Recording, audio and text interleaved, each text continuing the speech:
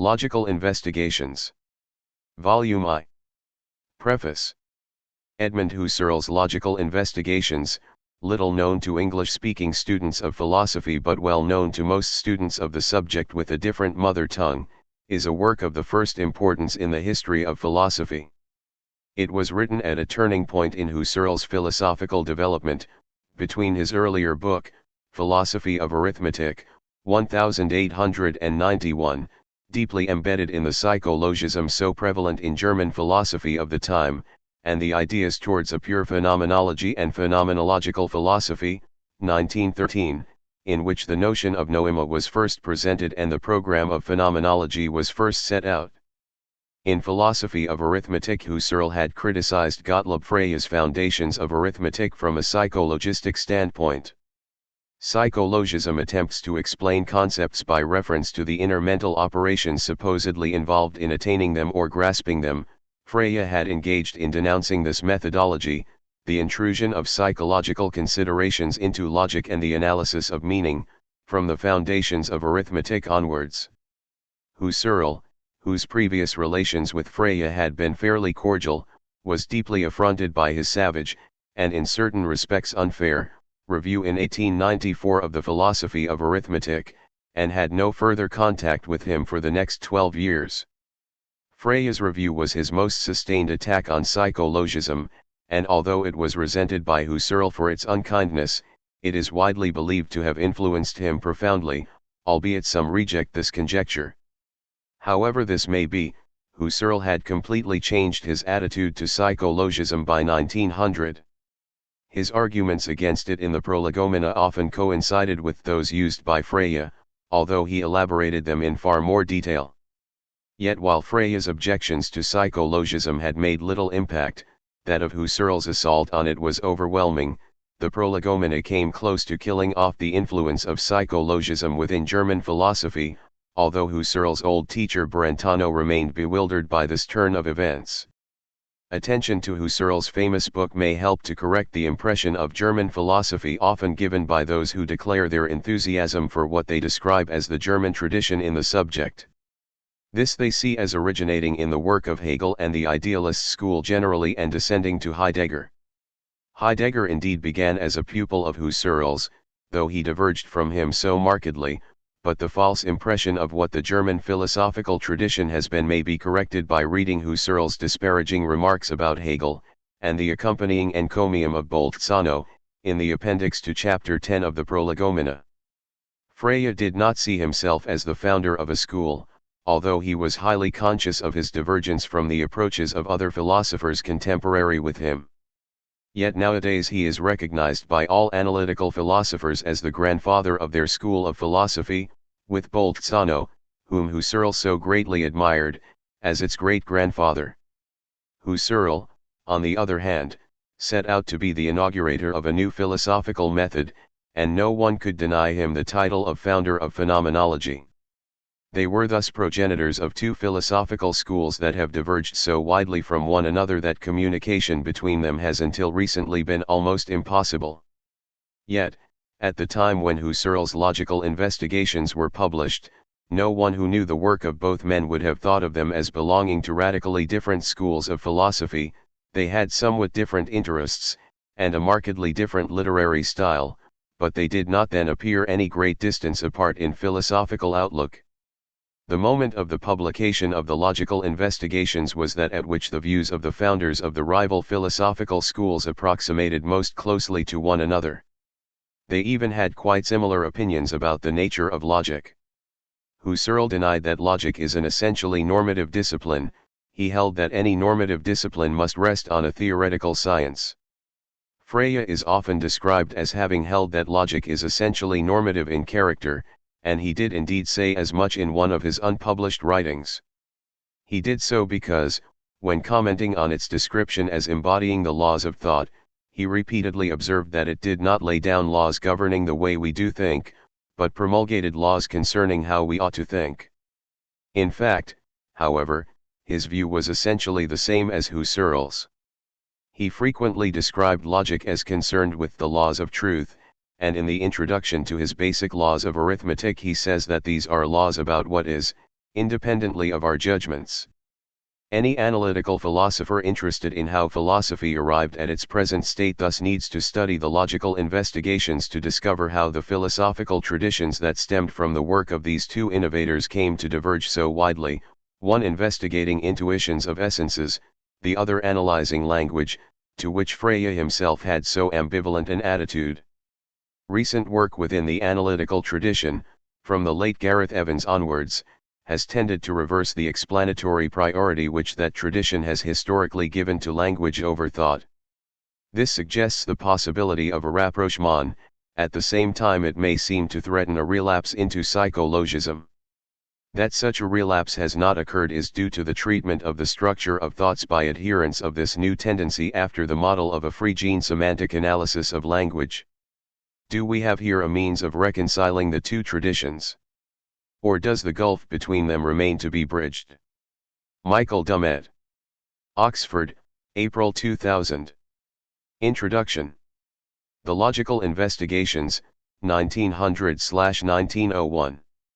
Edmund Husserl, 1859-1938, published his Logische Untersuchungen, Logical Investigations, in 2 volumes in 1900 and 1901.1. The first volume, Prolegomena zur reinen Logik, Prolegomena to Pure Logic, appeared from the publisher Max Niemeyer in July 1900.2. The second volume, subtitled Untersuchungen zur Phänomenologie und Theorie der Erkenntnis, Investigations in Phenomenology and the Theory of Knowledge, containing 6 long treatises or investigations, appeared in 2 parts in 1901. This gargantuan work, which Husserl insisted was not an systematic exposition of logic, een systematisch Darstellung der Logik, Lee 3, Findlay II, 3, Hua 19/1, 228, 3, but an effort at epistemological clarification and critique of the basic concepts of logical knowledge, consisted of a series of analytical inquiries, Analytische Untersuchungen, into fundamental issues in epistemology and the philosophy of logic, and also extensive, intricate philosophical discussions of issues in semiotics, semantics, mereology, the study of wholes and parts, formal grammar, the a priori study of the parts of any language whatsoever in regard to their coherent combination into meaningful unities, and the nature of conscious acts, especially presentations and judgments. In fact, it was these latter detailed descriptive psychological analyses of the essential structures of consciousness, in terms of intentional acts, their contents, objects, and truth-grasping character, especially in the last 2 investigations, which set the agenda for the emerging discipline Husserl fostered under the name phenomenology.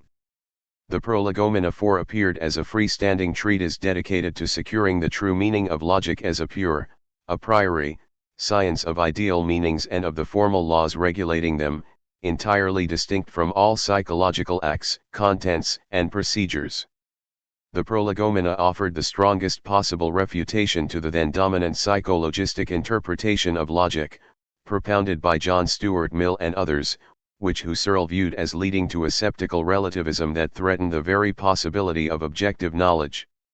Turning instead to an older tradition of logic stemming from Leibniz, Kant, Bolzano, and Lotze, Husserl defends a vision of logic as a pure theory of science, in fact, the science of science, in the course of which he carefully elaborates the different senses in which this pure logic can be transformed into a normative science or developed into a practical discipline or technology, Kunstlehre.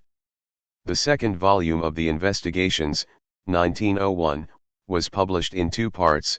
Part 1 contained the first 5 investigations and Part 2 the long and dense 6th investigation, the writing of which had considerably delayed the appearance of the work as Husserl began to realize the depth of the phenomenological project he had uncovered. Whereas the Prolegomena was particularly influential in turning the tide against psychologism, Frege's efforts in the same direction being in relative obscurity at the time, it was the second volume of the Investigations in particular that had a major impact on philosophers interested in concrete analyses of problems of consciousness and meaning, leading to the development of phenomenology. Phenomenology, in line with the general turn away from idealism then current, was to be a science of concrete issues. According to Husserl's introduction, phenomenology aimed to avoid speculative constructions in philosophy, exemplified, in his view, by Hegel. The investigations impressed its early readers as exemplifying a radically new way of doing philosophy, focusing directly on analysis of the things themselves, the matters at issue, die Sachen selbst, without the usual detour through the history of philosophy, merely criticizing traditional philosophemes as Husserl put it, Lee 6, Intro, Findlay II, 187, Hua 19/2, 543, or making partisan declarations in favor of some philosophical system, such as empiricism, positivism, rationalism, Hegelianism or Neo-Kantianism. Within a decade, as Husserl's groundbreaking efforts came to be recognized, the investigations had established itself as the foundational text of the nascent phenomenological movement, a term Husserl himself regularly invoked, in Germany. The investigations' influence subsequently spread throughout Europe, from Russia and Poland to France and Spain, such that eventually, it is no exaggeration to say that this work took on a status in 20th-century European philosophy analogous to that of another foundational text, this time in psychoanalysis, Die Traumdeutung, Interpretation of Dreams, 5 published by Husserl's contemporary Sigmund Freud, 1856–1939, in 1899. The investigations continues to be a necessary starting point for anyone wanting to understand the development of European philosophy in the 20th century, from Heidegger and Frege to Levinas, Gadamer, Sartre or Derrida. Given that the logical investigations is such a pivotal text in 20th century philosophy, it remains something of a neglected masterpiece, remarkably little read, and where read, poorly understood. For some 70 years it remained untranslated into English. An American philosopher living in Europe, William B. Pitkin sought Husserl's permission to translate it into English in 1905, but he abandoned the effort when he could not get a publisher, see Hua 18, XXXVII, 19/1, XXII. Seemingly, the philosopher William James, who was consulted on the project, advised the publisher not to proceed, suggesting that the last thing the world needed was another German textbook on logic, and so the project was abandoned, which grieved Husserl because he had been an admirer of James. 6 Marvin Farber, an American student of Husserl's, published a paraphrase of the investigations in 1943,7 but it was not until 1970 that John N. Findlay produced the first and only complete English translation of the second edition. With the 100th anniversary of the investigations publication now upon us, it is important to make Findlay's translation available once again in an accessible form for the English-speaking reader. The emergence of phenomenology.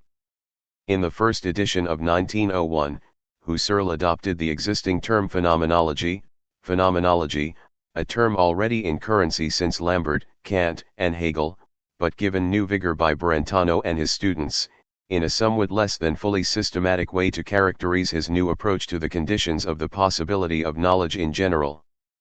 Husserl wrote in his introduction, "Pure phenomenology represents a field of neutral researches, in which several sciences have their roots. It is, on the one hand, an ancillary to psychology conceived as an empirical science. Proceeding in purely intuitive fashion, it analyzes and describes in their essential generality, in the specific guise of a phenomenology of thought and knowledge, the experiences of presentation, judgment, and knowledge, experiences which, treated as classes of real events in the natural context of zoological reality, receive a scientific probing at the hands of empirical psychology. Phenomenology, on the other hand, lays bare the sources from which the basic concepts and ideal laws of pure logic flow, and back to which they must once more be traced, so as to give them all the clearness and distinctness needed for an understanding, and for an epistemological critique, of pure logic." Lee, Findlay I, 166, Hua 19/1, 6–7. The logician is not interested in mental acts as such, but only in objective meanings and their formal regulation. The phenomenologist on the other hand is concerned with the essential structures of cognition and their essential correlation to the things known. When Husserl says in this introduction, we must go back to the things themselves, wir wollen auf die Sachen selbst zurückgehen, Lee, Findlay the 1st, 168, Hua 19/1, 10, he means particularly that the task of phenomenology is to clarify the nature of logical concepts by tracing their origins in intuition. Our great task is now to bring the ideas of logic, the logical concepts and laws, die logischen Ideen, Begriffe und Gesetze, to epistemological clarity and definiteness. Here phenomenological analysis must begin. Lee, Findlay the 1st, 168, Hua 19/1, 9. More broadly, Husserl wants to document all matters that present themselves to consciousness in their diverse modes of intuitive givenness, and not restricting the sources of intuition arbitrarily in advance, as empiricism and other theories traditionally had done. Husserl initially characterized phenomenology ambiguously as either a parallel discipline to epistemology, or as a more radical grounding of epistemology, that sought to clarify the essences of acts of cognition in their most general sense. In analyzing knowledge, Husserl wanted to do justice both to the necessary ideality, that is, self-identity and independence of space and time, of the truths known in cognition, and at the same time properly recognize the essential contribution of the knowing acts of the subject. Thus, looking back in 1925, Husserl described the aim of the logical investigations as follows.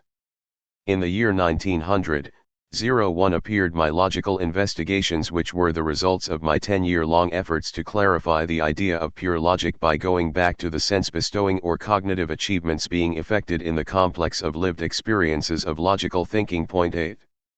Husserl's overall aim is to lay down what he describes as the phenomenological founding of logic, die phenomenologische Fundierung der Logik, Lee, Findlay the 1st, 175, Hua 19/1, 22, a clarification of the essential nature of logical knowledge as a preliminary to systematic formal logic and to science in general. Point 9. More narrowly, his phenomenology of the logical experiences, Phenomenologie der Logischen Erlebnis, Lee, Findlay the 1st, 168, Hua 19/1, 10, aims to give descriptive understanding of the mental states and their indwelling senses, ihren inwohnenden Sinns, with the aim of fixing the meanings of key logical concepts and operations, through elaborate and careful distinctions and clarifications.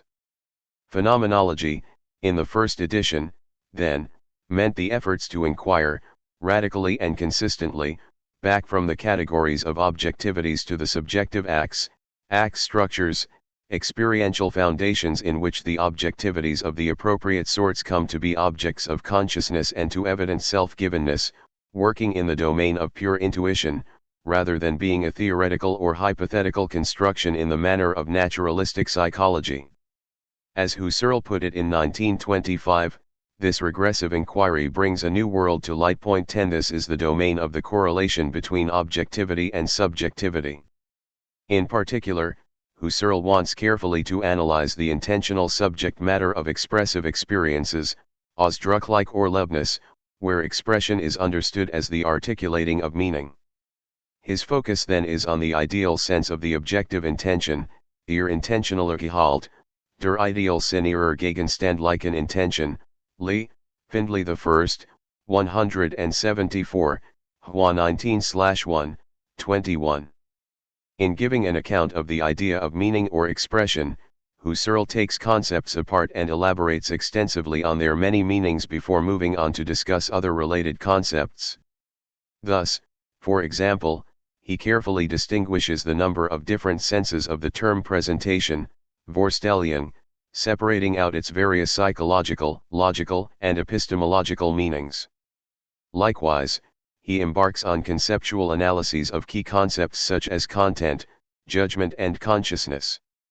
Thus he recognizes the need to sort out the many meanings of the term content, Inhalt, sometimes Gehalt, a term particularly frequently invoked by logicians and psychologists of the day. In particular, the contrast between what Husserl terms in the first edition real, and ideal content, and later what he refers to as the distinction between phenomenological and intentional content, Levy 16. A typical example of the clarification Husserl is seeking is his differentiation in sixth investigation, 35, of the kinds of unity and conflict of meaning contents that lay the basis for the logical laws of consistency and contradiction. It is these rigorous feats of analysis that won the admiration of early readers and, more recently, of analytic philosophers.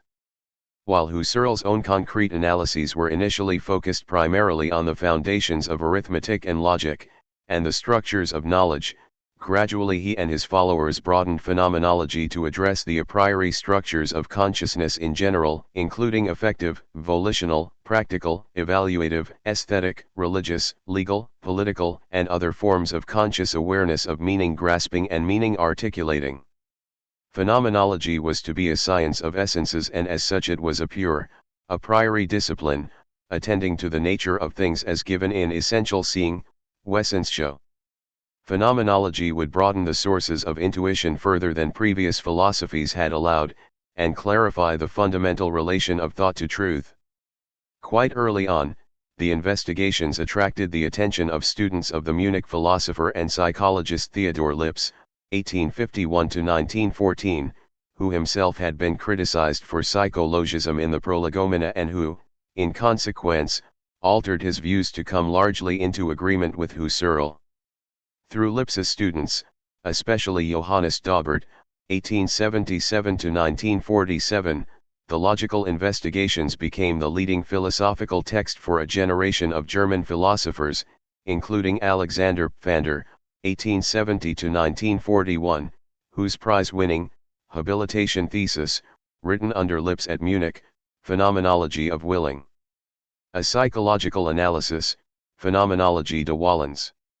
In Psychologische Analyse, 1900, contain the word phenomenology in the title, although the term does not occur elsewhere in the work. 11 Subsequently, Max Scheler, 1874–1928, Adolf Renock, 1883–1917, Edith Stein, 1891–1942, and Roman Ingarden, 1893–1970, were all drawn to this early conception of phenomenology with its strongly realist orientation and its promise of resolving philosophy's hitherto intractable disputes. The role of the investigations in Husserl's development.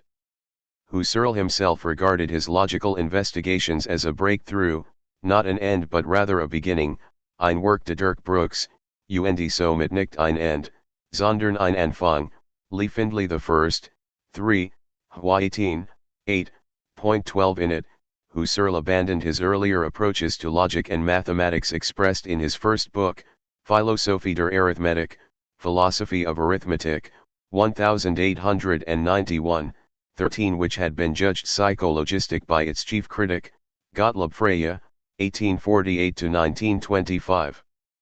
Husserl discovered a much more fruitful way of doing philosophy in a rigorously scientific way through the clarification of the essences of our fundamental cognitive achievements, eventually leading to his later transformation of phenomenology into a comprehensive transcendental philosophical outlook. Ever a restless innovator, he constantly reinterpreted the significance of his own contribution, and thus the investigations played a singular role in his own philosophical development. Both in his lecture courses and in his private research manuscripts, he constantly reworked the ground covered in the logical investigations, for example, in his Göttingen lectures on logic, 1906–7, on meaning, 1907–8, on logic, 1910–11, in his Freiburg lectures on logic and in phenomenological psychology, 1925, in the lectures that eventually evolved into formal and transcendental logic, 1929, and even in his Crisis of European Sciences, 1936, and the posthumously published Experience and Judgment, 1938. Husserl's own breakthrough seemed so surprising even to himself that it had to be constantly rethought. In later years, Husserl sought to distance himself from the common understanding of the work as solely an exercise in the philosophy of logic. He complained that he was being characterized rather limitedly as a logician, whereas he saw himself more broadly as a theorist of science in general, and as the founder of a new foundational science, first philosophy or phenomenology, which aimed at the careful description of all forms of making meaning and registering meaningfulness, and hence the whole domain of subjectivity. He even claimed, in a letter to E. Spranger, 1918, quoted in Hawaii 13, that phenomenology had as little to do with logic as with ethics, aesthetics, and other parallel disciplines. In other words, Husserl would later suggest that it was simply an accident of personal biography that he happened to come to phenomenology through logical researches. He could just as easily have entered the field from another direction entirely. In a letter to George Misk of November 16, 1930, Husserl said that he lost interest in formal logic and real ontology when he made his breakthrough to the transcendental, and later concentrated on founding a theory of transcendental subjectivity and intersubjectivity. Point 14. Before analyzing the investigations in more detail, let us now turn, then, to a brief consideration of the author, Edmund Husserl. Edmund Husserl, 1859–1938. Life and Writings. Edmund Husserl was born in Prosnitz, Moravia, now Prostějov, Czech Republic, on April 8, 1859. He studied mathematics and physics at the universities of Leipzig and Berlin, where he was deeply influenced by the mathematician Karl Weierstrass, 1815–97, before moving to the University of Vienna, where he completed his doctorate in mathematics in 1882. Following a brief period as Weierstrass assistant and a term in the army, Husserl went back to Vienna to study philosophy with Franz Brentano from 1884 to 1886. On Brentano's recommendation, Husserl then went to the University of Halle to study with Brentano's most senior student, Karl Stumpf, 1848 to 1936, completing his habilitation thesis, on the concept of number. Psychological analyses with him in 1887.15. Husserl remained in Halle as a lowly, unsalaried Privatdozent from 1887 until 1901, the unhappiest years of his life, as he later confessed. Although Husserl wrote research notes and manuscripts continuously and obsessively, he published few books during his lifetime. 16. His first publication at Halle came in 1891 with The Philosophy of Arithmetic, whose opening chapters contained a revised version of his habilitation thesis. The logical investigations took another 10 years of difficult labor to write, during which Husserl sacrificed many of the routines of family life. Husserl always regarded its results as provisional. Nevertheless, writing the book cured him, as he later said to Dorian Cairns. Its publication facilitated a move from Halle to a new salaried position at the University of Göttingen, a renowned center of mathematics under David Hilbert, 1862–1943. It was during his years at Göttingen that he began to attract both German and international students to pursue the practice and theory of phenomenology. However, Husserl still managed only 2 publications between 1901 and 1916, an important long essay, Philosophie als Strengwissenschaft, Philosophy as a Rigorous Science, commissioned by Heinrich Rickert for his new journal Logos in 1910–1911,17, in which Husserl outlined his opposition to all forms of naturalism and historicism, as he understood Dilthey's Weltanschauungsphilosophie to be, and a major book, Ideas Pertaining to a Pure Phenomenology and to a Phenomenological Philosophy 18. Hereafter Ideas I, published in 1913, which offered an entirely new way of entering into phenomenology. To the great shock of Husserl's earlier realist followers, such as Ingarden and Pfander, Ideas I quite deliberately espoused a form of transcendental idealism, involving a radicalization of the projects of Kant and Descartes, an outlook Husserl would continue to maintain and develop throughout his career.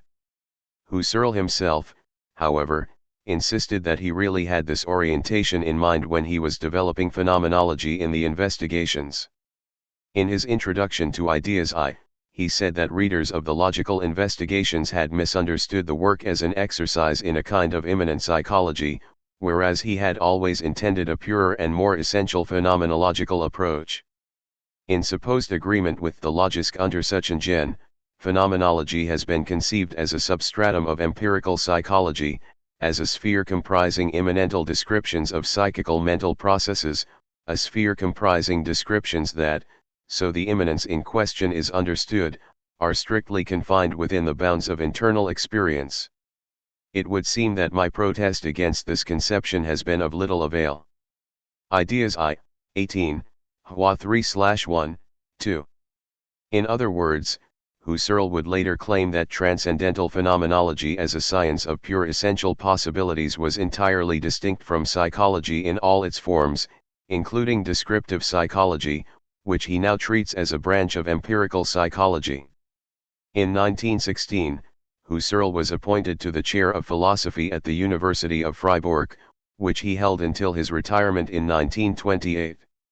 Here, as he recorded in his 1924 Word to the Revision of the Sixth Investigation, Lee, Findlay 1970, 661, Hua 19/2, 533, he became deeply immersed in teaching and research, pursuing the ideal of a system of philosophy with phenomenology at its core, and published almost nothing, apart from an article on the renewal of philosophy in a Japanese journal Kaizo, a little article on Buddha, and a truncated version of his lectures on time, on the phenomenology of the consciousness of internal time, 1928, edited by his successor to the Freiburg chair, Martin Heidegger, more or less as a counterpoint to the latter's own Being and Time, 1927.19. During the last decade of his life, however, Husserl was extremely active, giving lectures in Germany, Holland, and France, and publishing Formal and Transcendental Logic in 1929-20 and the French version of his Paris lectures,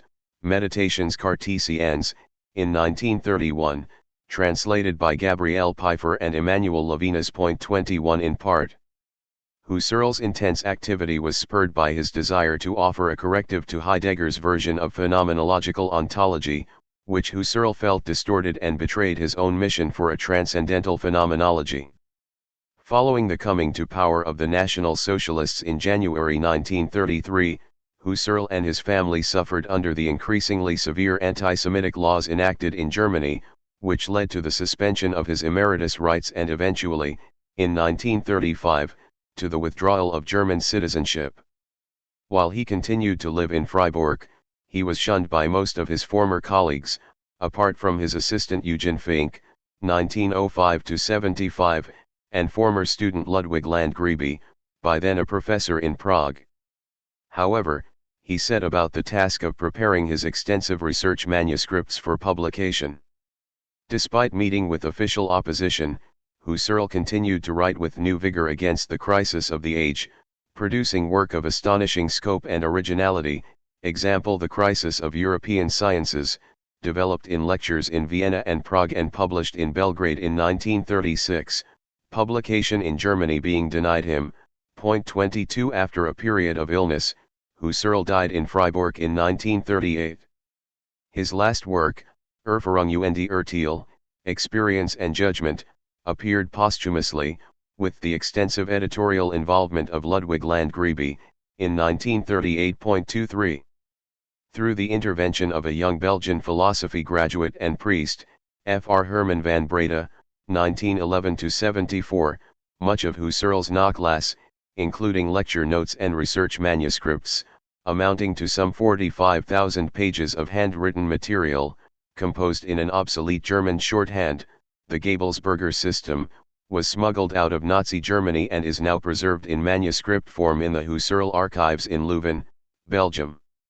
Here, in cooperation with the sister archives in Cologne and Freiburg, researchers are carefully editing these manuscripts for publication in the Husserliane Gesammelt Werke series, of which more than 30 volumes have already appeared, with more scheduled. The genesis of the logical investigations. On his own admission, the origin of Husserl's logical investigations lay in the studies in mathematics, logic, and psychology he had been pursuing, inspired by his teachers Weierstrass, Brentano, and Stumpf.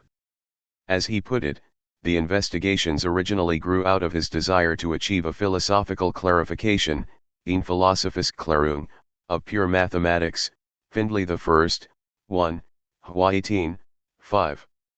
It worried Husserl that mathematicians could produce good results and yet employ diverse and even conflicting theories about the nature of numbers and other mathematical operations.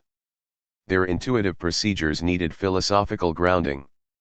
In search of this grounding for mathematics, Husserl was led to consider formal systems generally, and ultimately to a review of the whole nature of meaningful thought, its connection with linguistic assertion, and its achievement of truth in genuinely evident cognitions. Husserl suggested that the logical investigations was originally inspired by Brentano's attempts to reform traditional logic. As he put it in his Phenomenological Psychology lectures of 1925. The logical investigations are fully influenced by Brentano's suggestions, as should be readily understandable in view of the fact that I was a direct pupil of Brentano. 24. In lecture courses Husserl had attended, Brentano had proposed a reform of traditional Aristotelian syllogistic logic, restricting the range of significant logical forms, effectively reducing all forms of quantification to existential quantification, reformulating the structure of logical judgments and recasting sentences in new ways to highlight the underlying logical structure distinct from the grammatical form. Despite its promise, Husserl recognized that Brentano's project was destined to fail, since it lacked a proper clarification of the nature of meaning in general. Only a complete clarification of the essential phenomenological relations between expression and meaning, or between meaning intention and meaning fulfillment, Findlay the First, 173, Hua 19/1, 19, could steer the proper course between grammatical analysis and meaning analysis, Bedeutsanalyse, Husserl claimed. Brentano's failed reform of logic alerted Husserl's attention to serious deficiencies in current accounts of the nature of logic, in J. S. Mill, C. Sigwart, W. Hamilton, B. Erdmann, T. Lips, and others. Husserl's familiarity with, and deep critique of, the logical and mathematical developments of the 19th century are evident in his several critical reviews of logical literature, published in 1894, 1897, 1903 and 1904.25. While he fully recognized the importance of logic understood as a calculus of classes being developed by George Boole, 1815-64, and by his German contemporary, Ernst Schroeder, and the attempts to interpret logical deduction as a mechanical process made by William Stanley Jevons, 1835-82, and others, including Gottlob Frege, Husserl harbored worries about the limitations of formal mathematical logic, which he saw as a refinement of logical technique rather than as a genuine philosophy of logic. 26. In particular, Husserl saw a calculus purely as a formal device for mechanically transposing signs, or replacing them with equivalents, according to rules, and thus essentially different from proper logical deduction. Technical brilliance in mathematical logic still required critical theoretical insight in order to elevate it to science. For a more positive view of logic, Husserl revived pure logic, a conception deriving from Leibniz and Kant, but expressed most clearly in the Wissenschaftslehre of the neglected Austrian logician Bernard Bolzano, 1781-1848, 27, and his followers, especially Frege's teacher Rudolf Hermann Lotze, 1817-81, which saw logic as a purely formal science of science. Husserl singled out Bolzano in particular as one of the greatest logicians and even as the unacknowledged forefather of modern mathematical logic. Logic as a science must be built upon Bolzano's work, and must learn from him its need for mathematical acuteness in distinctions, for mathematical exactness in theories. It will then reach a new standpoint for judging the mathematicizing theories of logic, which mathematicians, quite unperturbed by philosophic scorn, are so successfully constructing. These theories altogether conform to the spirit of Bolzano's logic, though Bolzano had no inkling of them. Lee, Prol. 61, Findlay the First, 143, Hua 18, 228. Husserl would also credit Hermann Lotze with opening his eyes to the true nature of the ideal objectivities which logic studied, helping him to understand the domain of the ideal while avoiding Platonic hypostasization. Of course, as Husserl set out to write the logical investigations, many other philosophical issues pressed on him, leading him considerably beyond what might be considered to belong strictly to the task of laying the foundations of logic and into broader questions of epistemology, semantics, and even ontology. Husserl was drawn to inquire into the conditions of meaningful utterance and expression generally, beginning with the nature of signification in general, linguistic expression, the relation between individual and species, the a priori laws governing the whole part structures generally, the formal laws governing linguistic sense and nonsense, the puzzling nature of intentional content and reference, and, finally, the nature and structure of conscious acts as such, and specifically the nature and structure of judgments which aim at truth and which were traditionally considered to be the vehicles of logical thought. These themes make up the 6 investigations of the second volume. Husserl's struggle to rescue logic from psychology. As Husserl acknowledged in the foreword to the investigations, his philosophical career began from Brentano's assumption that logical issues could only be clarified by psychology. However, his initial attempts at laying a psychological foundation, Psychologische Fundierung, Lee, Findlay I, 2, Hwa 18, 6, for arithmetical and logical concepts and judgments quickly ran into problems. While psychology was undeniably useful for clarifying the practical procedures of human reasoning and in accounting for the origins of concepts, it failed completely to appreciate or handle the logical unity of the thought content. Denkenhalt, Findlay I, 2, Hwa 18, 6, involved, specifically, the complete independence of this content from all our psychical behavior. The Pythagorean theorem stands as an independent valid truth whether anyone actually thinks it or not. Such thought contents possess an ideality that allow them to be instantiated in different thought processes of the same individual. Lee, Intro. 2, Findlay I, 167, Hwa 19/1, 8, or in diverse individuals' thoughts at different times. Psychological analysis could not accommodate this peculiar ideal unity of thought contents.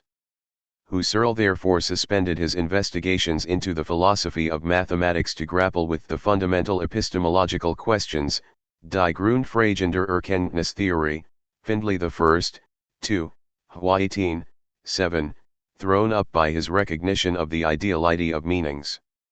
Mathematics and logic needed a thorough epistemological grounding, through a critique of knowledge, Erkenntniskritik, to be carried out through the application of phenomenological essential insight, as Husserl would develop it. In the investigations, then, Husserl aims at the very idea, Idee, of meaning and the idea of knowledge, the systematic conception of the essence of meaning and knowledge, which had been completely obscured in the psychologistic approach. He employed the term phenomenology to express this kind of fundamental epistemological inquiry, see Lee Intro. 7, which looked at the very structure of acts of thinking and knowing as well as at the objects of knowledge in terms of their essential meanings. Inspired by his intensive reading of Bolzano, Lotze, and other logicians, and of contemporary Brentanians such as Casimir Twardowski, 1866–1938, Alois Hofeler, 1853–1922, and Alexius Menon, 1853–1920, Husserl came to question the idea of psychological grounding. Husserl came to reject the account in the philosophy of arithmetic of the genesis of arithmetic concepts as given, which employed Brentanian descriptive psychology to trace the psychological genesis of numbers in acts of collecting and collocating. His much-discussed interaction with the logician Gottlob Frege in the early 1890s may also have helped to accelerate the shift that was already occurring in his thinking. Point 28. It is at least clear that both philosophers separately were developing sophisticated accounts of the difference between the sense, sin, of an expression and its objective reference. In Husserl's case, this distinction would deepen his understanding of the structure of the intentional relation, leading ultimately to his breakthrough recognition of the essential correlation between thinking and its object, which he says occurred around 1898.29. From the outset of his career, Husserl had regarded Brentano's rediscovery of intentionality, the aboutness or directedness of mental acts, as hugely significant for the analysis of cognitive acts and processes, which Husserl called Erlebnis, lived experiences, or mental processes, but, during the 1890s, he came to reject as unsatisfactory Brentano's account, which seemed embedded in Cartesian immanentist assumptions about the nature of ideas, and which left dangling the issue of the status of intentional objects. Husserl was dissatisfied with Brentano's characterization of the intentional object as inexistent and as indwelling in the act. This characterization seemed to repeat the impasse of the modern representationalist account of knowledge in Locke and others, with its attendant problem of the ability of the mind to get beyond its own representations. Brentano had maintained that every presentation related to an object, but what about presentation that appeared to have no objects? Bolzano had discussed objectless presentations, and the problem of the status of thoughts that involved impossible or non-actual entities, round squares, golden mountains, and so on, had been bequeathed to Brentano's pupils, especially Twardowski and Manin. Do all thoughts refer to objects, even thoughts of impossible objects? In a number of studies throughout the 1890s, Husserl carefully clarified his own understanding of the relations between the intentional act, its content, and object, in, for example, his fragments discussing the differences between intuition, Anschauung, and representation, in terms of the kind of fulfillment, Erfüllung, involved 30 in his draft review of Twardowski's book on the content and object of presentations 31, and in the several drafts of his never completed study. Intentional Gegenstände, Intentional Objects, probably written in 1894 and reworked up to 1898.32. The results of these investigations found their way into the second volume of the investigations, especially the first and fifth investigations and the appendix to the sixth investigation, where the issue of intentionality and Husserl's distance from Brentano's conception of inner perception are treated at some length. Briefly, Husserl rejected Brentano's attempts to define psychical phenomena in distinction from physical phenomena and his account of immanent objectivity. For Husserl, the main achievement of Brentano was that he identified the essential pointing beyond itself, über sich hinausweisen, of the mental act. Twardowski's attempt to distinguish between the sensuous immanent content of the act, the act's intentional object, and the real object referred to, also suffered from a false duplication of the object. 33 Husserl's answer was to distinguish between the immanent sensuous real contents of the mental act and the transcendent ideal meaning content of the act, which guarantees we are speaking of the same meaning across repeated acts, and between these and the transcendent object of the act. And not as Twardowski considered it the immanent object. 34 By the late 1890s Husserl had developed the main elements of his account of the relations between signs and things signified, between intentions and their intuitive fulfillments, but it seems likely that his crucial distinction between sensuous acts and acts of categorical intuition did not emerge until he began writing the 6 investigations themselves. This notion of categorical intuition, a distinct intuition of complexes founded on sensory intuition, opened up the proper domain of phenomenological viewing as Husserl would develop it after 1901. The results of Husserl's intensive research during his most active decade of the 1890s were brought together in a remarkable way in the investigations. Thus, for instance, his 1894 article, Psychologische Studien zur elementaren Logik, Psychological Studies in the Elements of Logic, 35 sketched the distinction between dependent and independent contents that inaugurated the theory of parts and wholes later incorporated into the third investigation. But the first real start on writing the investigations came in 1896 when Husserl delivered the lectures that formed the basis of the Prolegomena, and in 1899 began to prepare the 6 investigations themselves for the press. There is some evidence, chiefly his wife Malvine's account, that Husserl was still feverishly revising when the manuscript was wrested from his hands by Stumpf and sent to the publisher. 36 Certainly, it is clear that Husserl was having difficulties containing the 6th investigation as it grew in length and complexity and forced him to rethink distinctions made in the earlier investigations, including his account of the relation between demonstrative indication and fulfillment of meaning in cases of perception. The published revisions of the Logical Investigations, 1913, 1921. Almost as soon as the first edition of the Logical Investigations appeared, Husserl began to express dissatisfaction with some of its formulations and began to revise. In his 1902/3 lectures on epistemology, he was already clarifying the distinction between phenomenology, which he characterizes as a pure theory of essences, rein Wessenslehre, and descriptive psychology. 37 But his first public opportunities came in 1903, with his reply to a critic named Melchior Pelagi 38, where he made clear that his concept of ideality was drawn from Hermann Lotze, and that he was not opposed to the psychological explanation of concepts but only to the founding of logic. Upon such an explanation, and with his Bericht über deutsche Schriften zur Logik in den Jahren 1895–1899, report on German writings in logic from the years 1895, 1899, where he repudiated his initial characterization of the work as a set of investigations in descriptive psychology. 39 From around 1905, as is evident from letters written to Skeeler and others, Husserl clearly intended to publish a revised edition of the Investigations, see HWA 19/1, XXIII. In subsequent lecture courses at Göttingen, example in 1906, 7,40 1907, 8,41 and 1910, 11,42 Husserl developed new conceptions of logic, semiotics, and semantics, including the theory of the forms of meanings begun in the fourth investigation, but which needed to be revised in the light of the sixth, offering essential revising of aspects of the earlier tentative formulations, and leading ultimately to an entirely new theory of phenomenological meaning, publicly announced as the doctrine of the noema in Ideas I. Also, from around 1905 and inspired by his reading of Kant and Descartes, Husserl was moving in a transcendental direction, embracing both Descartes' project of prima philosophia, first philosophy, and Kant's project of a critique of reason. 43 Husserl was revising his thoughts on the nature of the flow of consciousness and on the conception of the pure ego, which he had repudiated as an unnecessary postulate in the first edition, where he was satisfied with the empirical ego.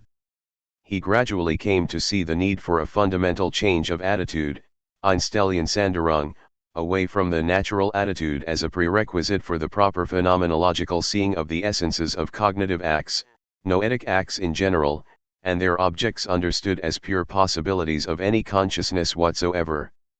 This reorientation shed new light on the correlation between the intentional act and its object, understood as what is intended in the manner in which it is intended, a conception that eventually would be named as the noema, which made its first published appearance in Ideas I. As Husserl engaged in this self-criticism and reorientation, the problem of relating these new concepts of phenomenology to his existing published work became evident.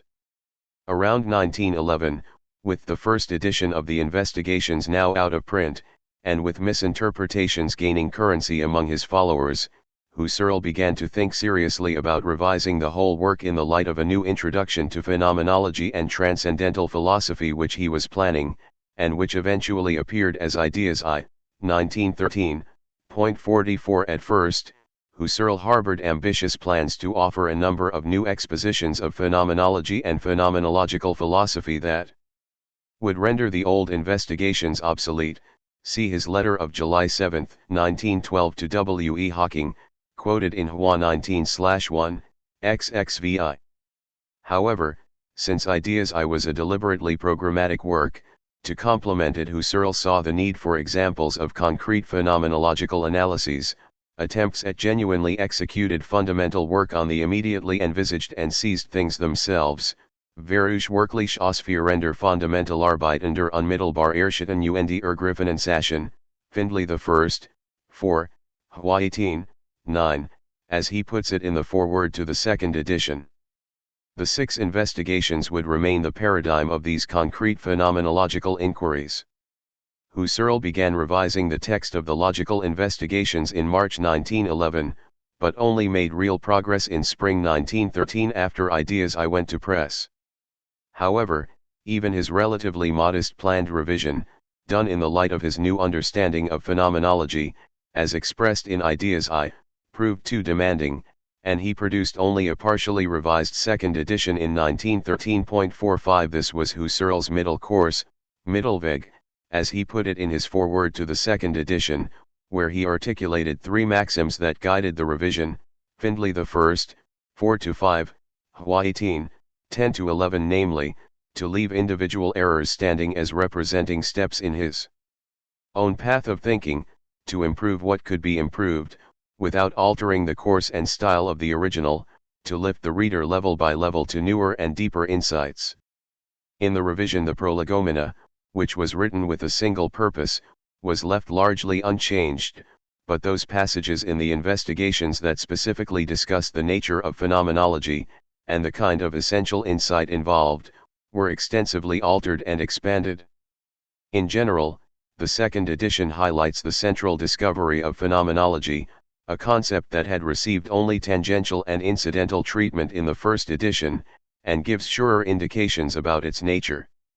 Thus, invoking his 1903 essay, quoted in foreword to the second edition, Findlay the first, 6, Hua 18, 13, Husserl claims that the chief error of the 1901 edition was to call phenomenology a descriptive psychology, whereas in fact, phenomenology knows nothing of personal experiences, of a self, or of others. Similarly, it neither sets itself questions, nor answers them, nor makes hypotheses. In 1903, Husserl had claimed that this purely immanent phenomenology was to be free of all suppositions about the nature of the psychological, and furthermore, it would actually provide a critique of knowledge that might then be used as a basis for empirical psychology or other sciences. But, in itself, phenomenology is not identical with descriptive psychology. 46 This phenomenological approach brings to evidence the general essences of the concepts and laws of logic. While both descriptive psychology and phenomenology are a priori disciplines, phenomenology cuts all its ties with individual minds and real psychic processes, even those understood in the most exemplary manner. Lee, Intro.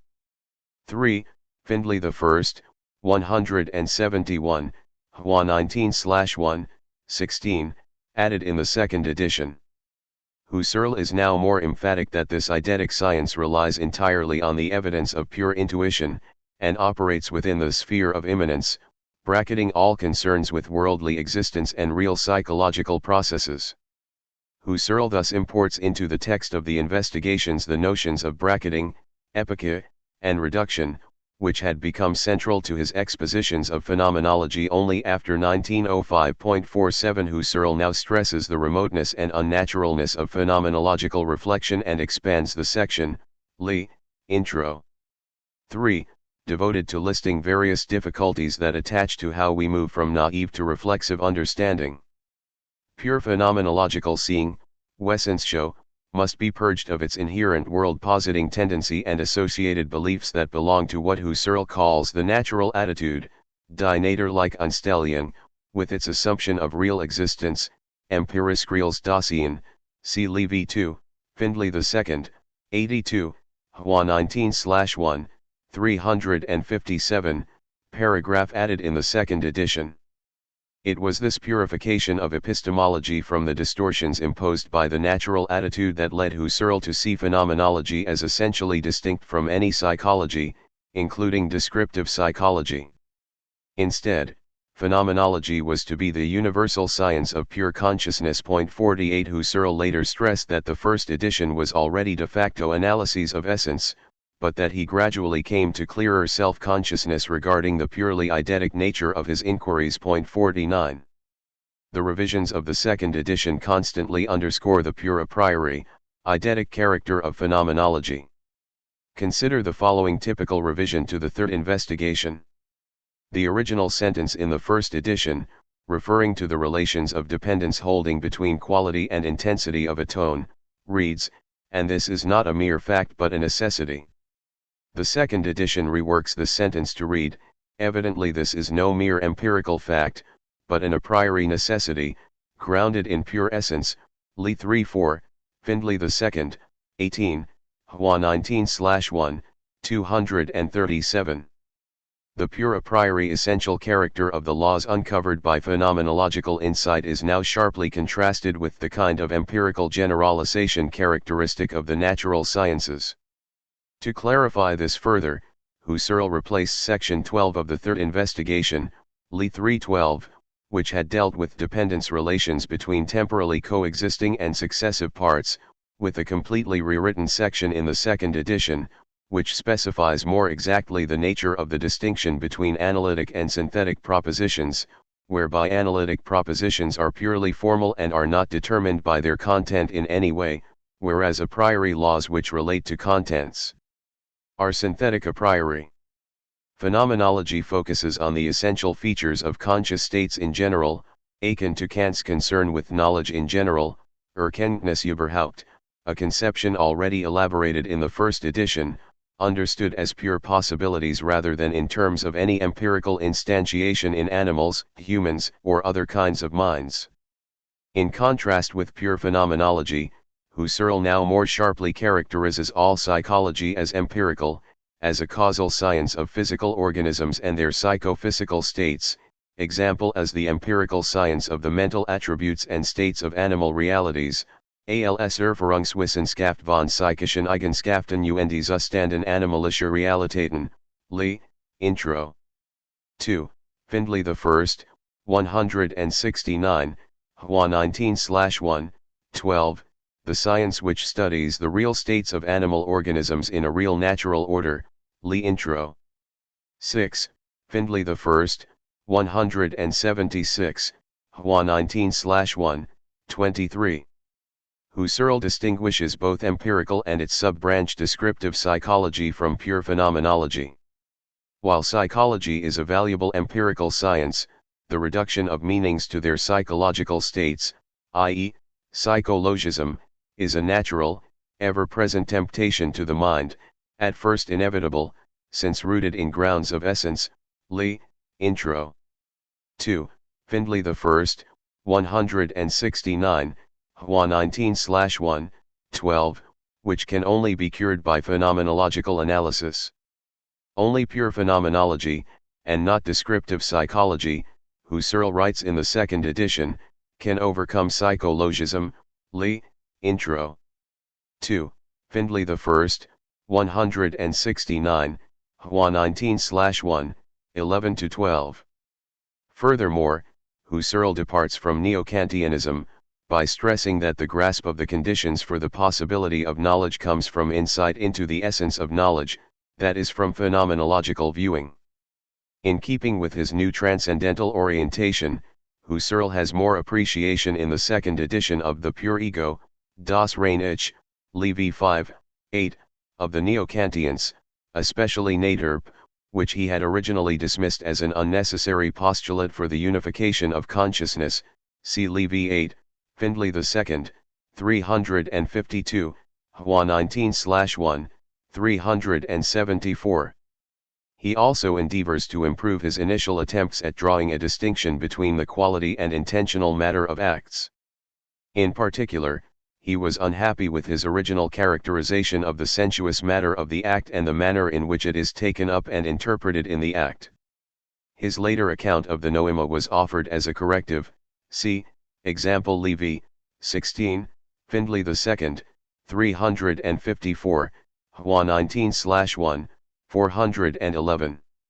In the first edition, Husserl had characterized phenomenology as expanding or as clarifying epistemology, example Li Intro Findlay I, 166, 2, I, 168, in that it offered a kind of conceptual analysis, Begriffsanalyse, concerned with differentiating and disambiguating the different senses of basic epistemological concepts, such as presentation, Vorstellung. In his introduction to the second edition, Husserl is now more aware of a possible misunderstanding whereby this conceptual analysis would be misunderstood purely as an investigation of language, in short as linguistic analysis, whereas in fact Husserl is anxious to distinguish his analytical phenomenology from linguistic analysis. Reliance on language can be misleading, Husserl believes, because linguistic terms have their home in the natural attitude, in der Naturlichen Einstellung, and may mislead about the essential character of the concepts they express, whereas phenomenological thinking about consciousness takes place in the eidetic realm where all natural attitudes are bracketed. For Husserl, it is certainly true that the objects of logic, propositions or statements, Sätze, are encountered only in their grammatical clothing, i.e., in linguistic assertions, and it is an obvious fact that the findings of science eventually take the form of linguistic utterances or sentences. Husserl, then, agrees with J.S. Mill that discussions of logic must begin with a consideration of language, though not issues of the nature of grammar or the historical evolution of language as such, but rather in relation to a theory of knowledge. Husserl is seeking a pure phenomenology of the experiences of thinking and knowing. Findlay I, 166, Hua 19/1, 6, experiences not to be understood as empirical facts, but rather grasped in the pure generality of their essence, ibid. Linguistic analysis is not a substitute for a fundamental analysis of consciousness, see Lei 21. In this sense, phenomenology clarifies our linguistic practice and not the other way round. Husserl's incomplete revisions of the Sixth Investigation. In 1913 Husserl intended to revise the Sixth Investigation in a radical fashion, but became bogged down, see his letter of June 23, 1913 to Daubert, quoted in Hua 19/1, XXV, and eventually withheld it when he sent the revised 5 investigations to press. Husserl now recognized that his original account of categorial intuition with its realist commitments did not fit comfortably with his new transcendental idealist framework. He made various attempts at a complete reworking of this investigation in late 1913 and again in 1914, but lost enthusiasm for these revisions during the war years, 1914-18, when exhaustion prevented research on behalf of the phenomenology of logic, für die Phänomenologie der Logischen, Findlay II, 177, Hua 19/2, 533. As he recounted, he could only bear the war and the ensuing peace by engaging in more general philosophical reflections, specifically the elaboration of his idea of a phenomenological philosophy, Idee einer phänomenologischen Philosophie, Findlay II, 177, Hua 19/2, 533. Meanwhile, he gave the manuscripts to Edith Stein, who attempted to order them into 2 articles for the Jahrbuch, but she could not get Husserl to look over her work and the project stalled. After the war, Husserl turned again to logic and eventually was prevailed upon to publish a limited revision of the Sixth Investigation in spring 1921. In his foreword, dated Freiburg, October 1920, Husserl regrets that he was unable to produce the radically revised Sixth Investigation promised in 1913, and acknowledges that it was the pressure of friends, including, presumably, his new assistant, Martin Heidegger, that finally forced him to produce this new edition. In fact, Husserl was never satisfied with his revision and continued to work intermittently on a full revision of this crucial investigation, leaving some drafts that remained unpublished at his death. 50 These drafts attempt a complete rethinking of the nature of signs, involving a distinction between signitive and significative intentions in attempting to specify the achievement of abstract symbolic thought. 51 Husserl was also gradually coming to recognize the contextual aspect of meaning, which would lead eventually to his discovery of genetic phenomenology in the early 1920s. Husserl's 1920 foreword is written in tones of exasperation and defensiveness regarding the many misunderstandings of his work then current. He details changes made, mainly in the second section of the Sixth Investigation, entitled Sinnlichkeit und Verstand, Sensibility and Understanding, where the concept of categorial intuition, originally introduced in the first investigation, is treated at some length. Husserl maintains that his critics have misunderstood his talk of immediacy as relating to the immediacy of sensory intuition rather than to the nature of intuition generally. In particular, he attacks the views of Friedrich Albert Moritz Schlick, 1882-1936, founder of the Vienna Circle, as expressed in his Allgemeine Erkenntnislehre, General Theory of Knowledge, 1918, 52, where he had argued that Husserl's ideas I relied on a bizarre notion of non-physical intuition that required a peculiarly strenuous kind of study. Husserl replies that by strenuous study he means no more than the application of a mathematician. Schlick's criticism typifies a more general unease in philosophical circles with Husserl's emphasis on intuition, which was seen by many as promoting an irrational intuitionism that could not be corrected. The Neo-Kantians voiced similar criticisms of Husserl's concept of categorical intuition, as is evident from Fink's reply to Husserl's critics. Point 53. How could one have intuition of the categorical? Husserl, on the other hand, understood by intuition cognitive experiences which are accompanied by adequate evidence. He wants always to emphasize that acts of knowing are essentially diverse and that their respective modes of intuitive fulfillment must be appreciated and appropriately distinguished. In his foreword to the revision of the Sixth Investigation, Husserl also challenges an accusation, apparently widespread, but which he vehemently rejected, that he had rejected psychologism in the first volume of the Investigations only to fall back into it in the second. Findlay II, 178, Hua 19/2, 535. Point 54. Husserl believes these critics have failed to appreciate the true sense of his phenomenology, and have misunderstood it as a kind of introspectionist psychology. In order completely to separate phenomenology from introspectionism, psychology, and indeed all natural sciences, Husserl emphasizes the need to undertake the epoche and the reduction. It was only by removing all traces of the natural attitude in regard to our cognitive achievements that their true essences can come into view in an undistort manner. This claim integrates the logical investigations into Husserl's later transcendental idealism, whose treatment is beyond the scope of this introduction. Let us now turn to examine in more detail the philosophical content of the work itself. Husserl's Kampfschrift, the Prolegomena. In the foreword to the second edition, Husserl records that the Prolegomena was a polemic on psychologism, Stridum den Psychologismus, Findlay I, 6, Hua 18, 12, and major figures such as Paul Nader, Wilhelm Dilthey, and Wilhelm Wundt recognized it as such, so that the Prolegomena took on a life of its own and had an independent impact in German philosophy for its criticism of psychologism. Husserl, however, liked to emphasize its coherence with the second volume and wrote to Meinung that the critique of psychologism was central to his phenomenology of knowledge in general, letter of August 27, 1900, quoted in Hua 18, 17.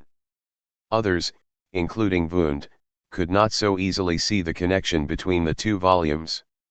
According to the foreword, the first draft of the Prolegomena originated as two series of lectures delivered at Halle in the summer and autumn of 1896, Findlay I, 5, Hua 18, 12, and written up in 1899. These 1896 lectures had already set out Husserl's conception of logic as a pure, formal, autonomous science of ideal meanings and the ideal laws which govern them, and offering a sharp differentiation of pure logic from the more traditional interpretation of logic as an art or technique, Kunstlehre, of thinking well. The Halle lectures, however, do not contain some of the more important parts of the Prolegomena, namely, the discussion of relativism, Prol. 32, 7, and the detailed criticisms of Mill, Spencer, Sigwart, and Erdmann, and the discussion of thought economy associated with Mach and Avenarius, Prol. 52, 6. As the Prolegomena was written entirely in one cast of mind, Husserl did not feel the need to make major revisions in the second edition. Husserl's negative aim was to demonstrate that the psychologistic interpretation of logic was a self-defeating, self-contradictory absurdity. The correctness of the theory presupposes the irrationality of its premises, the correctness of the premises the irrationality of the theory. Prol. 26, Findlay I, 61, Hua 18, 95.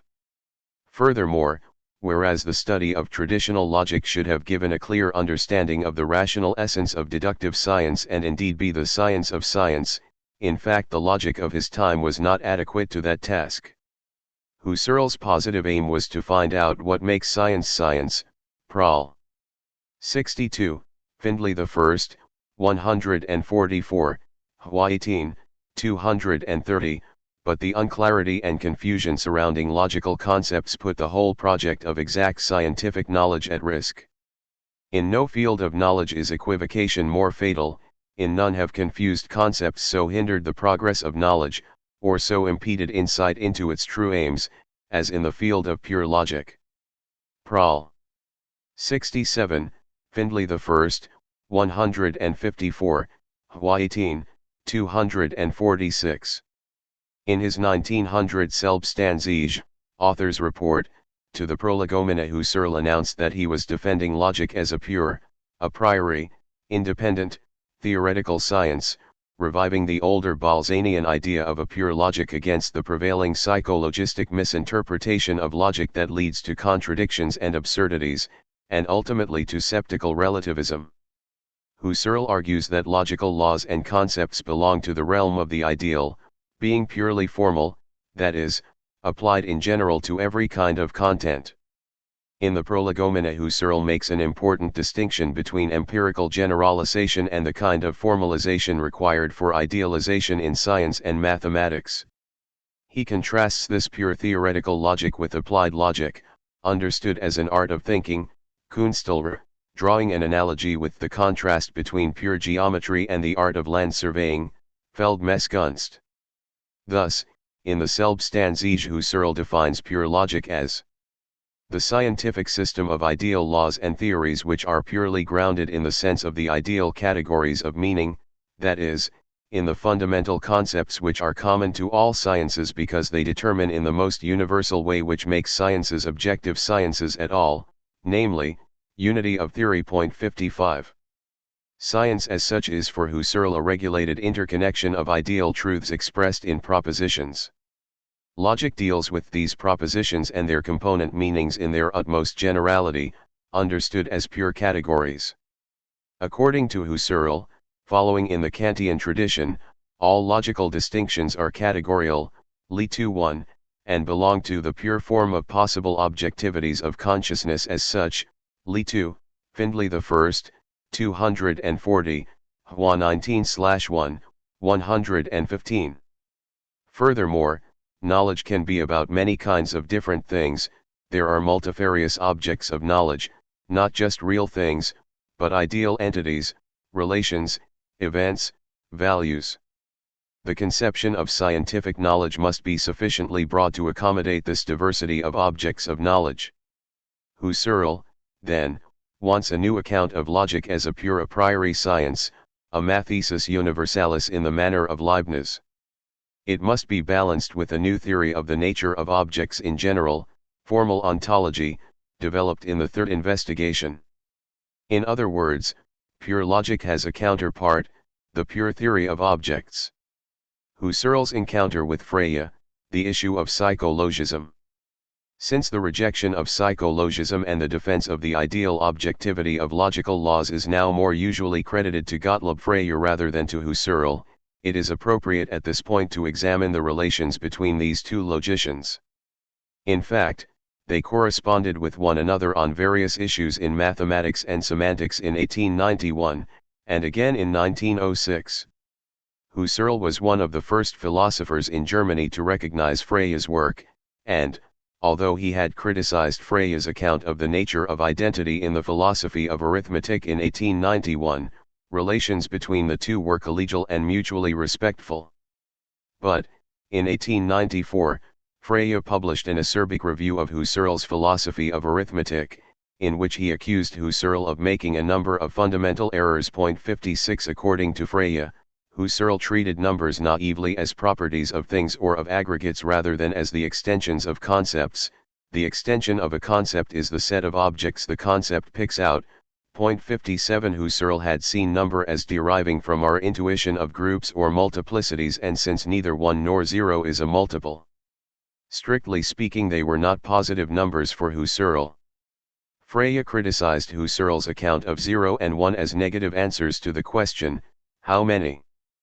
Frege states that the answer to the question, how many moons has the Earth, is hardly a negative answer, as Husserl would have us believe. Furthermore, Freya believed, Husserl seemed to be confusing the numbers themselves with the presentations of number in consciousness, analogous to considering the moon as generated by our act of thinking about it. Crucially for Freya, in identifying the objective numbers with subjective acts of counting, Husserl was guilty of psychologism, the error of tracing the laws of logic to empirical psychological laws. If logic is defined as the study of the laws of thought, there is always the danger that this can be interpreted to mean the study of how people actually think or ought to think, understanding necessary entailment, for example, as that everyone is so constituted psychologically if he believes P, and if he believes that P implies Q, then he cannot help believing that Q is true. For Freya, Husserl has collapsed the logical nature of judgment into private psychological acts, collapsing together truth and judging something as true.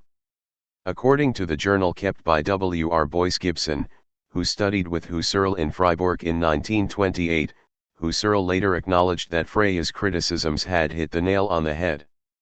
On the other hand, there is considerable evidence that Husserl was already moving away from his own earlier psychologism when Freya's review was published, especially in his critique of Schroeder's Algebra of Logic. 58. Husserl was already embracing Bolzano's Wissenschaftslehre 59 with its doctrine of states of affairs and truths in themselves, whose precise nature he then came to understand through his reading of Hermann Lotze's account of the Platonic ideas, as he had reported in his reply to Melchior Pileggi in 1903.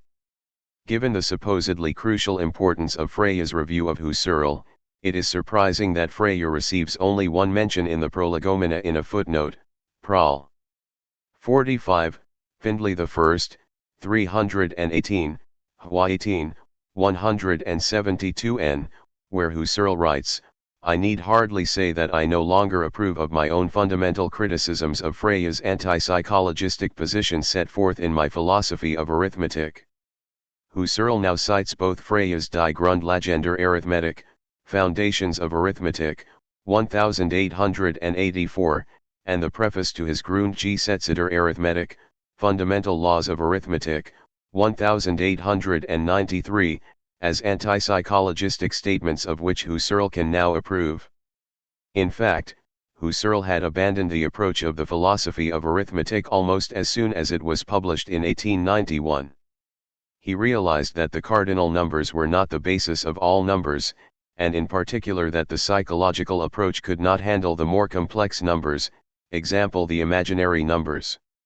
In the Prolegomena, Husserl explicitly denies that numbers themselves are to be understood in terms of acts of counting, although they can only be accessed through acts of counting. The number 5 is not my own or anyone else's counting of 5, it is also not my presentation or anyone else's presentation of 5. Lee, Prol. 46, Findlay I, 109, Hwa 18, 173-4. While it is only by counting that we encounter numbers, numbers are not simply products of the mind. This would deny objective status to mathematics. The psychological origin of arithmetic concepts does not militate against the independent ideal existence of these concepts as species quite distinct from the contingency, temporality, and transience of our mental acts. Lee, Prol. 46, Findlay I, 110, Hwa 18, 175. 2 apples can be eaten but not the number 2, Husserl says in his 1906/7 lectures. For Husserl, logical concepts contain nothing of the process by which they are arrived at, any more than number has a connection with the psychological act of counting. Numbers and propositions, such as the Pythagorean theorem, are ideal objectivities, Gegenständlichkeiten, Findlay, objective correlates, which are the substrates of judgments just as much as any real object is. In contrast to real entities that bear some relation to time, if not to space, the pure identities of logic are irreal or ideal. Husserl characterized them as species in the Aristotelian sense, alongside other unities of meaning, for example the meaning of the word lion, a word which appears only once in the language despite its multiple instantiations in acts of speaking and writing. What is logically valid is a priori applicable to all worlds. In the Prolegomena, then, Husserl holds a view similar to Wittgenstein in the Tractatus. Logic says nothing about the real world, the world of facts. It is a purely formal a priori science. Husserl, however, integrates logic into a broader conception of the theory of science. Whereas Husserl had begun in 1887 with the assumption that psychology would ground all cognitive acts, he ends the foreword to his investigations by quoting Goethe to the effect that one is against nothing so much as errors one has recently abandoned, in order to explain his frank critique, Die freie Kritik, of psychologism, Lee, Findlay I, 3, Hwa 18, 7. While in agreement with Freya concerning the dangers of psychologism for logic, Husserl was not persuaded by Freya's project for mathematical logic as, in general, he was, as we have seen, suspicious of the purely formal turn to symbolic logic, exemplified in his day by the logical programs of George Boole, see Hwa XXIV, 162, William Stanley Jevons and Ernst Schroeder, which for him contain theoretical flaws and confusions. That is not to say that Husserl thought of formalization as unnecessary. In fact, he saw it as the only purely scientific way of advancing logic. Lee, Prol. 71, Findlay I, 158-9, Hwa 18, 254. Thus he praised the elegance with which mathematicians were expanding and transforming the domain of traditional logic, and he criticized those who refused to recognize the proper role of mathematics in these matters. However, Husserl believed that this mathematical tendency was manifesting itself as a kind of technical ability that had not reflected on the nature of its founding concepts. Philosophy must try to think through the essential meanings of logical procedures. The philosopher is not content with the fact that we find our way about in the world, that we have legal formulae which enable us to predict the future course of things, or to reconstruct its past course. He wants to clarify the essence of a thing, an event, a cause, an effect, of space, of time, etc., as well as that wonderful affinity which this essence has with the essence of thought, which enables it to be thought, with the essence of knowledge, which makes it knowable, with meaning which make it capable of being meant, etc. Prol. 71, Findlay I, 159, Hwa 18, 255. As Husserl put it in his 1906/7 lectures, Introduction to Logic and Theory of Knowledge, one must distinguish between mathematical logic and philosophical logic, Hwa XXIV, 163. Towards the end of his life Husserl would repeat this criticism in The Crisis of European Sciences, where he would criticize this idolization of a logic which does not understand itself and claim that a formal deductive system is not in itself an explanatory system. Crisis, 55, Car, 189, Hwa 6, 193. For Husserl, purely extensionalist logic or calculus could never be more than a brilliant technique. From the Prolegomena onwards, Husserl offered a complex account of the full nature of what he called formal logic, utilizing a much wider conception than is now current. In some respects his account of logic is quite traditional, being centered on the notion of judgment or assertion, Greek, apophansis, and hence is, following Aristotle, characterized as apophantic logic, see Lee, 414, Findlay II, 72, Hwa 19/1, 344. On the other hand, in formal and transcendental logic, 12, 15, Husserl articulated this mature vision of this formal logic, which for him included formal grammar or what he called the pure theory of forms of meaning that laid down the conditions of meaning combination as such, then a second level of consequence logic or the logic of validity which is concerned with inference, and finally a logic of truth, which recognized that logic aims not only at formal validity but seeks to articulate truth. In the Prolegomena Husserl also saw the need for a general theory of manifolds or the theory of the possible forms of theories to complete his account of the nature of logic in general. We cannot deal with the complexities of Husserl's vision of logic here, except to note that in the investigations Husserl was not pursuing an objectivist account of logic as his exclusive aim. Husserl recognized the essential two-sidedness of the acts which are aimed at logical meanings. On the one hand there are the laws governing the meanings themselves, but there are also the judgings, inferrings, and other acts, which are oriented towards the subjective side, that need to be treated by phenomenology, formal and transcendental logic 8. In other words, the aim of phenomenology is to study the essential correlations between acts of knowing and the objects known, something that became clearer to Husserl after he wrote the investigations. The structure of the 6 investigations. While the Prolegomena was written with a single purpose and, by Husserl's standards, remains a relatively straightforward piece of writing, the 6 investigations of the second volume at first sight seem much less unified and coherent, with most commentators testifying to their uneven, fragmentary, and sprawling character. Husserl himself warned that the work could not be considered as a finished exposition of scientific results or as one book or work in the literary sense, Lee, Findlay I, 5, Hwa 18, 11, but rather should be seen as a systematically bound chain of investigations, a series of analytical investigations, Inrihi Analytiker Untersuchungen, Lee, Findlay I, 173, Hwa 19/1, 20, which would need further elaboration through resolute cooperation among a generation of research workers, Lee. Findlay I, 171, Hwa 19/1, 16-17. It had to be seen as a living development of philosophical ideas, a journal of philosophical discovery.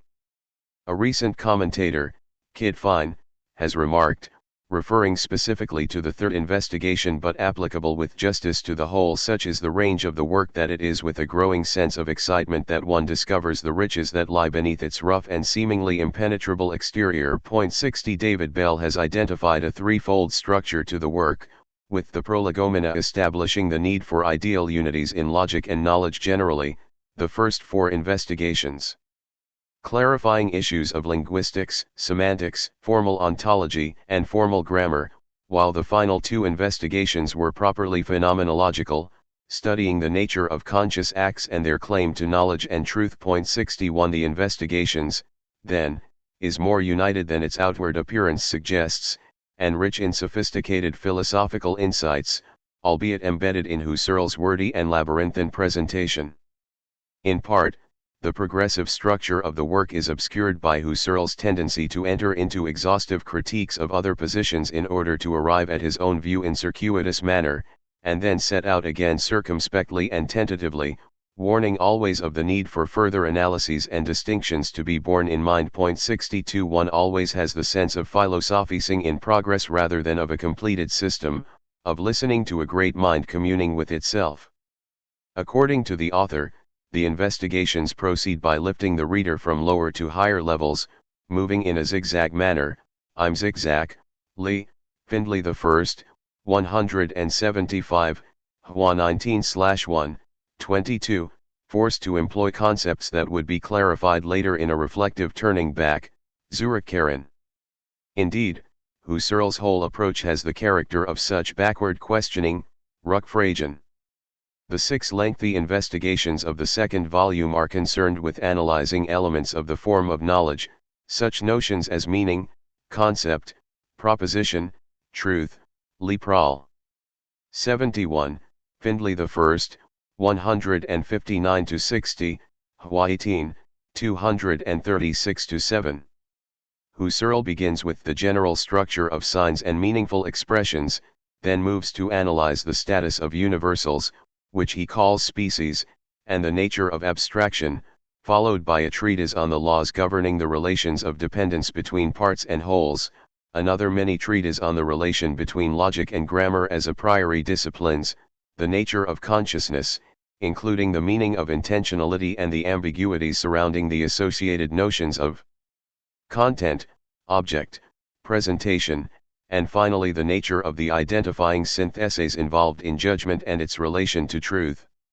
Along the way, he offers sharp criticisms of prevailing views, including a critique of J.S. Mill's account of connotation and denotation, a refutation of sensationalism, a rebuttal of empiricist theories of abstraction, Locke, Berkeley, Hume, Mill, a sharpened definition of the a priori including a new distinction between the formal, analytic, and material, synthetic, a priori which claims to be an advance on Kant, and careful discussions of Bolzano, Mill, Brentano, and others, in terms of their views on logic, psychology, and the nature of judgments and their contents. A basic assumption of Husserl's understanding of knowledge is that knowledge is essentially understood and communicated in the form of expressive statements, where a statement is a unified whole with a single, possibly complex, meaning, that says something about something. It refers to an object, whether an individual thing or a state of affairs, through a sense or meaning. Husserl employs both Sinn and Bedeutung for meaning.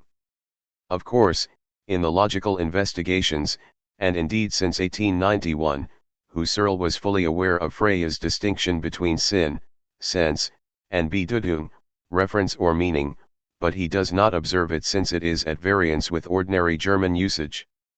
Husserl prefers to use the term Sinn, Bedeutung, and also Meinung more or less as equivalent notions. See Li Tutu, Findlay I, 240, Hua 19/1, 115, although later, in Ideas I 124, he will restrict Bedeutung to linguistic meaning only and use Sinn more broadly to include all meanings, including non-conceptual contents, example perceptual sense. Both Freya and Husserl agree that the sense of a statement is an ideal unity not affected by the psychic act grasping it, nor by the psychic stuff, mental imagery, feelings, and so on, that accompanies the psychological episode.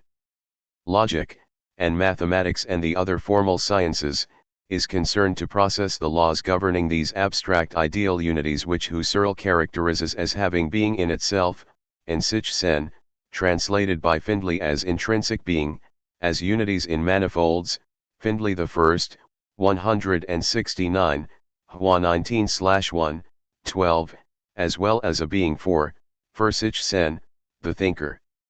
In themselves, they are pure identities, remaining unchanged irrespective of their being counted, judged, or otherwise apprehended in psychic acts. As Husserl says in the Prolegomena, truths are what they are irrespective of whether humans grasp them at all. Prol. 65, Findlay I, 150, Hua 18, 240.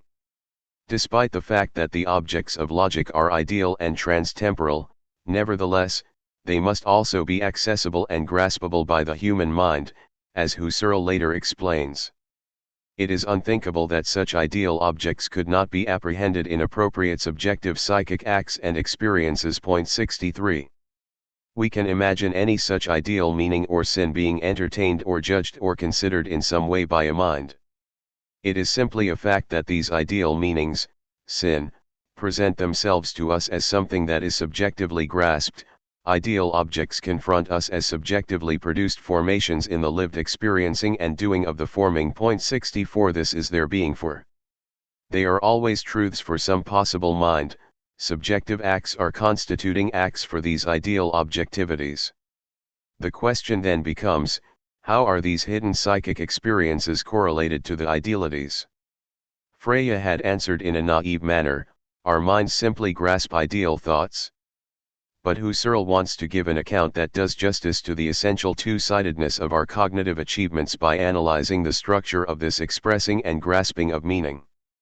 For Husserl, the primary interest of what he calls phenomenology in the second volume of the Investigations does not lie in identifying the ideal nature of the idealities, numbers, logical entities, pure meanings, that are the focus of mathematics, logic, semantics, and other sciences. Rather, Husserl is primarily interested in the mental acts correlated with these ideal objectivities and the laws governing these essential intentional correlations. See Hua XXIV, 172. Initially, he tended to understand these acts as psychological realities which instantiate pure essences in a kind of token/type relation. To get at their essential natures he initially thought he could use Brentanian descriptive psychology. After 1901, Husserl realized he was mistaken to characterize in psychological terms what were the essences of cognitive acts and their correlative objects. Psychic acts, like physical objects, are parts of the natural world and are governed by temporal relations, and other features of our contingent universe. The essential structures of acts of cognition, on the other hand, were not parts of the world, and hence could not be treated by psychology. Thus it was some 4 years after the investigations, as Husserl recalled in the Crisis 70, Car. 243, Hua 6, 246, that he arrived at self-consciousness regarding the true nature of the phenomenological method uncovered in 1901. He then realized that pure or transcendental phenomenology has essentially to replace descriptive psychology, and that real/ideal distinction had to be replaced by a purely essential study of the noetic/noematic structure of intentional experiences. Husserl thinks the intentional acts themselves can be isolated as true for all possible consciousnesses. Phenomenology does not discuss states of animals, but rather perceptions as such, willings as such, just as pure arithmetic deals with pure number and geometry deals with pure shapes, and not actual shapes as encountered in nature. For Husserl, it was the task of phenomenology to delineate in advance the possible forms of each intentional act and its limits.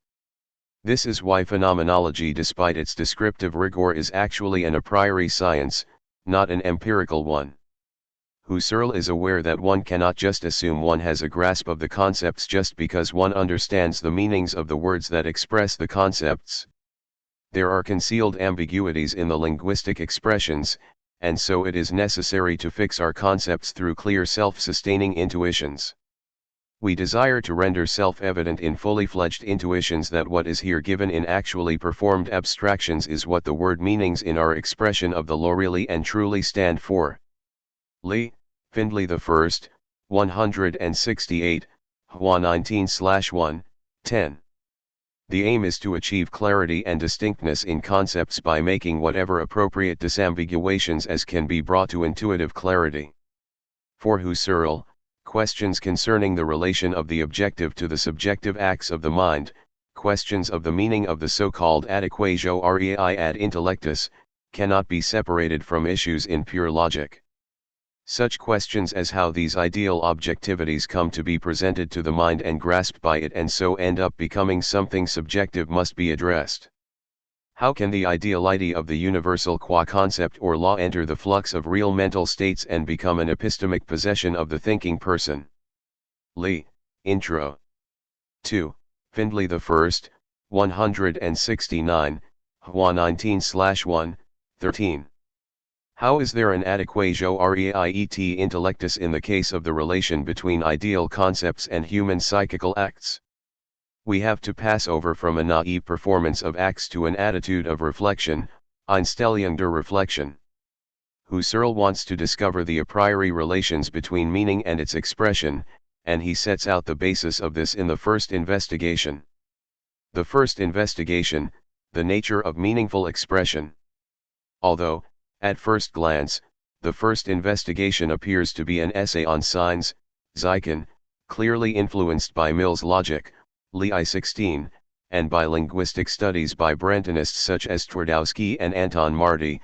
In fact, Husserl intended it to have a merely preparatory character. Lee, Findlay I, 6-7, Hua 18, 13, aiming correctly to identify the elements of the meaning function, Bedeutungsfunction, in conscious life. Although it contains discussions of proper names, common names, collective terms, demonstratives, speech acts, and so on, Husserl's interest was not in philosophy of language as such, but rather in specifying the structure of meaningful assertion, separating out the acts which go to make up the intentional expression and fulfillment of meaning. In this first investigation, 9, Husserl develops his crucial distinction, held from early in his career, between meaning intending and meaning fulfilling acts and the unity of coincidence or covering, Deckungseinheit, between meant and fulfilled senses in those situations where a concrete intuition fills out the intending sense. As Husserl's conception of signification became more nuanced, This investigation was considerably reworked in the second edition. Husserl begins from Mill's claim that, since all thought is expressed in language, a study of linguistic forms is a prerequisite to the clarification of logical forms. He departs from Mill, however, in his account of the manner in which proper names, Schultz, Socrates, signify their referents. Drawing on and refining some traditional distinctions in then current semantics, example Marty, Husserl distinguishes between the function of an expression to intimate, die Kunstgebend function, something to someone, and its expression of an ideal sense or meaning, Sinn or Bedeutung, which is the same in different performances of the assertion or in acts of understanding it. Moreover, normally an act of expressing is directed beyond its meaning to its associated object or objectivity, Zugehörigkeitsstandlichkeit, through a specific manner of intentional reference, Intentionalbeziehung. Finally, Husserl has a brief introductory discussion of the different kinds of objectivities to which things can be directed, distinguishing between simple and categorical objectivities, Lei 12, the focus of the sixth investigation. Husserl begins by distinguishing between signs functioning as indications, Anzeichen, which operate through linking one extant thing with another without a mediating meaning, example smoke indicating fire, flag is a sign of a nation, a brand that marks a slave, chalk that marks out a house, and expressions, die Ausdruck, in his specific sense, that require the mediation of a meaning or sense and refer to some object regardless of its existential status. As Husserl says, it is part of the notion of an expression to have a meaning, Lei 15. A meaningless expression, example abracadabra, would not be an expression at all. This is not meant to be an exhaustive treatment of signs and signification, but merely a distinction between different functions of signs.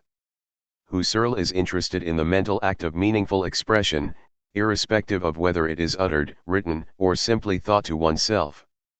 His account is a semantics of speaker intention.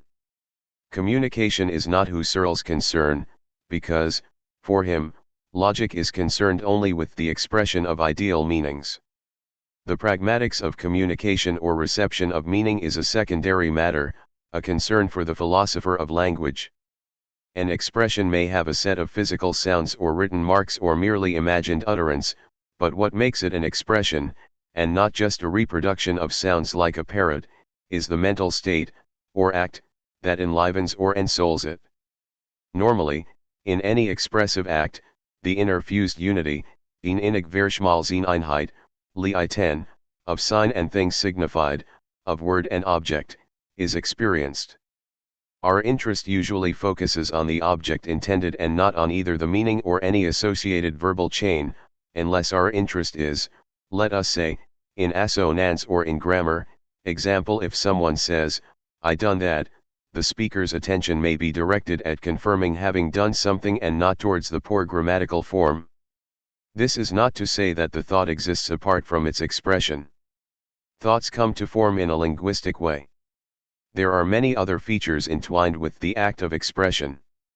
Husserl further distinguishes between what expression shows forth, conveys, or intimates, conjubt, and what it means, and between what it means and what object it names, Lei 6. Typically, Husserl recognizes the inherent complexities, even if he here does not focus on them. For instance, in communication, an expression both expresses a meaning and indicates something to the hearer. An expression functions as an indication when, for example, it indicates to the hearer the meaning intentions of the speaker, Lei 7. Through this intimating function other aspects of the communicative situation may be picked up, example that the speaker is angry or is making a judgment. Expressions, then, have a communicative function in relation to others.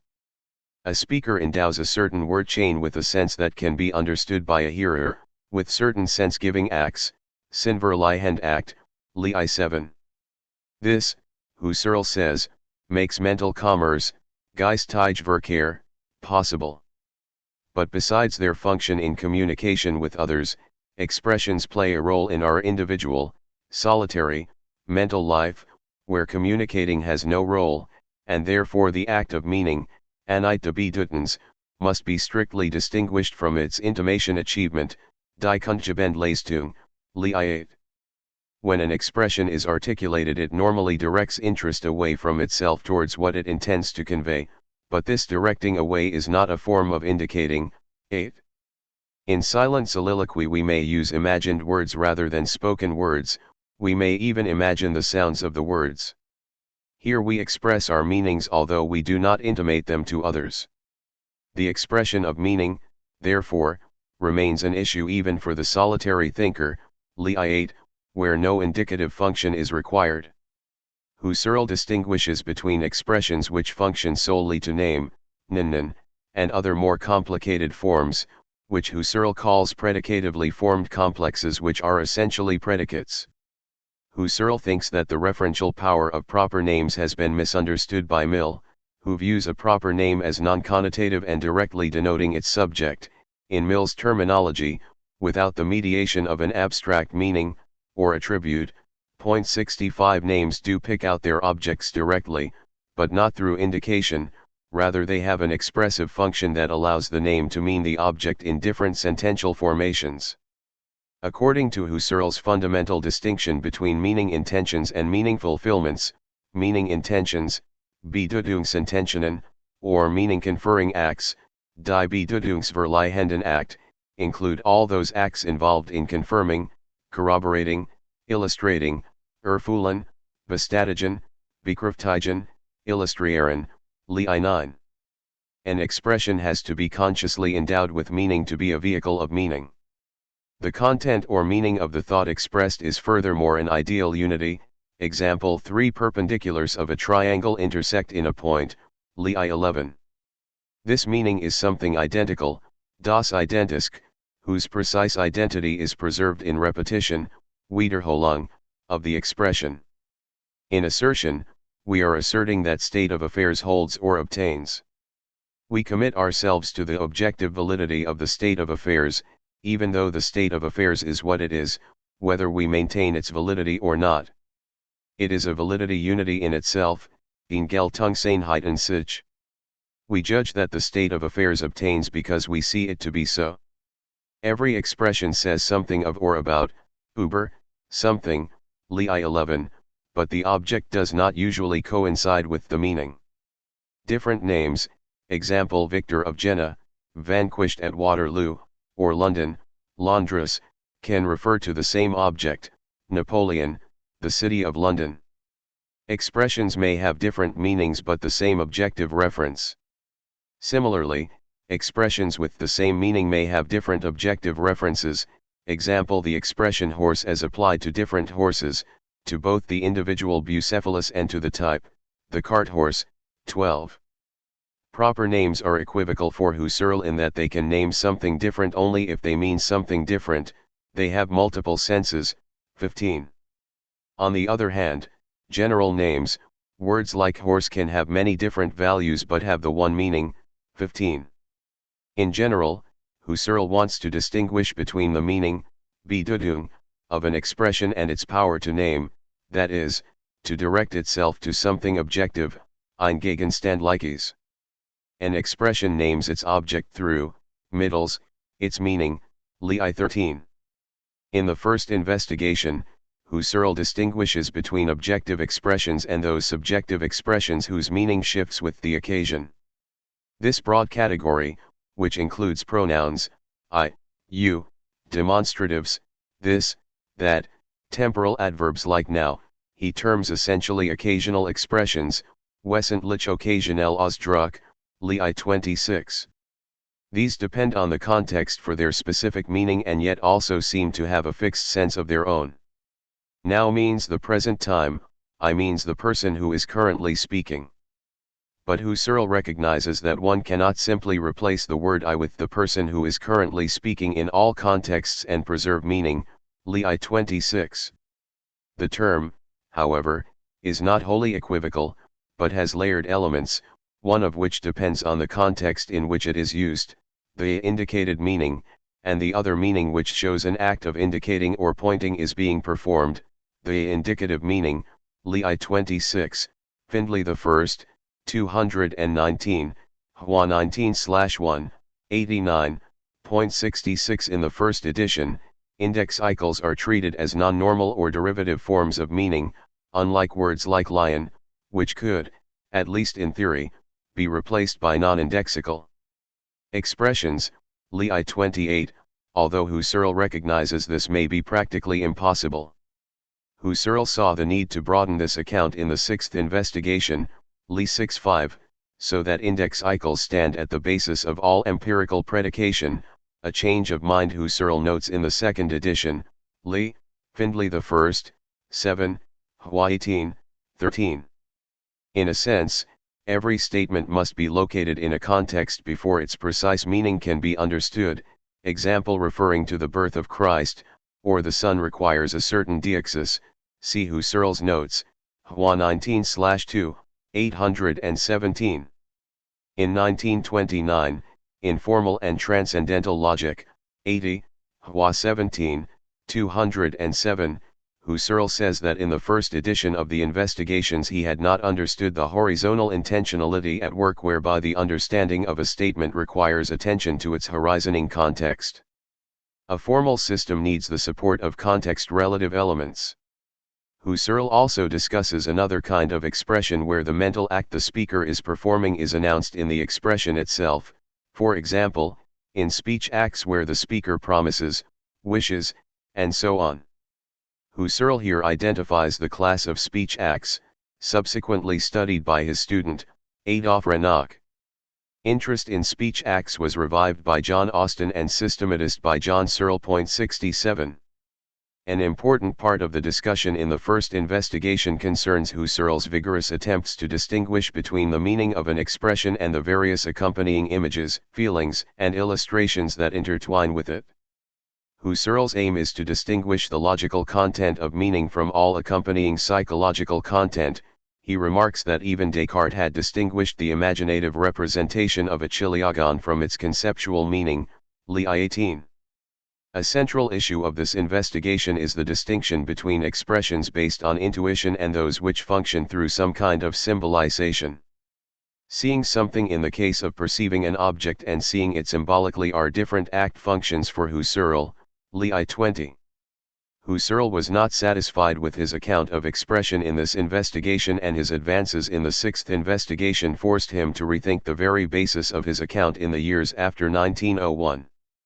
His 1908 lectures on meaning, for example, offer the basis for a revised account, which has a more sophisticated treatment of the relation between expressive act, meaning, and empty or filled intention.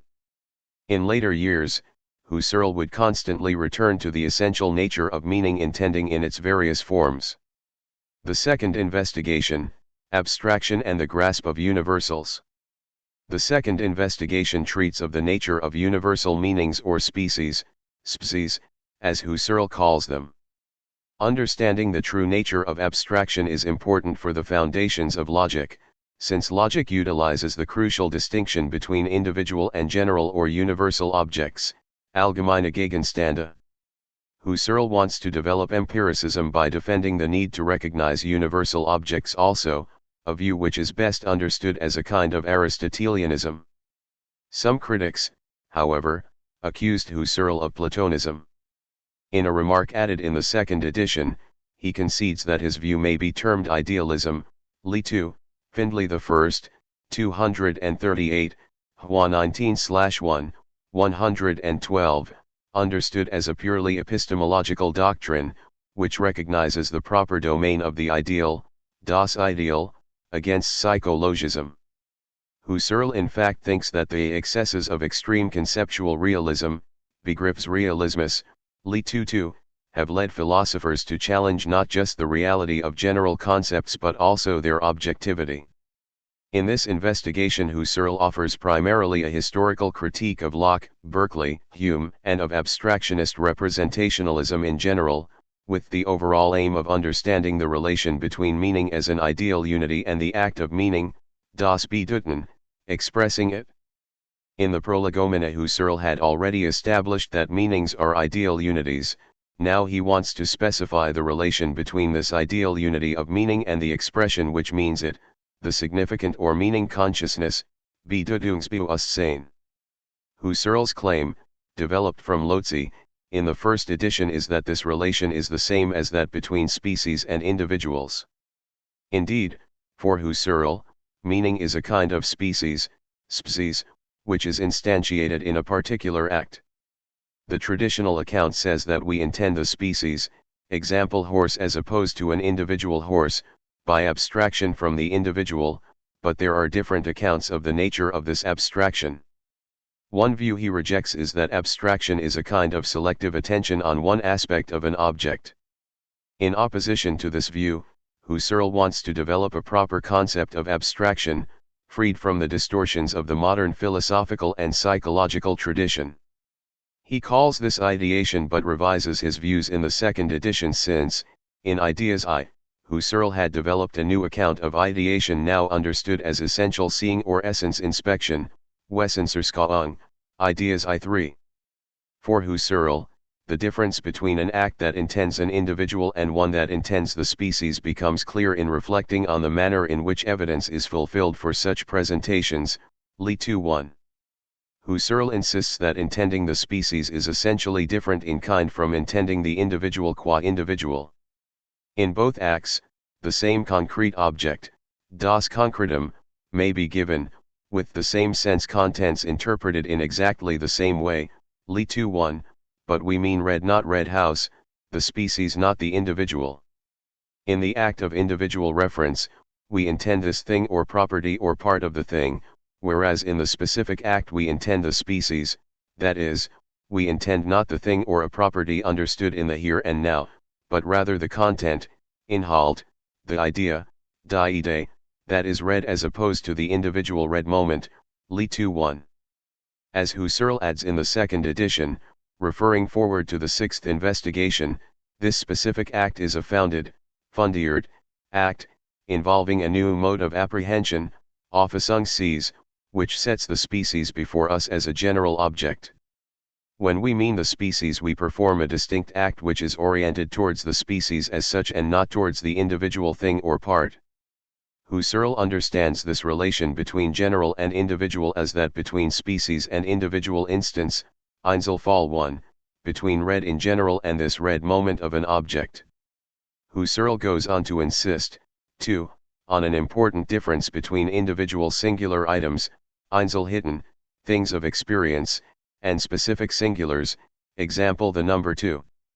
He makes a parallel distinction between individual and specific universals, whereby individual universal judgments, example all men are mortal, are distinguished from specific universal judgments, example all propositions of logic are a priori.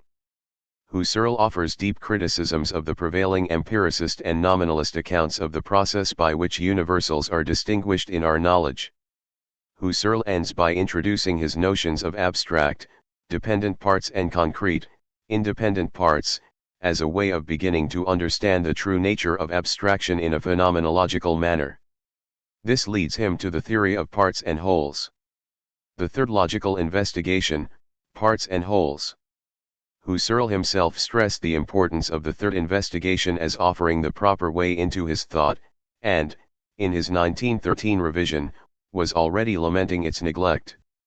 This investigation sketches a pure theory of wholes and parts, called, in the second edition, Formal Ontology, Li 3, Findlay II, 3, Hua 19/1, 228, inaugurating a discipline now known as mereology.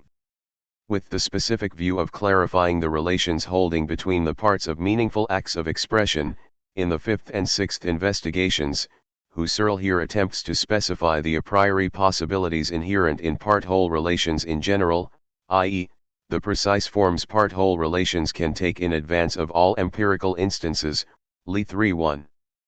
Husserl is interested in the different ways in which something can be a part, and the laws governing the relation of parts to the whole, and of parts to other parts.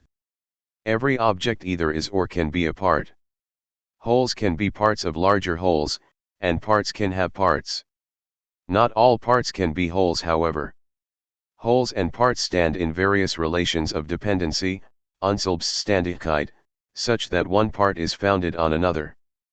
Husserl gives a strict sense to foundation, a notion already present in Manon when part A cannot be presented without a part B. A is said to be founded on B. Li 3:14. Husserl's account recapitulates his studies of the early 1890s. His starting point, Li 3:3, is his mentor Carl Stumpf's work on the relations between parts and wholes in psychological acts, specifically in relation to sensory concepts such as color and extension, or the quality and intensity of sounds. Stumpf situated his discussion of part/whole relations specifically in relation to psychology, whereas Husserl wants to formalize to a pure theory of wholes and parts in the most general sense. Stumpf was influenced by Brentano's reflections on the subject in his lectures on descriptive psychology 68, and Husserl also acknowledges the independent investigations of Christian von Ehrenfels on form qualities, Gestaltqualitäten, Li 3:4, where items are grouped in specific ways, example flocks, points seen against a background, and so on. Point 69. Husserl even discovers whole/part analysis in the Phenomenology of Inner Experience of George Berkeley in his Critique of Locke, Li 3:2. Husserl begins somewhat misleadingly by discussing the different ways parts are presented and are differentiated in experience, but in fact wants a formal analysis of the manner in which parts and wholes of any objects whatsoever cohere or coexist together. Anything that can be distinguished in an object is a part, Thiel. Parts may be divided into independent, selbstständig, and dependent, unselbstständig, according as they can stand on their own or whether they require inherence in the whole of which they are a part. A part may be independently presented, example head of a horse, and these Husserl terms pieces, stuck, Li 3:2, example the segments of an orange which can stand apart from one another and from the whole. But some parts are inseparable, untrennbar, example color and extension, and these Husserl calls moments and which he sometimes characterizes as abstract parts in that they can only appear in the context of a larger whole. A dependent moment is one that depends, or, in Husserl's language, is founded on another whole or part. Thus, to give an example, Husserl will constantly repeat, the act quality of a conscious experience is an abstract moment of the act, Li 3:20, unthinkable detached from all matter. Of course, one can isolate parts within parts, so that the whole notions of dependence and independence are relativized, Li 3:13. Husserl goes on to lay down 6 laws concerning parts and wholes, Li 3:14, which have since been modified and expanded in a whole formal mereological theory. These laws include, for example, the law that, if A is dependent part of a whole W, then it is also a dependent part of any other whole that has W as a part. In later writings, example experience and judgment and formal and transcendental logic, Husserl returns to part-whole relations in a somewhat different analysis, but his part-whole analysis always remains central to his philosophy. The fourth investigation, formal grammar. The fourth investigation, extensively revised and expanded in the second edition, is a study of what Husserl terms pure grammar, second edition, pure logical grammar, i.e., of the formal laws governing the combining or binding of meanings, Bedeutungen, into a senseful unity rather than simply yielding a nonsensical string of words, and is, generally speaking, an application of his part-whole theory to the field of semantics. He speaks of the pure theory of forms of meanings, Die Reinformenlehre der Bedeutungen, Li 4:14. The aim is to provide a pure morphology of meaning that lays the basis by providing possible forms of logical judgments, whose objective validity is the focus of formal logic proper. Husserl is explicitly reviving the old idea of an a priori grammar against both the psychological interpretations of grammar dominant in his day and the empirical theorists who were imprisoned in a false paradigm, example assuming Latin grammar as the paradigm, Li 4:14. Just as simple objects can be combined to produce complex objects, simple meanings combine to produce complex meanings, Li 4:2. Moreover, meaning parts need not mirror parts of the object, and vice versa. Meaning has its own parts and wholes. Husserl maintains that all combinations are governed by laws. His aim is to find the least number of independent elementary laws, Li 4:13. It must be possible to identify the rules of all such possible valid combinations a priori, combinations that produce well-formed expressions as opposed to nonsense, such as this careless is green, Li 410. Husserl famously distinguished, Li I15 and Li 412, between nonsense, unsinn, and countersense or absurdity, wider sin. The concept of square circle is not senseless or nonsensical, but constitutes an absurdity, a contradiction in terms, a countersense that cannot be realized. Formal grammar, on Husserl's account, can eliminate only nonsense not absurdity and is therefore not yet formal logic in the sense of specifying what can be objectively valid. 70 In later writings, notably the formal and transcendental logic and experience and judgment, Husserl continued to maintain that formal grammar provided the bedrock rules for meaningfulness which made possible formal logic, and is the basis for both the logic of inference, Konsequenzlogik, and what Husserl calls the logic of truth. He is more careful in later writings to emphasize that he is dealing with formal combinations of meanings, example A and B not if, rather than material combinations of meanings, example round square, whereas in the fourth investigation he tends misleadingly to employ examples drawn from the material sphere. 71 The laws of formal meaning are purely analytic laws as opposed to synthetic a priori laws which govern such areas as geometry or mechanics. The core of Husserl's analysis is his use of a traditional distinction, but specifically developed by Anton Marti, between syncatagormatic words, example words like but, and, to, if, and catagormatic words, example nouns, verbs, but not complete expressions, and his analysis of these in terms of independence and dependence relations. Husserl treats syncatagormatic expressions as meaningful but dependent, incomplete parts of wholes, which in this case are well-formed expressions which are complete or closed, geschlossen. Verbal parts can be distinguished in terms of those that are separately meaningful, like particles, example bi as in bisexual, or meaningless, bi as in bite. Husserl focuses on proper names and the manner in which they name the object in a single ray. The formal theory of meanings will lay down the formal laws that regulate how adjectives can become substantives, how a subject can shift to the predicate position and so on, and other rules of combination and modification, a concept drawn from Twardowski, who studied the manner certain adjectives modify the noun, example a false friend is not a friend at all. This investigation had a profound influence on the work of the linguist Roman Jakobson, 1896–1982, especially on his notion of phonemes as complex unities. 72 It also influenced the Polish logician Stanislaw Leszniewski, 1886–1939, in his account of categorical grammar, and indeed finds echoes in Noam Chomsky's project of a universal grammar, a term Husserl himself invokes with approval, Li 414.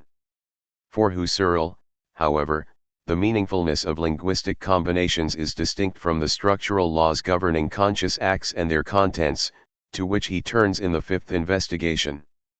The fifth investigation, intentional experiences and their contents. The fifth logical investigation, subtitled International Experiences and Their Contents, is Husserl's attempt to sort out ambiguities in Brentano's descriptive psychological analysis of conscious acts, their contents and objects. In the second edition, these are restricted to pure immanence. Husserl begins by specifying what he means by consciousness, bracketing discussion of the relation of conscious acts to an ego, and focusing exclusively on the intentional character of conscious experiences deriving from Brentano's rediscovery of intentionality. However, Husserl regards Brentano's characterization of intentionality as misleading and inadequate, trapped inside the old Cartesian dualism of subject and object and with all the problems inherent in that representationalist account. Under the notion of objectifying act, he offers a more precise account of what Brentano called presentation, and goes on to address what he calls cardinal problem of phenomenology, namely, the doctrine of judgment, Li, Findlay I, 7, Hua 18, 14, which is further treated in the sixth investigation. Husserl is especially critical of the many unresolved ambiguities in Brentano's foundational concept of presentation, Vorstellung, and carefully differentiates between the many senses of the term, Levy 44, stressing however that logic must decide which meaning of presentation is most appropriate for its own needs. Logic does not follow linguistic usage, as logical definition is a kind of artifice, Lee 4.3. In Psychology from an Empirical Standpoint, 1874, Brentano had held that all psychic acts are characterized by directedness or aboutness. Every mental phenomenon is characterized by what the scholastics of the Middle Ages called the intentional, or mental, inexistence of an object, and what we might call, though not wholly unambiguously, reference to a content, direction towards an object, which is not to be understood here as meaning a thing, or immanent objectivity. 73. In a general sense, every psychic act intends an object, though not necessarily something existent. Husserl paraphrases, in perception something is perceived, in imagination, something imagined, in a statement something stated, in love something loved, in hate hated, in desire desired, etc. Levy 10, Findlay II, 95, Hua 19/1, 380. Brentano himself came to realize that his expression intentional inexistence, which he claimed he had used to express the concept of inherence or inness of the scholastics, had been misunderstood as a special kind of subsistence. In his later writings, he claimed he never intended to say that the intentional object is merely some kind of object in our minds, some purely immanent thing. Husserl rejects Brentano's attempt to distinguish between psychical and physical phenomena, but sees his discovery of intentionality as having independent value, Levy 9. Husserl is cautious about using Brentano's term act without qualification, but, above all, wants to avoid misleading talk of immanent objectivity. He insists that all objects of thought, including the objects of fantasy and memory, are mind transcendent. Even when I am imagining something non-existent, example, if I am thinking of the mythical god Jupiter, the god Jupiter is not inside my thought in any sense, it is not a real element or real part of the experience, Levy 11.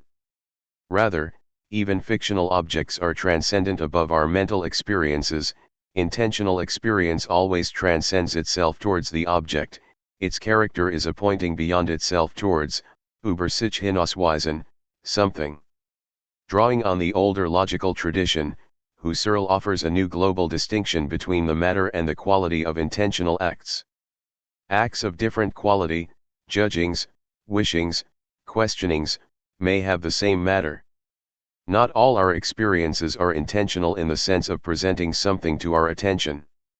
According to Husserl, sensations in themselves are not intentional, they are not the object which we intend, rather they accompany the intentional act and fill it out.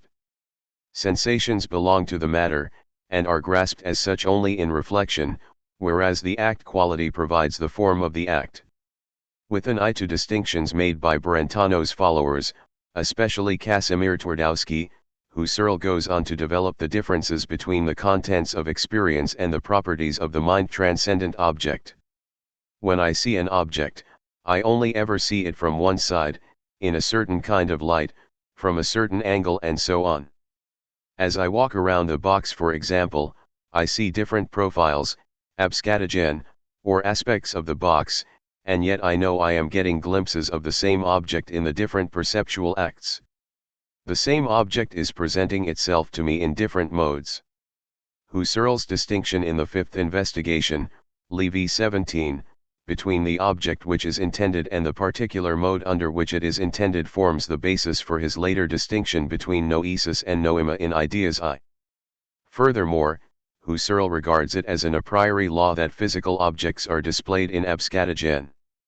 Whereas Brentano recognized only three basic classes of psychical acts, namely, presentations, judgments, and what he called phenomena of love and hate, Husserl recognizes myriad forms of intentional structure. He more carefully differentiates the fundamental structure of judgments in a manner opposed to Brentano, who had challenged the traditional notion of judgment as a synthesis of subject and predicate, and had interpreted the judgment "the cat is black" as an asserting or positing of black cat. Husserl denies that judgments can be treated as nominal acts, as simply naming complex states of affairs, Levy 17. We can, of course, turn a judgment into a nominal act, by nominalizing the content of the judgment. This belongs as an a priori essential possibility to judgments, Levy 36. So, to the judgment the cat is black corresponds the nominalization the cat's being black, which can then function as the basis for further judgments. But this internal relation between judging and nominalizing does not mean that they are essentially the same kind of act. Husserl, following Bolzano, declares judgments to be essentially different from presentations. Judgments assert something to be the case, Levy 33. A judgment articulates and specifies in a many-rayed act the parts of the situation that a nominalizing act presents in a single-rayed act. As Husserl puts it, point 74, the relation between presentation and judgment is not as described by Brentano. Rather than operating with Brentano's simple and rather naive distinction between the presenting act and presented content of an intention, or even using the broader notion of a nominal act, Husserl suggests that we ought to speak more generally of objectivating acts, Levy 37, which include both the nominal and the judgmental act. Husserl thinks that the claim that all acts either are or are founded on objectifying acts is a more accurate reformulation of Brentano's basic law that all psychic acts are either presentations or founded on presentations. Husserl's clarification of the nature of presentation and judgment leads to his discussion of the manner in which these acts find intuitive fulfillment in the sixth investigation. The sixth logical investigation, towards the phenomenology of knowledge. The sixth investigation, by far the longest and most difficult, attempts to connect the previous analyses of the act of meaning to the notion of truth through a deeper exploration of the relations between the acts that intend meaning and the various levels of possible fulfillment, as they feature in different kinds of conscious act, example perceptions, imaginings, and acts of what Husserl calls signitive intention, where meanings are handled in a purely symbolic way without intuitive fullness. Husserl's target is knowledge and the connection with truth. In earlier investigations, Husserl had recognized a new class of categorial acts or acts of categorial intuition, founded on sensuous acts but with essentially different objects. The sixth investigation is the first full analysis of the nature of these categorial acts, including reviewing the relation of sensory matter to the content of the act as a whole. Husserl wants a phenomenology of the varying degrees of knowledge, Lee 6, Findlay II, 184, Hua 19/2, 539, carefully discriminating between the many different senses in which something can be realized or fulfilled for us in an act of perception or imagination, the relation between concept and intuition, example in the act of seeing a blackbird. Husserl sees the paradigm case of a successful intentional act as an act where the meaning is fulfilled by the presence in intuition of the intended object with full bodily presence, Leibhaftigkeit. Thus, when I actually see something before my eyes, I have a fulfilled intuition. Later, I can relieve this intuition, but it is now a memory, still oriented to the object, but not presented with the same presence or immediacy. In memory or in other forms of calling to mind or representing, Vergegenwärtigung, we still may have a full intuition of the object, but now no longer with the distinctive bodily presence that characterizes perception. There are other forms of intending which are merely empty, Leermeenen, example when I use words in a casual way without really thinking about what I am saying, when I talk about something without really thinking about it, and so on. Empty or signitive intendings, of course, constitute the largest class of our conscious acts, and, from the beginning of his career, Husserl had been fascinated as to how these kinds of intentions can function as knowledge. Husserl's interest in the manner in which meaning is expressed in different acts leads him to revise the account of meaning as species which was employed in the earlier investigations. I can utter different sentences with different senses or meanings based on the same act of perceiving, Lee 6:4. Furthermore, a listener can understand the meaning with enacting the act of perception or indeed reenacting it in imagination.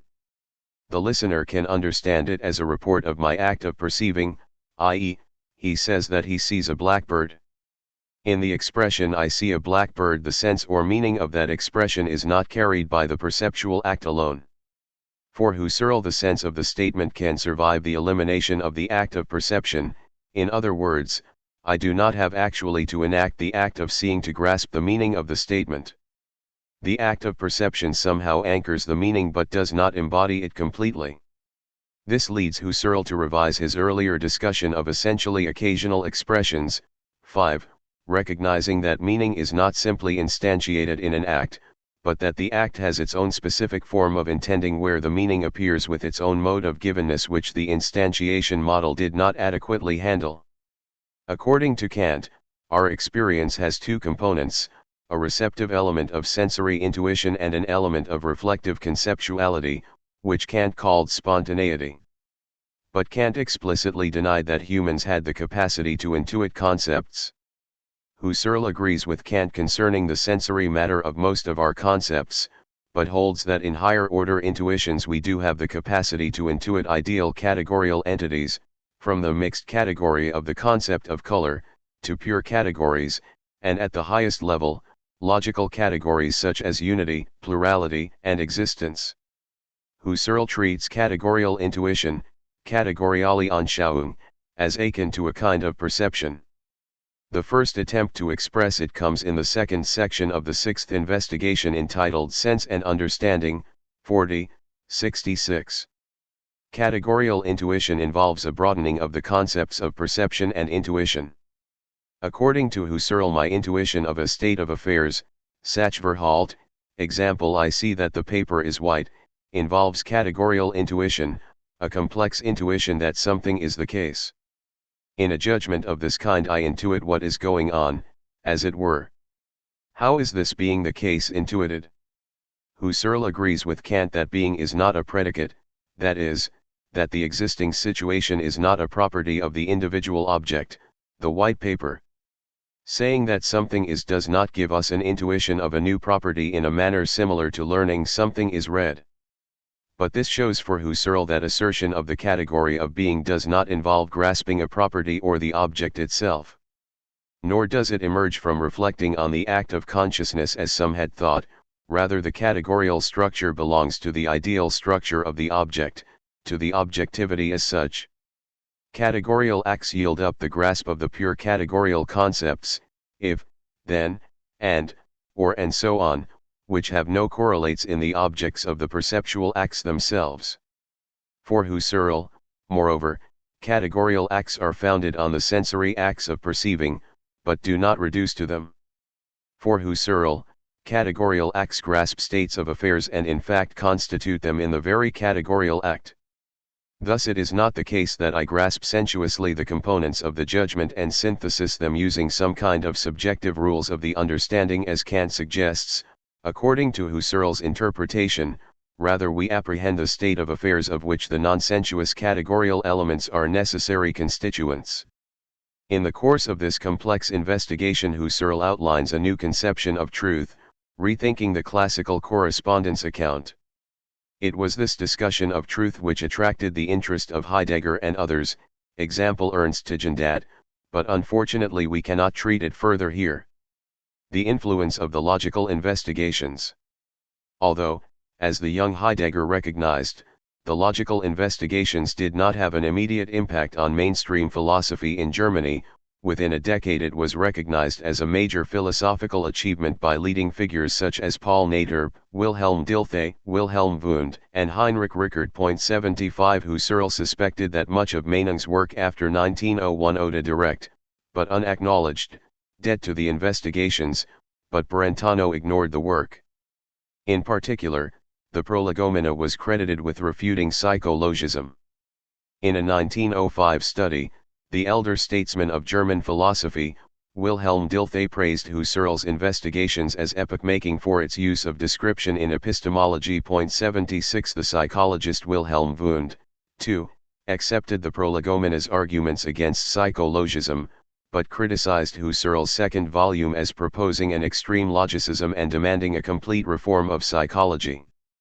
Husserl rejected Wundt's criticism as a complete misunderstanding of the work, saying he neither advocated logicism, in Wundt's sense, nor said a word about the reform of psychology. 77 In line with the neo-Kantian tradition in general, Paul Naderp had been an early critic of psychologism.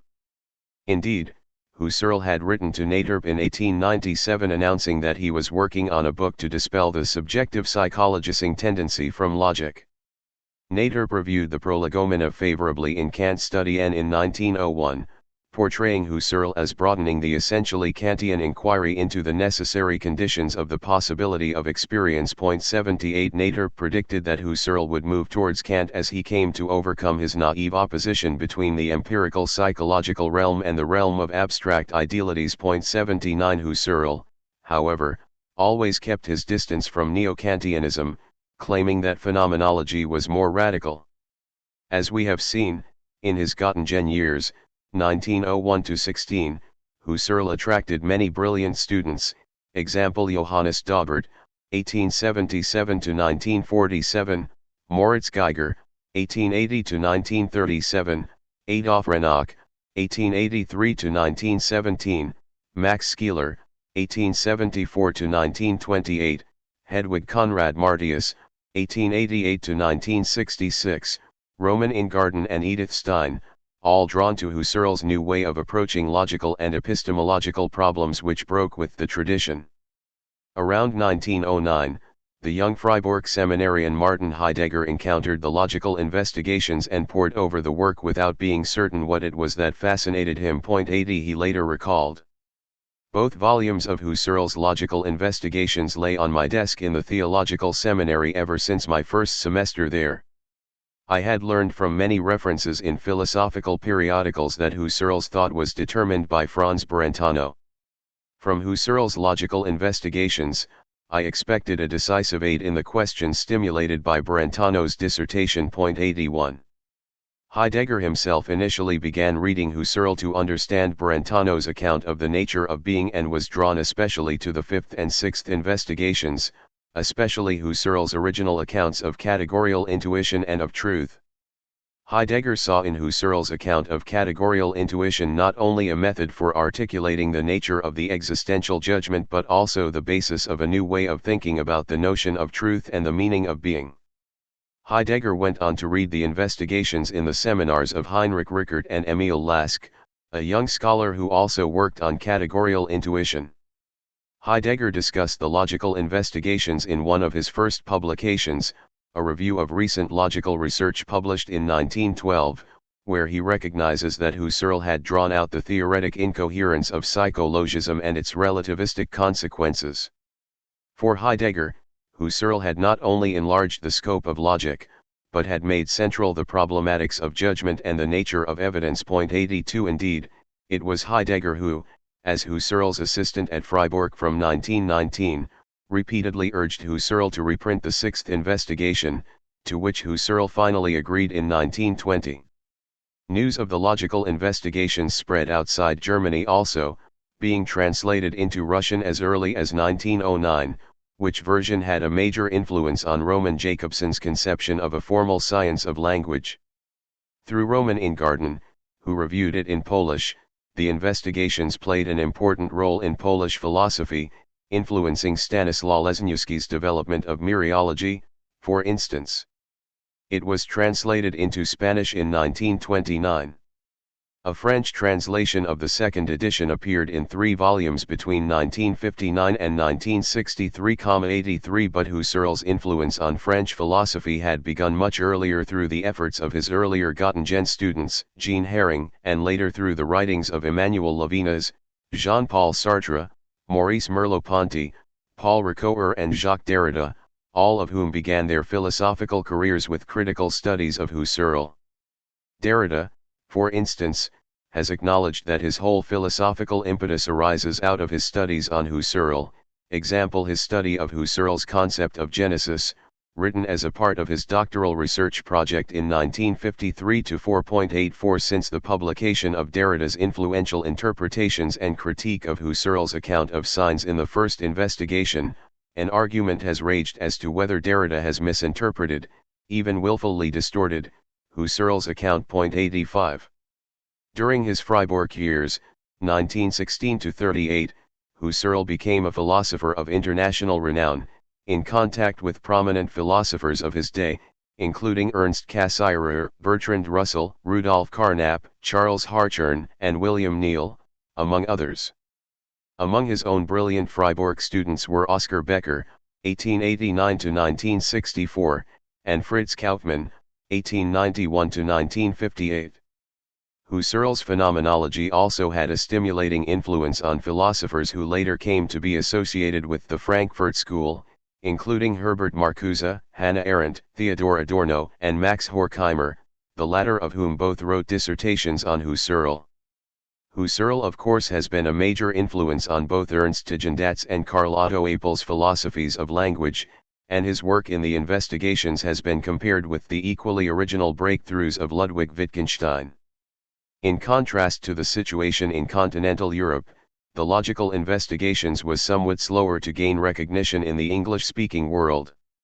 Bertrand Russell wrote to Husserl on April 19, 1920 saying that he had taken a copy of his logical investigations with him to jail, with the intent of reviewing it for mind, but the review never appeared.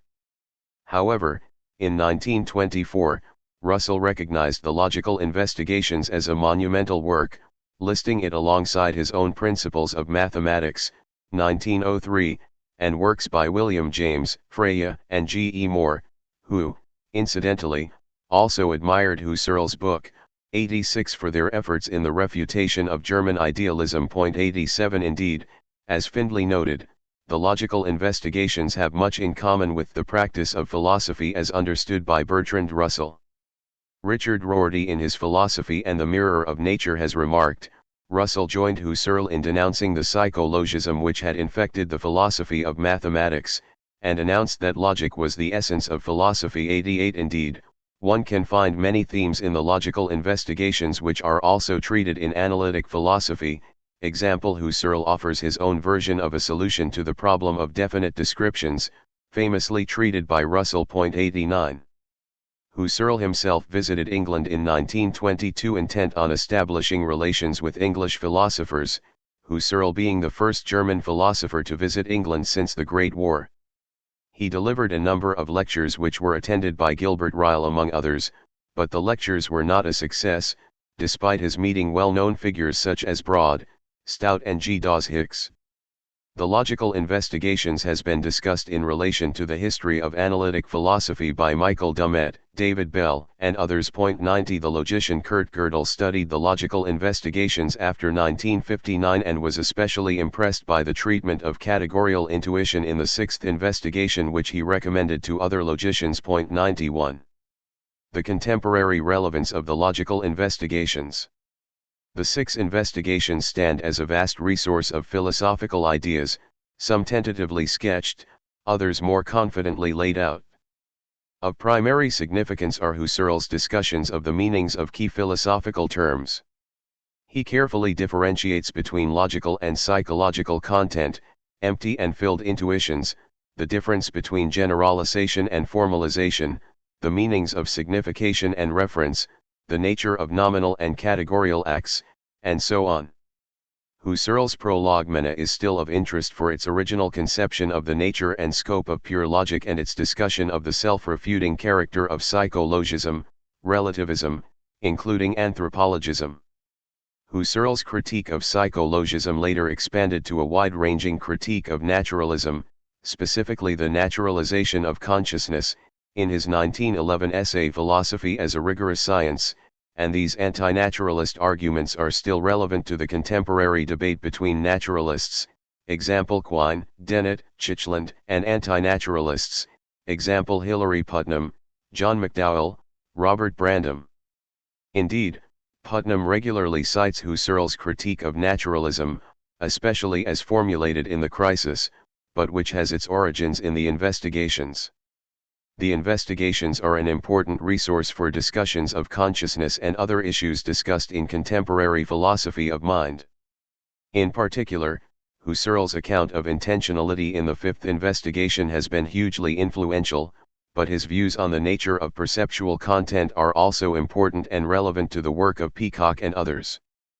Husserl has been seen as a strong defender of the subjective point of view and the ineliminability of consciousness from any full account of the nature of knowledge, themes which have more recently been treated by John Searle, Colin McGinn, Thomas Nagel, and others. 92 Indeed, John Searle's account of intentionality strongly resembles Husserl's, although Searle himself denies any direct influence. Other contemporary philosophers, example Peter Simons, Barry Smith, Kevin Mulligan, are interested in developing more precisely the formal ontology or descriptive metaphysics of the investigations. The investigations are also of crucial interest as a source text for anyone wishing to understand the nature of phenomenology as it was developed both by Husserl and by his followers. Heidegger's phenomenological writings of the period between 1919 and 1928 would not be comprehensible without a thorough understanding of Husserl's breakthrough work. As the meaning of the phenomenological tradition comes once more to be interrogated, a return to the investigations to attempt to understand the precise nature of the phenomenology that appeared therein seems inevitable. John N. Findlay's translation. Finally, some words on the present translation. The publication of J. N. Findlay's translation of the investigations helped to correct a view of Husserl which, up to 1970, had been based primarily on the availability of Gibson's translation of ideas. Findlay has produced a powerful and much admired translation, based on the second edition. In keeping with the nature of that edition, he does not usually indicate where the text departs from the first edition. It is important to bear in mind that this, and subsequent editions up to the fourth, were the ones Husserl himself authorized, and a critical edition did not appear in the Husserliana series until 1984, and thus was not available to Findlay. 93. Inevitably, given both the size of the book and the need to find suitable English terms to render Husserl's many technical distinctions and innovations, Findlay's translation has its limitations. There is some sloppiness, with words, phrases, and even whole sentences being omitted. Some footnotes have been dropped, example Li 410, Hua 19/1, 328, while others are incorporated into the main text. There are some unhappy construals, Gehalt as substance rather than content, some misunderstandings, example Ein Gewaltsreich rendered as tour de force rather than act of violence, Hua 18:13, but in the main, the translation is serviceable and the prose smooth, clear, even elegant. While a new translation is certainly desirable, it will take some years, and in the meantime, students of Husserl need something in their hands right now. Given the limitations of a reprint of this kind, I have corrected only the more egregious errors, and do not claim to have identified them all. Although not all agreed with the project of reprinting Findlay, nevertheless I must record my gratitude to the following Husserl scholars for their assistance: Rudolf Burnett, Ian Lynn, Sebastian Luft, Ulrich Mell, Kevin Mulligan, Carl Schumann, Peter Simons, Claire Ortiz Hill and Don Welton. Dermot Moran. Dublin, December 2000. Translator's Introduction, abridged. The Logical Investigations which is here translated is the work through which Edmund Husserl first established his reputation. It is also, in the opinion of many, including this translator, his greatest and most important philosophical work.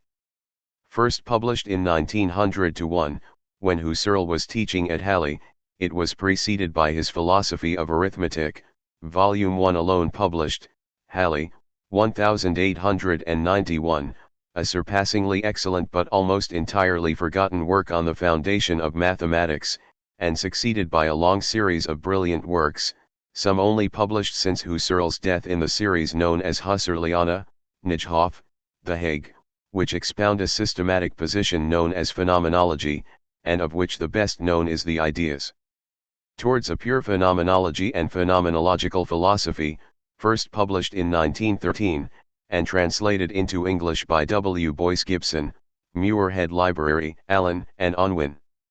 The Logical Investigations occupies a position midway between the Philosophy of Arithmetic and the later, full-blown Phenomenology, and while the word phenomenology quite often occurs in its text, it is used in a somewhat different, simpler sense than that of the later system.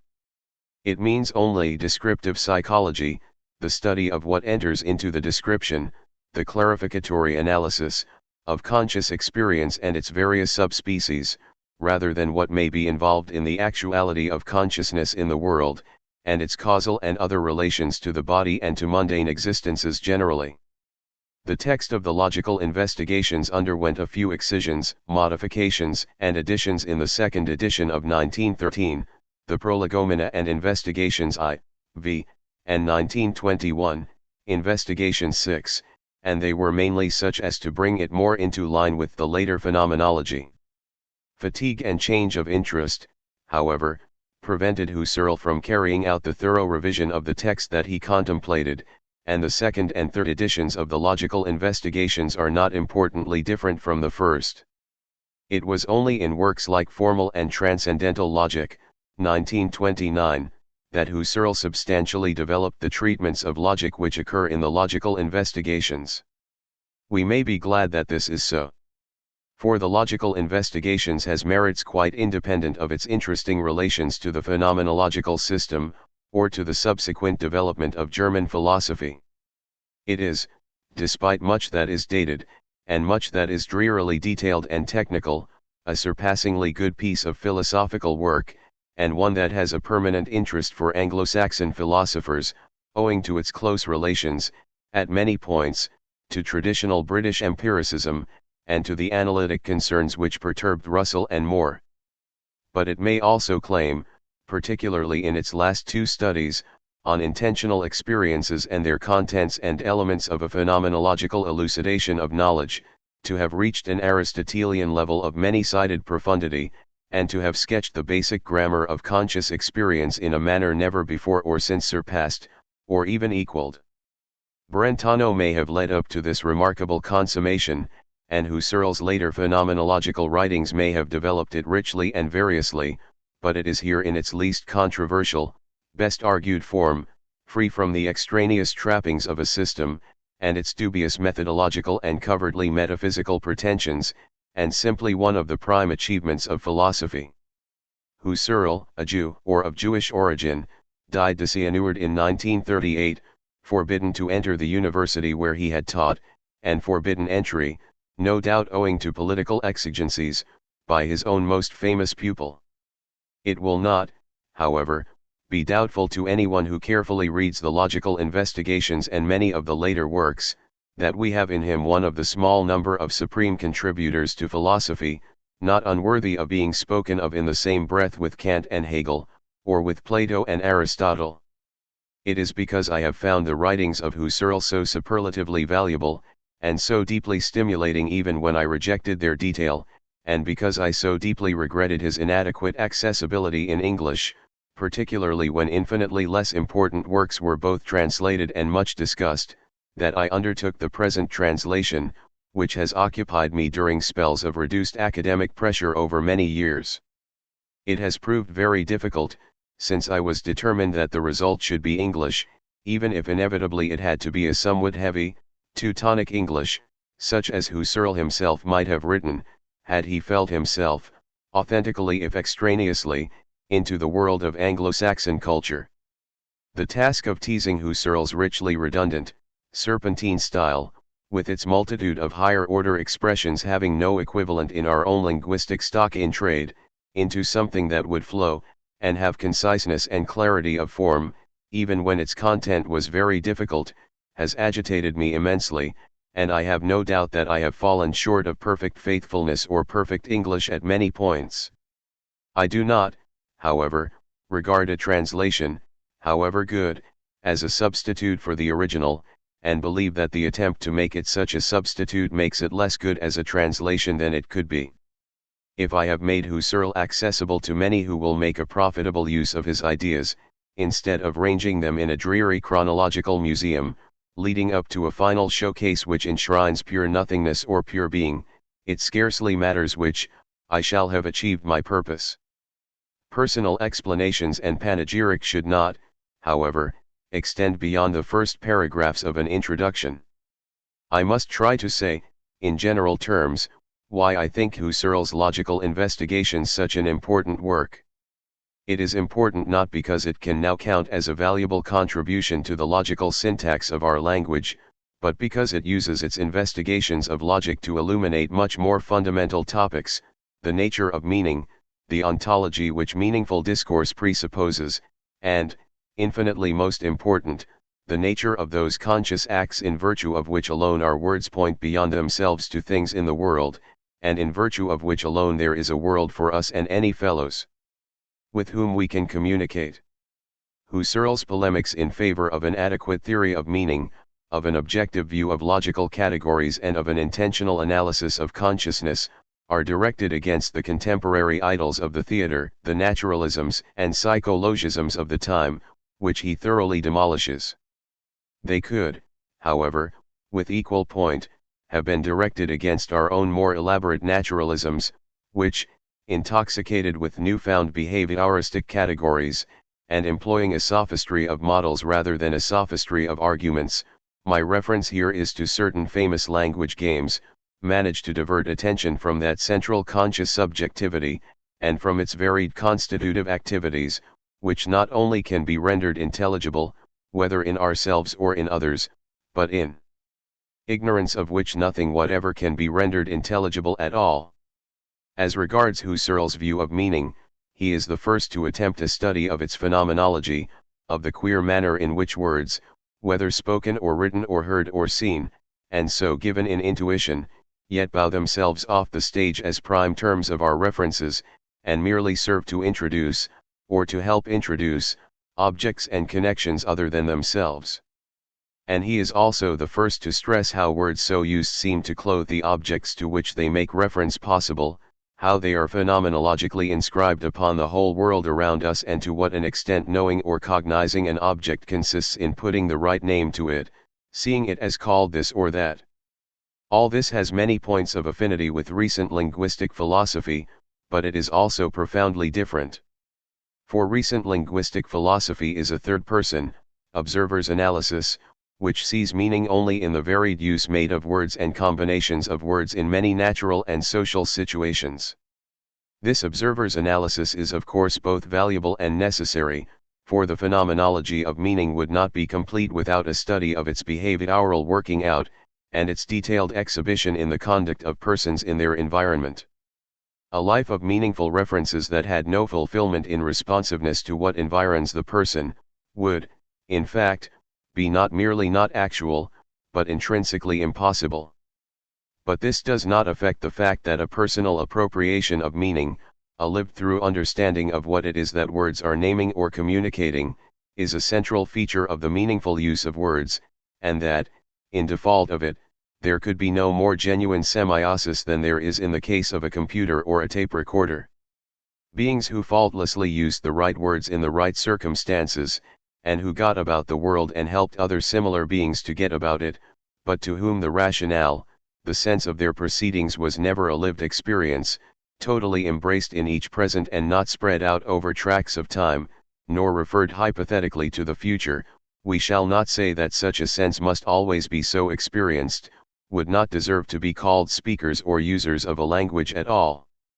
Of them it would be right to say, words they are moved by, but they hear not, words they utter, but they speak not, neither do they understand. The phenomenology of meaning has, of course, been carried much further than we find it in Husserl, particularly by phenomenologists like Roman Ingarden, but the all-important beginnings are there. As regards Husserl's contributions to ontology, the logical investigations introduces us to a richness of categorical distinctions such as we find in Aristotle, and such as only his great contemporary Manon carried further.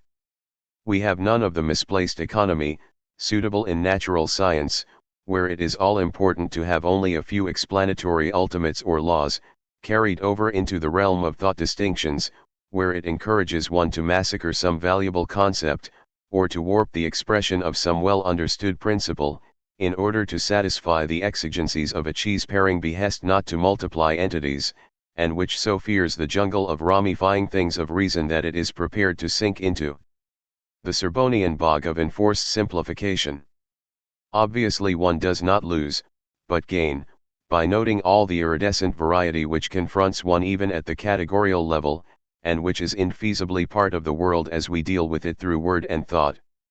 There is the distinction between the thing and its parts, and between its separable parts and its inseparable sides or moments. There is the distinction between the patterns instantiated in things and the detached patterns which they exemplify. There is the distinction between things and states of affairs concerning things, and among the many varied sorts of such states of affairs, and there is the distinction between the forms of things and states of affairs and the matter, the items bound together by those forms. A philosopher sensitive enough to point to the semantic and ontological difference between the passing postman and the fact that the postman is passing, is obviously sensitive to differences which a training of the economizing, reductive sort only serves to blunt. In the logical investigations one sees the beginnings of the doctrine that all the categorial distinctions recognized by logic extend beyond the limits of language and symbolism and are implicit in our unverbalized experience. This was afterwards to be carried further in such works as Erfahrung und Urteil, where a whole world of pre-predicative negations, modalities etc., was recognized in the primitive texture of human, and even of animal experience. The heresy of pre-linguistic meanings, so much condemned by certain linguistic philosophers, is thus made the basis of an illuminating analysis. Husserl's ontology, further, is not uniformist and monolithic, as in those modern ontologies where any case of quantification commits one to a whole range of entities, which all, however, have being in precisely the same sense and manner. Like Aristotle, Husserl too has his analogy of being, where some things are there in a more foundational, primitive sense, while other entities have an essentially founded, secondary, derivative status. The developments of Husserl's ontology, and the changes induced in it by the idealistic positions of the later phenomenology, are not, however, matters that can be further discussed here. In Husserl's phenomenology, understood as a purely descriptive, internal analysis of consciousness and its varieties, we have, however, the supreme contribution of the logical investigations, as of the later, specifically so styled, phenomenological writings. What Husserl clearly saw, and what later analysts of language have failed to see, is that the interpretation of speech always proceeds in two necessarily correlated, but in many respects deeply different, and often disparate dimensions, the interpretation of speech as referring to entities and situations in the world, or to ideal abstractions from these latter, and the interpretation of speech as revealing the references that it thus embodies, the so-called acts or conscious appearances, in which such entities and situations display themselves before us, are given separately or together, as making up or at least framing our world, whether as possibilities or as limiting impossibilities. To talk of objects are there, and their actual or possible predicates and relations, may not be to talk of our conscious awareness of such matters, but it is always to imply it, and to imply it in no vague, general fashion, but in one precisely proportioned and accommodated to the objective matters of which we are talking. There is nothing mysterious, puzzling in all this, or in the regular, natural swing over from an external to an internal reference, in the passage from a situation as we think of it or perceive it, to the situation of our thought or perception of it. We are not suddenly translated from a world of limpid natural objects to the murky contents of the queer medium of the mind. We have merely passed from the obverse to the reverse side of the same coin, and any limpidity which attaches to the objects and situations referred to, attaches also to our conscious, significant references to them. People are wont to speak as if there were some close-wrapped mystery about the inner, private side of things which does not apply to their outer, public side, as if one could be wholly clear about the latter and deeply confused or in doubt about the former. This is not the case at all. To perceive that the soap in one's bathroom is exhausted, or to understand what it is for one's bathroom soap to be exhausted, is to be able to perceive or understand what one's own perception or understanding of the exhaustion of one's bathroom soap is like, and to understand, further, what anyone's understanding of the same matter must be like. We are not unclear as to what happens in a man's experience when he knows his bathroom soap to be exhausted, at least not in the respects in which that experience is directed to the domestic situation in question. There are of course other respects in which our understanding of the inner situation presents difficulties which our understanding of the outer situation does not, difficulties which we perfectly understand in the light of the fact that it is an inner situation. There are mental pictures and feelings and attenuations of mental pictures and feelings, which have to be approached, if at all, through people's hesitant, analogical accounts of what they picture and feel, and it is clear that there are difficulties, if not ones of principle, in our access to such things. There are also philosophical puzzles connected with the manner into which our experience packs or reduces to unity what can only be spelt out or unpacked in a lengthy exegesis, difficulties which have led certain philosophers to explain our packed inner state as one of readiness to say or do certain things, or of readiness to behave in certain ways, all explanations which reduce the packed concentration of conscious life to the content or process of its unpacking. All such solutions spring from a peculiar inability to see that consciousness just is, or at least is, the bringing into a focus of indivisible contemporaneity of what, from another point of view may be successive and dispersed, and that a world in which, perhaps per impossible, there were only mutually external happenings in space and time, would be a world of which we could not be conscious, in which there could be no such thing as conscious experience at all. There are, therefore, and must be, corresponding to any well-formed, articulate tract of fully significant speech, and speech is of course not always fully significant, mental stances or appearances complete and consummated in the moment, and only spread over time in the sense of lasting and changing throughout that time, in which objects and situations are set before us in various definite or indefinite lights, which change and develop as we consider those objects and situations. It is to the analysis and classification and law-governed interconnection of these mental stances or appearances that phenomenology must be directed, and through which it must illuminate the mind and language and the world. The use of a language of acts, of things done, is in this context traditional, but Husserl makes clear, like Brentano and Manon, that his use of the term has no special connection with activity. The mere presence of something to mind, its entry into consciousness in whatever unheralded manner, its mere turning up or appearance or Erscheinung, constitutes an act in the sense relevant to Husserl's analysis. What it then becomes important to note are the wide variety of alternative species into which the one invariant thing, consciousness, differentiates itself, and in fact only is the one invariant thing consciousness because it can be thus differentiated. Of these differences of manner, the most fundamental is the difference between the empty manner in which things can be there for mere thought, for meaning intention, and the fulfilled or seeing manner in which they can be there for illustrative intuition, Anschauung. Husserl is infinitely skilled in showing the vast number of differing manners and proportions in which the intuitive and emptily cogitative can be combined, and in stressing the fact that, except in the ideal limit, they are always so combined in our perception of physical objects, a physical object being always something that could be further and more richly seen and explored, however much of it is or has been present to our senses. Husserl also dwells by analogy on the intuitive grasp, the full givenness of ideal characters and states of affairs, as opposed to their imperfect presence to mind by way of symbols whose meaning or valid combination is only partially felt.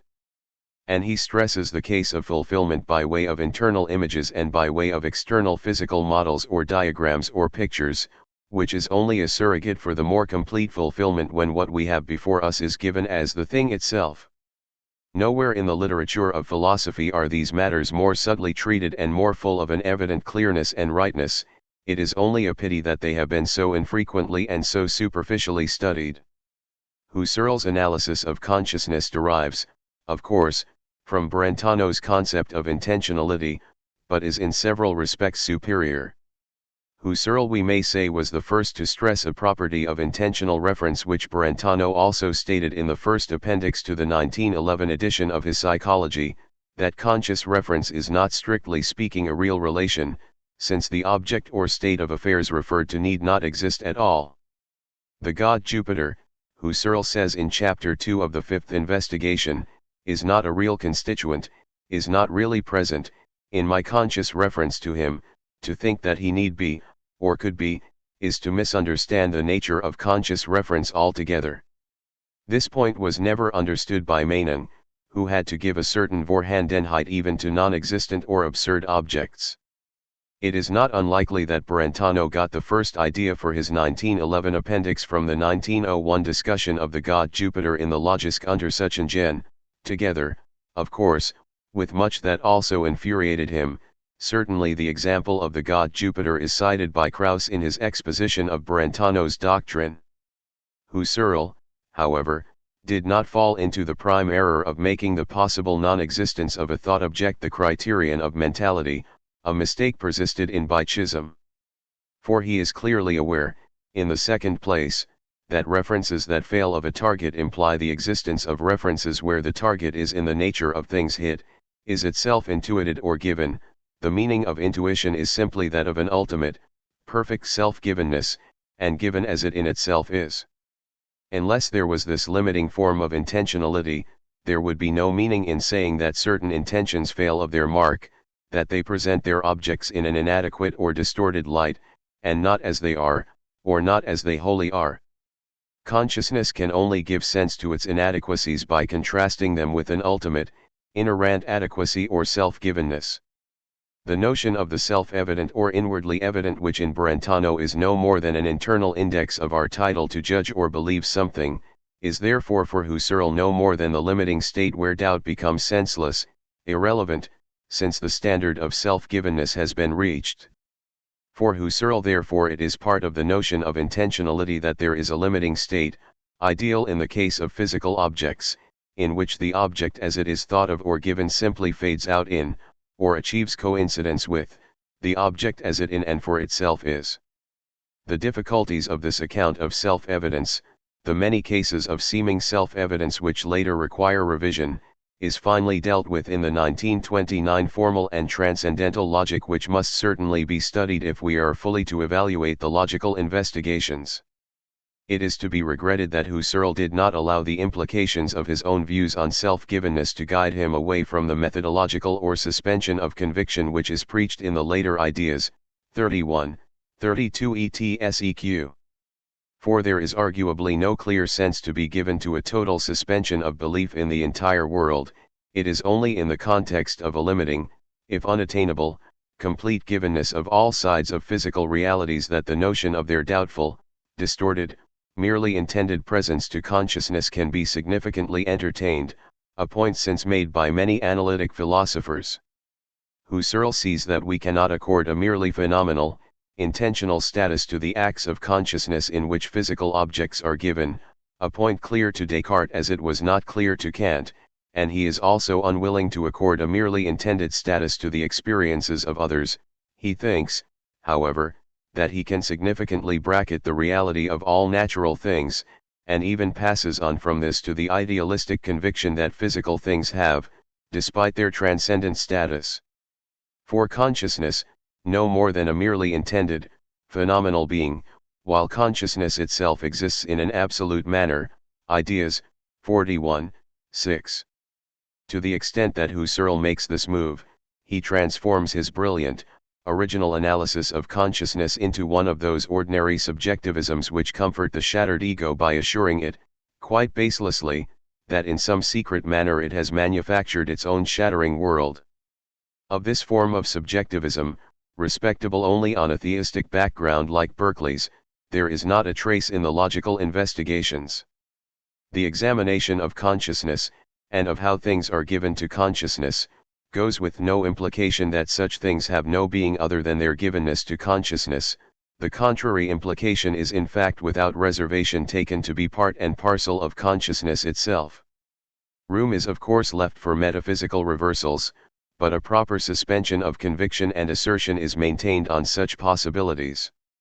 It is only in the ideas, with its pretended methodological suspension of all conviction, that such a suspension is, in fact, not truly practiced. A third respect in which Husserl's treatment of consciousness is greatly superior, lies in its acknowledgement of lived-through experiences or lived-through moments of experience which are not intentional at all, which present nothing to consciousness, not even themselves. Our sensations, treated as modifications of our own interior selfhood, are experienced moments of this type, and they are utterly to be distinguished from the properties of physical objects which appear in corresponding perceptions.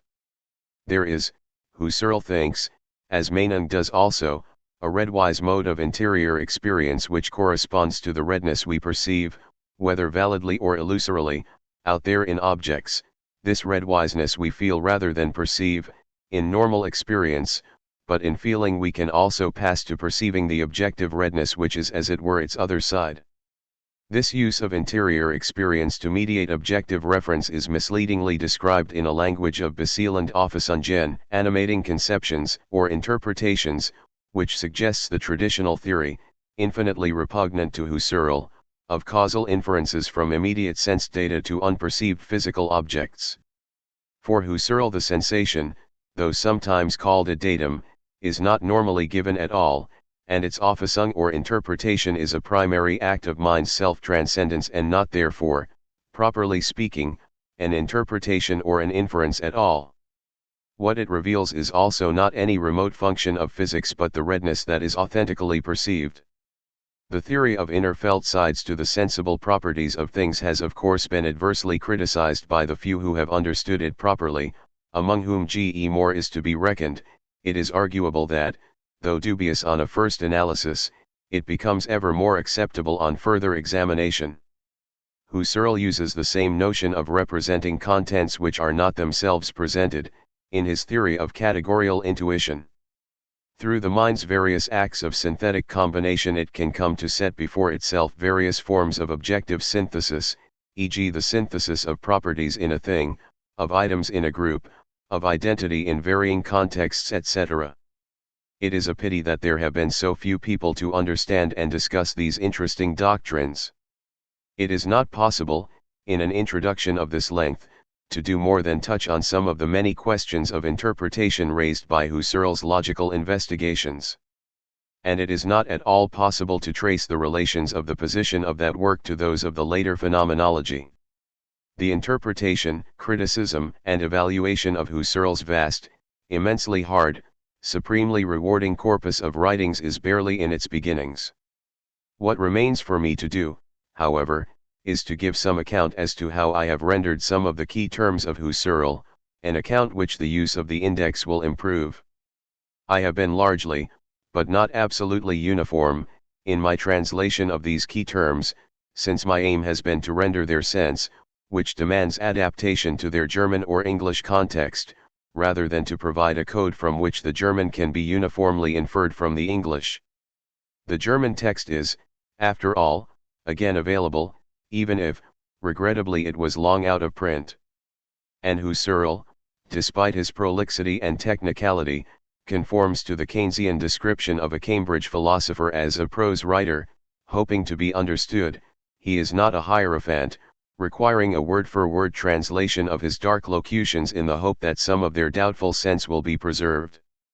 I have translated Vorstellung almost uniformly by presentation, recognizing that the latter is not really an English word. The concept expressed by Husserl's, and Brentano's, term is not an English concept either.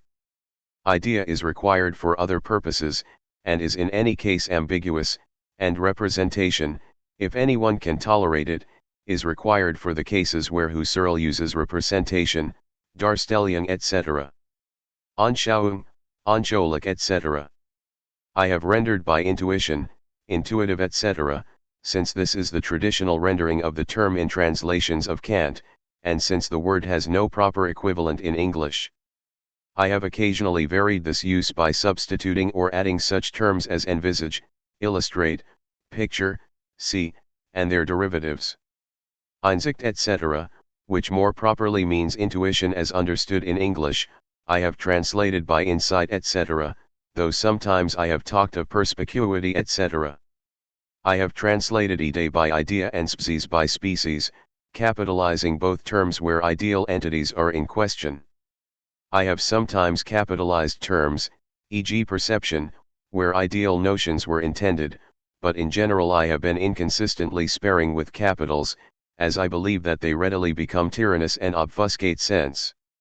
I have translated Orlebnis, Erleben etc., by experience, though I have sometimes substituted lived experience, live through etc., I have not devised a separate word for Erfahrung, since Husserl often uses the words interchangeably, and since the English word is used in two ways, clear in the context, and is in fact practically two words. Having an experience and learning by experience obviously involve two distinct, though cognate, uses of the word experience. I have translated psychisch by mental in informal contexts like the prolegomena where psychical would be strained, but I have used psychical where Brentano's technical use, and its contrast with physicalisch, was in question. I have indicated the difference between real and real, meaning in the world of natural things and actually part of respectively, by putting the German word in brackets after an English use of real. I am not convinced that Husserl meant much by his solemn distinction of these two terms, and I regret the necessity of translating wirklich by actual, when real is often more suitable. It is curious that Husserl should have used the word real of a thing like status which need not involve reality in the sense of genuine existence, and which he came afterwards to hold never involved reality in the English sense. I have translated schlicht by straightforward, and eigentlich, in technical contexts, by authentic, and I have translated unselbständig by non-independent, since the English word dependent has less negativity and more relativity than unselbständig. Sometimes I have also had traffic with self-sufficient for selbstständig, instead of independent.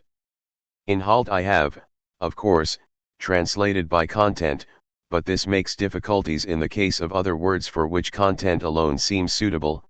Gehalt, e.g. has been badly translated by substance.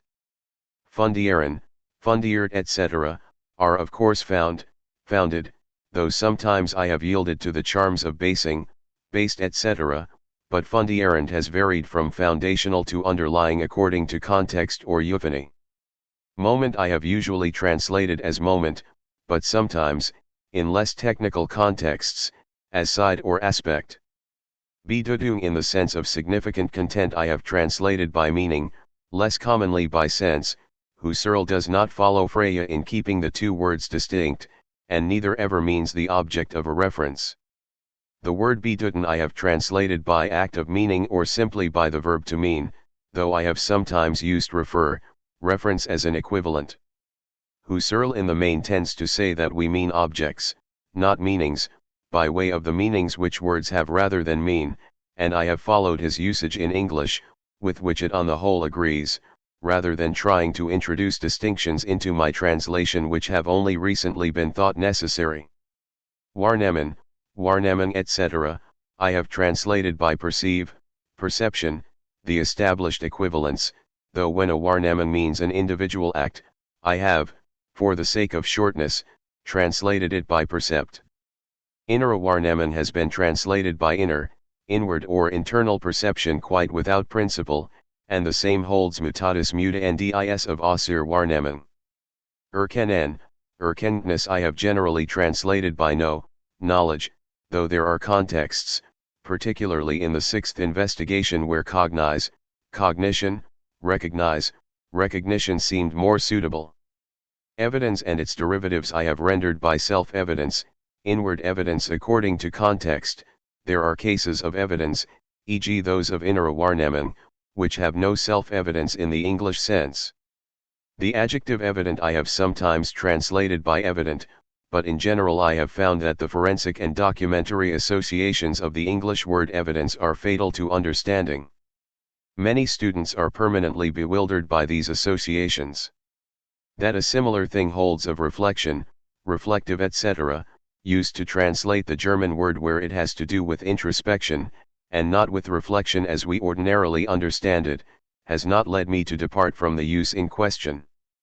After all, Locke's similar use of reflection has misled, and always will mislead, countless incautious and forgetful students. I have translated Begründung etc., by grounding etc., also by proof, demonstrate, demonstration, validate, validation. It expresses a reversed view of argument more usual to continental than to British intellectuals. With these explanations, it is to be hoped that Husserl can speak for himself. J. N. Findlay. Yale University. Foreword. First edition. The logical investigations whose publication begins with these prolegomena, have arisen out of unavoidable problems which have constantly hindered, and finally interrupted, the progress of my efforts, spread over many years, at achieving a philosophical clarification of pure mathematics. Together with questions regarding the origin of the basic concepts and insights of mathematics, these efforts were especially concerned with difficult questions of mathematical theory and method.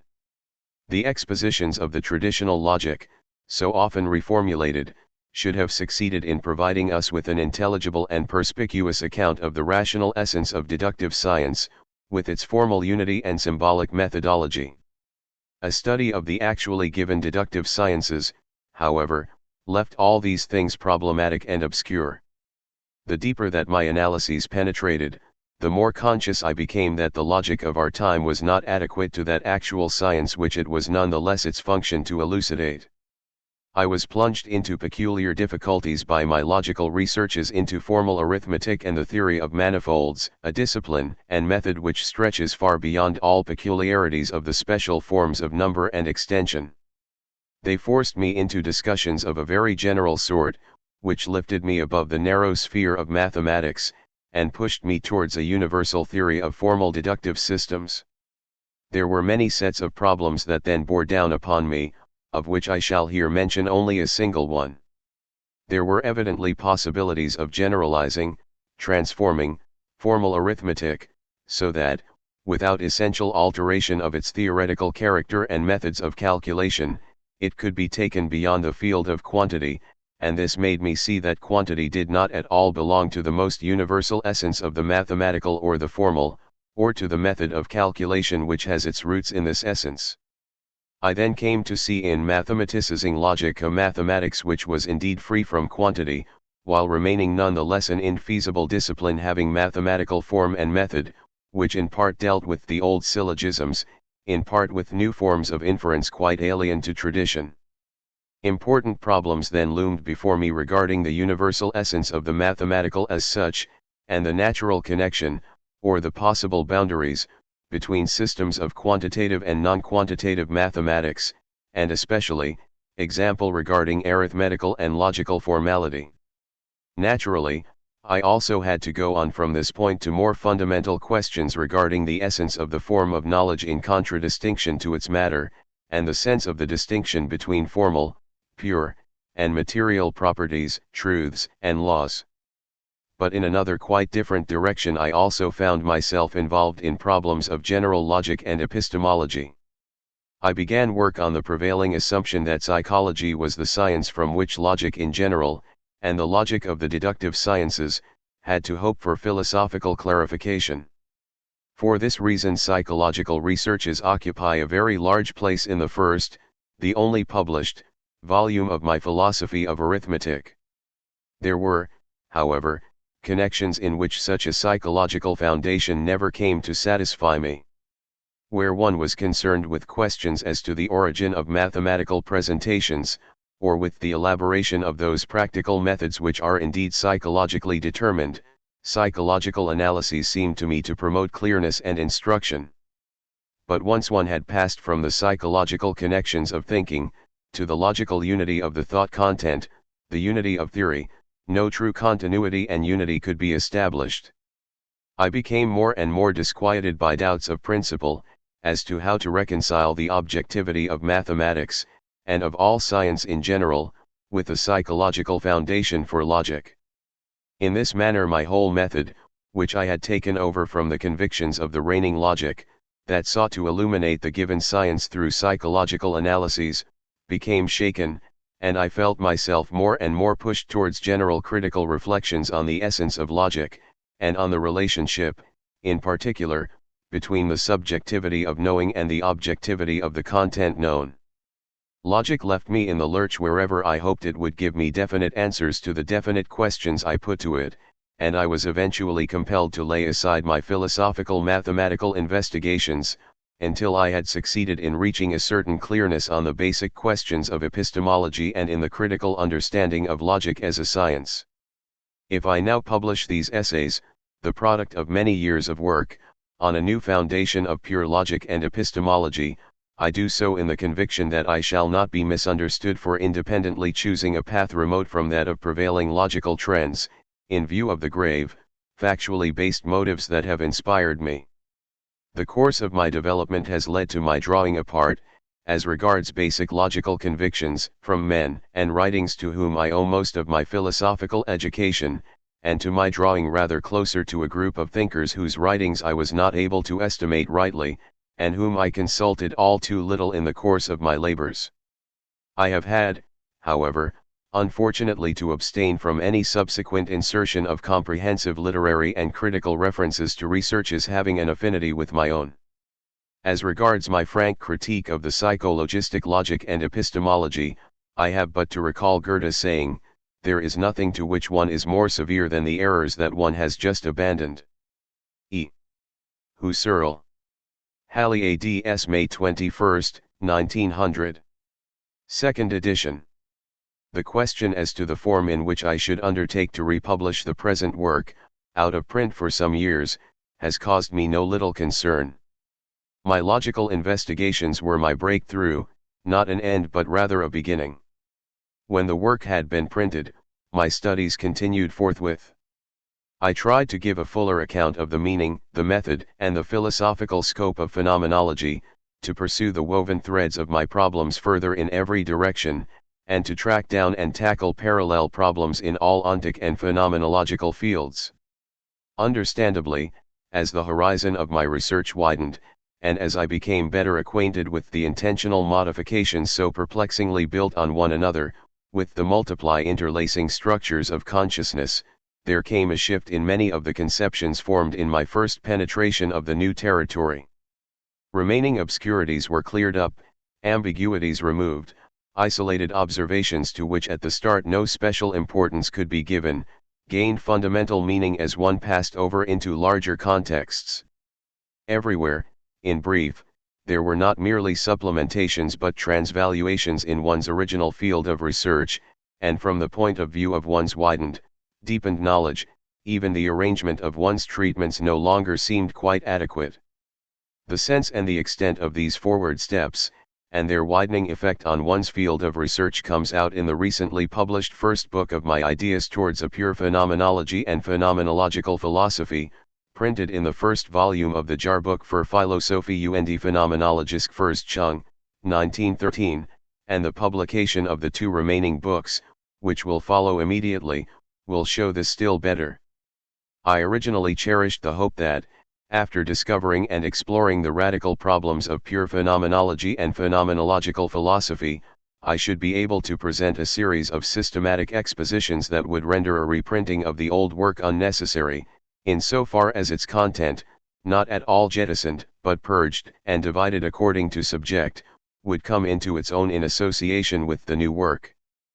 But when execution began, a serious objection at once raised itself.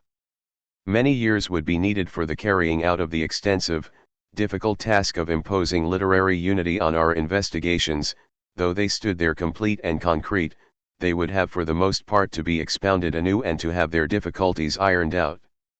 I therefore decided first of all to plan my ideas.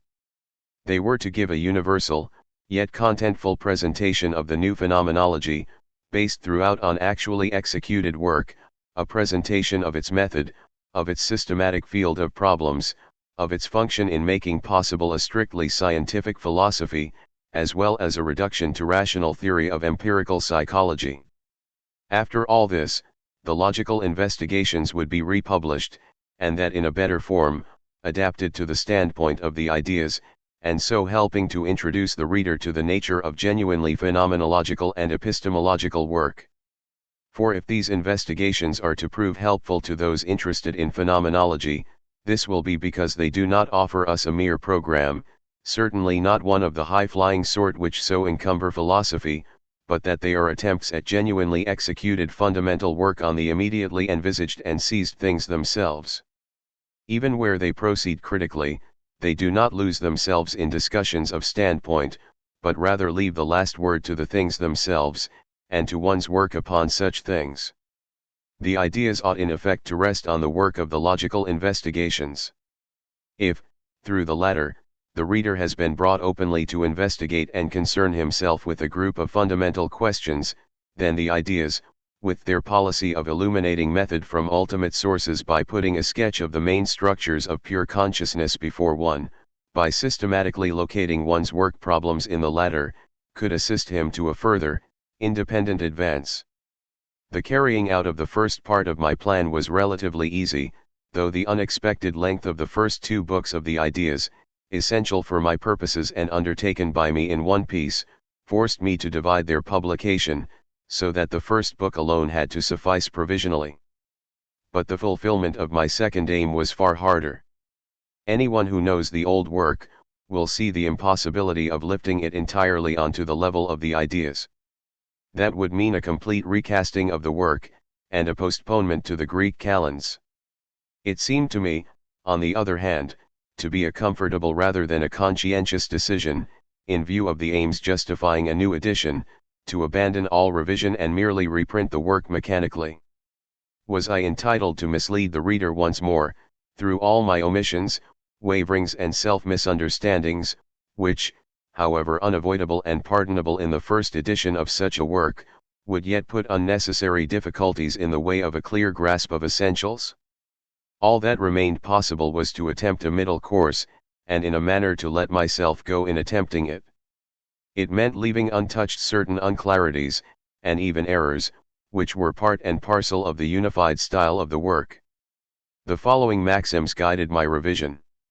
1. To allow nothing into the new edition regarding which I was not fully persuaded that it deserved thorough study.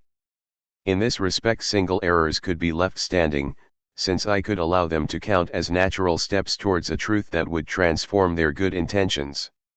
I could say to myself in all this, readers who stem from general philosophical drifts of the present, which are in essence the same as those in the decade of this work's origin, can, like the work's author, only at first gain access to what are mere steps towards certain phenomenological, logical, positions.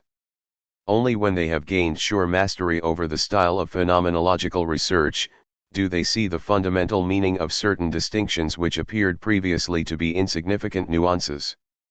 2. To improve all that could be improved, without altering the course and style of the old work, and, above all, to bring to most definite expression the new thought motives that had their breakthrough in the old work, but which had, in the first edition, been at times sharply stressed, at times blurred, by the hesitant and timid author. 3. To lift the reader gradually, in the course of the expositions, to a relatively rising total level of insight, following in this the original peculiarity of the work. We must here voice the reminder that the work was a systematically bound chain of investigations but not, properly speaking, one book or work in a literary sense. There is in it a regular ascent from a lower to a higher level, and a working of oneself into ever new logical and phenomenological insights, which never leave the previously achieved ones quite untouched. Ever new phenomenological strata swim into our view and add determination to our conceptions of the earlier ones.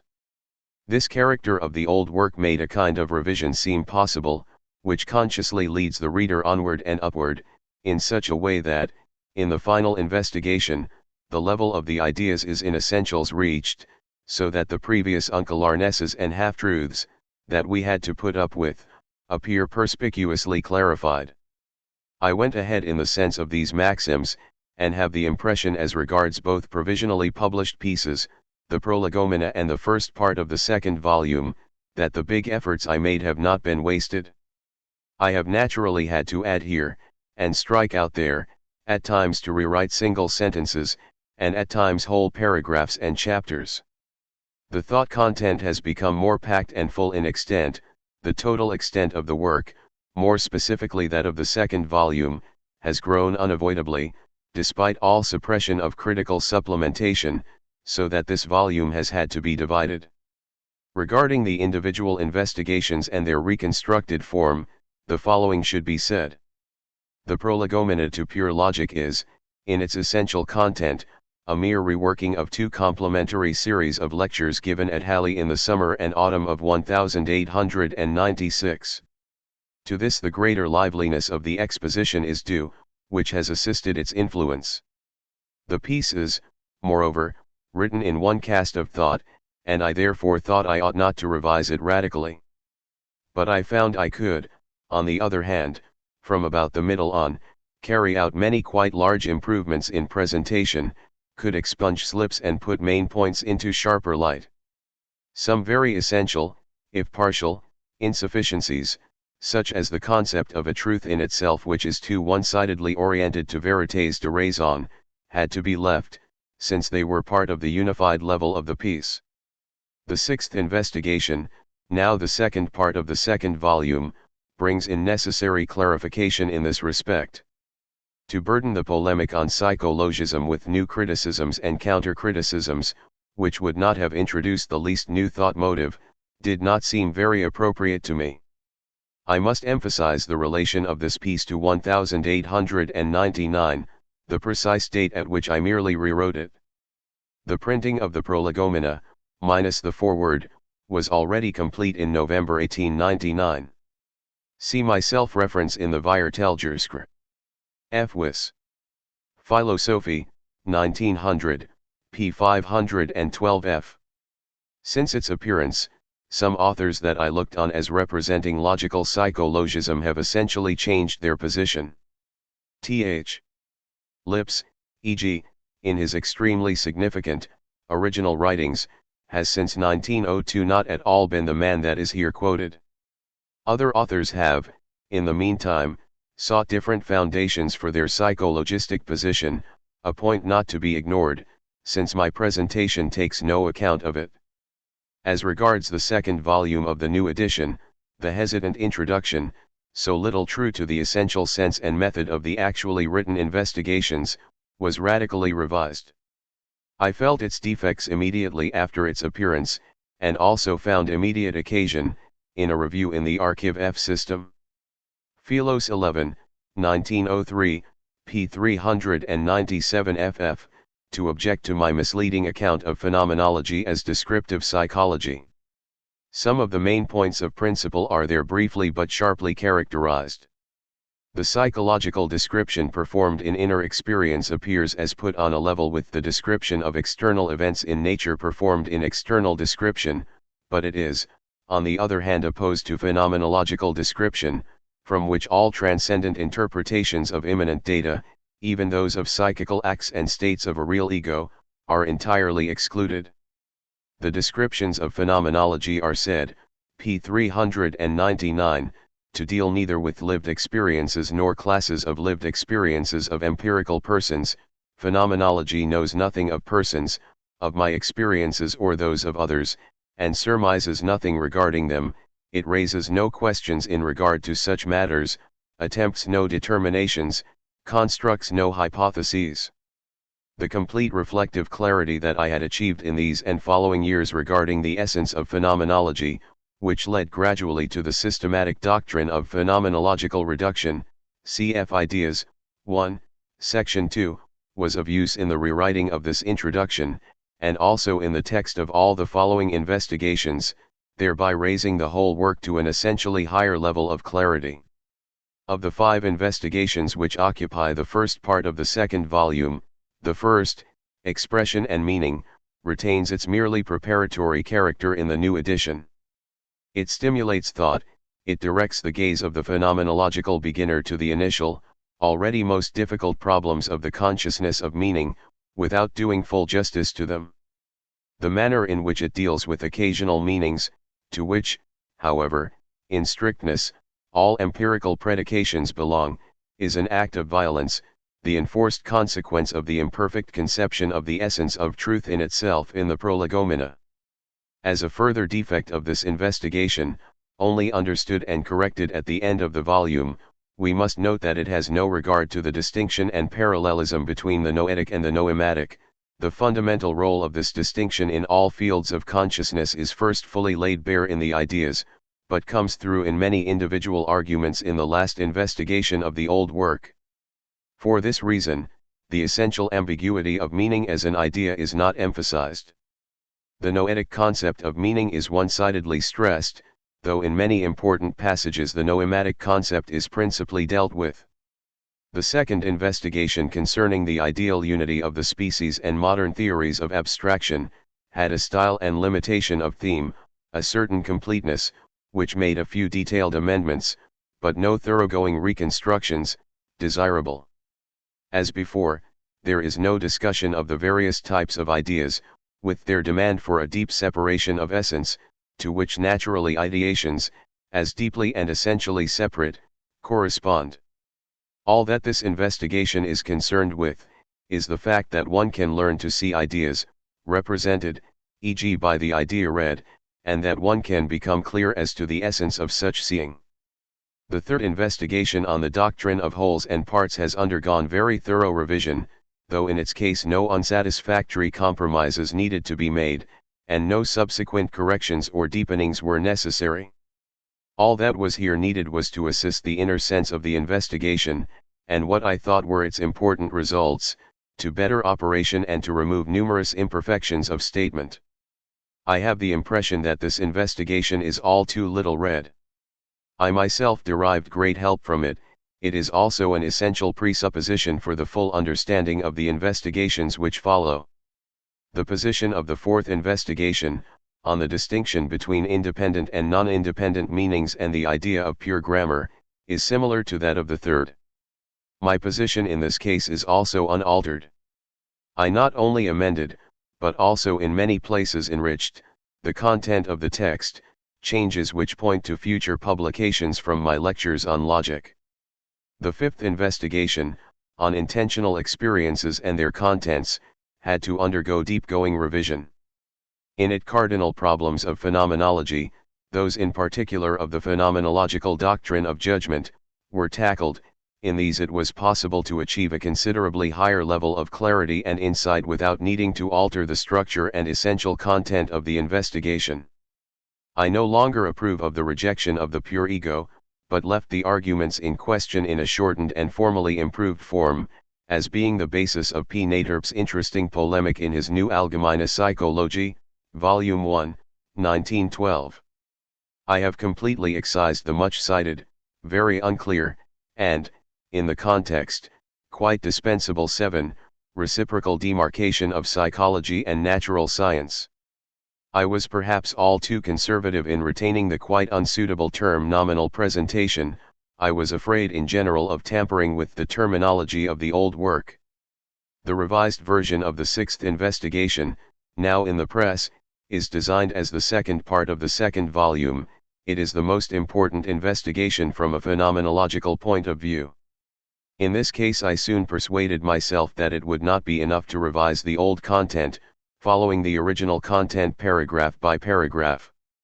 Its fund of problems still were my pace-setter, but I had advanced considerably in regard to them, and the sense of my maxims would not permit a further use of compromises in regard to them.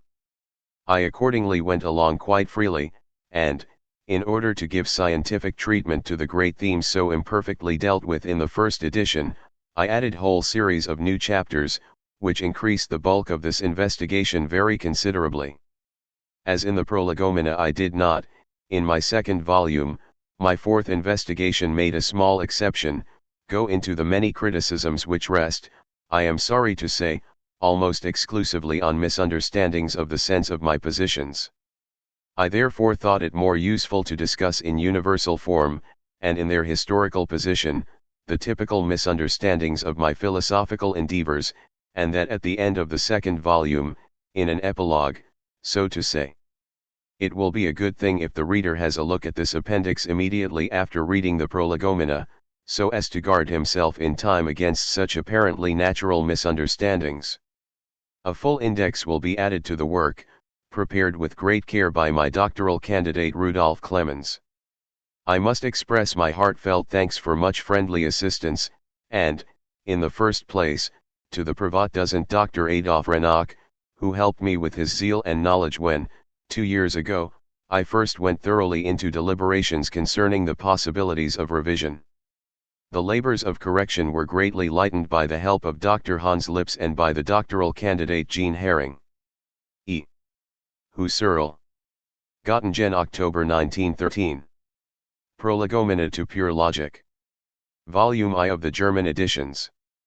Volume I of the German editions. Introduction. 1. The controversy regarding the definition of logic and the essential content of its doctrines. There is accordingly as much difference of opinion in regard to the definition of logic as there is in the treatment of the science itself. This was only to be expected in the case of a subject, in regard to which most writers have only employed the same words to express different thoughts. John Stuart Mill, Logic, Introduction, 1. Many decades have passed since John Stuart Mill introduced his valuable work on logic with these sentences, and important thinkers here and beyond the Channel have devoted their best powers to logic and have enriched its literature with ever new presentations. But even today these sentences could serve as a suitable expression of the state of logical science. Even today we are very far from complete agreement as to the definition of logic and the content of its essential doctrines. Contemporary logic, of course, wears quite a different face from the logic of the mid-century. Owing particularly to the influence of the distinguished thinker just mentioned, the first of the three main tendencies that we find in logic, the psychological, has definitely come to prevail over the formal and the metaphysical tendencies, both as regards the number and the importance of its exponents.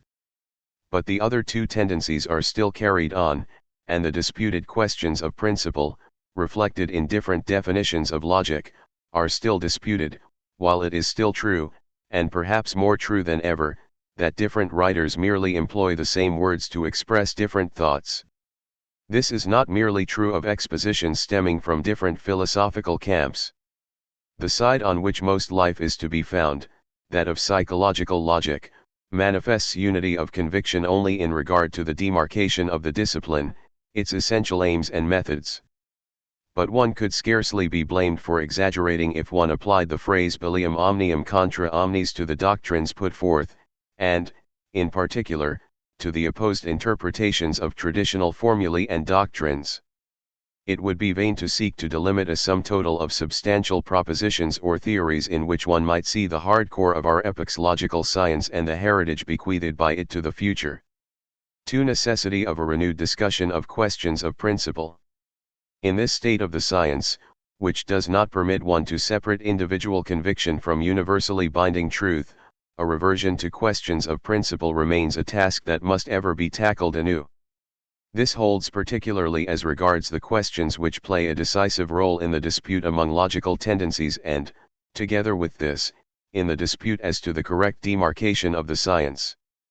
The interest in just these questions has certainly cooled off in the last decades. After Mill's brilliant attacks on the logic of Hamilton, and the no less famous, but not so fruitful, logical investigations of Trendelenburg, these questions seem to have been fully dealt with. But with the great resurgence of psychological studies, the psychologistic tendency in logic also gained dominance, and all effort centered in the systematic building up of the discipline upon principles presumed valid. The fact, however, that so many attempts made by such important thinkers to put logic on the sure path of a science, have not led to any shattering success, suggests that the ends in view have perhaps not been sufficiently clarified to allow successful investigation. One's conception of the aims of a science find expression in its definition. We naturally do not think that successful work on a discipline demands a prior conceptual demarcation of its field.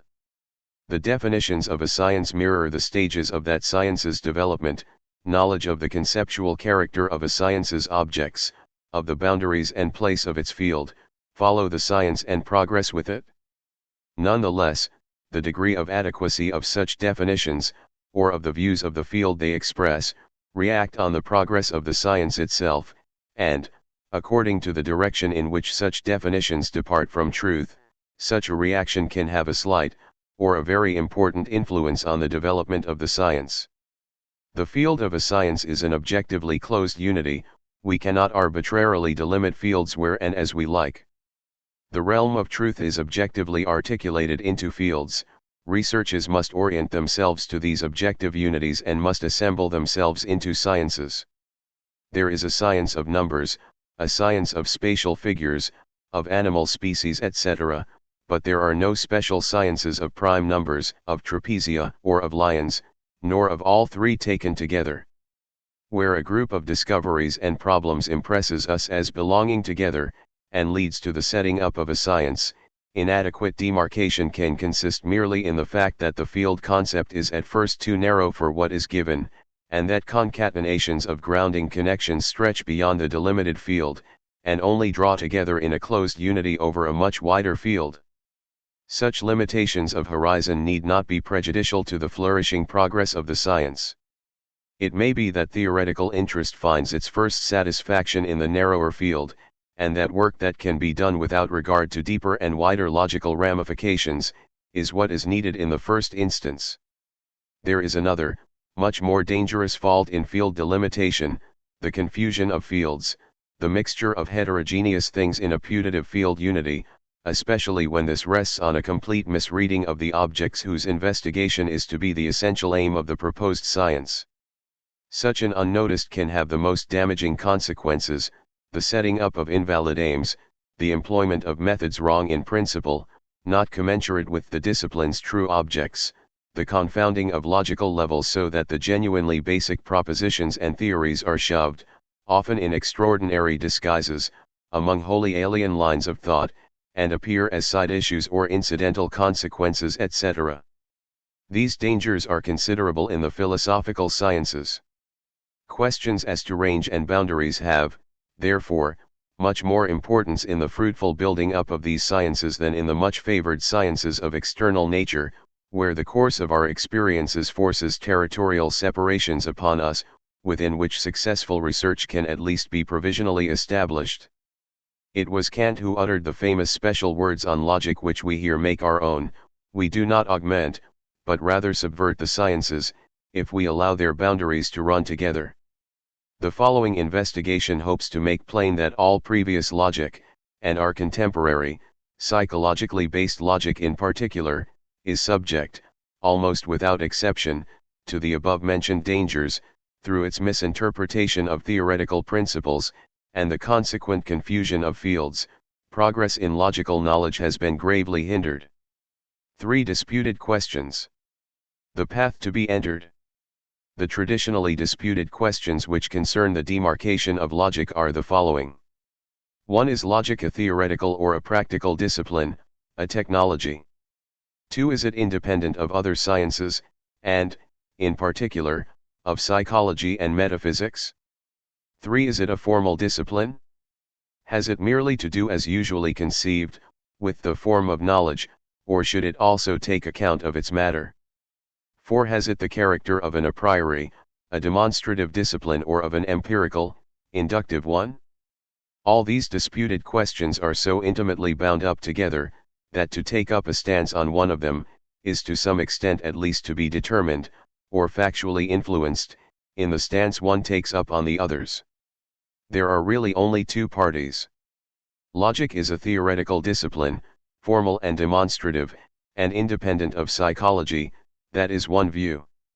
For the other it counts as a technology dependent on psychology, which of course excludes the possibility of its being a formal, demonstrative discipline like the other side's paradigm arithmetic. Since we do not really mean to become involved in these traditional disputes, but rather to clarify the differences of principle at work in them, and to work towards a clarification of the essential aims of a pure logic, we shall proceed as follows. We shall start from the almost universally accepted contemporary treatment of logic as a technology, and shall pin down its sense and its justification. This will naturally lead on to the question of the theoretical foundations of this discipline, and of its relations, in particular, to psychology. This question coincides in essence, in the main if not entirely, with the cardinal question of epistemology, that of the objectivity of knowledge. The outcome of our investigation of this point will be the delineation of a new, purely theoretical science, the all-important foundation for any technology of scientific knowledge, and itself having the character of an a priori, purely demonstrative science. This is the science intended by Kant and the other proponents of a formal or pure logic, but not rightly conceived and defined by them as regards its content and scope. The final outcome of these discussions is a clearly circumscribed idea of the disputed discipline's essential content, through which a clear position in regard to the previous mentioned controversies will have been gained. Chapter 1. Logic as a normative and, in particular, as a practical discipline. 4. The theoretical incompleteness of the separate sciences. It is a common experience that the excellence of an artist's mastery over his material, and the decisive certainty with which he judges and assesses works in his art, is only quite exceptionally based on a theoretical knowledge of the rules which prescribe direction and order to his practice, and determine the standards of value on which the perfection or imperfection of the complete work must be assessed. Normally the practicing artist is not the man who can inform us rightly regarding the principles of his art. He follows principles neither in his creation nor his evaluation. In his creation he follows the inner activity of his harmoniously trained powers, in his judgment his finely formed artistic taste and feeling. This is not merely so in the case of fine art, of which one may first have thought, but in that of the arts generally, in the widest sense of the word. It therefore holds for the activities of scientific creation and the theoretical evaluation of their results, for the scientific demonstrations of facts, laws, theories. Even the mathematician, the physicist, and the astronomer need not understand the ultimate grounds of their activities in order to carry through even the most important scientific performances. Although their results have a power of rational persuasion for themselves and others, yet they cannot claim to have demonstrated all the last premises in their syllogisms, nor to have explored the principles on which the success of their methods reposes. The incomplete state of all sciences depends on this fact. We do not here mean the mere incompleteness with which the truths in a field have been charted, but the lack of inner clarity and rationality, which is a need independently of the expansion of the science. Even mathematics, the most advanced of all sciences, can in this respect claim no special position. Though often still treated as the ideal of all science as such, how little it really is such is shown by the old, yet never finally composed disputes as to the foundations of geometry, or as to the justification of the method of imaginaries. The same thinkers who sustain marvelous mathematical methods with such incomparable mastery, and who add new methods to them, often show themselves incapable of accounting satisfactorily for their logical validity and for the limits of their right use. Though the sciences have grown great despite these defects, and have helped us to a formerly undreamed of mastery over nature, they cannot satisfy us theoretically. They are, as theories, not crystal clear, the function of all their concepts and propositions is not fully intelligible, not all of their presuppositions have been exactly analyzed, they are not in their entirety raised above all theoretical doubt. 5. The theoretical completion of the separate sciences by metaphysics and theory of science. To reach this theoretical goal we first need, as is fairly generally admitted, a type of investigation which belongs to the metaphysical realm. Its task is to pin down and to test the untested, for the most part not even noticed, yet very significant metaphysical presuppositions that underlie at least all those sciences that are concerned with actual reality. Such presuppositions are, example, that an external world exists, that it is spread out in space and time, its space being, as regards its mathematical character, three-dimensional and Euclidean, and its time a one-dimensional rectilinear manifold, that all process is subject to the causal principle, etc. These presuppositions, all to be found in the framework of Aristotle's first philosophy, are at present ranked under the quite unsuitable rubric of epistemology. Such a metaphysical foundation is not, however, sufficient to provide the desired theoretical completion of the separate sciences. It concerns, moreover, only such sciences as have to do with actual reality, which does not include all sciences, certainly not the purely mathematical sciences whose objects are numbers, manifolds, etc., things thought of as mere bearers of ideal properties independent of real being or non-being. The case is different in regard to another class of investigations whose theoretical completion is plainly an indispensable postulate in our quest for knowledge, investigations which concern all sciences equally, since they concern, in brief, whatever makes sciences into sciences. This names the field of a new, and, as we shall see, complex discipline, whose peculiarity it is to be the science of science, and which could therefore be most pointedly called theory of science, Wissenschaftslehre. 6. The possibility and justification of logic as theory of science. The possibility and justification of such a discipline, a normative and practical discipline relating to the idea of science, can be shown by the following considerations. Science is concerned, as its name indicates, with knowing, but this does not mean that it itself consists of a sum or tissue of acts of knowing. Science exists objectively only in its literature, only in written work has it a rich relational being limited to men and their intellectual activities. In this form it is propagated down the millennia, and survives individuals, generations, and nations. It therefore represents a set of external arrangements, which, just as they arose out of the knowledge acts of many individuals, can again pass over into just such acts of countless individuals, in a readily understandable manner, whose exact description would require much circumlocution. For us it is here sufficient that science provides, or should provide, certain more immediate preconditions of acts of knowing, real possibilities of knowing, whose realization by the normal or suitably endowed individual in well-known, normal circumstances can be looked on as an attainable goal of his endeavor. In this sense, therefore, science aims at knowledge. In knowledge, however, we possess truth. In actual knowledge, to which we see ourselves ultimately referred back, we possess truth as the object of a correct judgment. But this alone is not enough, since not every correct judgment, every affirmation or rejection of a state of affairs that accords with truth, represents knowledge of the being or non-being of the state of affairs. Rather we may say that, if it is to be called knowledge in the narrowest, strictest sense, it requires to be evident, to have the luminous certainty that what we have acknowledged is, that what we have rejected is not, a certainty distinguished in familiar fashion from blind belief, from vague opining, however firm and decided, if we are not to be shattered on the rocks of extreme skepticism. Common talk does not, however, stay put in this strict concept. We also speak, e.g. of an act of knowing where the judgment we pass is associated with a clear memory that we previously passed a judgment of precisely the same content accompanied with inner evidence. This happens particularly where our memory also concerns a demonstrative thought process out of which this inner evidence grew, and that we are sure we can reproduce with such evidence. I know that the Pythagorean theorem is true, I can prove it. Instead of the second half, one can of course also say but I have forgotten the proof. We therefore conceive knowledge in a wider, but not wholly loose sense, we separate it off from baseless opinion, by pointing to some mark of the presumed state of affairs or for the correctness of the judgment passed by us. The most perfect mark of correctness is inward evidence, it counts as an immediate intimation of truth itself.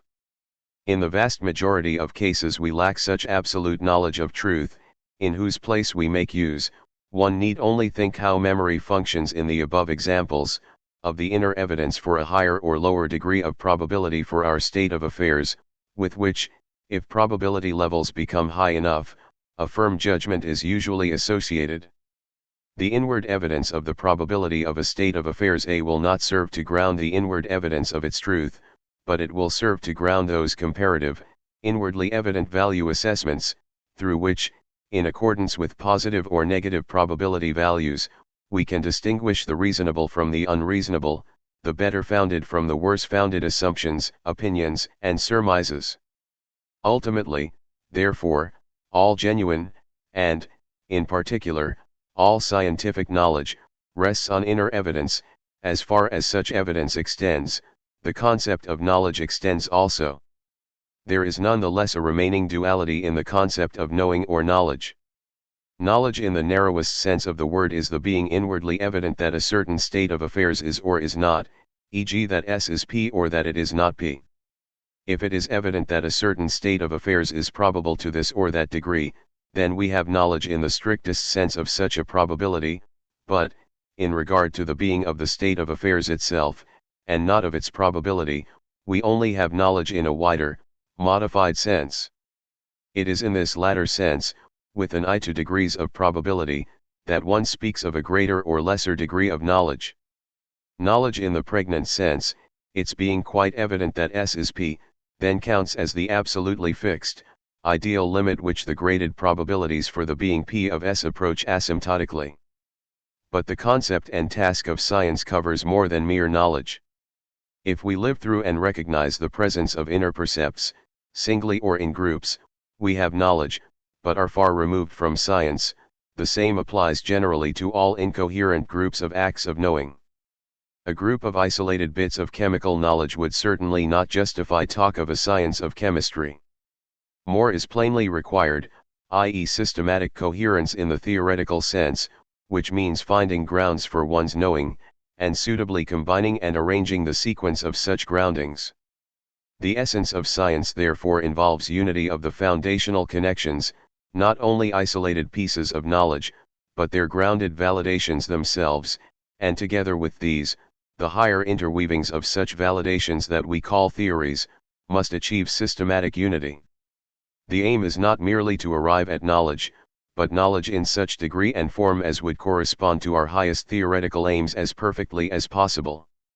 That we look upon, and practically strive after, systematic form as the purest embodiment of the idea of science, does not evince some merely aesthetic trait in our nature. Science neither wishes nor dares to become a field for architectonic play. The system peculiar to science, i.e., to true and correct science, is not our own invention, but is present in things, where we simply find or discover it. Science seeks to be a means towards the greatest possible conquest of the realm of truth by our knowledge. The realm of truth is, however, no disordered chaos, but is dominated and unified by law. The investigation and setting forth of truths must, therefore, likewise be systematic. It must reflect the systematic connections of those truths, and must use the latter as a ladder to progress and penetrate from the knowledge given to, or already gained by us to ever higher regions of the realm of truth. Science can never do without this helpful ladder.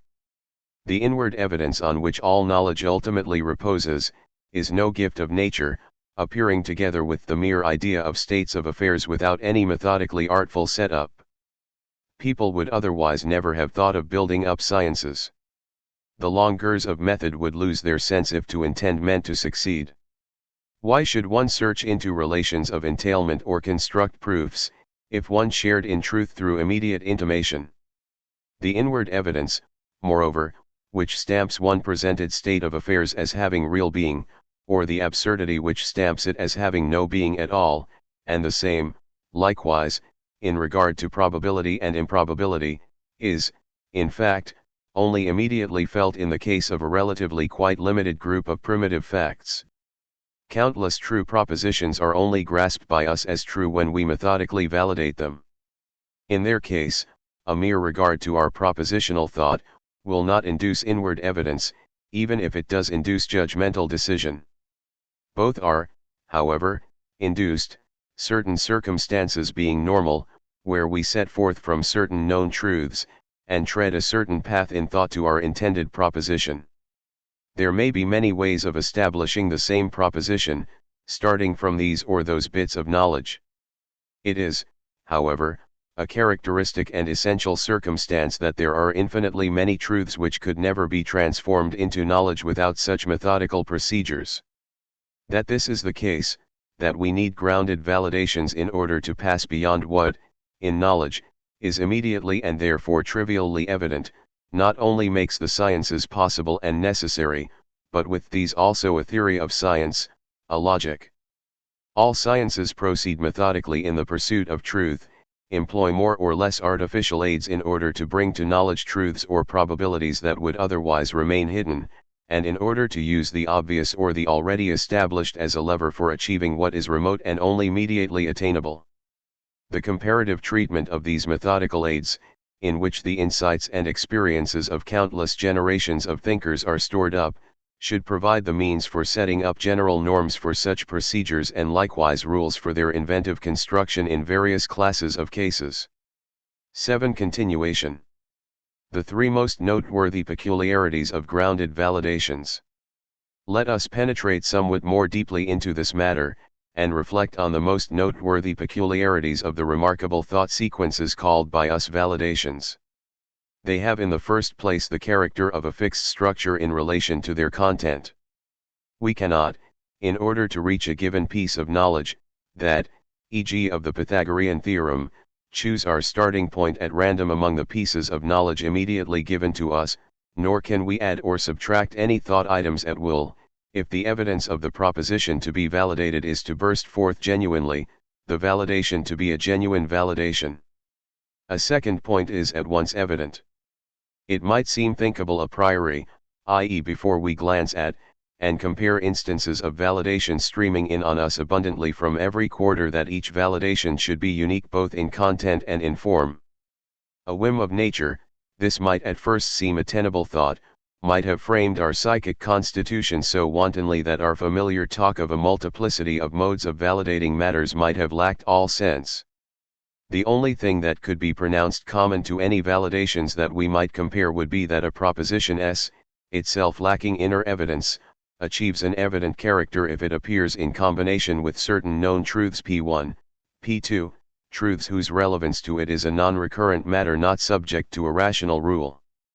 This is not how the matter stands, however.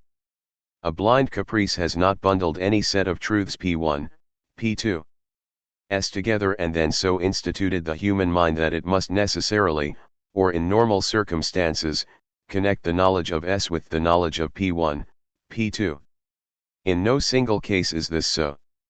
Connections of validation are not governed by caprice or chance, but by reason and order, i.e. by regulative laws.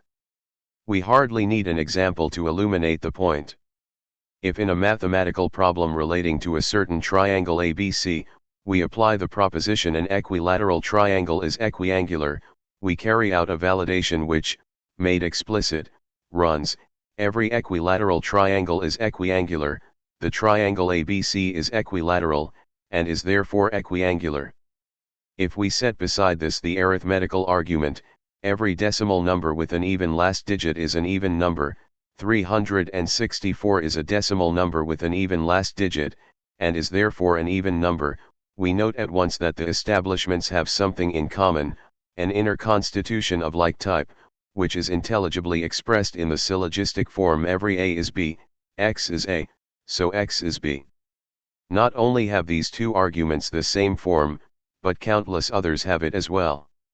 Our syllogistic form further represents a class concept, under which falls an infinite multitude of sentence combinations, all with the constitution that this form pointedly expresses.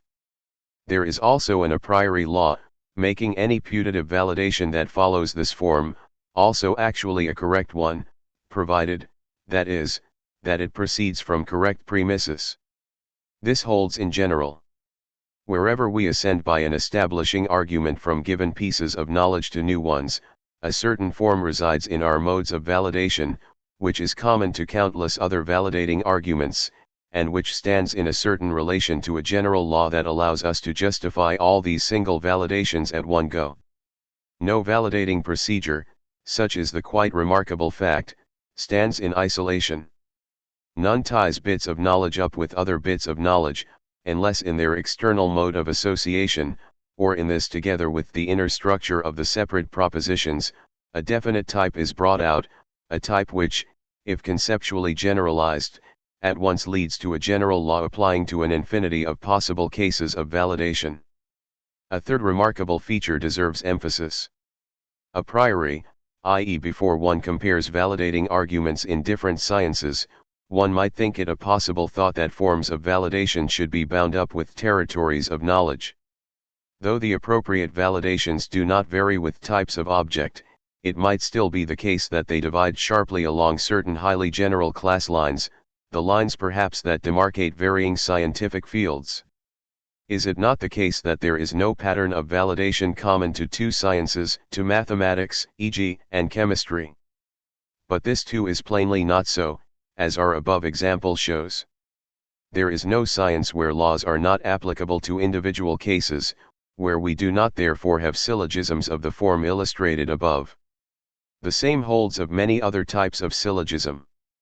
We may in fact say of all other types of syllogism that they may be so generalized, so purely conceived, as to be free of all essential relation to some conceivably limited field of knowledge.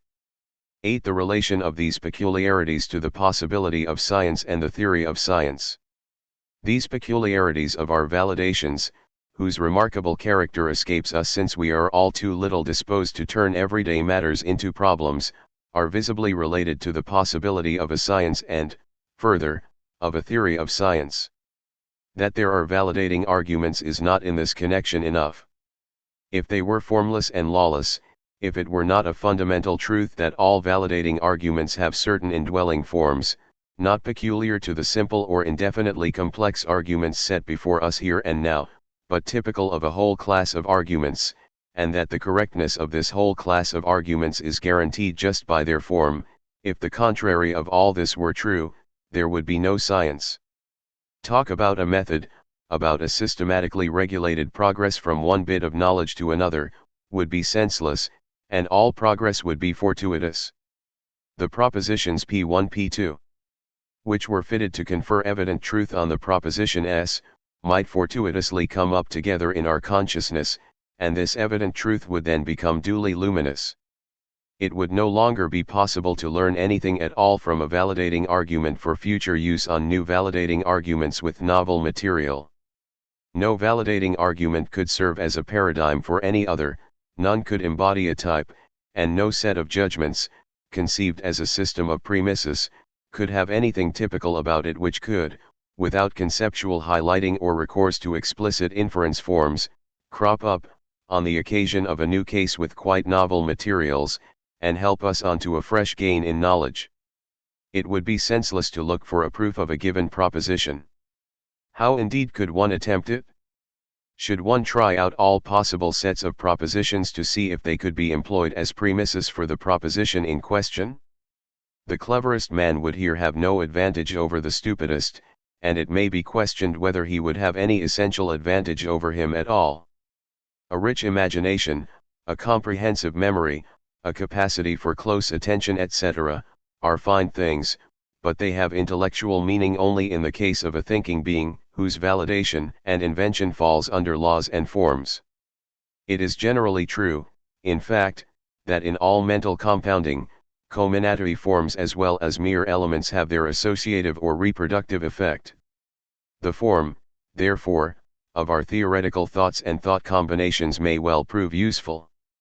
As, example, the form of certain premises makes the emergence of appropriate conclusions much easier, since former inferences of like form have succeeded, so the form of some proposition to be proved may recall certain validating forms that have formerly yielded conclusions of the same form. If this is no clear, genuine case of memory, it is none the less analogous to the latter, and to some extent latent memory, an unconscious excitation, in the sense of B. Erdmann. It is in any case something that greatly promotes proofs, and this not only in fields like mathematics that are dominated by arguments in form. The trained thinker finds proofs more readily than the untrained one. Why is this so?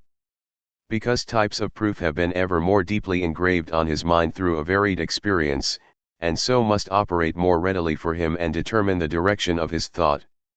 To a certain extent any sort of scientific thought gives us practice in scientific thinking, but it is true also that to a peculiar degree and extent mathematical thought predisposes to what is mathematical, physical thought to what is physical, etc. The former rests on the existence of typical forms common to all sciences, the latter on the existence of other forms, perhaps to be characterized as peculiarly structured complexes of the former, which are peculiarly related to what is peculiar to the separate sciences. The unique features of scientific flair, of anticipatory intuition and divination, hang together with this. We speak of a philological, of a mathematical flair and eye, etc., and who possesses them? The trained philologist, mathematician, etc., with his many years of practice. In the general nature of the objects of each realm certain forms of factual connection are rooted, these in their turn determine typical peculiarities of forms of validation that predominate in this realm. Herein we have the foundation for the pioneering hunches of science. All testing, invention, and discovery therefore rests on regularities of form. If all this shows that it is regular form that makes possible the existence of sciences, so, on the other hand, it is the wide degree of independence of form from a field of knowledge that makes possible a theory of science. Were there no such independence, there would only be coordinated logics separately corresponding to the separate sciences, but no general logic. In fact, both are needed, investigations into the theory of science concerning all sciences equally, and, supplementary to these, particular investigations concerning the theory and method of the separate sciences which endeavor to search into what is peculiar to them.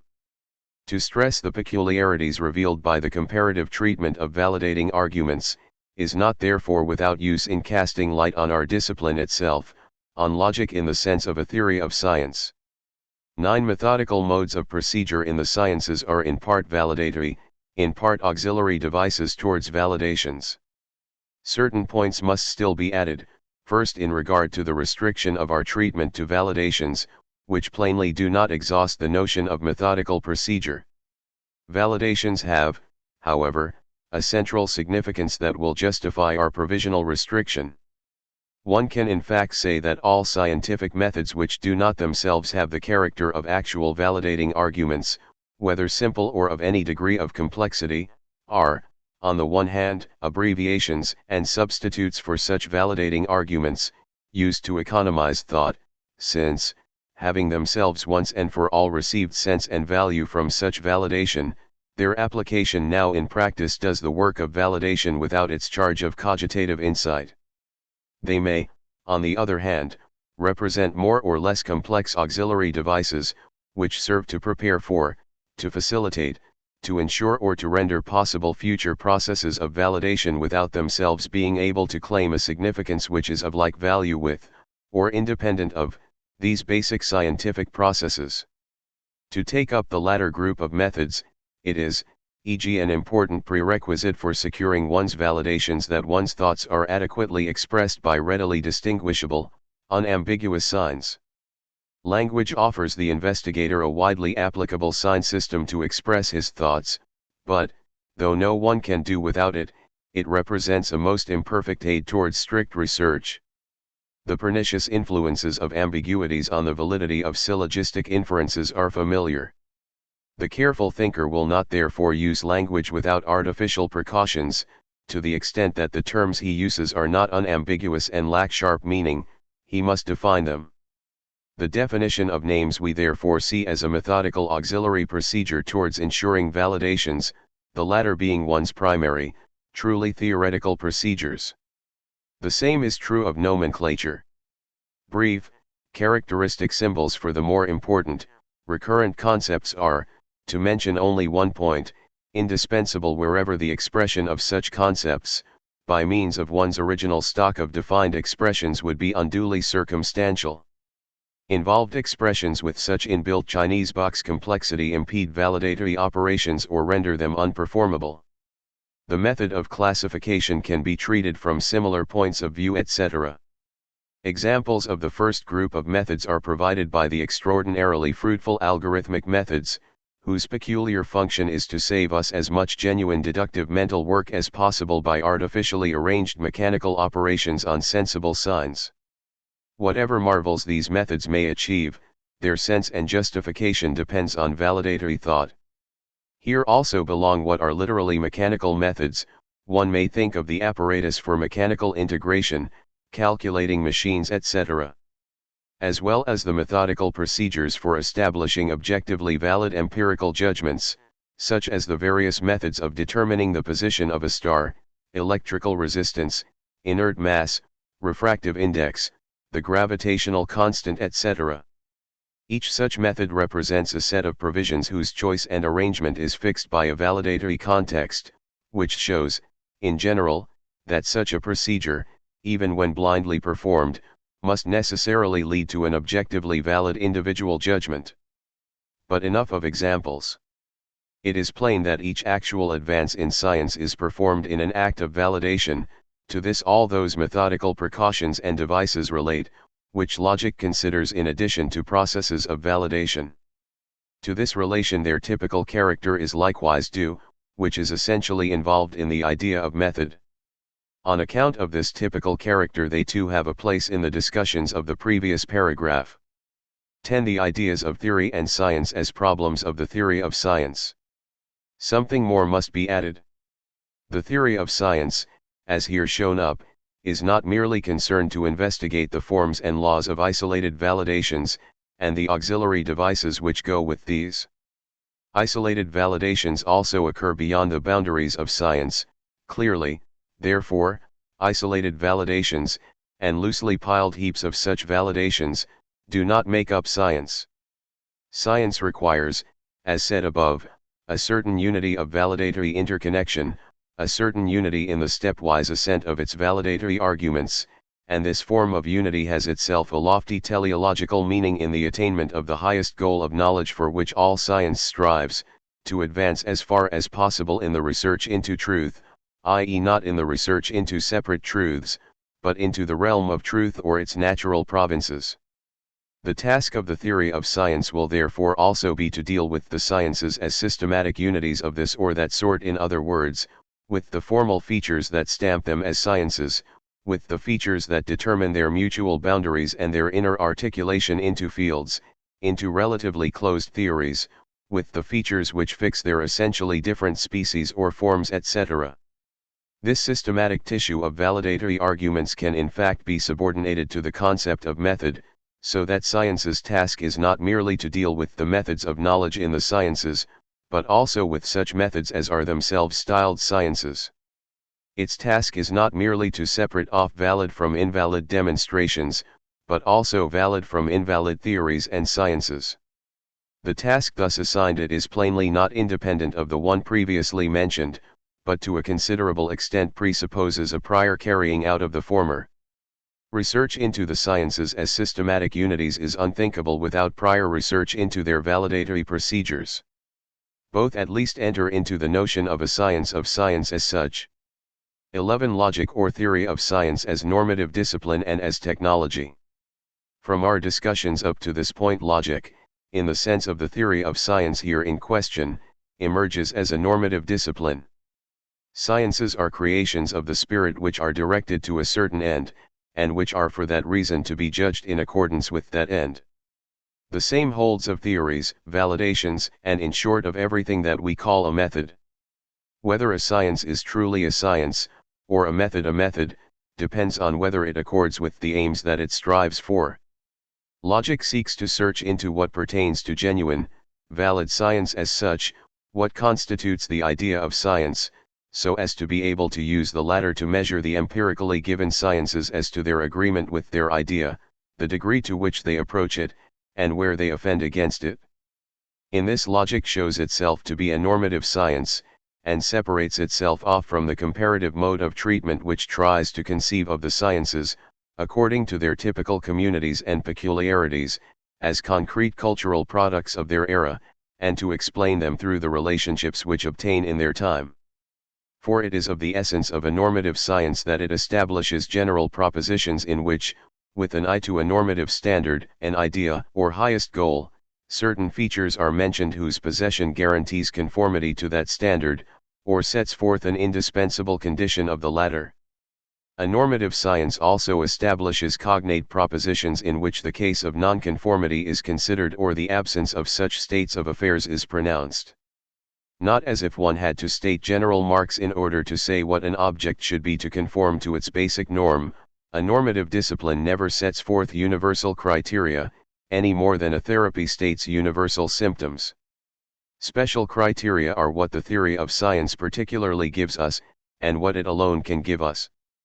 If it maintains that, having regard to the supreme aim of the sciences and the human mind's actual constitution, and whatever else may be invoked, such and such methods M1 M2, arise, it states general propositions of the form, every group of mental activities of the sorts of, which realize the culminatory form M1, or M2, yield a case of correct method, or, what amounts to the same every, soi-disant, methodical procedure of the form M1, or M2, is a correct one.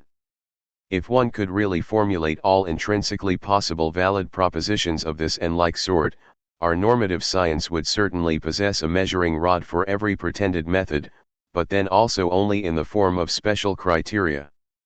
Where the basic norm is an end or can become an end, the normative discipline by a ready extension of its task gives rise to a technology. This occurs in this case too.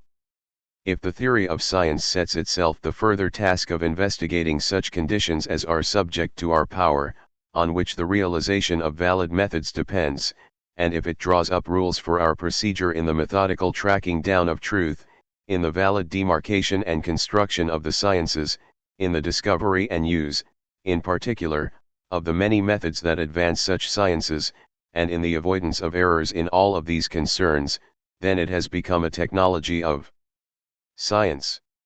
This last plainly includes the whole normative theory of science, and it is therefore wholly appropriate, in view of the unquestionable value of such a technology, that the concept of logic should be correspondingly widened, and should be defined in its sense. 12 relevant definitions of logic. The definition of logic as a technology was much favored by tradition, but closer determinations of it left much to be desired. Definitions such as technology of judgment, of reasoning, of knowing, of thinking, l'art de penser, are misleading, and in any case too narrow. If we restrict the vague meaning of the word thinking in the last mentioned definition, in use to this day, to the concept of correct judgment, our definition reads, the technology of correct judgment. But that this definition is too narrow is plain from the fact that the aim of scientific knowledge does not follow from it. If one says that the aim of thinking is first perfectly fulfilled in science, this is without doubt right, but it concedes that not thought or knowledge is really the end of the technology in question, but that towards which thought itself is a means. Other definitions are open to similar objections. They are open to the objection recently revived by Bergman that the technology of an activity, e.g. painting, singing, writing, would be expected above all to show what one must do to perform the relevant activity correctly, e.g. how one must hold and wield the brush in painting, how one must use the chest, throat, and mouth in singing, how one must pull and relax the reins in riding and press with one's legs. This would admit into the field of logic doctrines wholly alien to it. Point 1. Schleiermacher's definition of logic as the technology of scientific knowledge certainly comes closer to the truth. For obviously in a discipline so defined one would have to consider only what is peculiar to scientific knowledge, and to probe its possible demands, the further preconditions which in general favor the emergence of knowledge would be left to pedagogy, hygiene etc. But Schleiermacher's definition does not plainly say that this technology should also set up rules for the demarcation and construction of the sciences, whereas this aim, on the other hand, includes the aim of scientific knowledge. Excellent thoughts towards the circumscription of our discipline are to be found in Bolzano's Wissenschaftslehre, but rather in his preliminary critical searchings than in the definition he himself espouses. This last sounds oddly enough. The theory of science, or logic, is the science which shows us how to present the sciences in convenient textbooks. Point 2. Chapter 2. Theoretical disciplines as the foundation of normative disciplines. 13. The controversy regarding the practical character of logic. Our last discussions have given so obvious a justification to the view of logic as a technology, that it might seem remarkable that there should ever have been controversy on this point. A practically oriented logic is an indispensable postulate of all the sciences, and this corresponds to the historical fact that logic arose out of practical motives connected with the business of science. This we know happened in those thought-stirring times when the young, budding science of the Greeks was in danger of succumbing to the attacks of sophists and subjectivists, when all its future success depended on finding objective criteria of truth, which might destroy the cheating illusions of the sophistical dialectic. In modern times, mainly under the influence of Kant, there have been repeated denials that logic is a technology, though such a characterization has, on the other hand, been held to have some value. This dispute cannot have turned on the mere question whether it is possible to give logic practical aims, and so to conceive of it as a practical discipline. Kant himself spoke of an applied logic which should have as its task the regulation of the use of the understanding under the contingent conditions of the subject, which might hinder or assist it.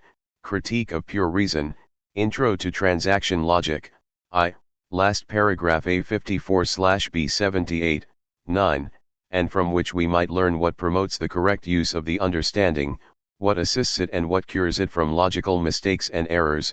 Kant's Logic, Introduction to Hartenstein's edition 1867, 8, p. 18. Though he is not willing to let it rank, with pure logic, as an authentic science, though he even thinks that it should not properly be called logic, Critique of Pure Reason, Werke, ed. Hartenstein, 3, p. 83, everyone is nonetheless at liberty to extend the aim of logic so as to include applied, practical logic. 1. It may in any case be disputed, as has in fact frequently happened, whether great gain can be hoped for from logic as a practical theory of science, whether, e.g., one could really hope for such great revolutions and advances from an extension of the old logic, which could only serve to test given knowledge, into an ars inventiva, a logic of discovery, as Leibniz is known to have believed, etc. This dispute, however, concerns no point important in principle, and it is settled by the clear maxim that even the moderate probability of a future advance in the sciences justifies us in working on a normative discipline pledged to this end, without regard to the fact that the rules we deduce represent a valuable enrichment of knowledge. The genuinely disputed question of important principle, to which neither side has given precision, lies in quite a different direction, whether the definition of logic as a technology really touches its essential character. We ask, in other words, if it is only a practical standpoint that establishes the right of logic to count as a peculiar scientific discipline, while, from a theoretical standpoint, all the findings accumulated by logic consist, on the one hand, in purely theoretical propositions having their original home in otherwise known theoretical sciences, and mainly in psychology, and, on the other hand, in rules based on these theoretical propositions. The essence of Kant's conception of logic does not, in fact, lie in the fact that he disputes the practical character of logic, but that he believes in the possibility and the epistemologically basic character of a certain delimitation or restriction of logic, which would make of it a wholly independent science, one which, in comparison with otherwise known sciences, is wholly new and entirely theoretical, and which, like mathematics, stands outside of any thought of possible application, in being an a priori, purely demonstrative discipline. The restriction of logic to its theoretic knowledge content leads, on the prevailing form of the doctrine opposed to Kant's, to psychological and perhaps also grammatical and other propositions, i.e. to small excerpts from otherwise delimited, and, let us add, empirical sciences. Whereas, on Kant's view, we rather dig down to an internally closed, independent and, let us add, a priori field of theoretical knowledge, to pure logic. It is apparent that other weighty oppositions are at work in these doctrines, whether logic should count as an a priori or an empirical science, as an independent or dependent science, as a demonstrative or non-demonstrative science. If we drop these questions as remote from our immediate interests, only the above-mentioned point of dispute remains. On one side we abstract the assertion that under every logic thought of as a technology lies a peculiar theoretical discipline, a pure logic, whereas, on the other view, all theoretical doctrines admitted into the logical technology are held to be classifiable in otherwise known theoretical sciences.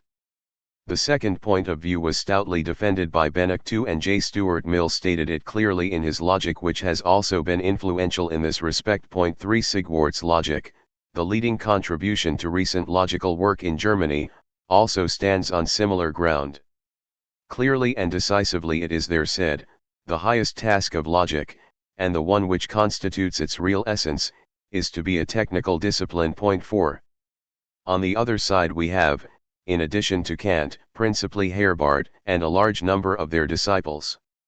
How easily the most extreme empiricism accords in this respect with Kant's conception is seen from Bain's logic, which, constructed as a technology, expressly acknowledges, and claims to include a logic which is a peculiar, abstract, theoretical discipline, a science of the same sort as mathematics. This theoretical discipline is held by Bain to rest on psychology. It is not thought of, as by Kant, to precede all other sciences as an absolutely independent science. But it remains a science on its own account. It is not, as Mill would have it, a mere assemblage of psychological chapters, offered with the intention to regulate knowledge practically. Point 5. In the many treatments which logic has received this century, the point of difference here in question has hardly ever been clearly emphasized and carefully considered. Since the practical treatment of logic accords with either standpoint, and is generally admitted to be useful on either, the whole dispute as to the essentially practical or theoretical character of logic has seemed meaningless to many. They have never in fact been clear as to how the standpoints differ.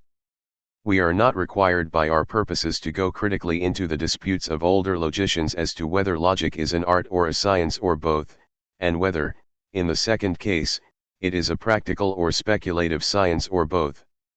On these questions, and on the value of these questions, Sir William Hamilton has pronounced as follows: "The controversy is perhaps one of the most futile in the history of speculation. In so far as logic is concerned, the decision of the question is not of the very smallest import. It was not in consequence of any diversity of opinion in regard to the scope and nature of this doctrine, that philosophers disputed by what name it should be called. The controversy was, in fact, only about what was properly an art, and what was properly a science, and as men attached one meaning or another to these terms, so did they affirm logic to be an art, or a science, or both, or neither." Lectures on Logic, ed. 3, Volume I, 1884, pages 9 to 10. One must note, however, that Hamilton himself did not dig very deeply into the content and value of the distinctions and controversies in question.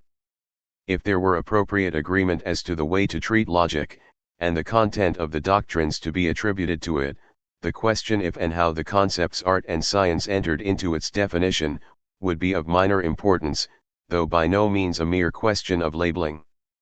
But the dispute over the definition, as we have already maintained, is really a dispute regarding the science itself, and one not regarding the completed science but the provisionally pretended one, the one still in progress, whose methods, doctrines, in short everything, are still in doubt. Even in Hamilton's day, and long before, men differed considerably as to the essential content, the scope, and the manner of treatment of logic. One need only compare the works of Hamilton, Bolzano, Mill, and Benach. And how the differences have grown since then. Put together Erdmann and Drobis, Wundt and Berman, Schupp and Brentano, Sigwart and Ubierweg, and ask whether one then has a single science, or only a single name. One might settle for the latter, if there were not occasionally some more comprehensive groups of common themes, though in respect of the doctrine, and even the problems, no two logicians reach a tolerable understanding among themselves. If we associate with this the point stressed in the introduction, that definitions of logic merely express beliefs as to its essential tasks and methodical character, and that errors and prejudices on these points can help to mislead so retarded a science onto wrong paths of research, we shall certainly not agree with Hamilton in saying that the decision of the question is not of the very smallest import. Confusion has not a little been promoted by the fact that even distinguished protagonists of the autonomy of a pure logic, such as Drobis and Bergman, have put the normative character of the discipline among the features essential to its notion. Their opponents saw in this a patent inconsequence, even a contradiction. Has not the concept of normativity got an inherent relation to a guiding aim, and to activities devoted to it? Does not a normative science mean exactly the same as a technology? The manner in which Drobis introduces and conceives his determinations merely confirms these impressions. In his ever valuable Logic we read, there are two angles from which thought can be made the object of a scientific investigation, as an activity of mind whose conditions and laws may be looked into, and as a tool for acquiring mediate knowledge, permitting both of a correct and a faulty use, and leading in the one case to true, in the other to false results. There are therefore both natural and normal laws for thinking, and the latter are prescriptions, norms, to which one must direct oneself to reach these results. The investigation of the natural laws of thinking is a task for psychology, whereas the establishment of its normal rules is the task of logic, Nieuwe Darstelling der Logik, 2, p. 3. And to this the further more than sufficient explanation is added: normal rules always regulate an activity in conformity with a certain end. On the other hand, one might say, here nothing is said to which Benach or Mill could not subscribe, and which they could not adapt to their own advantage.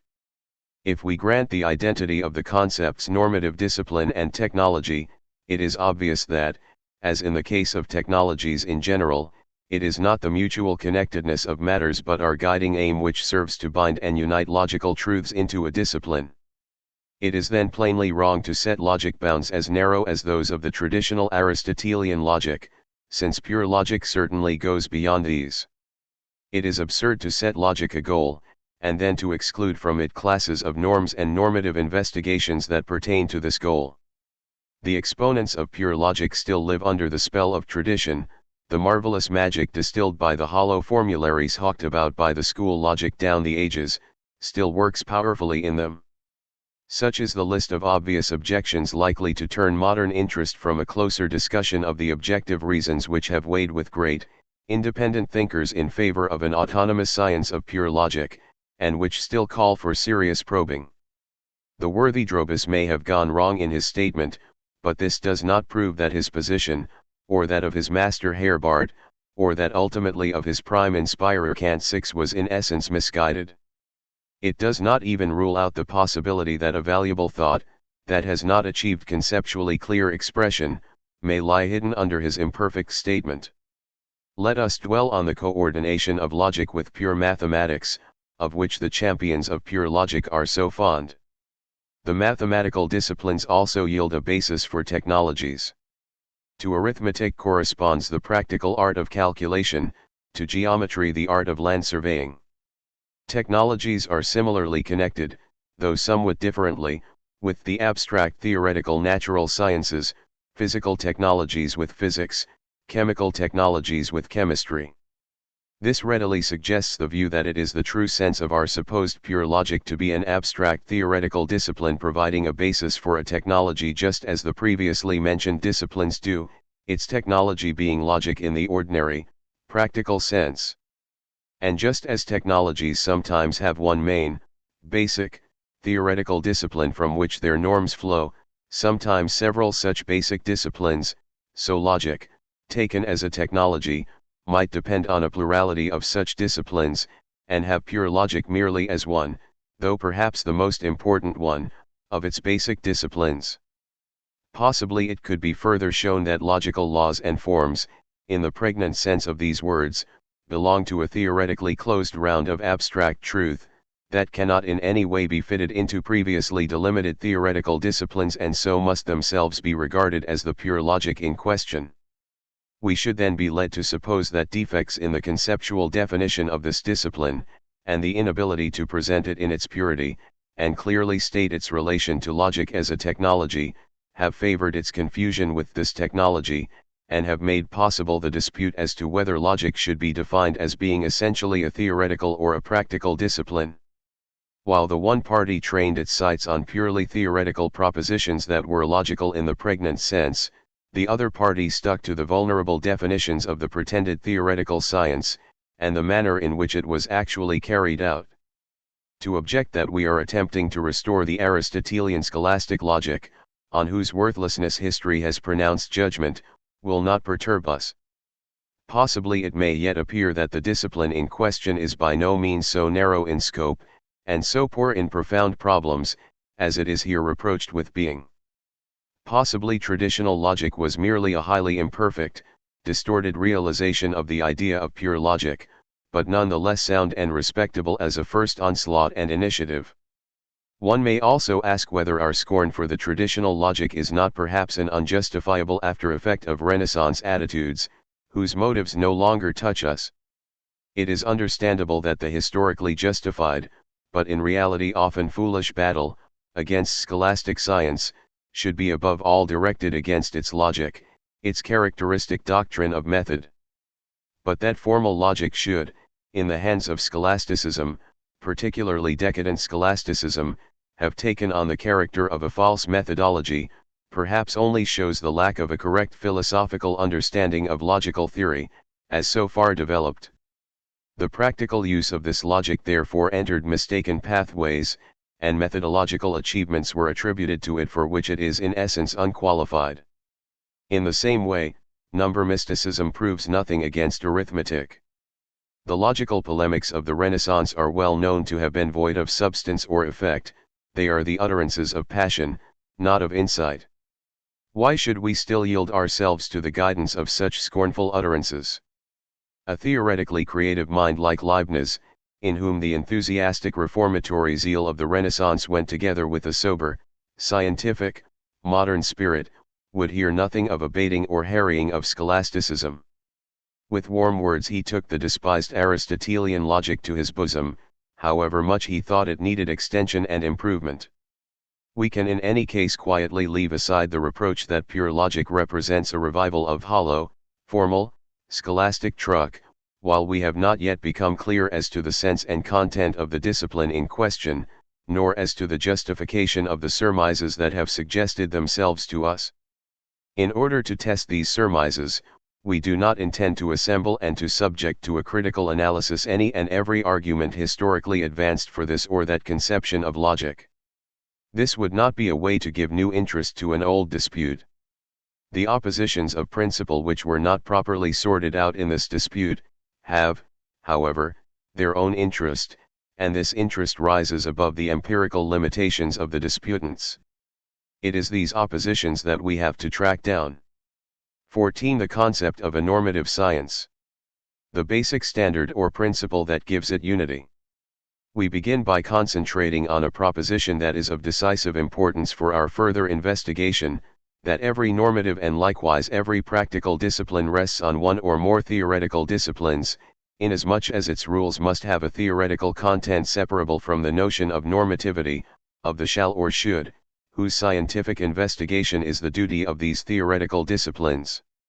To clear up this point, let us first discuss the concept of a normative science in its relation to that of a theoretical science. The laws of the former tell us, it is usually held, what shall or should be, though perhaps, under the actual circumstances, it neither is nor can be. The laws of the latter, contrariwise, merely tell us what is. We must now ask what is meant by such a shall be or should be as opposed to what is. The original sense of shall or should, which relates to a certain wish or will, a certain demand or command, is plainly too narrow, e.g. You shall listen to me, X shall come to me.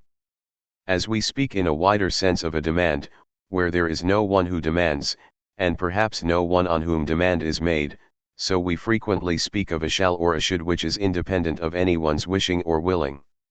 If we say a soldier should be brave, this does not mean that we or anyone else are wishing or willing, commanding, or requiring this. One might rather suppose that a corresponding wishing and requiring would be generally justified, i.e. in relation to every soldier, though even this is not quite right, since it is surely not necessary that we should here be really evaluating a wish or a demand. A soldier should be brave rather means that only a brave soldier is a good soldier, which implies, since the predicates good and bad divide up the extension of the concept soldier, that a soldier who is not brave is a bad soldier. Since this value judgment holds, everyone is entitled to demand of a soldier that he should be brave, the same ground ensures that it is desirable, praiseworthy etc., that he should be brave. The same holds in other instances.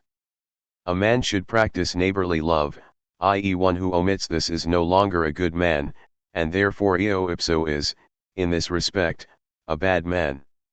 A drama should not break up into episodes, otherwise it is not a good drama, not a true work of art. In all these cases we make our positive evaluation, the attribution of a positive value predicate, depend on a condition to be fulfilled, whose non-fulfillment entails the corresponding negative predicate. We may in general, Take as identical or at least as equivalent the forms an A should be B and an A that is not B is a bad A, or only an A which is A B is a good A. The term good naturally functions in the widest sense of what is in any way valuable. In the concrete propositions ranged under our formula, it is to be understood in the specific sense of the valuations it presupposes, e.g. as useful, beautiful, moral, etc. There are as many ways of speaking of a should as there are different species of valuations, as there are, in consequence, actual or presumed values.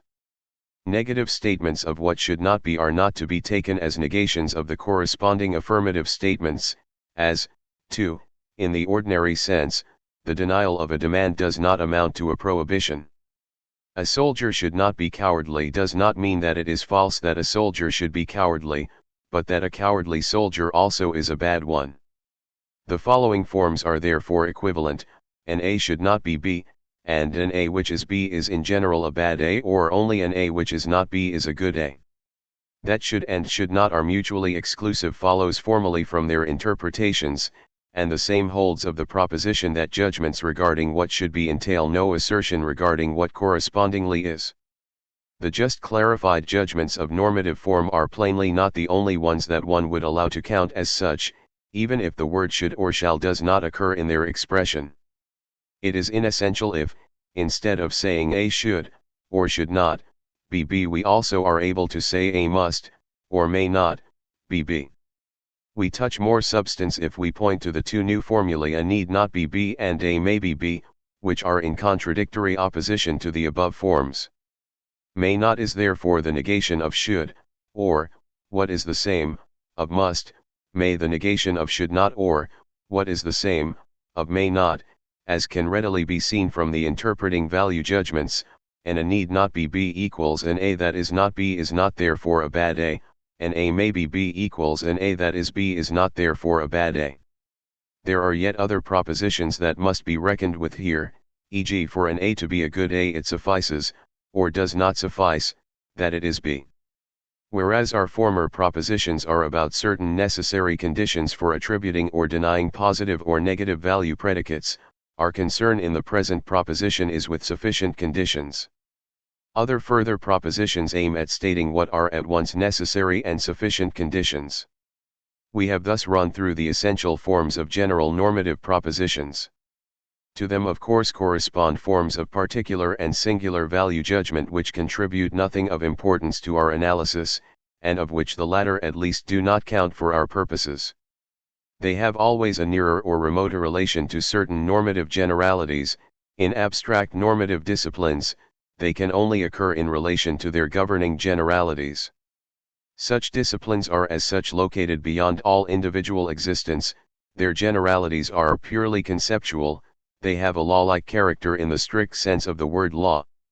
We see from these analyses that each normative proposition presupposes a certain sort of valuation or approval through which the concept of a good or bad, a value or a disvalue, arises in connection with a certain class of objects. In conformity with this, objects divide into good and bad ones. To be able to pass the normative judgment a soldier should be brave, I must have some conception of a good soldier, and this concept cannot be founded on an arbitrary nominal definition, but on a general valuation, which permits us to value soldiers as good or bad according to these or those properties. Whether or not this valuation is in any sense objectively valid, whether we can draw any distinction between the subjectively and objectively good, does not enter into our determination of the sense of should propositions. It is sufficient that something is held valuable, that an intention is effected having the content that something is valuable or good. If, conversely, a pair of value predicates has been laid down for an appropriate class, following upon a certain general valuation, then the possibility of normative judgments is given. All forms of normative proposition have then definite sense. Every constitutive property B of the good A yields, e.g. a proposition of the form an A should be B. Every property incompatible with B, a proposition an A may not, should not, be, etc. Finally, as regards the concept of the normative judgment we can, following our analysis, describe it as follows: in relation to a general underlying valuation, and the content of the corresponding pair of value predicates determined by it, every proposition is said to be normative that states a necessary, or a sufficient, or a necessary and sufficient condition for having such a predicate. If we have once drawn a distinction between good and bad in our valuations in a particular sense, and so in a particular sphere, we are naturally concerned to decide the circumstances, the inner or outer properties that are or are not guarantees that a thing is good or bad in this sense, what properties may not be lacking if an object from that sphere is to be accorded the value of good. Where we speak of good and bad, we also usually make comparative valuational distinctions between better and best or between worse and worst. If pleasure is our good, then the more intense, and again the more enduring, pleasure is better. If knowledge counts as our good, not every piece of knowledge will therefore count as equally good. We value the knowledge of laws more highly than the knowledge of singular facts, the knowledge of more general laws, e.g. every equation of the nth degree has n roots, more highly than the knowledge of the special laws that fall under them, every equation of the fourth degree has 4 roots. There are therefore normative questions relating to relative value predicates just as there are in the case of absolute value predicates. If the constitutive content of what is to be esteemed good or bad is fixed, one must ask what, in comparative valuation, will count constitutively as better or worse, and, further, what are the nearer and the more remote, the necessary and the sufficient conditions for the relative predicates, laying down the content of the better and worse, and ultimately of the relatively best. The constitutive contents of positive and relative value predicates are, so to say, the metric units in terms of which objects of the relevant sphere are measured. The sum total of these norms plainly forms a closed group, determined by our fundamental valuation. The normative proposition which demands generally of the objects of a sphere that they should measure up to the constitutive features of the positive value predicate to the greatest extent possible, has a central place in each group of mutually coherent norms, and can be called their basic norm. This role is, example played by the categorical imperative in the group of normative propositions which make up Kant's ethics, as by the principle of the greatest possible happiness of the greatest possible number in the ethics of the utilitarians. The basic norm is the correlate of the definition of good and bad in the sense in question. It tells us on what basic standard or basic value all normativization must be conducted, and does not therefore represent a normative proposition in the strict sense. The relationship of the basic norm to what are, properly speaking, normative propositions, is like the relation between so-called definitions of the number series and the arithmetical theorems about the relations of numbers which are always referred back to these. The basic norm could also be called a definition of the standard conception of good, e.g. of the morally good, but this would mean departing from the ordinary logical concept of definition. If, in relation to such a definition, or fundamental and universal valuation, we make it our aim to conduct scientific researches into a sum total of mutually relevant normative propositions, we come upon the idea of a normative discipline. Each such discipline is therefore unambiguously characterized by its basic norm, or by the definition of what shall count as good in such a discipline. If, e.g. the production, maintenance, increase, and intensification of pleasure counts as our good, we shall ask by what objects, or in what subjective and objective circumstances, pleasure is excited. We shall inquire generally into the necessary and sufficient conditions for the emergence, maintenance, increase etc., of pleasure. These questions taken as targets for our scientific discipline yield a hedonic. This hedonic is normative ethics in the sense of the hedonists. The valuation directed to the arousal of pleasure yields the basic norm which determines the unity of the discipline and distinguishes it from every other normative discipline. Every normative discipline therefore has its own basic norm which is in each case its unifying principle. Theoretical disciplines do not have this central reference of all researches to a fundamental valuation as the source of a dominant normative interest. The unity of their researches, and the coordination of what they know, is determined exclusively by a theoretical interest directed to investigating matters that really belong together theoretically, in virtue of the inner laws of things, and which must therefore be investigated together in their mutual coherence. 15 Normative disciplines and technologies. A normative interest is naturally dominant in the case of real objects, as the objects of practical valuations. Hence the undeniable tendency to identify the notion of a normative discipline with that of a practical discipline or a technology. It is easy to see, however, that such an identification cannot be sustained. Schopenhauer, example, who is led by his doctrine of inborn character to reject in principle all practical moralizing, has an ethics in the sense of a normative science, which he himself works out. For he does not at all abandon distinctions in moral value. A technology represents a particular case of a normative discipline which arises when the basic norm consists in achieving a universal practical aim. Plainly, therefore, every technology includes in itself an entire normative discipline, which is not itself a practical discipline.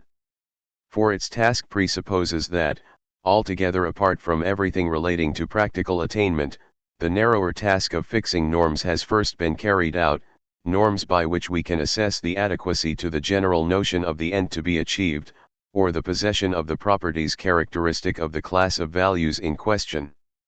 Every normative discipline, conversely, whose fundamental valuation is transformed into a corresponding teleological prescription, widens out into a technology. 16 Theoretical disciplines as the foundation of normative disciplines.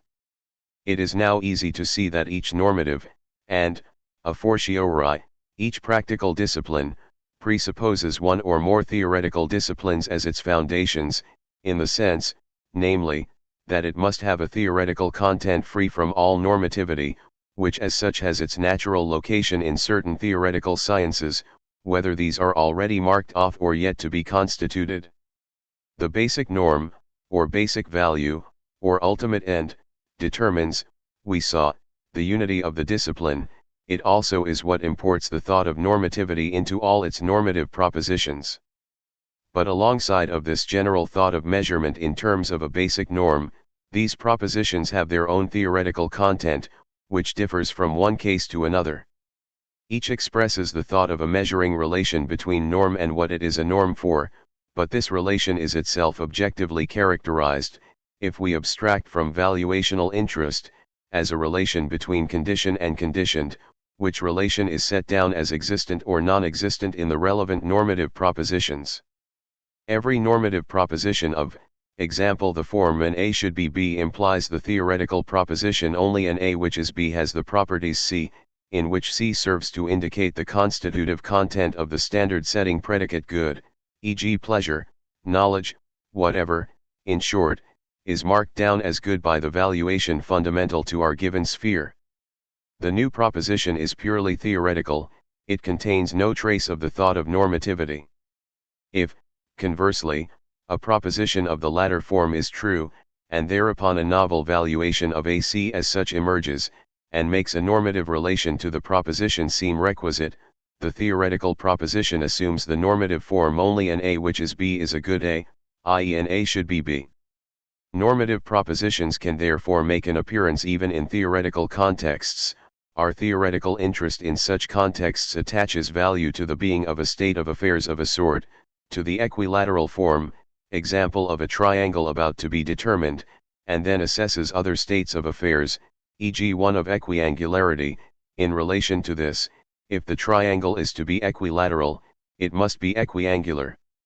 Such a modification is, however, merely passing and secondary in theoretical sciences, since our last intention is here directed to the theoretical coherence of the things themselves.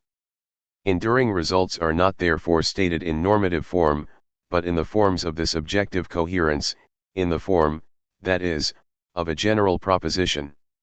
It is now clear that the theoretical relations which our discussion has shown to lie hidden in the propositions of normative sciences, must have their logical place in certain theoretical sciences. If the normative science is to deserve its name, if it is to do scientific work on the relations of the facts to be normatively considered to their basic norms, it must study the content of the theoretical nucleus of these relations, and this means entering the spheres of the relevant theoretical sciences. In other words, every normative discipline demands that we know certain non-normative truths, These it takes from certain theoretical sciences, or gets by applying propositions so taken to the constellation of cases determined by its normative interest. This naturally holds, likewise, in the more special case of a technology, and plainly to a greater extent. The theoretical knowledge is there added which will provide a basis for a fruitful realization of ends and means. One point should be noted in the interest of what follows. Naturally, these theoretical sciences may share in very different degrees in the scientific foundation and elaboration of the normative discipline in question. Their significance for it can also be greater or less. It may become plain that, to satisfy the interests of a normative discipline, the knowledge of certain sorts of theoretical connection has a prime urgency, and that the development and bringing closer of the theoretical field of knowledge to which they belong therefore plays a decisive part in making such a normative discipline possible. In building up such a discipline, it may be that certain sorts of theoretical knowledge play a useful and perhaps very weighty role, but nonetheless are of secondary significance, since their removal would only narrow, but not wholly destroy, the field of the discipline. One may think, example of the relation between merely normative and practical ethics, see above, 15. All the propositions which have to do with making practical realization possible, do not affect the sphere of the pure norms of ethical valuation. If these norms, or the theoretical knowledge underlying them, were to fall away, ethics would vanish altogether. If the former propositions were to drop out, there would be no possibility of ethical practice, or no possibility of a technology of ethical conduct. It is in relation to such distinctions that talk of the essential foundations of a normative science must be understood. We mean thereby the theoretical sciences that are absolutely essential to its construction, perhaps also the relevant groups of theoretical propositions which are of decisive importance in making the normative discipline possible. Chapter 3. Psychologism, its arguments, and its attitude to the usual counter-arguments. 17. The disputed question as to whether the essential theoretical foundations of normative logic lie in psychology. If we now apply the general results arrived at in the last chapter to logic as a normative discipline, a first, very weighty question arises: which theoretical sciences provide the essential foundations of the theory of science? And to this we forthwith add the further question: is it correct that the theoretical truths we find dealt with in the framework of traditional and modern logic, and above all those belonging to its essential foundations, have their theoretical place in the sciences that have been already marked off and independently developed? Here we encounter the disputed question as to the relation between psychology and logic, since one dominant tendency of our time has a ready answer to the questions raised: the essential theoretical foundations of logic lie in psychology, in whose field those propositions belong, as far as their theoretical content is concerned, which give logic its characteristic pattern. Logic is related to psychology just as any branch of chemical technology is related to chemistry, as land surveying is to geometry, etc.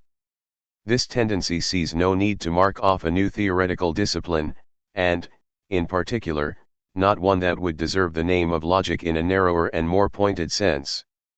Often people talk as if psychology provided the sole, sufficient, theoretical foundation for logical technology. So we read in Mill's polemic against Hamilton: logic is not a science separate from and coordinate with psychology. To the extent that it is a science at all, it is a part or branch of psychology, distinguished from it on the one hand as the part is from the whole, and on the other hand as the art is from the science. It owes all its theoretical foundations to psychology, and includes as much of that science as is necessary to establish the rules of the art. An examination of Sir William Hamilton's philosophy, p. 461. According to Lipps, it even seems that logic is to be ranked as a mere constituent of psychology, for he says, the fact that logic is a specific discipline of psychology distinguishes them satisfactorily from one another. Lipps, Grundzüge der Logik, 1893, 3. 18. The line of proof of the psychologistic thinkers. 1. If we ask for the justification of such views, a most plausible line of argument is offered, which seems to cut off all further dispute ab initio. However, one may define logic as a technology, as a technology of thinking, judging, inferring, knowing, proving, of the courses followed by the understanding in the pursuit of truth, in the evaluation of grounds of proof, etc. We find invariably that mental activities or products are the objects of practical regulation. And just as, in general, the artificial working over of a material presupposes the knowledge of its properties, so this will be the case here too, where we are specially concerned with psychological material. The scientific investigation of the rules according to which the stuff should be worked over, naturally leads back to the scientific investigation of these properties. Psychology therefore provides the theoretical basis for constructing a logical technology, and, more particularly, the psychology of cognition. Point 2. Any glance at the contents of logical literature will confirm this. What is being talked of throughout? Concepts, judgments, syllogisms, deductions, inductions, definitions, classifications, etc. All psychology, except that they are selected and arranged from normative and practical points of view. Draw the bounds of pure logic as tightly as one likes, it will not be possible to keep out what is psychological. This is implicit in the concepts constitutive for logical laws: truth and falsehood, affirmation and negation, universality and particularity, ground and consequent, etc. 19. The usual arguments of the opposition and the psychologistic rejoinder. Remarkably enough, the opposition believes that it can base a sharp separation of the two disciplines on precisely the normative character of logic. Psychology, it is said, deals with thinking as it is, logic with thinking as it should be. The former has to do with the natural laws, the latter with the normative laws of thinking.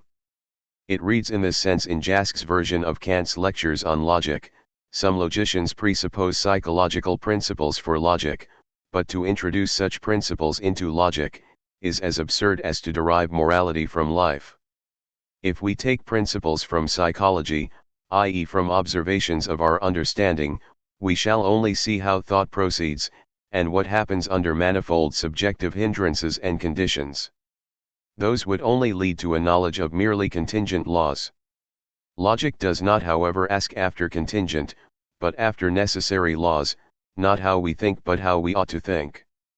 The rules of logic must therefore be taken, not from the contingent, but from the necessary use of reason, which one finds in oneself apart from all psychology. In logic we do not wish to know what the understanding is like and how it thinks, nor how it has hitherto proceeded in its thinking, but how it ought to proceed in its thinking. It should teach us the correct use of the understanding, the use in which it is consistent with itself. Introduction, I Concept of Logic. Kant's Werke, ed. Hartenstein, 1867, 8, p. 14. Herbart takes up a similar position when he objects to the logic of his time and the would-be psychological stories about understanding and reason with which it starts, by saying that this is as badly in error as a moral theory which tried to begin with the natural history of human tendencies, urges, and weaknesses, and by pointing to the normative character of logic as of ethics. Herbart, Psychologie als Wissenschaft, 2, 119, original ed. 2, p. 173. Such arguments do not dismay the psychologistic logicians. They answer: a necessary use of the understanding is none the less a use of the understanding, and belongs, with the understanding itself, to psychology. Thinking as it should be, is merely a special case of thinking as it is. Psychology must certainly investigate the natural laws of thinking, the laws which hold for all judgments whatever, whether correct or false. It would, however, be absurd to interpret this proposition as if such laws only were psychological as applied with the most embracing generality to all judgments whatever, whereas special laws of judgment, like the laws of correct judgment, were shut out from its purview. Cf. E.G. Mill, An Examination, p. 459f. Or does one hold a different opinion? Can one deny that the normative laws of thinking have the character of such special laws? This also will not do. Normative laws of thought, it is said, only try to say how one must proceed provided one wants to think correctly. We think correctly, in the material sense, when we think of things as they are. But for us to say, certainly and indubitably, that things are like this or like that, means that the nature of our mind prevents us from thinking of them otherwise. For one need not repeat what has been so often uttered, that one can obviously not think of a thing as it is, without regard to the way in which one must think of it, nor can one make of it so isolated an object of knowledge. The man, therefore, who compares his thought of things with the things themselves can in fact only measure his contingent thinking, influenced by custom, tradition, inclination, and aversion, against a thinking that is free from such influences, and that heeds no voice but that of its own inherent lawfulness. The rules, therefore, on which one must proceed in order to think rightly are merely rules on which one must proceed in order to think as the nature of thought, its specific lawfulness, demands. They are, in short, identical with the natural laws of thinking itself. Logic is a physics of thinking or it is nothing at all. Lips, die Aufgabe Erkenntnistheorie, Philos. Minutschrift, 16, 1880, p. 530f. It may perhaps be said from the antipsychologistic side 3 of course the various kinds of presentations, judgments, syllogisms etc., also have a place in psychology as mental phenomena and dispositions, but psychology has a different task in regard to them than logic. Both investigate the laws of these activities, but law means something quite different in the two cases. The task of psychology is to investigate the laws governing the real connections of mental events with one another, as well as with related mental dispositions and corresponding events in the bodily organism. Law here means a comprehensive formula covering coexistent and successive connections that are without exception and necessary. Such connections are causal. The task of logic is quite different. It does not inquire into the causal origins or consequences of intellectual activities, but into their truth content. It inquires what such activities should be like, or how they should proceed, in order that the resultant judgments should be true. Correct judgments and false ones, evident ones and blind ones, come and go according to natural laws. They have causal antecedents and consequences like all mental phenomena. Such natural connections do not, however, interest the logician. He looks rather for ideal connections that he does not always find realized, in fact only exceptionally finds realized in the actual course of thoughts. He aims not at a physics, but an ethics of thinking. Sigwart therefore rightly stresses the point that, in the psychological treatment of thought, the opposition of true and false has as little part to play as the opposition of good or bad in human conduct is a psychological matter. Point 4. We cannot be content, such will be the psychologistic rejoinder, with such half-truths. The task of logic is of course quite different from that of psychology. Who would deny it? It is a technology of knowledge, but how could such a technology ignore questions of causal connection? How could it look for ideal connections without studying natural ones? As if every ought did not rest on an is, every ethics did not also have to show itself a physics. Lips, die Aufgabe Erkenntnistheorie, OPCITP 529. A question as to what should be done always reduces to a question as to what must be done if a definite goal is to be reached, and this question in its turn is equivalent to a question as to how this goal is in fact reached. Lips, Grundzüge der Logik, 1. That psychology, as distinct from logic, does not deal with the opposition of true and false does not mean that psychology treats these different mental conditions on a like footing, but that it renders both intelligible in a like manner. Lips, OPCIT 3, p2. Theoretically regarded, logic therefore is related to psychology as a part to a whole.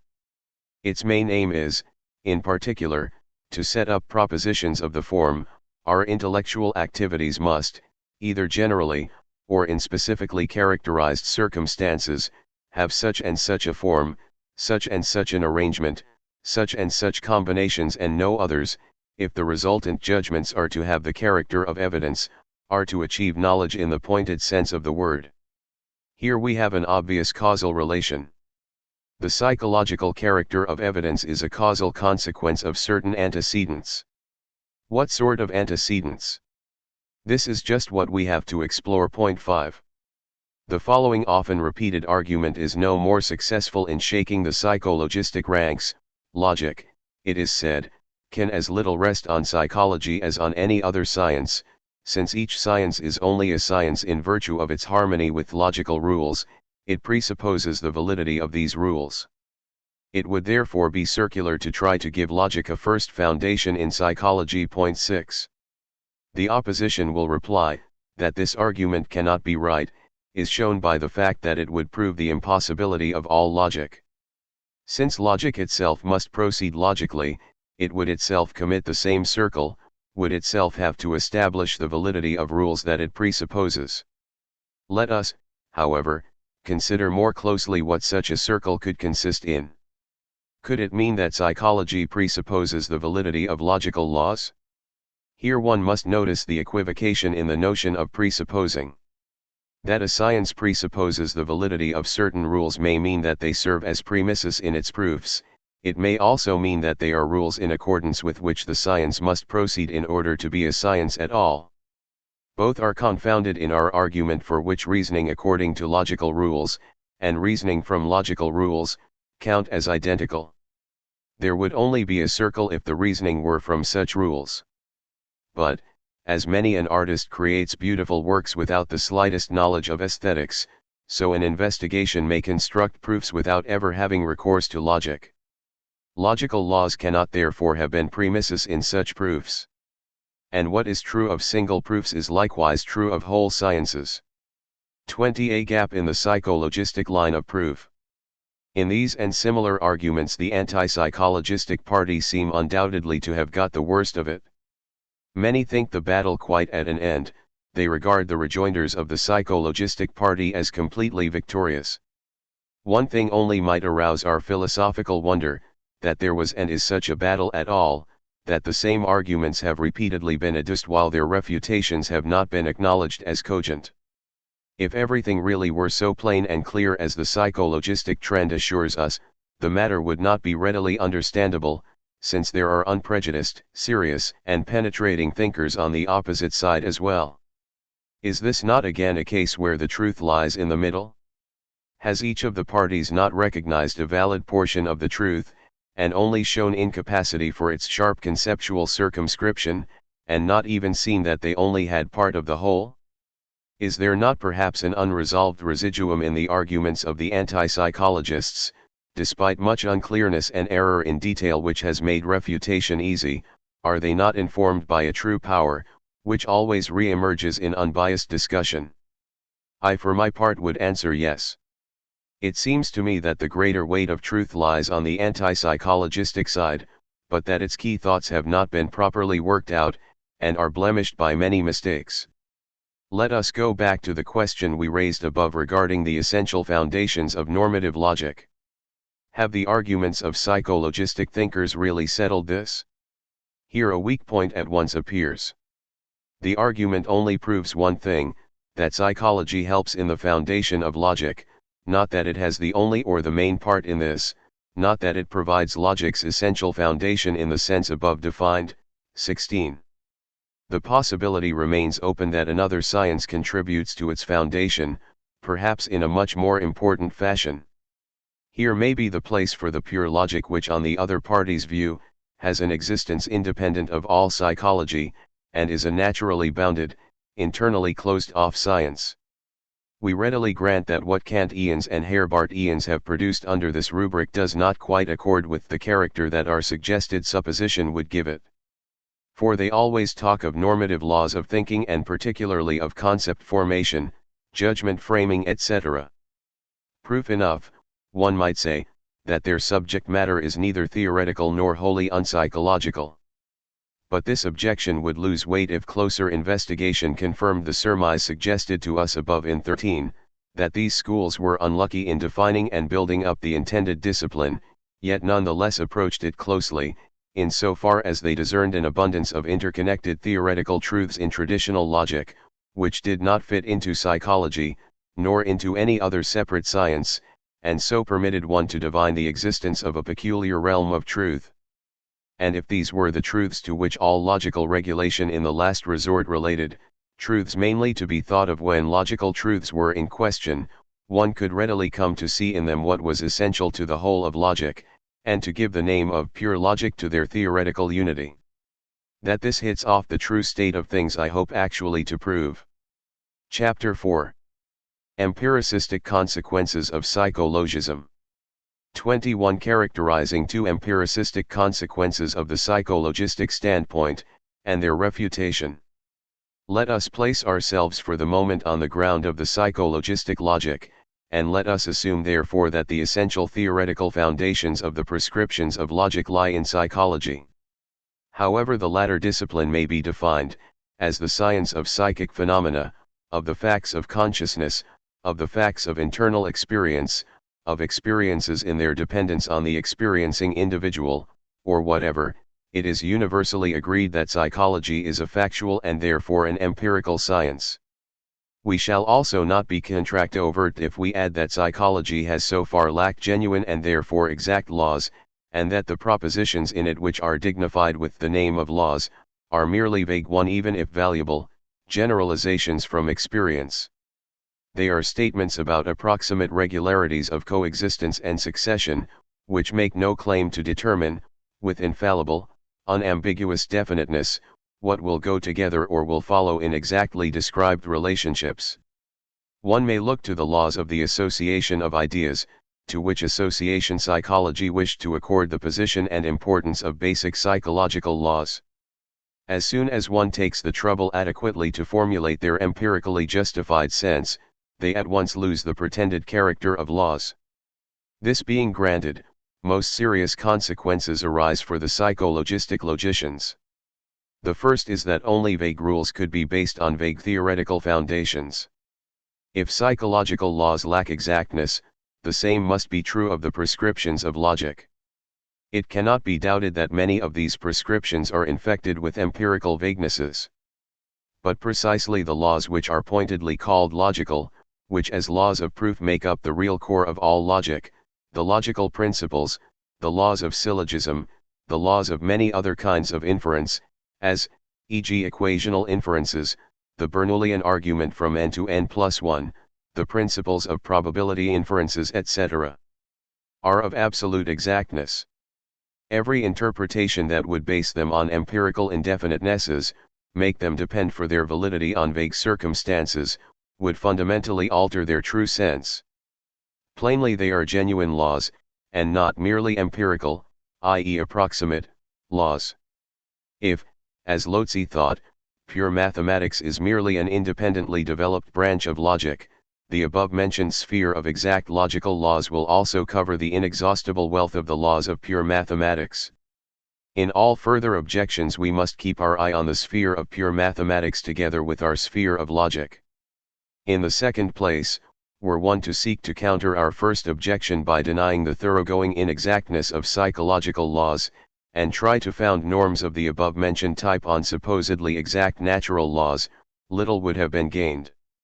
No natural laws can be known a priori, nor established by sheer insight. The only way in which a natural law can be established and justified, is by induction from the singular facts of experience.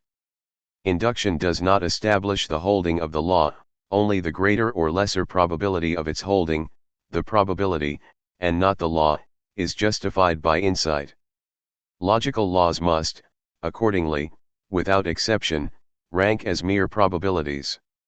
Nothing, however, seems plainer than that the laws of pure logic all have a priori validity. They are established and justified, not by induction, but by apodeictic inner evidence. Insight justifies no mere probabilities of their holding, but their holding or truth itself. The law of contradiction does not tell us that one must surmise that one of two contradictory judgments is true, one false. The mood barber does not tell us that when two propositions of the form all A's are B's and all B's are C's are true, it is to be surmised that a corresponding proposition of the form all A's are C's is true. And so generally, and in the field of mathematics as well. Otherwise we should have to treat it as an open possibility that such a surmise would fail to be confirmed by an extension of our ever-limited horizon of experience. Perhaps our logical laws are mere approximations to genuinely valid laws of thought that are beyond our reach. Such possibilities are seriously and rightly weighed in the case of natural laws. Though the law of gravitation is recommended by the most comprehensive inductions and verifications, no investigator of nature would now look on it as an absolutely valid law. New gravitational formulae are occasionally tried out. It was shown, e.g., that Weber's basic law for electrical phenomena could quite well function as the basic law of gravity. The differentiating factor in both formulae conditions differences in calculated values not exceeding the field of unavoidable observational error. Innumerable factors of this sort are, however, thinkable. Hence we know a priori that endlessly many laws could and must do the same work as the Newtonian law of gravitation, recommended only by its peculiar simplicity. We know that, in view of an eliminable observational imprecision, it would be foolish to look for a uniquely true law. Such is the situation in the exact factual sciences, but by no means in logic. The justified possibility of the former becomes the open absurdity of the latter. We have insight into, not merely the probability, but the truth of the logical laws. We see the truth of the principles of the syllogism, of Bernoullian induction, of arguments in probability, of general arithmetic, etc. We grasp their very truth, so that talk of zones of inexactness, of mere approximations, etc., loses all possible sense. But if what follows from a demand for a psychological validation of logic is absurd, this validation is itself absurd. Against the truth that is itself grasped with insight, the strongest psychologistic argument cannot avail. Probability cannot wrestle with truth, nor surmise with insight. If anyone likes to stay in a sphere of general discussions, he may allow the psychologistic arguments to deceive him. But a mere glance at any logical principle, at its real meaning and the full insight with which it is seen as true in itself, must abolish such deceit. How plausible the ready suggestions of psychologistic reflection sound. Logical laws are laws for validations, proofs. What are validations but peculiar human trains of thought, in which, in normal circumstances, the finally emergent judgments seem endowed with a necessarily consequential character. This character is itself a mental one, a peculiar mode of mindedness and no more. And, obviously, none of these mental phenomena is isolated, but is a single thread in the tangled web of mental phenomena, of mental disposition and organic process, called human life. How could anything beyond empirical generalities result in such circumstances? Where has psychology yielded more? We reply, psychology certainly does not yield more, and cannot for this reason yield the apodictically evident, and so metempirical and absolutely exact laws which form the core of all logic. 22. The laws of thought as supposed laws of nature which operate in isolation as causes of rational thought. Here is also the place to take up an attitude towards a widely held conception of logical law, which characterizes correct thought by its conformity with certain laws of thought, however we may formulate them, but is disposed at the same time to interpret such conformity in the following psychologistic manner: the laws of thought count as natural laws characterizing the peculiarity of our mind qua thinking, and the essence of the conformity, as definitory of correct thinking, lies in the pure operation of these laws, their non-disturbance by alien mental influences, such as custom, inclination, tradition. Cf. the citations above in 19 from Lipp's article on the task of epistemology. We need only instance one of the grave consequences of this doctrine. Laws of thought, as causal laws governing acts of knowledge in their mental interweaving, could only be stated in the form of probabilities. On this basis, no assertion could be certainly judged correct, since probabilities, taken as the standard of all certainty, must impress a merely probabilistic stamp on all knowledge. We should stand confronted by the most extreme probabilism. Even the assertion that all knowledge was merely probable would itself only hold probably, this would hold of this latter assertion, and so on in infinitum. Since each successive step reduces the probability level of the previous one a bit, we should become gravely concerned about the worth of all knowledge. One may hope, however, that, with some luck, the probability levels of these infinite series may always have the character of a Cantorian fundamental series, of such a sort that the final limiting value or the probability of the knowledge to be judged is a real number 0. Sceptical awkwardnesses would of course vanish if one looked on the laws of thought as matters of direct insight. But how should one have insight into causal laws? Even if this difficulty were removed, we could still ask, where on earth is the proof that the pure operation of these laws, or any other laws, would yield correct laws of thinking? Where are the descriptive and genetic analyses which entitle us to explain the phenomena of thought by two sorts of natural law, one exclusively determining such causal sequences as allow logical thought to emerge, whereas others help to determine illogical thought? Does the assessment of thoughts by logical laws amount to a proof of their causal origin in these same laws as laws of nature? It seems that certain ready confusions have here opened the way to psychologistic errors. Logical laws have first been confused with the judgments, in the sense of acts of judgment, in which we may know them. The laws, as contents of judgment, have been confused with the judgments themselves. The latter are real events, having causes and effects. Judgments whose contents are laws are, in particular, frequently operative as thought motives, directing the course of our thought experience, as those contents, the laws of thinking, prescribe. In such cases the real order and connection of our thought experiences conforms to that which we think generally in our governing knowledge of the law. It is a concrete individual instance of that general law. If, however, the law is confused with the judgment or knowledge of the law, the ideal with the real, the law appears as a governing power in our train of thought. With understandable ease a second confusion is added to the first. We confuse a law as a term in causation with a law as the rule of causation. In other fields, too, we familiarly employ mythic talk of natural laws as presiding powers in natural events, as if the rules of causal connection could themselves once more significantly function as causes, i.e. as terms in just such connections. The serious confusion of things so essentially dissimilar has plainly been favored in the case before us by the previous confusion of a law with the knowledge of a law. Logical laws already appeared as motive powers in thinking. They presided causally, it was imagined, over the course of our thoughts. They were accordingly causal laws of thinking. They expressed how we must think in consequence of the nature of our mind. They characterized the human mind as a thinking mind in the pointed sense. If at times we think otherwise than these laws require, we are not, properly speaking, thinking at all. We are not judging as the natural laws of thinking, or the nature of our mind qua thinking, requires, but as other laws determine, once more causally.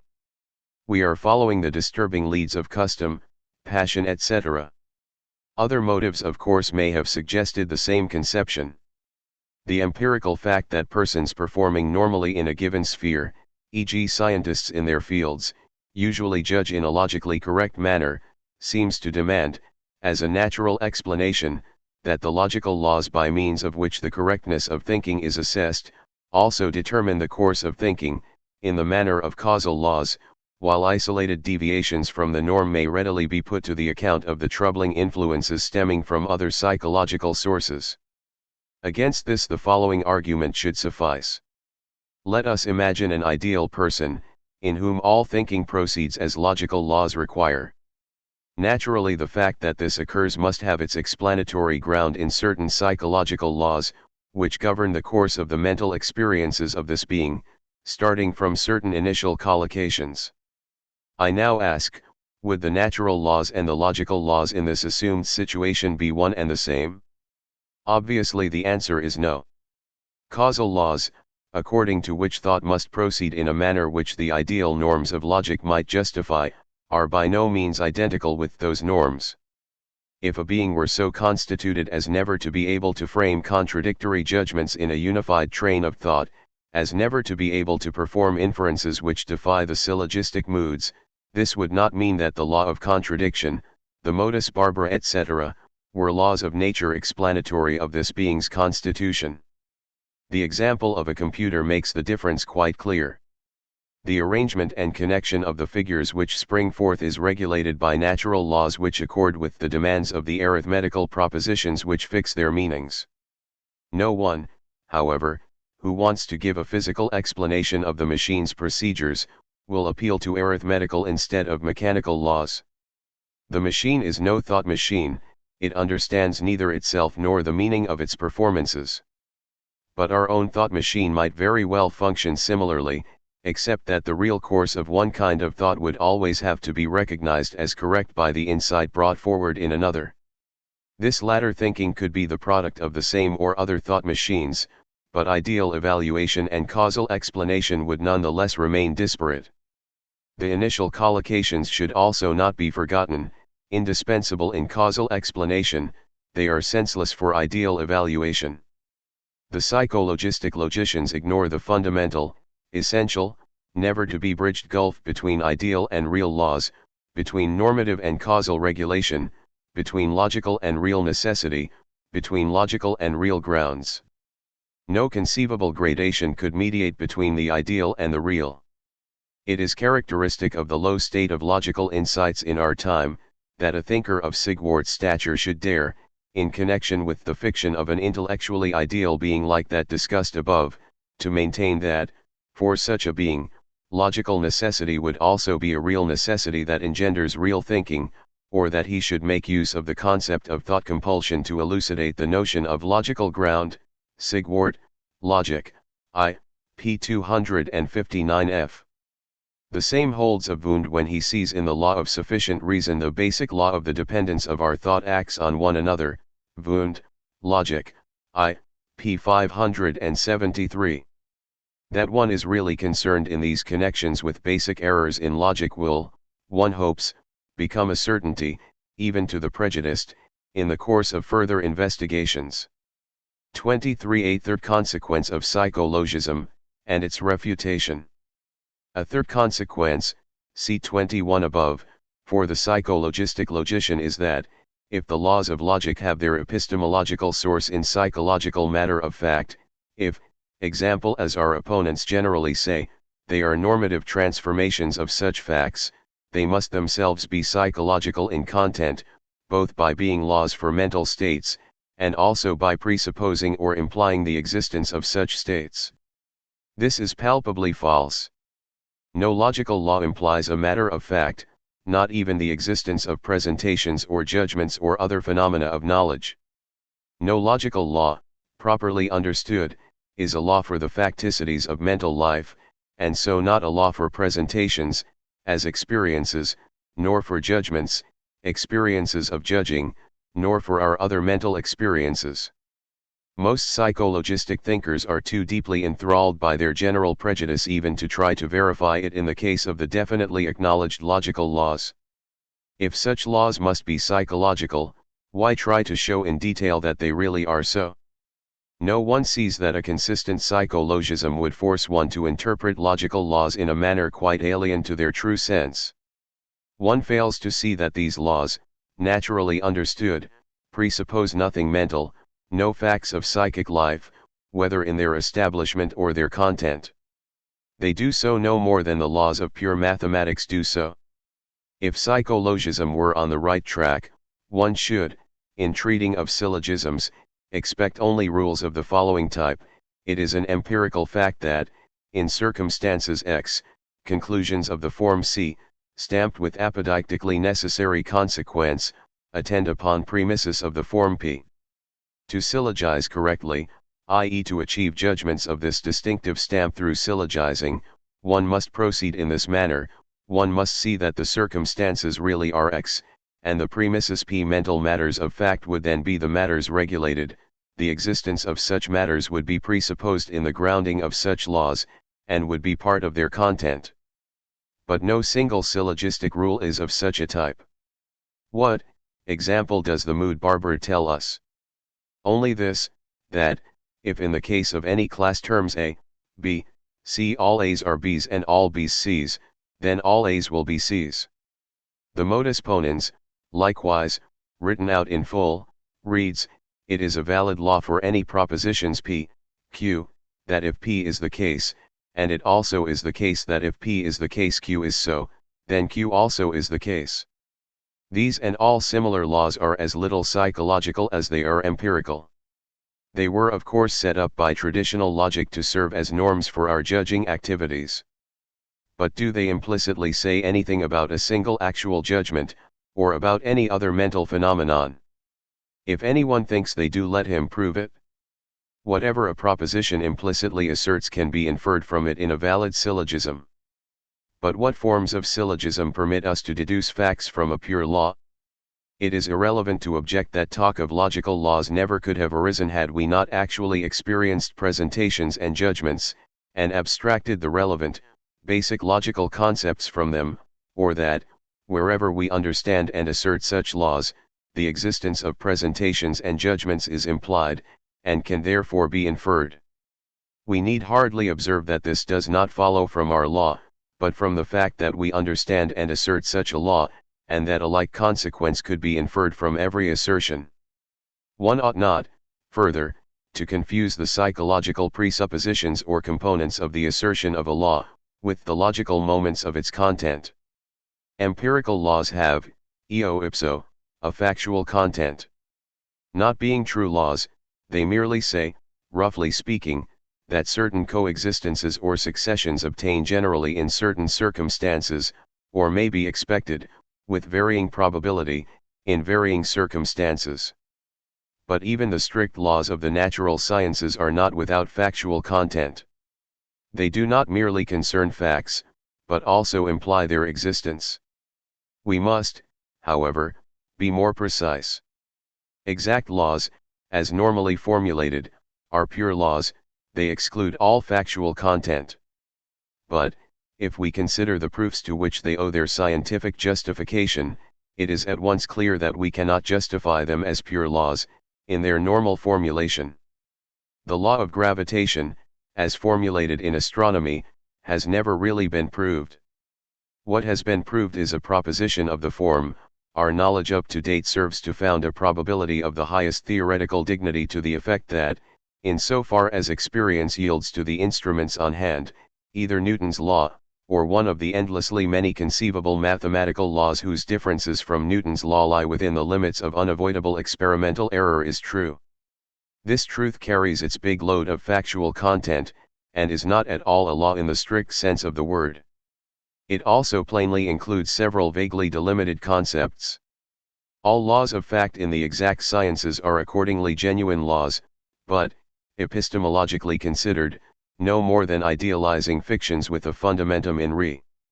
They fulfill the task of rendering those theoretical sciences possible, which bring the ideal of science as near as may be to actuality, and so realize, to the extent that this can be within the unsurmountable limits of human knowledge, the ideal of explanatory theory, of law-governed unity, the highest theoretical aim of all scientific research into facts. Instead of the absolute knowledge that is denied us, we use our insight on individual and general facts of experience, and from these first work out those apodeictic probabilities, so to speak, in which all attainable knowledge of the real is comprehended.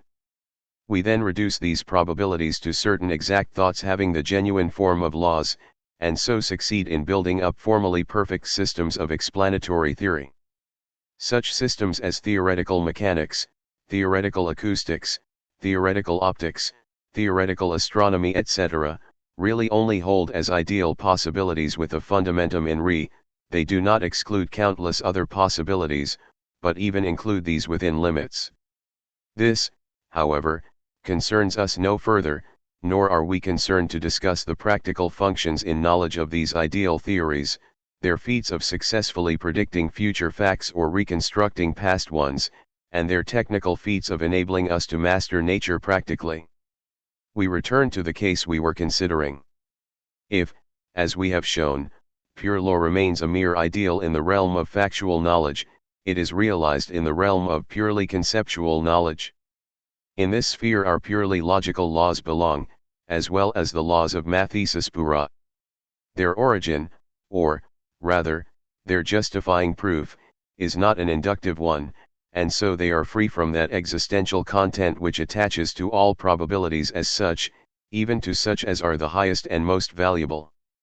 What they say has entire validity, they themselves in their absolute exactness are evident and proven, and not, in their stead, certain other assertions of probability of obviously vague constitution. The law we have is not one of countless theoretical possibilities within a certain factually delimited sphere. It is the single, sole truth which excludes all other possibilities and which, being established by insight, is kept pure from fact in its content and mode of proof. The above considerations show how intimately the two halves of the psychologistic case hang together, that logical laws do not merely entail existential assertions of mental facts, but are also laws for such facts. We have just refuted the first half of their case. But the following argument suggests that our refutation also covers the second half. For just as each law established empirically and inductively from singular facts, is a law for such facts, so, conversely, each law for facts is a law established empirically and inductively, and from such a law, as has been shown, assertions with existential content are inseparable. We ought of course to exclude from factual laws such general assertions as merely apply pure conceptual propositions, which state universally valid relations on a basis of pure concepts, to matters of fact. If 3-2, then the 3 books on this table also exceed the 2 books in this cupboard, and so for any things whatever. But our pure proposition of number does not refer to things, but to numbers in their pure generality. It is the number 3 that is greater than the number 2, and it applies not merely to individual, but to general objects, e.g. to species of color or sound, to types of geometrical figure and to such like timeless generalities. If all this is admitted, it is of course impossible to regard logical laws, considered in their purity, as the laws either of mental activities or of mental products. 24 Continuation. Many would perhaps try to evade our conclusion by objecting, not every law for facts has an empirico-inductive origin. We should rather draw a distinction. All knowledge of law rests on experience, but not all such knowledge arises out of experience inductively, by the well-known logical process which goes from singular facts, or empirical generalities of lower level, to general laws. The laws of logic are, in particular, empirical, but not inductive laws. The basic notions of logic are abstracted from psychological experience together with the purely conceptual relations given with them. What we find true in the individual case, we recognize at a glance to be true universally, since based upon abstracted contents. Experience accordingly yields an immediate awareness of the law-governed character of our mind. And since we have no need of induction, our conclusion is likewise free from inductive imperfection. It has no mere character of probability, but one of apodeictic certainty. It is not vague, but precise in sense. It in no way includes assertions having existential content. What is here objected will not, however, do. Undoubtedly our knowledge of logical laws, considered as an act of mind, presupposes an experience of individuals, has its basis in concrete intuition. But one should not confuse the psychological presuppositions and bases of the knowledge of a law, with the logical presuppositions, the grounds and premises, of that law. We should also, therefore, not confuse psychological dependence, e.g. dependence of origin, with logical demonstration and justification. The latter conforms to an insight into the objective relation of ground and consequence, whereas the former relates to mental links of coexistence and succession. No one can seriously hold that the concrete singular cases before us, on which our insight into a law is grounded, really function as logical grounds or premises, as if the mere existence of such singulars entailed the universality of law. Our intuitive grasp of the law may require 2 psychological steps, one glance at the singulars of intuition, and a related insight into law. Logically, however, only one step is required. The content of our insight is not inferred from singulars. All knowledge begins with experience, but it does not therefore arise from experience. What we assert is that each law for facts arises from experience, which means that it can only be inductively based on individual experiences. If there are laws known by insight, These cannot, immediately, be laws for facts. Where in the past immediate self-evidence has been claimed for factual laws, it is clear that men have been confusing genuine factual laws, i.e. laws of coexistence and succession, with ideal laws to which a reference to definite times is alien, or that they have been confusing the lively persuasive force of familiar empirical generalities, with the insight only found in the realm of pure concepts.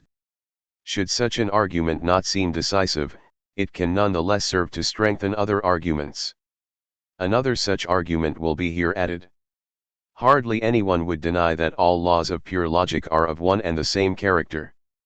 If we can show, in the case of some of them, that they cannot possibly be regarded as laws for facts, the same must hold for all of them. Among logical laws there are, however, some which concern truths, which have truths as their regular objects. It is the case, example, that for every truth A, its contradictory opposite is no truth.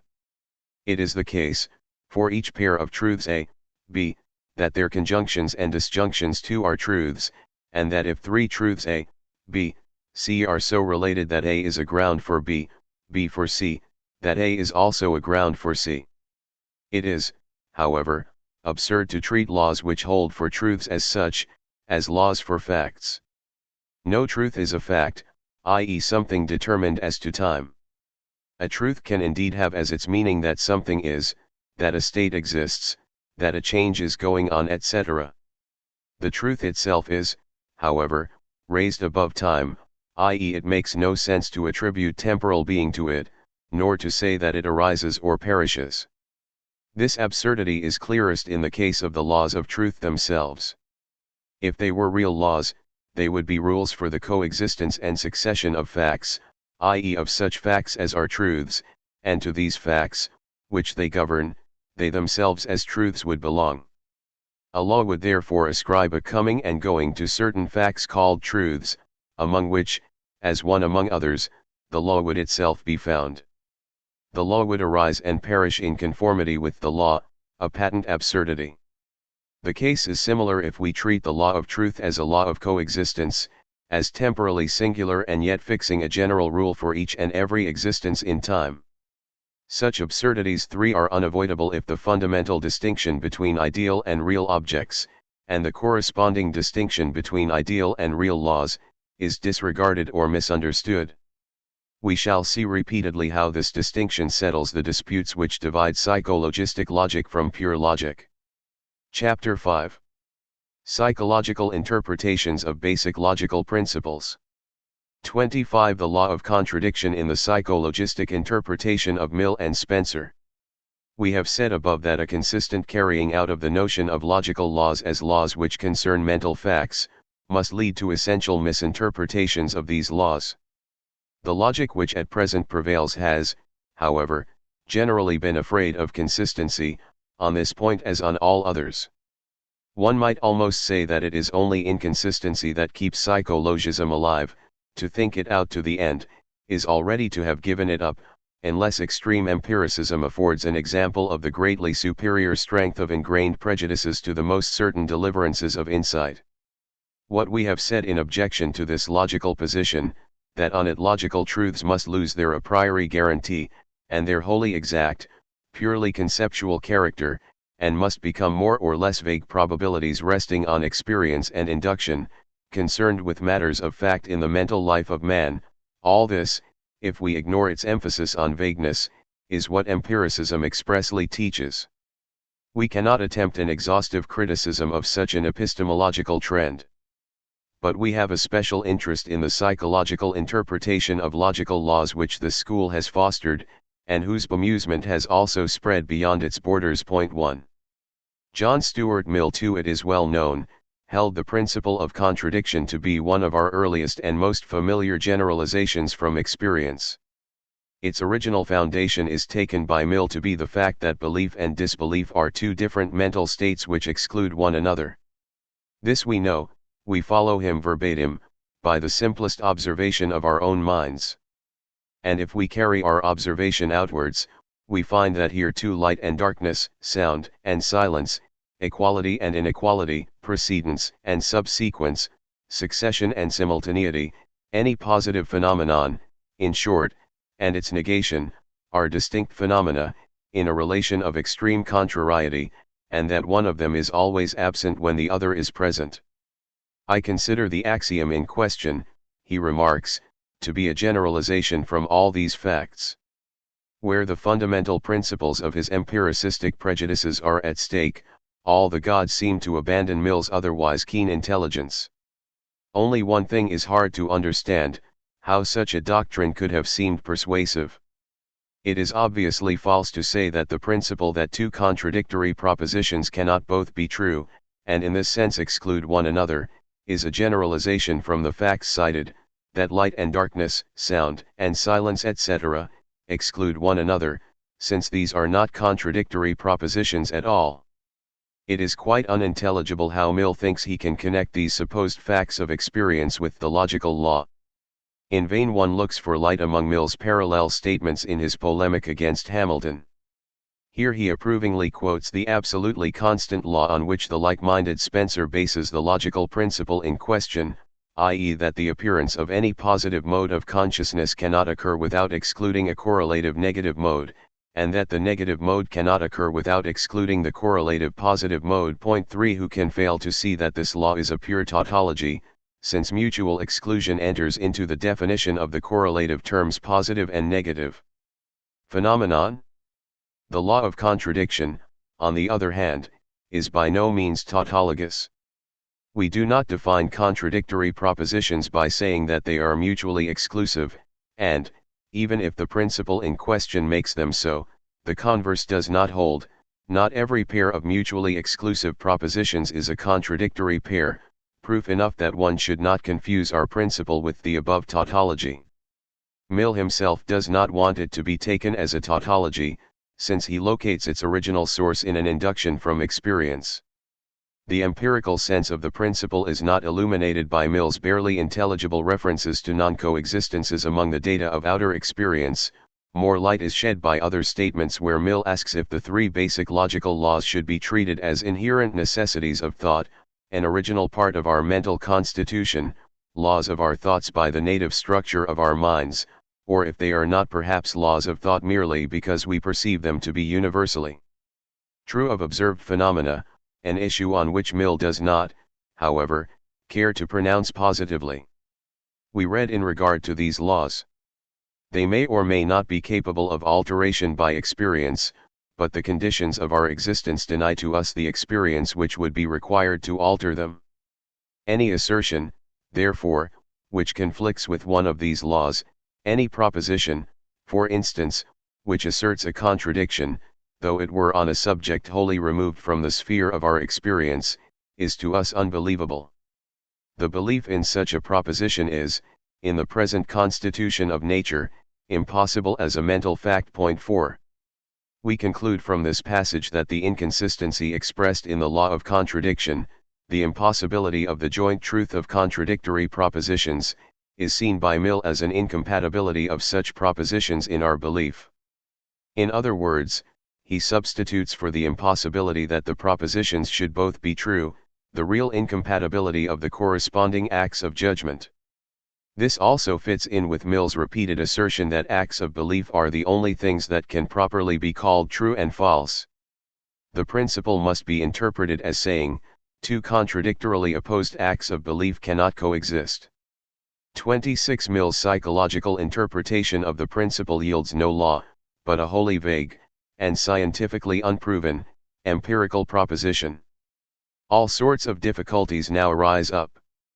The expression of the principle is certainly incomplete. What are the circumstances, we should have to ask, in which opposed acts of belief cannot coexist? Opposed judgments can very well coexist in different individuals. We ought therefore to be more precise, and at the same time to set forth the sense of real coexistence, by saying that in the same individual, or rather in the same consciousness, contradictory acts of belief are incapable of lasting for any time, however short. But is this really a law? Can we really utter it with such boundless generality? What are the psychological inductions which justify its acceptance? May there not have been people, and may there not still be people who, deceived by fallacies, contrive at times to believe contradictories together? Has the occurrence of contradictions, even quite obvious ones, been scientifically investigated in the case of the insane? What happens in hypnotic states, in delirium tremens, etc.? Does this law also hold for animals? Possibly the empiricist will escape these objections by suitably qualifying his law, e.g. by saying that it only applies to normal individuals of the genus Homo, having a normal mental constitution. It is sufficient to raise the insidious question of the exact definition of the concepts normal individual, and normal mental constitution to see how imprecise and complex the content of the law, as now stated, has become. We need not carry our discussions further, though the law's reference to time might, example, provide occasion to do so. They are enough to leave us with the amazing result that our familiar principle of contradiction, which has always counted as a wholly exact, self-evident, exceptionless law, is the very paradigm of a grossly imprecise, unscientific proposition, that can only be raised to the status of a plausible surmise after its seemingly exact content has been rendered quite vague by numerous corrections. This must indeed be the truth if empiricism is right in regarding the incompatibility mentioned in the principle, as the real non-coexistence of contradictory acts of judgment, if the principle is itself to be treated as a generalization of empirical psychology. Mill's brand of empiricism does not even think of scientifically delimiting and proving his extraordinarily imprecise proposition, the immediate outcome of his psychological interpretation. It takes it in all its native imprecision, as being one of the earliest and most familiar generalizations from experience, i.e. as being what a rough generalization from pre-scientific experience might be expected to be. At the very point where the last foundations of all science are in question, we have recourse to this naive empiricism with its blind mechanism of association.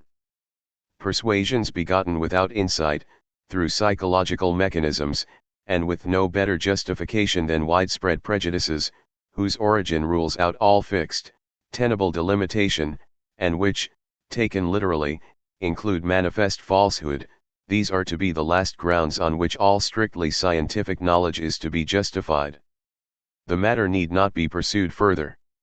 It is, however, important to touch on the basic mistake in the doctrines we are attacking, by asking whether our proposition about acts of belief can, in any formulation, be the proposition we make use of in logic.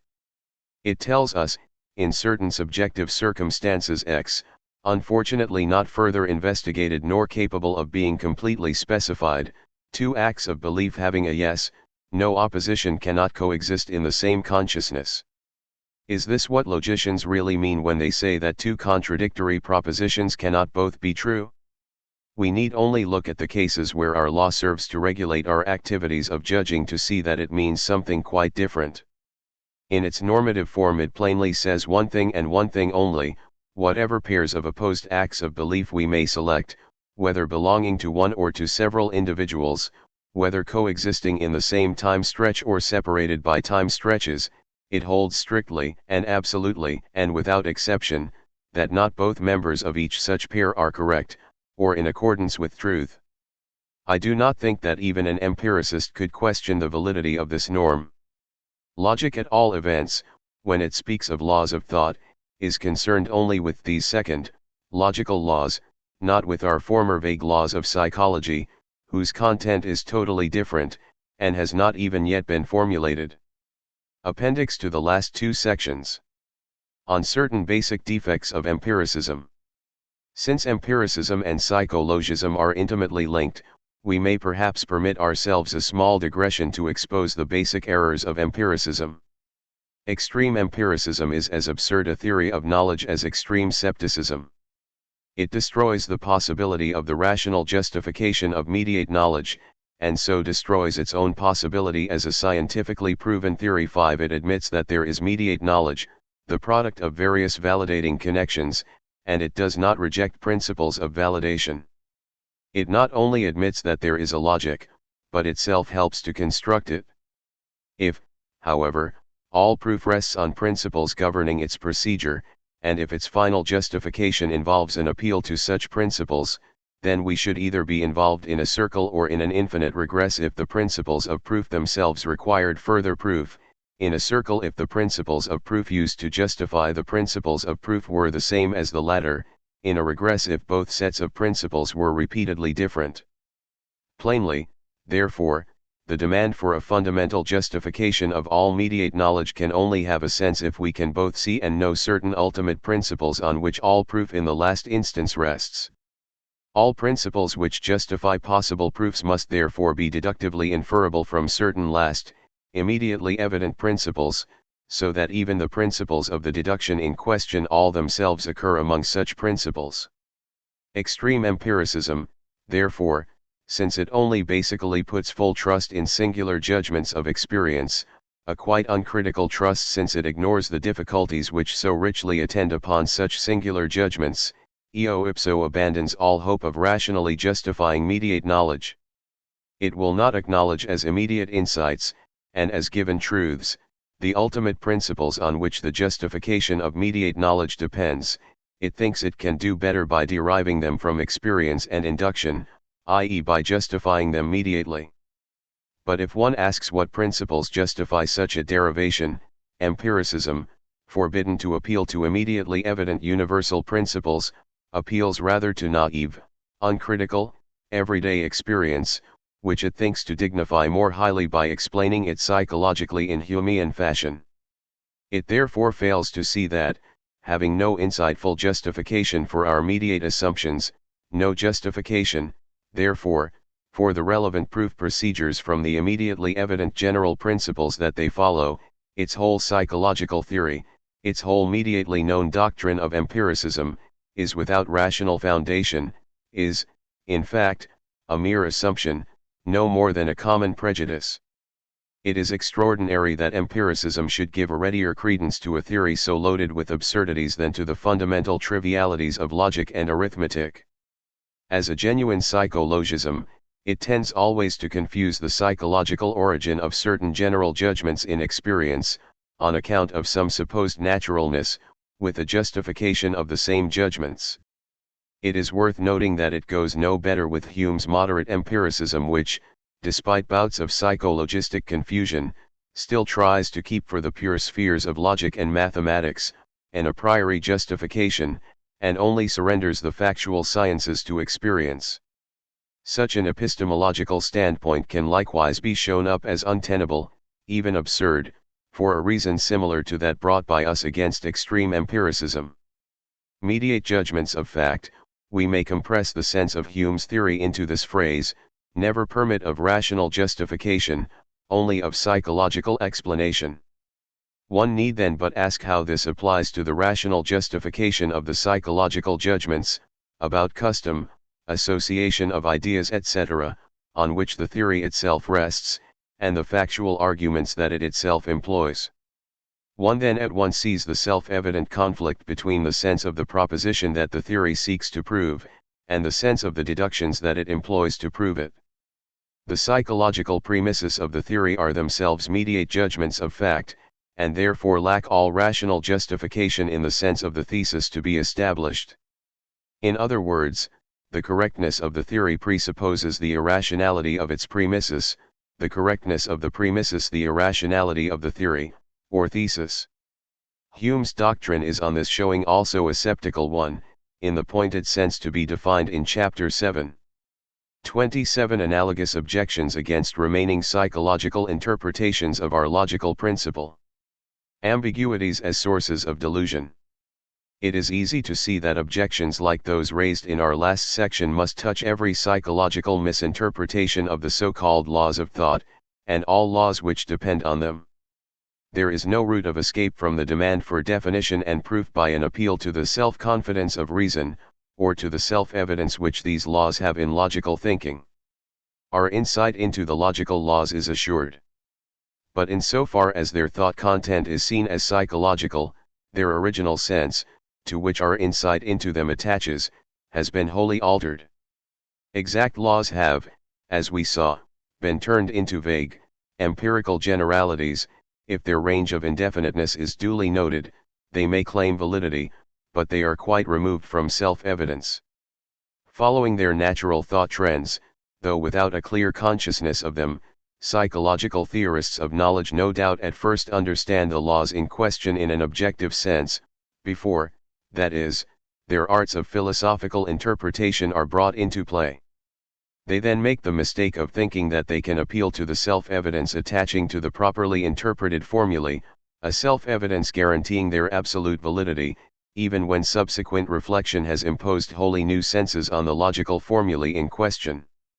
If there is any case where one can justifiably speak of an insight through which truth itself is directly perceived, the statement that of two contradictory statements not both are true, is a case in point, but, if we are to deny justification to such talk, we may plainly do so in regard to all psychologizing reinterpretations of the same, or of its equivalents, e.g. that affirmation and negation exclude one another in our thought, that judgments recognized to be contradictory cannot coexist in a single consciousness. 6. That it is impossible for us to believe in explicit contradiction. 7. That no one can take something to be and not to be at the same time, and so forth. Let us dwell for a while, to leave no residual unclarity, on all these shimmering wordings. Regarded more closely, they at once reveal the misleading influence of ambiguities, as a result of which the true law, or its equivalent normative transformation, is confused with psychological assertions. Affirmation and denial exclude one another in thought. The term thought, which in its wider sense covers all intellectual activities, is in the usage of certain logicians by preference applied to rational, logical thought, to correct judgment. That incorrect judgment, yes and no exclude one another, is plain, but this is merely an equivalent of the logical law, and not at all a psychological proposition. It tells us that no judgment is correct in which the same state of affairs is at once affirmed and denied. It says nothing regarding a possible coexistence of contradictory acts of judgment, whether in one consciousness, or in several. Even Husserl and Meinung's logic, 1890, p. 133, inadvertently substitutes the thought of non-coexistence for our logical principle. The second formula, that judgments recognized as contradictory cannot coexist in a single consciousness, is likewise excluded if consciousness is interpreted as consciousness as such, as a timeless, normal consciousness. A primitive logical principle can of course not presuppose a notion like normality, since this cannot even be formulated without regard to such a principle. It is plain, further, that if our proposition is thus misunderstood, and is kept free from all metaphysical hypostatization, it is merely an equivalent rewriting of our logical principle, and has nothing whatever to do with psychology. An ambiguity similar to that in our first formulation occurs in our third and fourth. No one can believe in a contradiction, no one can take something both to be and not to be, no one, that is, who is rational, to add an obvious qualification. The impossibility concerns anyone who wishes to judge rightly and no one else. It does not therefore express a psychological compulsion, but our insight that contradictory propositions are not both true, that the states of affairs corresponding to them cannot both coexist, so that, if anyone claims to judge rightly, i.e. to treat the true as the true, and the false as the false, he must judge as this law prescribes. Actual judgments may be quite different. No psychological law drives the judging subject under the yoke of logical laws. We therefore again have before us an equivalent restatement of the logical law, infinitely far from the thought of psychological laws which govern judgment phenomena. But this thought forms the essential kernel of the psychological interpretation. This last arises when cannot believe etc. is taken to mean a non-coexistence of judgments instead of the incompatibility of the corresponding propositions, i.e. a necessary non-realization of their joint truth. The proposition, no reasonable, or merely responsible, individual can believe a contradiction, permits of yet another interpretation. We call a man reasonable, if we credit him with an habitual tendency to judge rightly, in his own sphere, of course, and in a normal frame of mind. A man regularly capable, when normal, of hitting off the obvious, what lies to hand, is a responsible thinker in the sense here in question. The avoidance of explicit contradiction is naturally included in the, quite vague, range of the obvious. If we carry out this subsumption, the statement no responsible, reasonable person can believe in contradictions, does no more than trivially apply a general principle to a particular case. We should of course not call a thinker responsible, if the case were otherwise. Here again there is no reference to a psychological law. But we have not reached the end of possible interpretations. There is a grave ambiguity in the word impossibility, which not only points to a union excluded by objective law, but also to a subjective incapacity to unify factors. This ambiguity serves to reinforce our psychologistic tendencies. I cannot believe that contradictories coexist, try as hard as I will, my attempt shivers itself upon an unconquerable, felt resistance. This incapacity for belief is arguably an inwardly evident experience. I see belief in contradictories to be impossible for me, as for any being that I must think of by analogy with myself. I therefore have evident insight into a psychological law of which the principle of contradiction is the expression.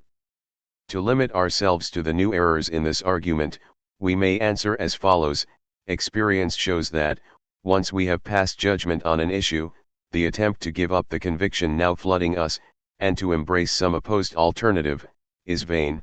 Even if new thought motives come up, retrospective doubts arise, old convictions at variance with our present ones haunt us, we are often assailed by an obscure feeling of upsurging, embattled thought masses. The vain attempt, the felt resistance, etc., are individual experiences, limited as to person and time, bound up with definite, if not exactly specifiable circumstances. How could they provide inner evidence for a universal law which transcends persons and times? One ought not to confuse the assertoric inner evidence for the existence of a single experience, with the apodeictic inner evidence for the holding of a general law. Can the evidence for the existence of a feeling which we interpreted as one of incapacity, provide the insight that what we now in fact do not bring off will be forever denied us by law? One should note how impossible it is to specify the circumstances which play so essential a role in the situation.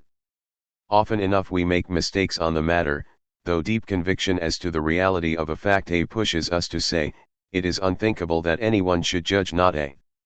It is in this same sense that we are able to say, it is unthinkable that anyone should not accept the law of contradiction, of which we are most firmly convinced, or no one can manage to believe in two contradictory propositions at the same time. It may be that multiplied testing by examples has engendered a lively empirical judgment to this effect, but the inner evidence that this always and necessarily happens we do not possess at all. The true situation can be set forth thus: we have apodeictic inner evidence, insight in the pointed sense, in regard to the not both being true of contradictory propositions or the not both being the case of opposed states of affairs. This law of incompatibility is the true principle of contradiction. Apodeictic inner evidence then extends itself to a useful psychological application. We can also see that two judgments of contradictory content, both merely setting forth in judgment what their intuitive foundations offer, cannot coexist. We can also see that pairs of contradictory judgments having either assertoric inner evidence, or apodeictic inner evidence, can coexist neither in a single consciousness, nor dispersed among several consciousnesses. All this merely tells us that states of affairs which, as contradictory, are objectively incompatible, can also in fact never be thought together in the sphere of anyone's intuition or insight, which does not at all mean that he cannot hold them to be coexistent. We have, on the other hand, no apodeictic inner evidence in regard to contradictory judgments in general. We only empirically know that, within the limits of practically familiar classes of cases, sufficiently defined for practical purposes, contradictory acts of judgment in fact exclude one another. 28. The supposed two-sidedness of the principle of contradiction, in virtue of which it should be taken both as a natural law of thinking, and as a normal law for its logical regulation. In our psychologically obsessed age, few logicians have been quite able to steer clear of psychological misinterpretations of logical principles, even if they have stood out against attempts to found logic on psychology, and even if they would, on other grounds, resent the charge of psychologism. What is not psychological is not accessible to psychological illumination, and each well-meant attempt to use psychological researches to throw light on the essence of laws of thinking, presupposes a psychological reinterpretation of those laws. If one reflects on these truths, one will have to count all German logicians who have followed the lead of Sigwart among such psychological reinterpreters, even if they have been far from expressly formulating, or characterizing, logical laws as psychological, and even if they have strongly opposed them to other psychological laws. If such conceptual shifts are not expressed in the chosen formulations of the laws, they more certainly appear in the accompanying elucidations, or in the whole expository context. Very remarkable attempts have been made to give the principle of contradiction a double status, in virtue of which it is, on the one hand, a natural law which determines our actual judging, while, on the other hand, it is a normal law, serving as a foundation to all logical rules. This conception is most attractively presented by F. A. Lang in his Logisk Studien, a brilliant work whose aim is not to contribute to a psychologistic logic à la Mill, but to lay new foundations for formal logic. But if one looks more closely at these new foundations, one reads that the truths of logic, like those of mathematics, derive from our intuition of space, OPCIT, 1877, p. 130, and that, since the simple foundations of these sciences guarantee the strict correctness of all knowledge whatsoever, they are the foundations of our intellectual organization, and that the lawfulness we admire in them, springs from ourselves, from our own unconscious foundations, OPCIT p. 148. When we read this, we cannot fail to classify Lang's view as a psychologism, even if of another sort, to which Kant's formal idealism, on the prevailing interpretation, as well as all other forms of the doctrine of innate faculties and innate sources of knowledge, belong. 8. Lang writes on this point as follows. The law of contradiction is the point at which the natural laws of thought come into touch with the normative laws. The ever-active psychological conditions of our idea formation bring forth truth and error in ever-burgeoning abundance in our natural, unregulated thinking, but they are supplemented, restricted, and employed towards a definite end, by the fact that we cannot combine contradictory elements in our thought, when once they have been made, as it were, to coincide. The mind swallows the grossest contradictions as long as the contradictory elements can be kept apart in different thought compartments. Only when a statement and its contradictory relate to the same object, do we lose our power to combine them. We either become quite unsure of ourselves or one of the two assertions has to yield. Psychologically, such an elimination of contradiction may be temporary, since the immediate coincidence of the contradictions is temporary. What has deep roots in different departments of thought cannot simply be destroyed, if mere inferences have shown it to be contradictory. At the point where the consequences of the two propositions are brought to immediate coincidence, this result certainly follows, but it does not filter back through the whole deductive chain to the seat of the original conflict. Doubt as to the validity of this deductive chain or as to the identity of its object often serve to protect error. And even when such error is disturbed for the moment, it springs once more from the familiar round of associated ideas, and lives on for as long as repeated assaults do not finally lay it low. Despite this toughness of error, the psychological law which rules out the union of immediate contradictions must continue to exert great influence on our thought. It is the sharp edge by which, in the course of experience, untenable combinations of ideas are destroyed while the more tenable combinations survive. It is the destructive principle in the natural progress of human thought, which, like the progress of organisms, depends on the fact that ever new combinations of ideas are being produced, of which the main mass are continually destroyed, while the better ones survive and have further effects.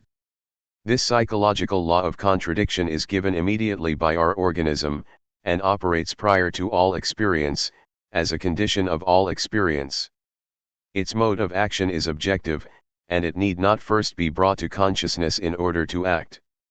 If we now wish to conceive of the same law as the foundation of logic, if we wish to acknowledge it as the normative law of all thought, as it also has been operative as a law of nature without our acknowledgement, then we certainly have need of typical intuitions to convince us, as in the case of all other axioms. OPCITP 27F. What is the essential element in logic, when all psychological additions have been stripped away? Only the fact of the continual removal of contradictories. It is a mere pleonasm in our intuitively based schema if one denies that contradiction can exist, as if there were yet another necessity behind the ground of the necessary. The fact is that a contradiction does not exist, that each judgment which oversteps the limits of this notion, is at once superseded by an opposed, better founded judgment. But this factual supersession is for logic the ultimate ground of all rules. Psychologically regarded, it can itself again be called necessary, in that it is seen as a special case of a more general law of nature. With this, however, logic has nothing to do, since it originates at the same point as its law of contradiction. OPCITP 49.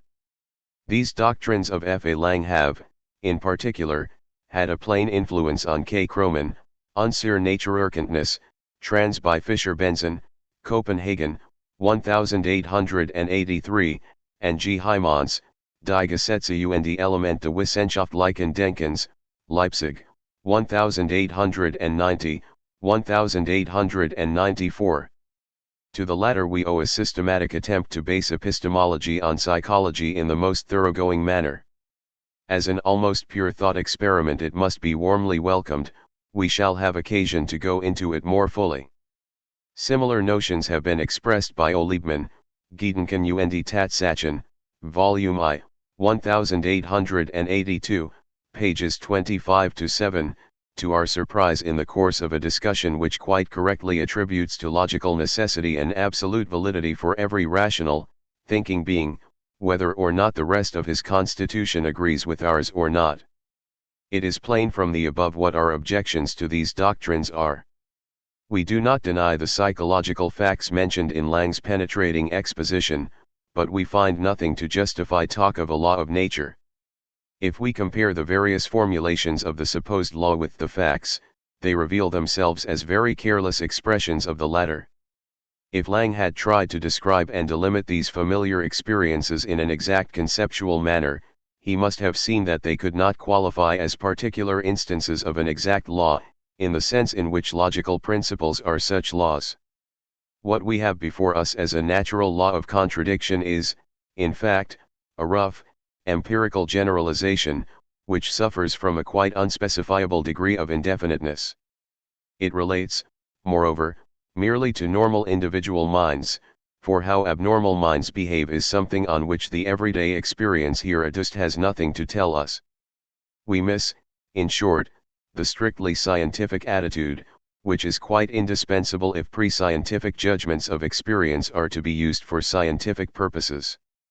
We protest vigorously against the mixing up of a vague empirical generalization with an absolutely exact, purely conceptual law, which has its place in logic alone. We think it absurd to identify the one with the other, or to deduce the one from the other, or to weld both into the supposedly two-sided law of contradiction. Only sheer ignoring of the plain content of the logical law could permit us to ignore the further fact that this content is not at all relevant, directly or indirectly, to the actual elimination of contradiction in thought. This actual elimination plainly only concerns the judgment experienced by one and the same individual in one and the same time and act.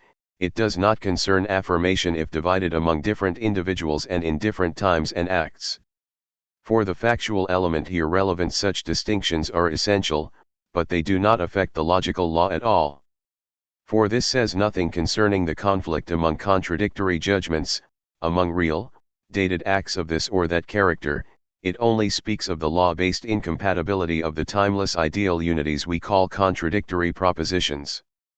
The truth that the members of such a pair of propositions are not both true, contains no shadow of an empirical assertion about any consciousness and its acts of judgment. I think that one has only to make this quite clear to oneself, and take it seriously, to see the wrongness of the whole notion that we are now criticizing. 29 Continuation. Sigwart's doctrine. Eminent thinkers before Lang have inclined to this disputed attribution of a double character to the basic laws of logic. Even Bergman, Rein Logic, and of two, otherwise little disposed to make concessions to psychologism, does so in one chance remark, but Sigwart above all is guilty. His wide influence over modern logic justifies a narrower discussion of the relevant passages. On the view of this important logician, the principle of contradiction is a normative law in no other sense than it is a natural law, a law which simply establishes the meaning of negation. As a natural law, it merely says that it is impossible consciously to affirm that A is B and that A is not B at a given moment, but as a normative law it is applied to the whole range of standing concepts to which the unity of consciousness extends. Seen in this regard, it underlies the principle of contradiction ordinarily so called, which is not, however, to be coordinated with the law of identity, in the sense of the formula A is A, since it presupposes the fulfillment of this law, i.e. the absolute constancy of our concepts. Sigwart, Logic, I2, p. 358, 45, 5. Parallel things are said in the statements regarding the law of identity, interpreted as a principle of agreement. The difference between the principle of agreement treated as a natural and a normative law, does not lie in its own nature, but in the presupposition of its application. In the former case it is applied to what is present to consciousness, in the latter case to the ideal state of a persistent, unchanging presence of all ordered, presentative content to a single consciousness, a state which is empirically incapable of complete fulfillment. Sigwart, Logic, I2, p. 383, 45, 2. To this we object, how can a proposition which, as law of contradiction, establishes the meaning of negation, have the character of a law of nature? Sigwart of course does not mean that the law is a nominal definition which lays down the sense of the word negation, but only that it is rooted in the sense of negation, that it sets forth what pertains to the concept's meaning. Sigwart in other words only wants to say that to give up the law is to give up the meaning of negation. This, however, can never make up the thought content of a law of nature, and, in particular, not of that law which Sigwart formulates in the following words: it is impossible consciously to affirm that A is B and that A is not B at a given moment.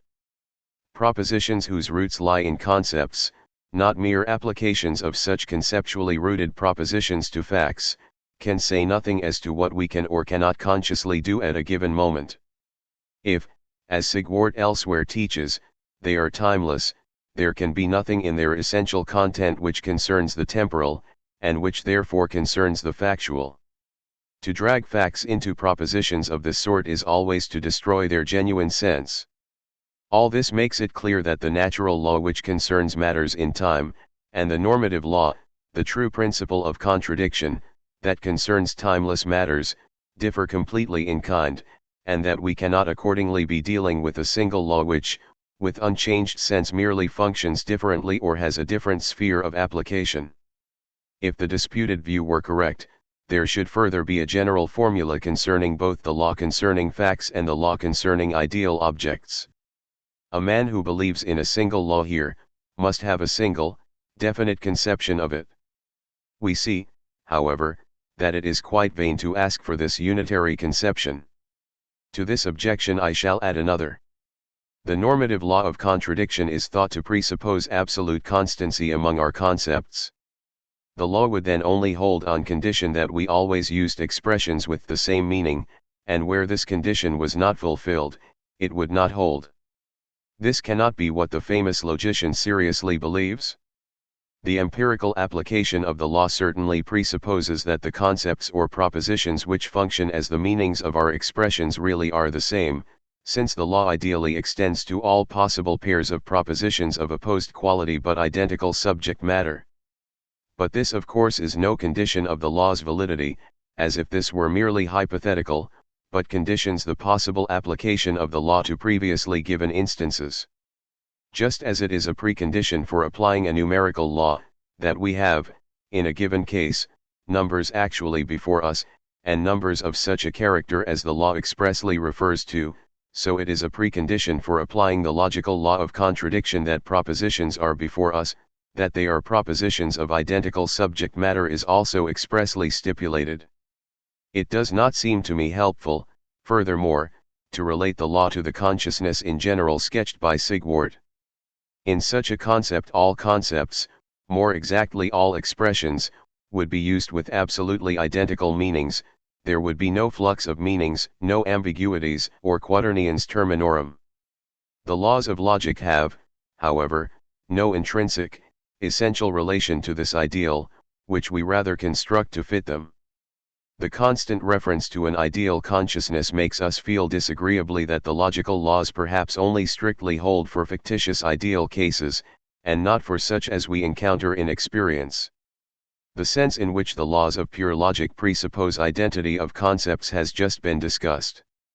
If our conceptions are in flux, if the same expression recurs with an altered content, we no longer have the same concept in the sense of logic, but a second one, and a new one for each further alteration. But each single concept is in itself a supra-empirical unity, and falls under the logical rules which apply to its form. As the flux of empirical color contents and the imperfect identification of qualities do not affect color differentiations as species of qualities, as one species has ideal identity over against its manifold possible cases, which are not themselves colors, but instances of one color, so meanings or concepts have identity in relation to the conceptions of which they are the contents.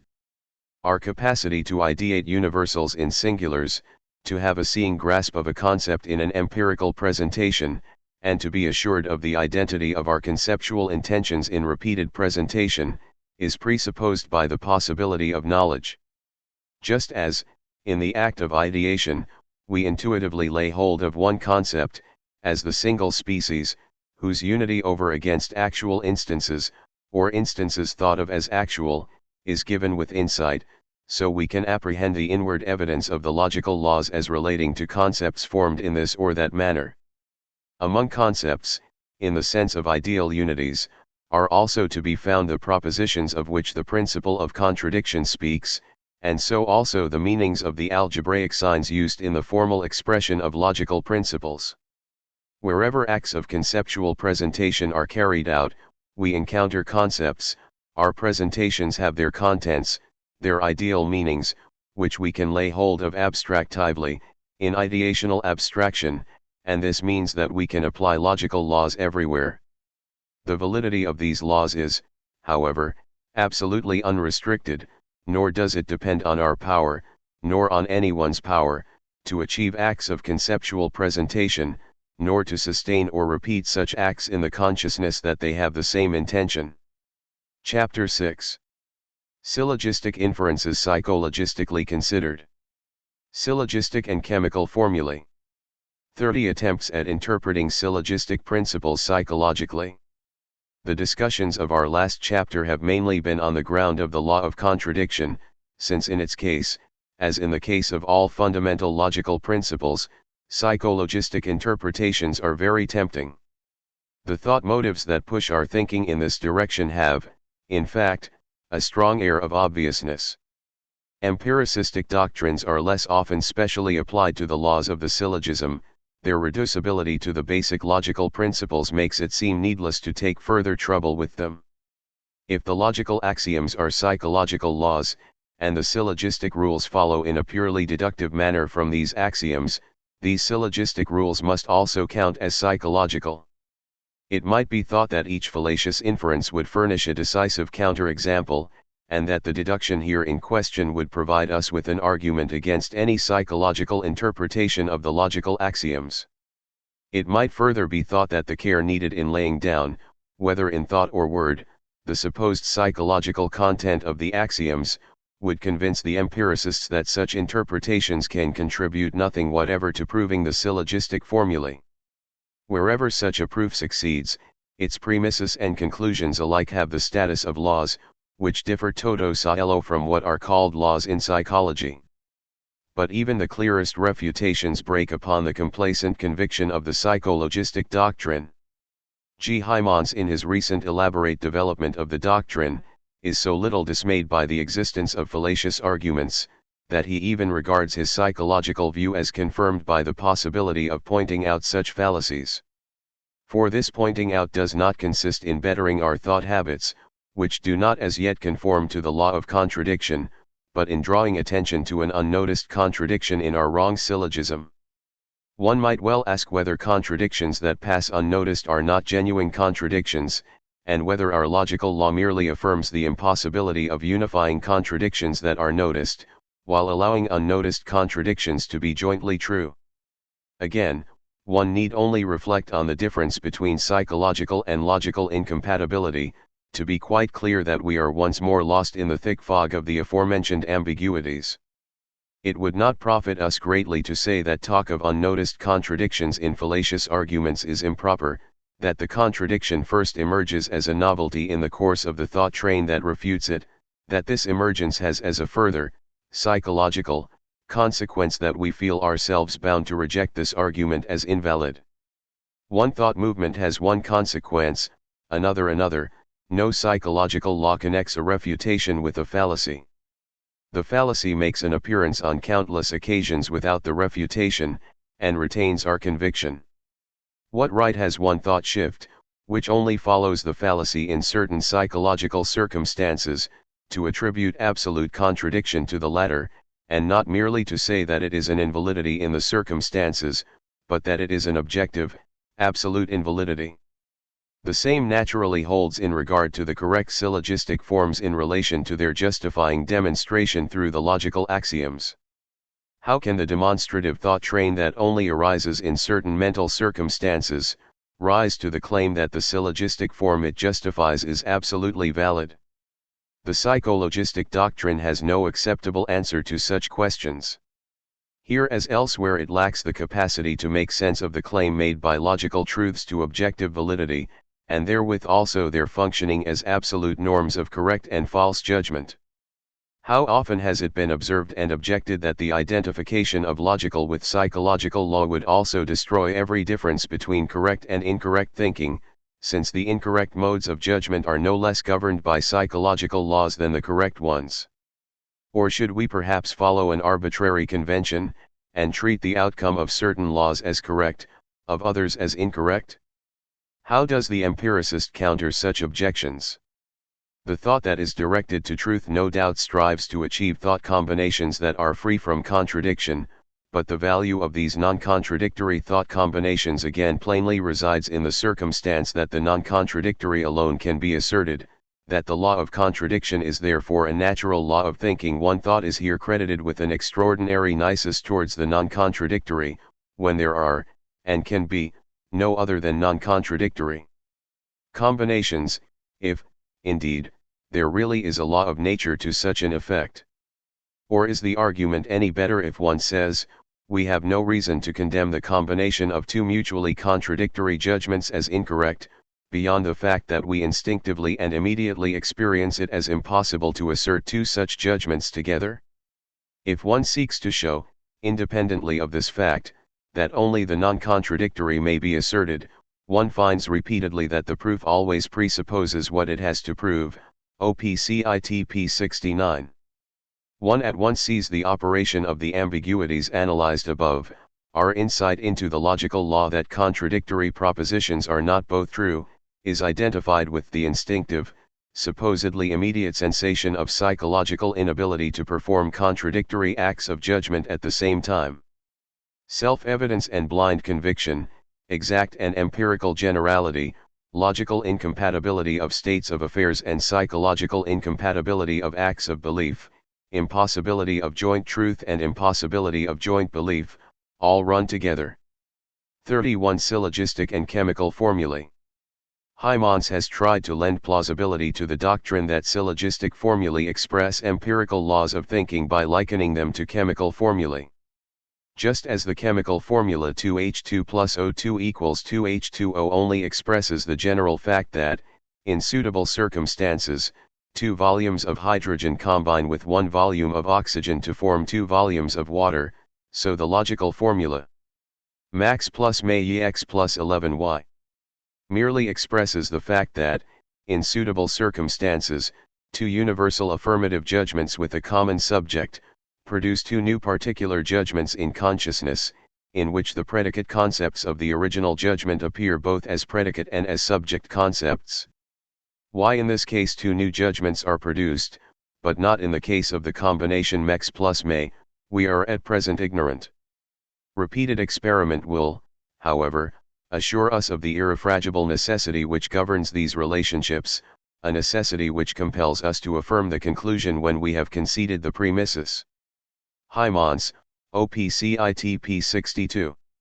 The institution of these experiments of course demands an exclusion of disturbing influences, and this consists in representing the premise judgments to oneself as clearly as possible, letting the mechanism of thought operate, and then waiting for the generation or non-generation of a new judgment. If a new judgment really arises, one must look closely to see whether there are not any intermediate stages in consciousness beside the beginning and end point, and must take note of these latter as exactly and completely as possible. OPCITP 57. What astonishes us in this conception is the assertion that, in the case of combinations excluded by logicians, no new judgments are generated. If we consider every fallacy of, e.g. the form Zem plus me equals xey, we shall have to say that generally, in suitable circumstances, two judgments of the forms Zem and me generate a new judgment in consciousness. The analogy with the chemical formulae fits just as correctly or as badly as in the other cases. Naturally, one is not permitted to reply that the circumstances are unlike in the two cases. They are psychologically of equal interest, and the corresponding empirical propositions of equal value. Why then do we draw such a fundamental distinction between the two classes of formulae? If the question were put to us, we should naturally reply, because we see in the case of the one that what they express are truths, while, in the case of the other, they are falsehoods. The empiricist, however, cannot give this answer. On the interpretations he accepts, the empirical propositions corresponding to fallacious inferences are valid in the same way as are those which correspond to other inferences. The empiricist appeals to the experience of irrefragable necessity, which, if the premises are conceded, compels us also to hold the conclusion to be true. But all syllogisms, whether logically justified or not, come about with psychological necessity, and the felt compulsion, when it is felt, is always the same. One who incurs a fallacy, and sustains it against critical objections, feels irrefragable necessity, the compulsion of not being able to think otherwise, in exactly the same way as the man who draws a correct conclusion and continues to recognize its correctness. Like all judgment, the drawing of conclusions is no arbitrary matter. This felt irrefragability so little proves real irrefragability that it may yield to the force of new reasons, even in the case of correctly drawn conclusions recognized as such. It should therefore not be confused with the genuine logical necessity that pertains to every syllogistic inference, which means, and can mean, nothing beyond the insightfully knowable, though not actually known by each judging person, validity of the syllogism, with its governance by ideal law. The law-governed character of this validity certainly first makes itself known in the insight with which we apprehend the syllogistic principle.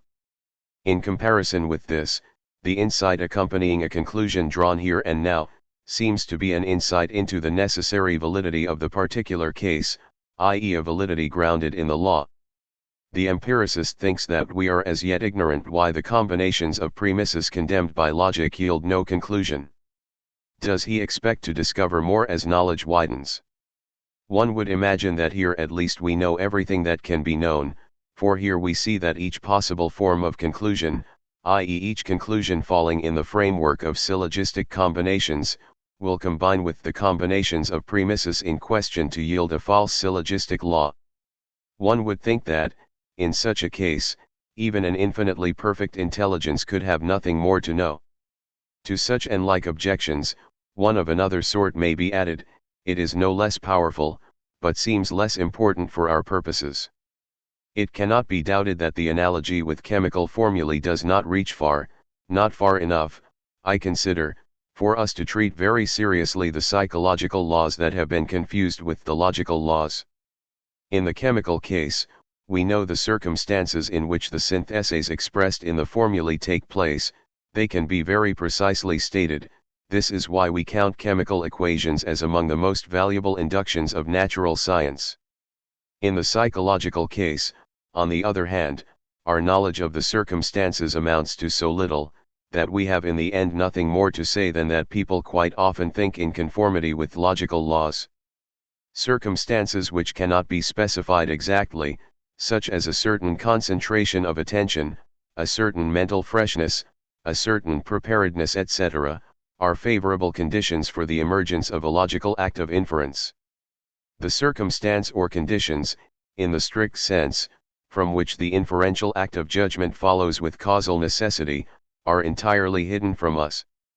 The situation being what it is quite understandable that no psychologist has so far thought of introducing, one by one, into psychology, generalizations which can be connected with syllogistic formulae, and which involve the vague circumstances just mentioned.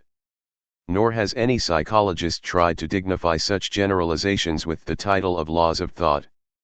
After all this, we may count as a hopeless undertaking, in the sense of Kant, Hyman's interesting attempt, full of stimulating points that have not been mentioned here, at a theory of knowledge that could also be called a chemistry of judgments, and that is nothing more than a psychology of thinking. It will at least not make us swerve from our rejection of psychologistic interpretations. Syllogistic formulae do not have the empirical content men attribute to them. Their true sense is plainest when we state them in the equivalent form of ideal incompatibilities, e.g. It is universally the case that two propositions having the forms all m's are x and no p is m are not true unless a proposition having the form sums are not p9 is also true. And so in every case. Nothing is here said about a consciousness or the acts and circumstances of its judgment, etc. If one keeps the true content of the syllogistic formulae in mind, one will vanquish the illusion that makes the experimental production of the insightful judgment which recognizes the syllogistic principle, into an experimental proof of that principle, or into something that can lead to such a proof. Chapter 7. Psychologism as Aseptical Relativism. 32. The ideal conditions for the possibility of a theory as such. The strict concept of scepticism.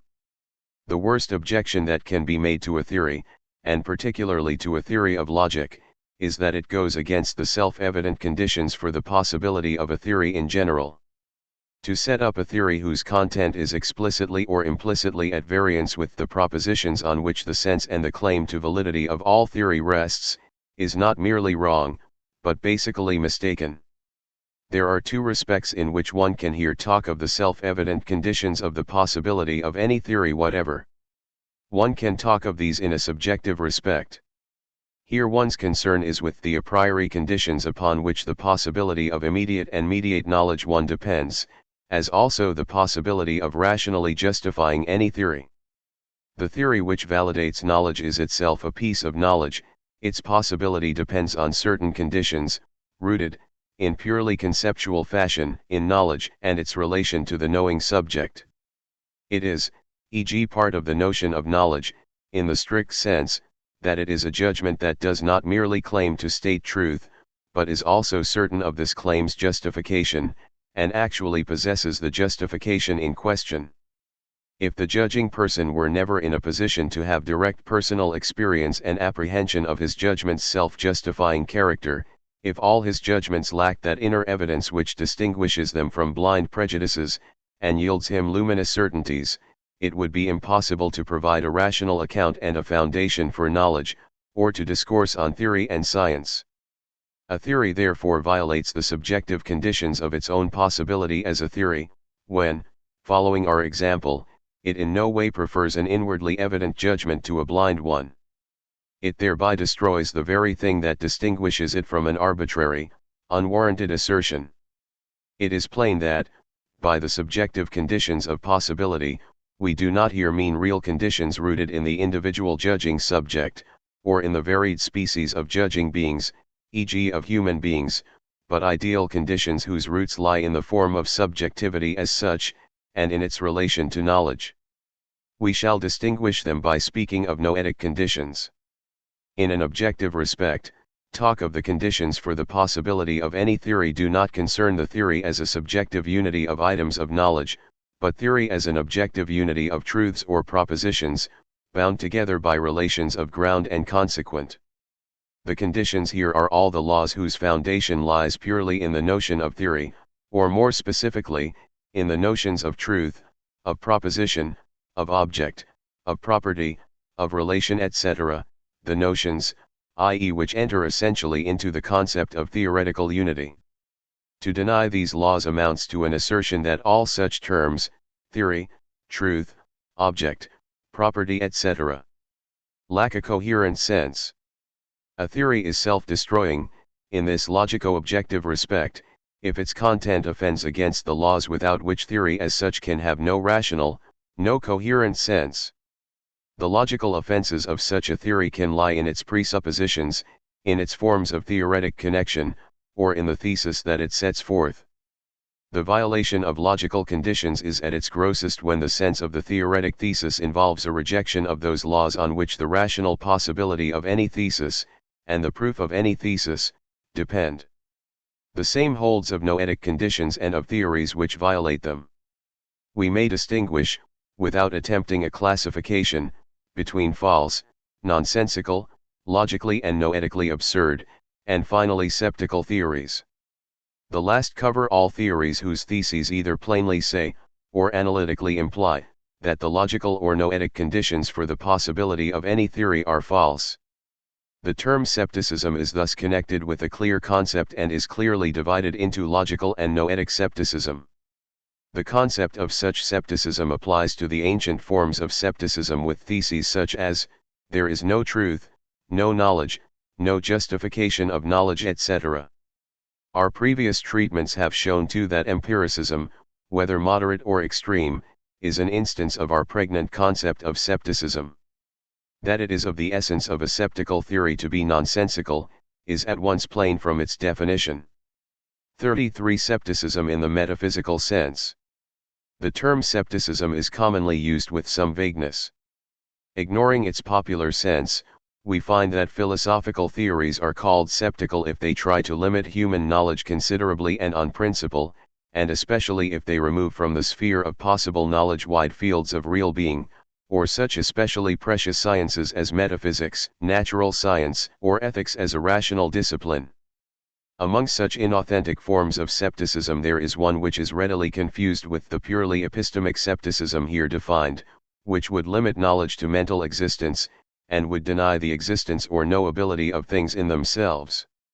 Such theories are plainly metaphysical, they have no connection with septicism proper, their thesis is free from logical and noetic absurdity, their claim to validity is a mere question of arguments and proofs. Confusions and genuinely septical modifications then only arise from the paralogistic influence of tempting ambiguities or of septical convictions elsewhere fostered. If, example, a metaphysical septic states his view in the form there is no objective knowledge, i.e. no knowledge of things in themselves, or all knowledge is subjective, i.e. all factual knowledge is merely the knowledge of facts of consciousness, there is a great temptation to yield to the ambiguity of the subject-object terminology, and to transform the original sense which suits our metaphysical standpoint into a noetic septical sense. The proposition all knowledge is subjective becomes the totally new assertion all knowledge as a conscious phenomenon is subject to the laws of human consciousness. The so-called forms and laws of knowledge are merely functional forms of consciousness, or laws governing such functional forms, i.e. psychological laws. When metaphysical septicism thus wrongly favors epistemological septicism, the latter, contrariwise, if taken to be self-evident, seems to provide powerful arguments for the former. People reason, e.g. logical laws, as laws for our functions of knowing, lack real meaning, we can at least never know if they agree with things in themselves. To assume a preformation system is wholly gratuitous. If the comparison of an item of knowledge with its object, needed to establish an adequatio reiet intellectus, is excluded by the notion of the thing in itself, this applies also to the comparison of the subjective laws of our conscious functions with the objective being of things and their laws. If there are things in themselves, we can know nothing whatever about them. Metaphysical questions do not concern us here. We have mentioned them only to have before us at an early stage, an instance of the confusion between metaphysical and logico-noetic scepticism.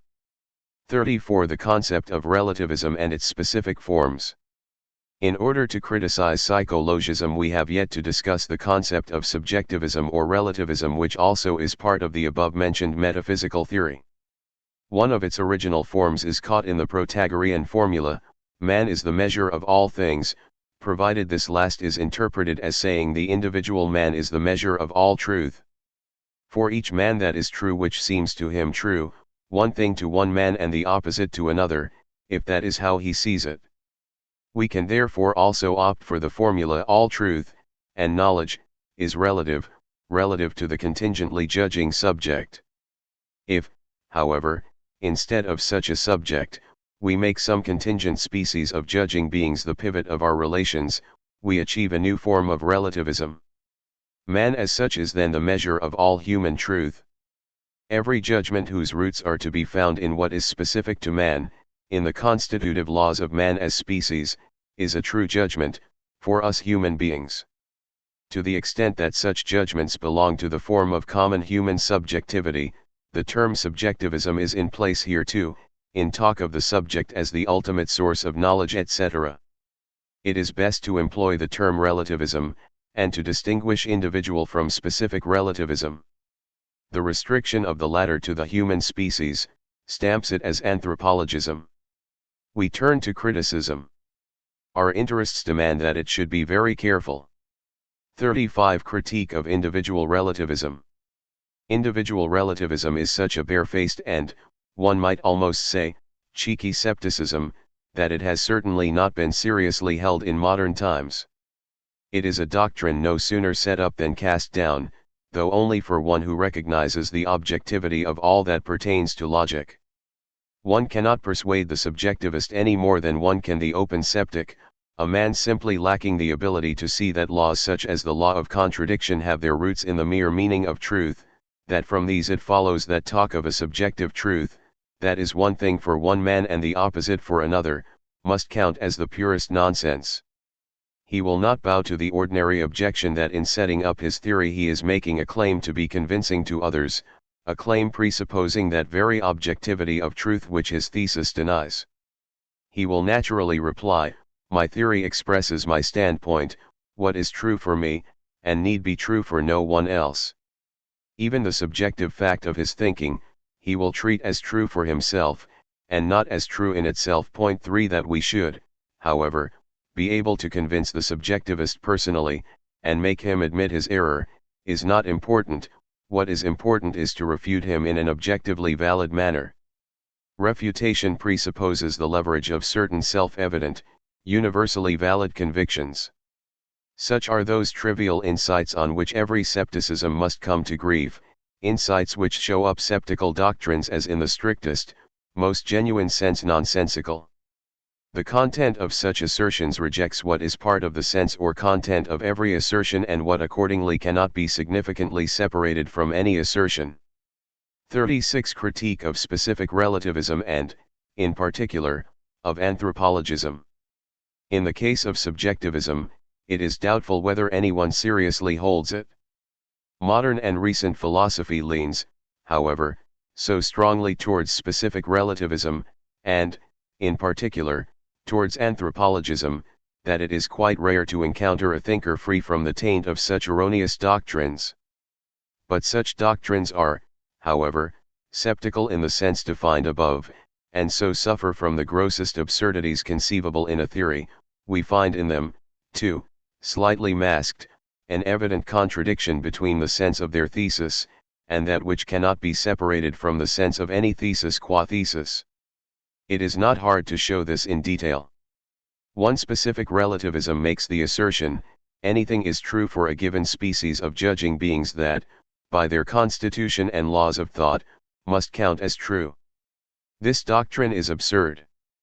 For it is part of its sense that the same proposition or content of judgment can be true for a subject of the species Homo, but may be false for another subject of a differently constituted species. The same content of judgment cannot, however, be both true and false. This follows from the mere sense of true and false. If the relativist gives these words their appropriate meaning, his thesis is in conflict with its own sense. It is plainly a vain evasion to plead that the words of the idist principle of contradiction were incomplete, but that, when we unfolded the sense of the words true and false, it was the humanly true and false that were in question. For the ordinary subjectivist could likewise plead that talk about the true and the false was inexact, and that truth, or falsehood, for the individual were what was really meant. And one would of course answer him by saying, an evidently valid law cannot have a plainly absurd meaning, and talk of what is true for this one or that one is absurd. It is absurd to regard it as an open possibility that the same judged content, with dangerous ambiguity we say the same judgment, should be alike true and false, as one or other judges it. There will be a corresponding answer to specific relativism.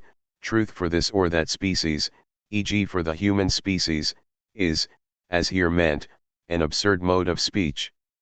It can no doubt be used in a good sense, but it then means something wholly different, i.e. the circle of truths to which man as such has access.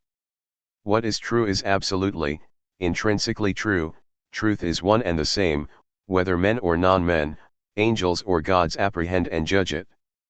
Logical laws speak of truth in this ideal unity, set over against the real multiplicity of races, individuals, and experiences, and it is of this ideal unity that we all speak when we are not confused by relativism.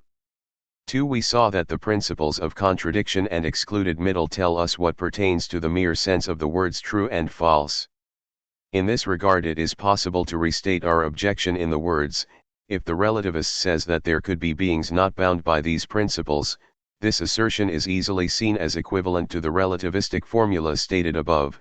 He either means that there could be propositions or truths, in the judgments of such beings, which do not conform to these principles, or he thinks that the course of judgment of such beings is not psychologically regulated by these principles.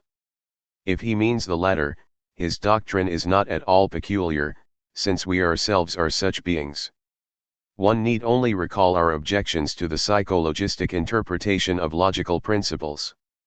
But if he means the former, we may simply reply, either such beings understand the words true and false in our sense, in which case it is irrational to speak of logical principles not holding, since they pertain to the mere sense of these words as understood by us. We should never dream of calling anything true or false, that was at variance with them. Alternatively, such beings use the words true and false in some different sense, and the whole dispute is then one of words. If, example, they call those things trees which we call propositions, then the statements in which the logical laws are expressed of course do not hold, but they will also have lost the sense in which we asserted them. It therefore comes out that the sense of the word truth has been totally altered by relativism, which yet pretends to talk of truth in the sense laid down by the logical laws, which is the only sense we all employ when we talk of truth. In a single sense there is only a single truth, in an equivocal sense there are naturally as many truths as there are equivocal uses. 3. The constitution of a species is a fact. From a fact it is only possible to derive other facts. To base facts relativistically on the constitution of the species therefore means to give it a factual character. This is absurd. Every fact is individually and therefore temporally determinate.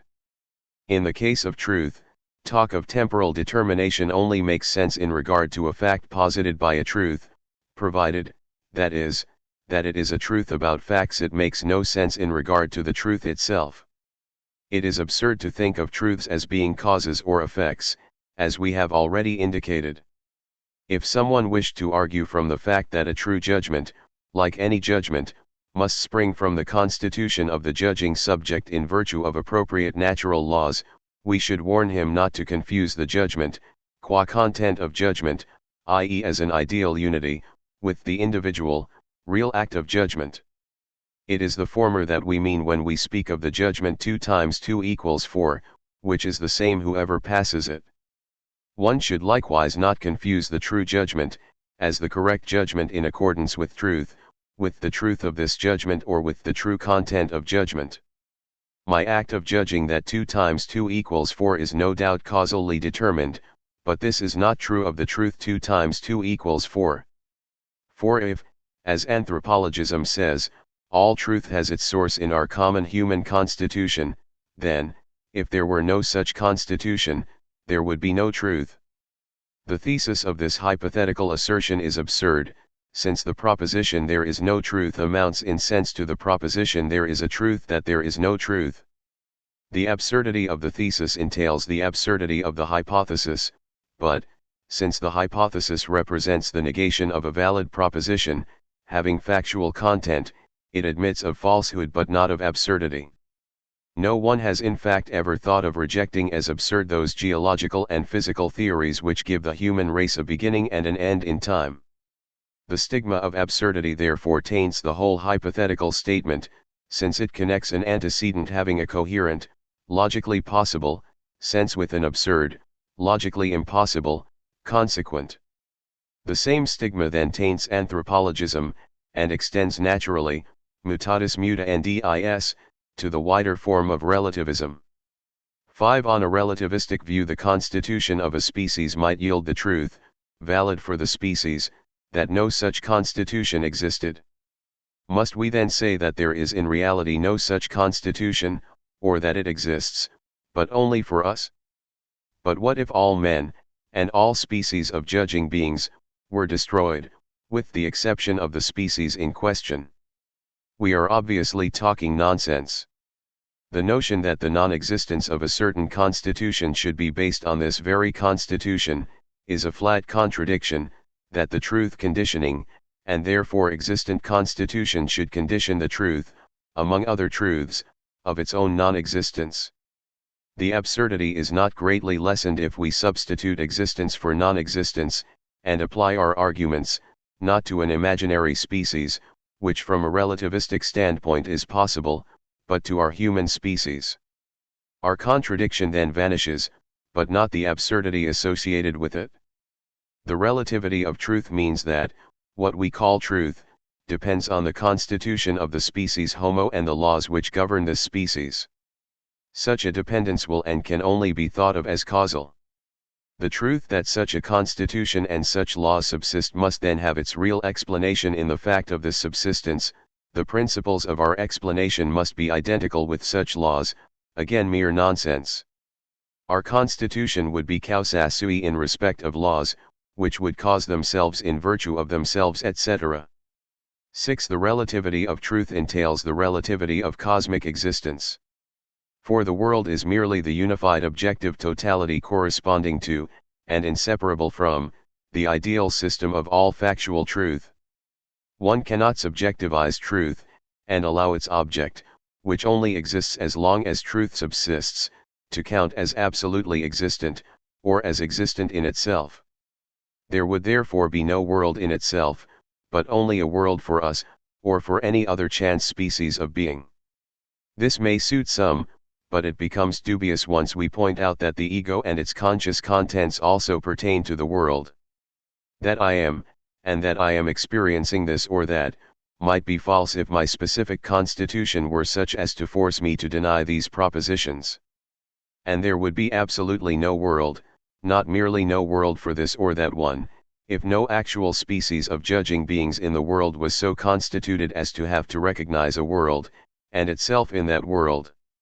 If we confine ourselves to the only species actually known to us, animal species, then a change in their constitution would mean a change in the world, and that although animal species are thought to be evolutionary products of the world, we are playing a pretty game. Man evolves from the world and the world from man, God creates man and man God. The essential core of this objection lies in the self-evident conflict between relativism and the inner evidence of immediately intuited existence, i.e. with the evidence of inner observation in the legitimate, indispensable sense.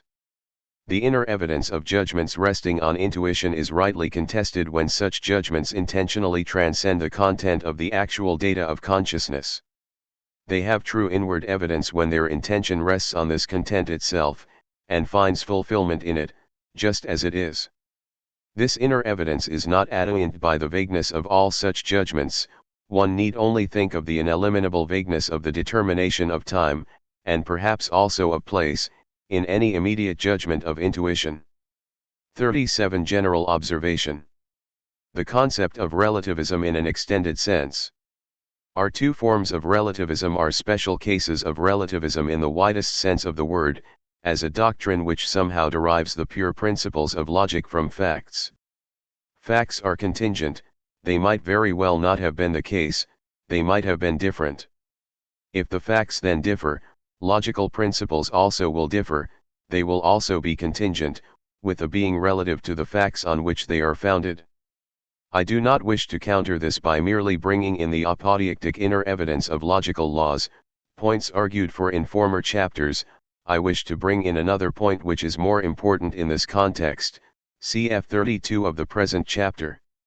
Anyone can see from my statements up to this point that for me the pure truths of logic are all the ideal laws which have their whole foundation in the sense, the essence or the content, of the concepts of truth, proposition, object, property, relation, combination, law, fact, etc. More generally stated, they have their whole foundation in the sense of the concepts which make up the heritage of all science, which represent the categories of constituents out of which science as such is essentially constituted. Laws of this sort should not be violated by any theoretical assertion, proof, or theory, not because such a thing would render the latter false, so would conflict with any truth, but because it would render them inherently absurd. An assertion, example whose content quarrels with the principles whose roots lie in the sense of truth as such, is self-cancelling. For to assert, is to maintain the truth of this or that content. A proof whose content quarrels with the principles rooted in the sense of the relation of ground and consequent, is self-cancelling. For to prove, is to state that there is such and such a relation of ground and consequent etc.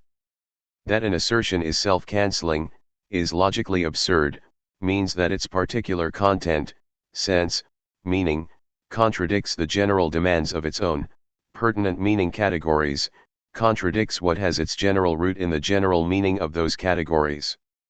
It is now clear that, in this pregnant sense, any theory is logically absurd which deduces logical principles from any matters of fact.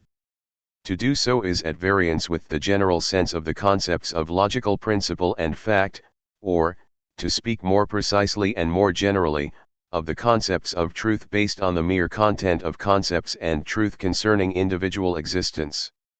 It is easy to see that the objections against the above discussed relativistic theory are, in the main, objections to relativism in the most general sense. 38. Psychologism in all its forms is a relativism.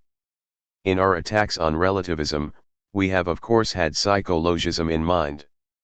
Psychologism in all its subvarieties and individual elaborations is in fact the same as relativism, though not always recognized and expressly allowed to be such.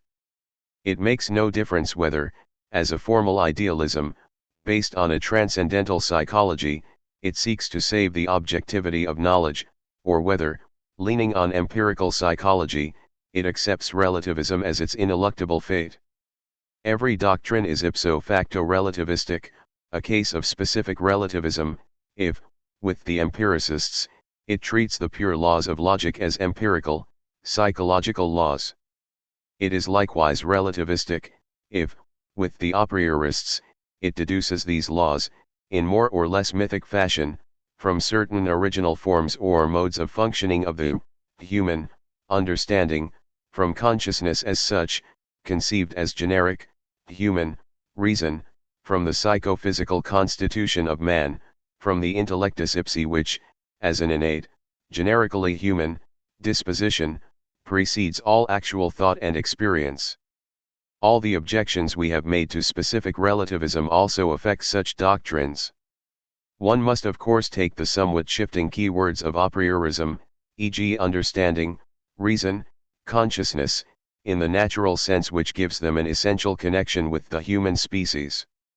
It is the curse of the theories under consideration that they at one time give these words a real, at another time an ideal sense, and so weave an inextricable tangle of true and false statements. A prioristic theories, to the extent that they yield to relativistic motives, must be counted as relativistic. Such relativism is no doubt restricted, i.e., to the realm of mathematics and natural science, when, as in the case of some Kantian thinkers, certain logical principles are set aside as principles of analytic judgments, but septical absurdities are not thereby avoided. For, in their narrower field, they still deduce truth from generic human nature, the ideal from the real, or, more precisely, the necessity of laws from the contingency of facts. We are, however, more interested in the extreme, consistent psychologism which permits no such restrictions.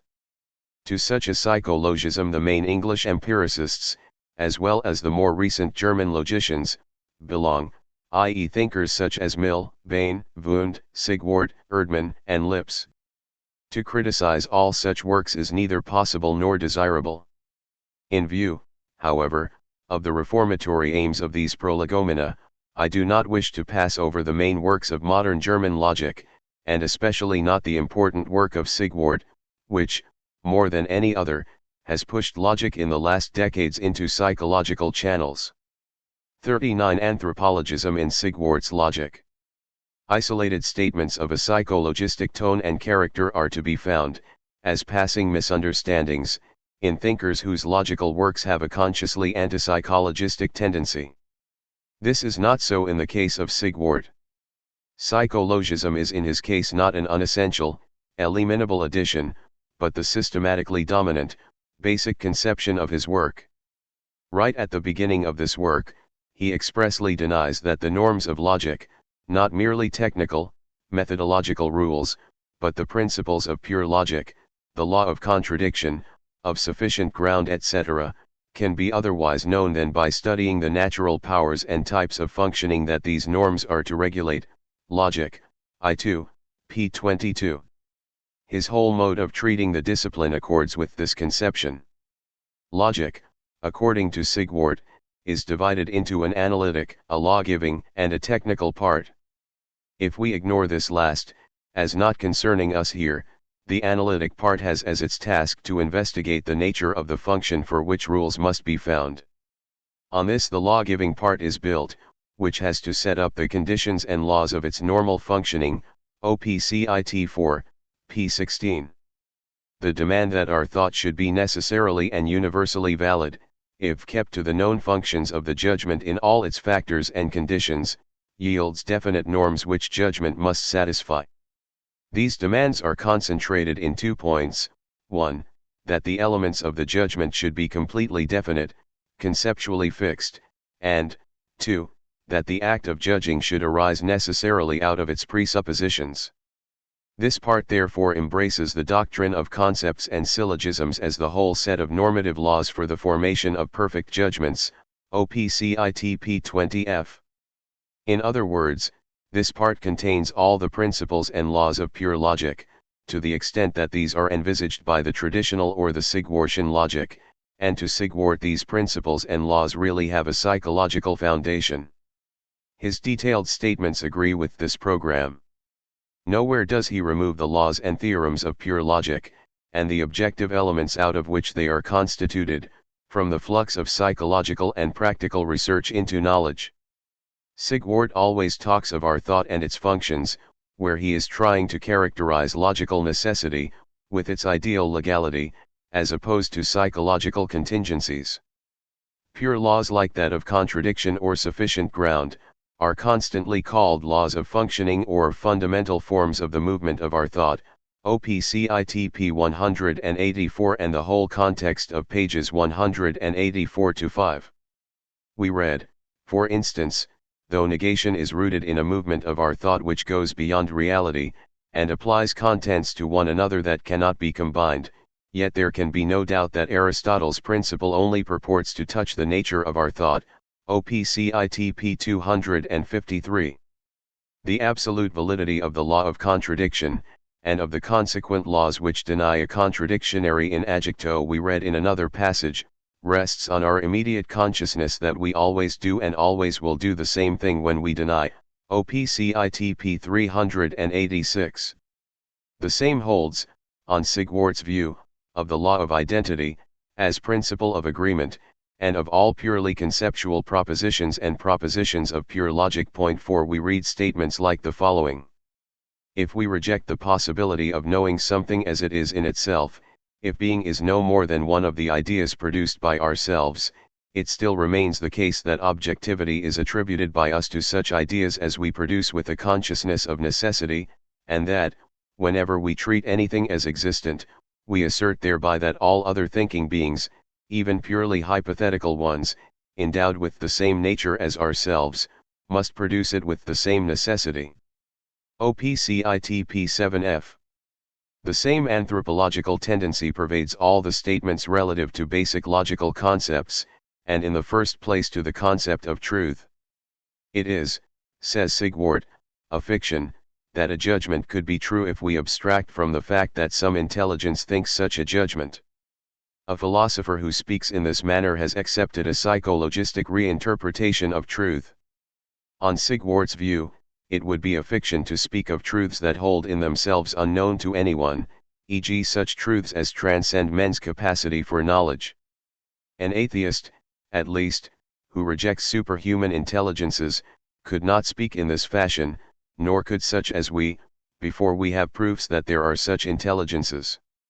The judgment expressed in the formula of gravitation was not true before the time of Newton, which makes it, strictly speaking, a self-contradictory and wholly false utterance, since an unrestricted validity for all times is plainly part of what it means to assert. To go further into Sigwart's many statements which concern the notion of truth would involve us in an inadmissibly long treatment. But it would at least show that we were right in taking the passage we quoted literally. Sigwart resolves truth into conscious experiences. Though he often talks of objective truth, he renounces its true objectivity, which depends on its supra-empirical ideality. Experiences are real particulars, temporally determinate, which come into being and pass away. Truth, however, is eternal, or, better put, it is an idea, and so beyond time. It makes no sense to give truth a date in time, nor a duration which extends throughout time. Naturally one says of truth that on occasion it comes to mind, and is accordingly apprehended or experienced by us.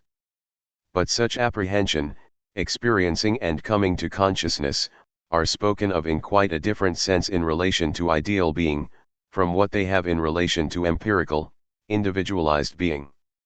We do not apprehend truth as we apprehend some empirical content which comes up, and again vanishes, in the stream of mental experiences. Truth is not a phenomenon among phenomena, but is an experience in that totally different sense in which a universal, an idea, is an experience.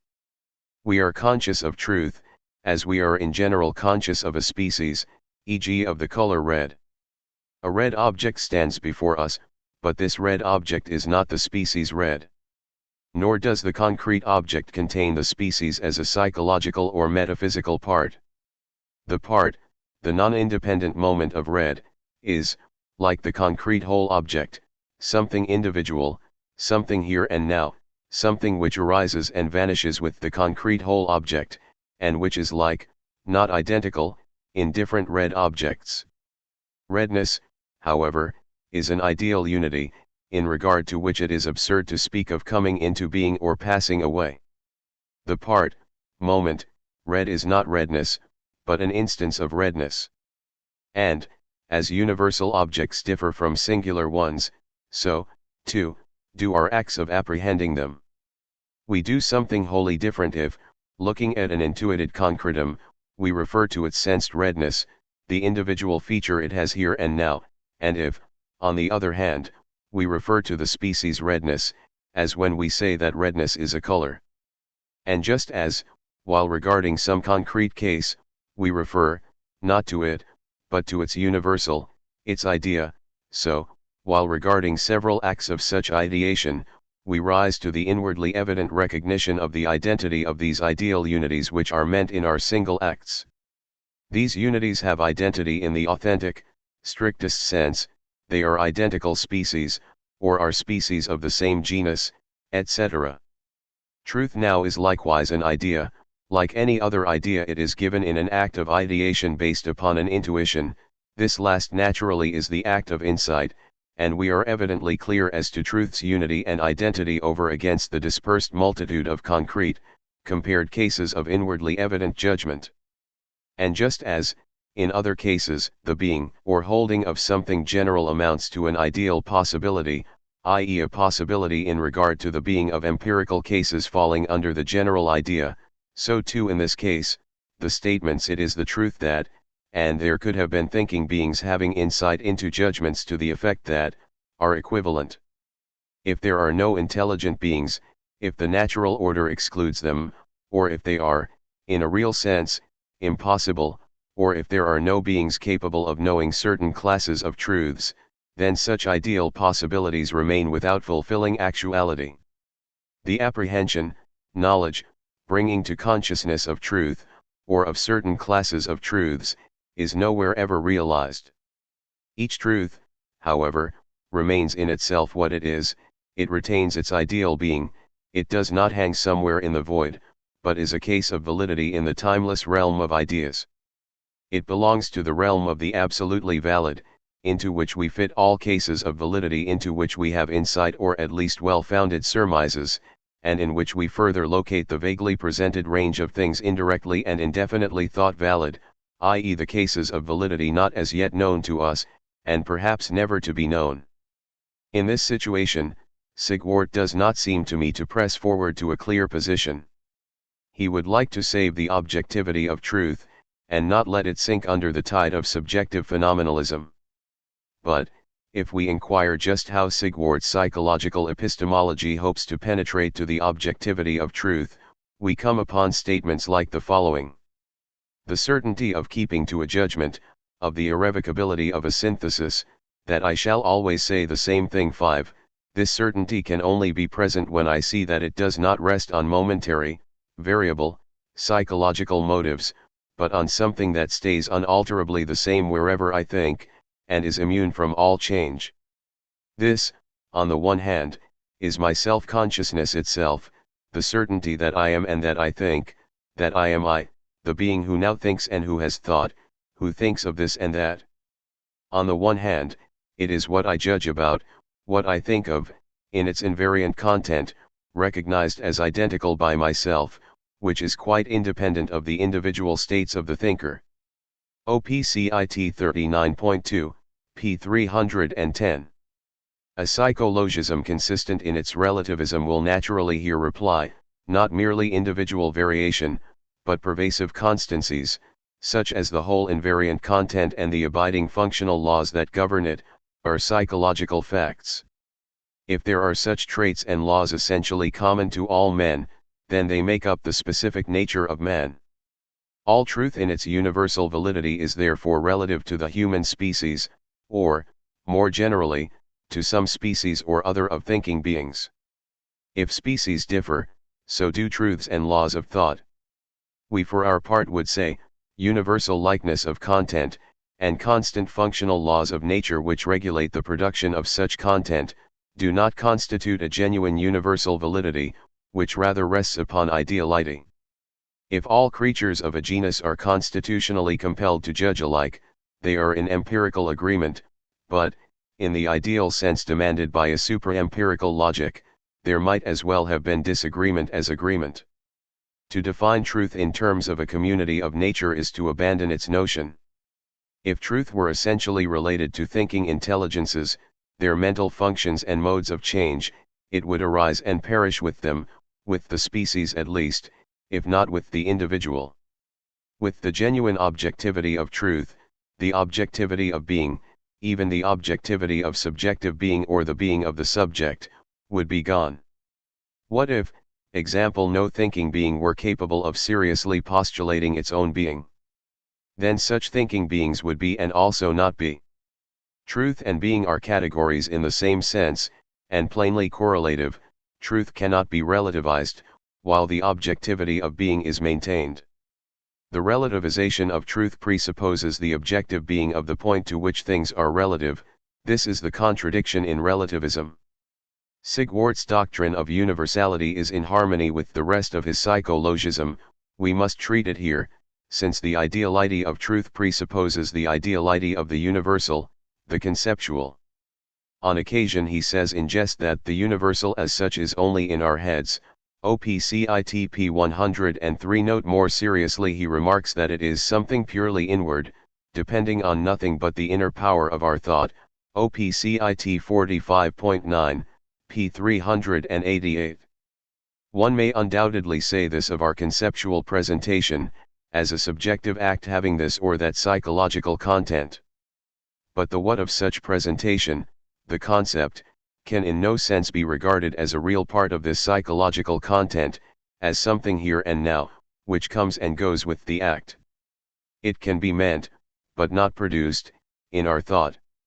Sigwart is consistent in practicing the same relativization he uses on the notion of truth on the very closely connected concepts of ground and necessity. A logical ground, he says, that is unknown to us, is, in strictness a contradiction, for a ground only becomes a logical ground when we know it. OPCIT 32.2, p. 248. The statement that mathematical theorems have their ground in mathematical axioms therefore relates, in strictness, to a fact of human psychology. Could we still hold this fact to be a fact whether or not anyone knows, or will know it? The usual manner of speaking, which gives objectivity to relations of ground and consequent, and talks of their discovery, must accordingly be mistaken. Despite Sigwart's earnest attempts to distinguish essentially different notions of ground, and the acuteness he shows therein, an acuteness only to be expected in so eminent a thinker, he is still hindered by the psychologistic tendency of his thought from making the most essential distinction of all, one which presupposes a sharp sundering of ideal from real. When he opposes the logical ground or ground of truth to the psychological ground of certainty, he finds the former merely in a certain universal alikeness of what is presented, since only this, not an individual's mood etc., can be common to all. We need not reiterate the objections raised above. The fundamental distinction between a purely logical ground of truth and a normatively logical ground of judgment is not to be found in Sigwart. On the one hand, a truth, not a true judgment, but the ideally valid unity, has a ground, which is tantamount to saying that there is a theoretical proof which deduces the truth from this objective, theoretical ground.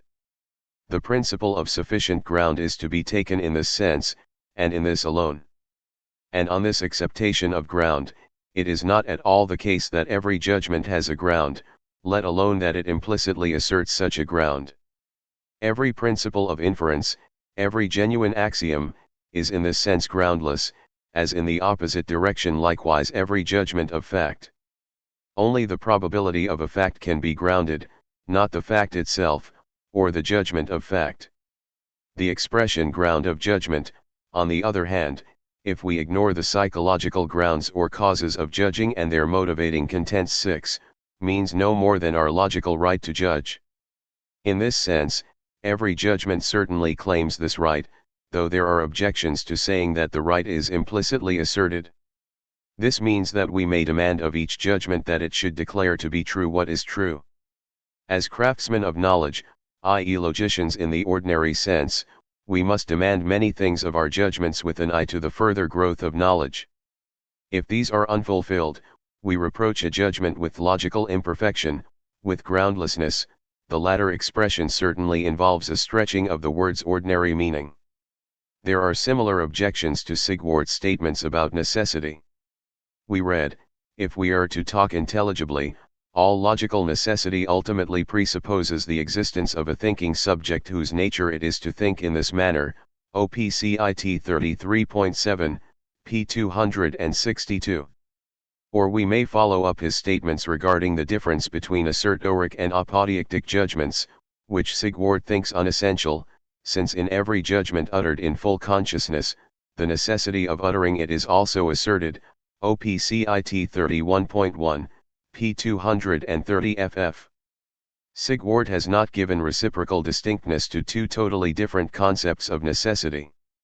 The subjective necessity, the compulsive conviction, which colors every judgment, or rather, appears in each such judgment when, remaining under its sway, we try to assert its contrary, is not distinguished from entirely different concepts of necessity, from apodeictic necessity, in particular, the peculiar consciousness in which we apprehend law, or conformity to law, with insight.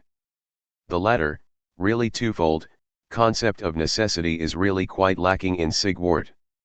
He quite ignores the fundamental equivocation which permits us to apply the term necessary, not only to our apodeictic consciousness of necessity, but also to its objective correlate, i.e. the law, or the conformity to the law, of which this consciousness represents the insight. It is only in the latter sense that the expressions "it is necessary that," and "it is a law that," gain their objective equivalence, and likewise the expressions "s is necessarily p" and "s is being p" is grounded on a law. It is naturally the second, purely objective, ideal notion, which underlies all apodeictic judgments in the objective sense of pure logic. It alone dominates and constitutes all theoretical unity.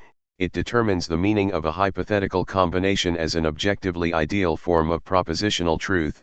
It connects the conclusion as a necessary, ideally law-governed, consequence with the premises.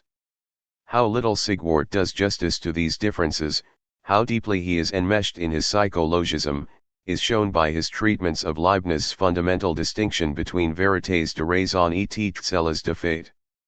The necessity of both sorts of truth, Sigwart thinks, is ultimately hypothetical, for from the fact that the contrary of a factual truth is not impossible a priori, it does not follow that it is not necessary for me to assert it, once the fact has occurred, or that the opposite assertion would be possible for one who knows the fact. OPCIT 31.6, p. 239. And again, on the other hand, our possession of universal concepts on which propositions of identity rest, is ultimately a factual matter, which has to be there before the principle of identity can be applied to it, and so can generate a necessary judgment. From which he thinks he can conclude that Leibniz's distinction in respect of necessity, breaks down, OPCIT p. 240. What is here maintained at the outset is quite correct. Every judgment, while I make it, represents a necessary assertion for me, as its denial, while I remain sure of my judgment, represents an impossibility for me. But does Leibniz intend this psychological necessity when he denies necessity, rationality to factual truths? It is likewise certain that one can know no law without possessing the universal concepts out of which it is built. This possession, certainly, like the whole knowledge of a law, is a factual matter. But did Leibniz call the knowing of a law necessary, and not rather the truth of the law that we know? The necessity of the vérité de raison surely accords quite well with the contingency of the act of judgment, to the extent that this amounts to insight and knowledge. Only through a confusion of two essentially different concepts of knowledge, a subjective, psychologistic concept and Leibniz's subjective, idealistic one, can Sigwart wind up his argument by holding that Leibniz's distinction in respect of the character of necessity breaks down. There is undeniably a subjective, experiential distinction which corresponds to the fundamental objective ideal distinction between law and fact.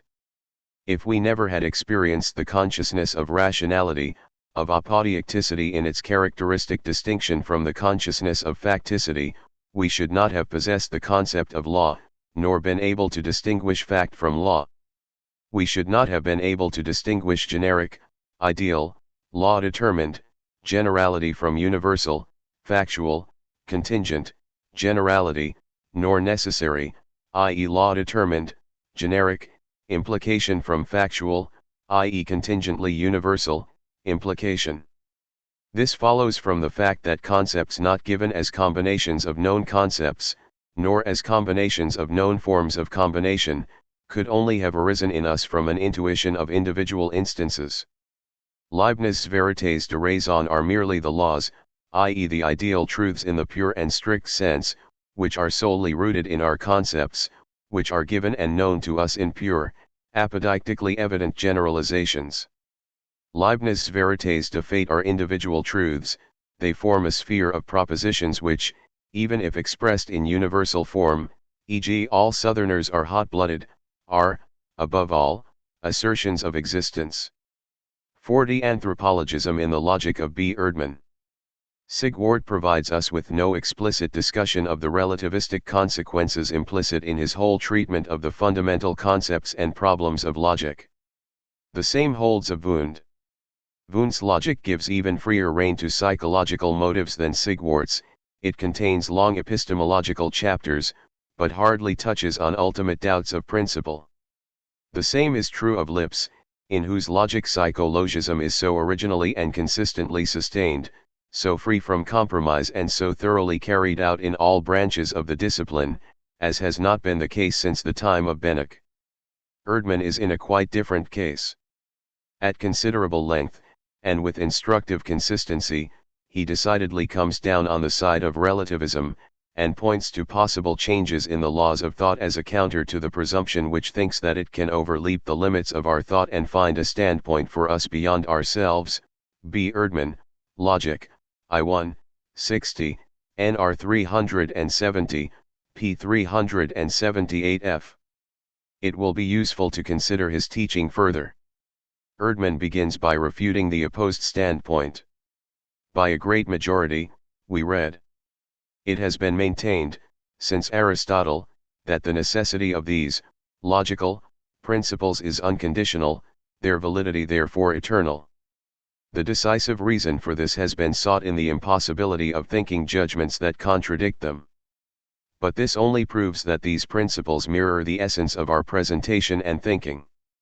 For if they reveal this, it will not be possible to carry out their contradictories, since these seek to abolish the condition to which all our presentation and thinking, and so all our judgment, is bound.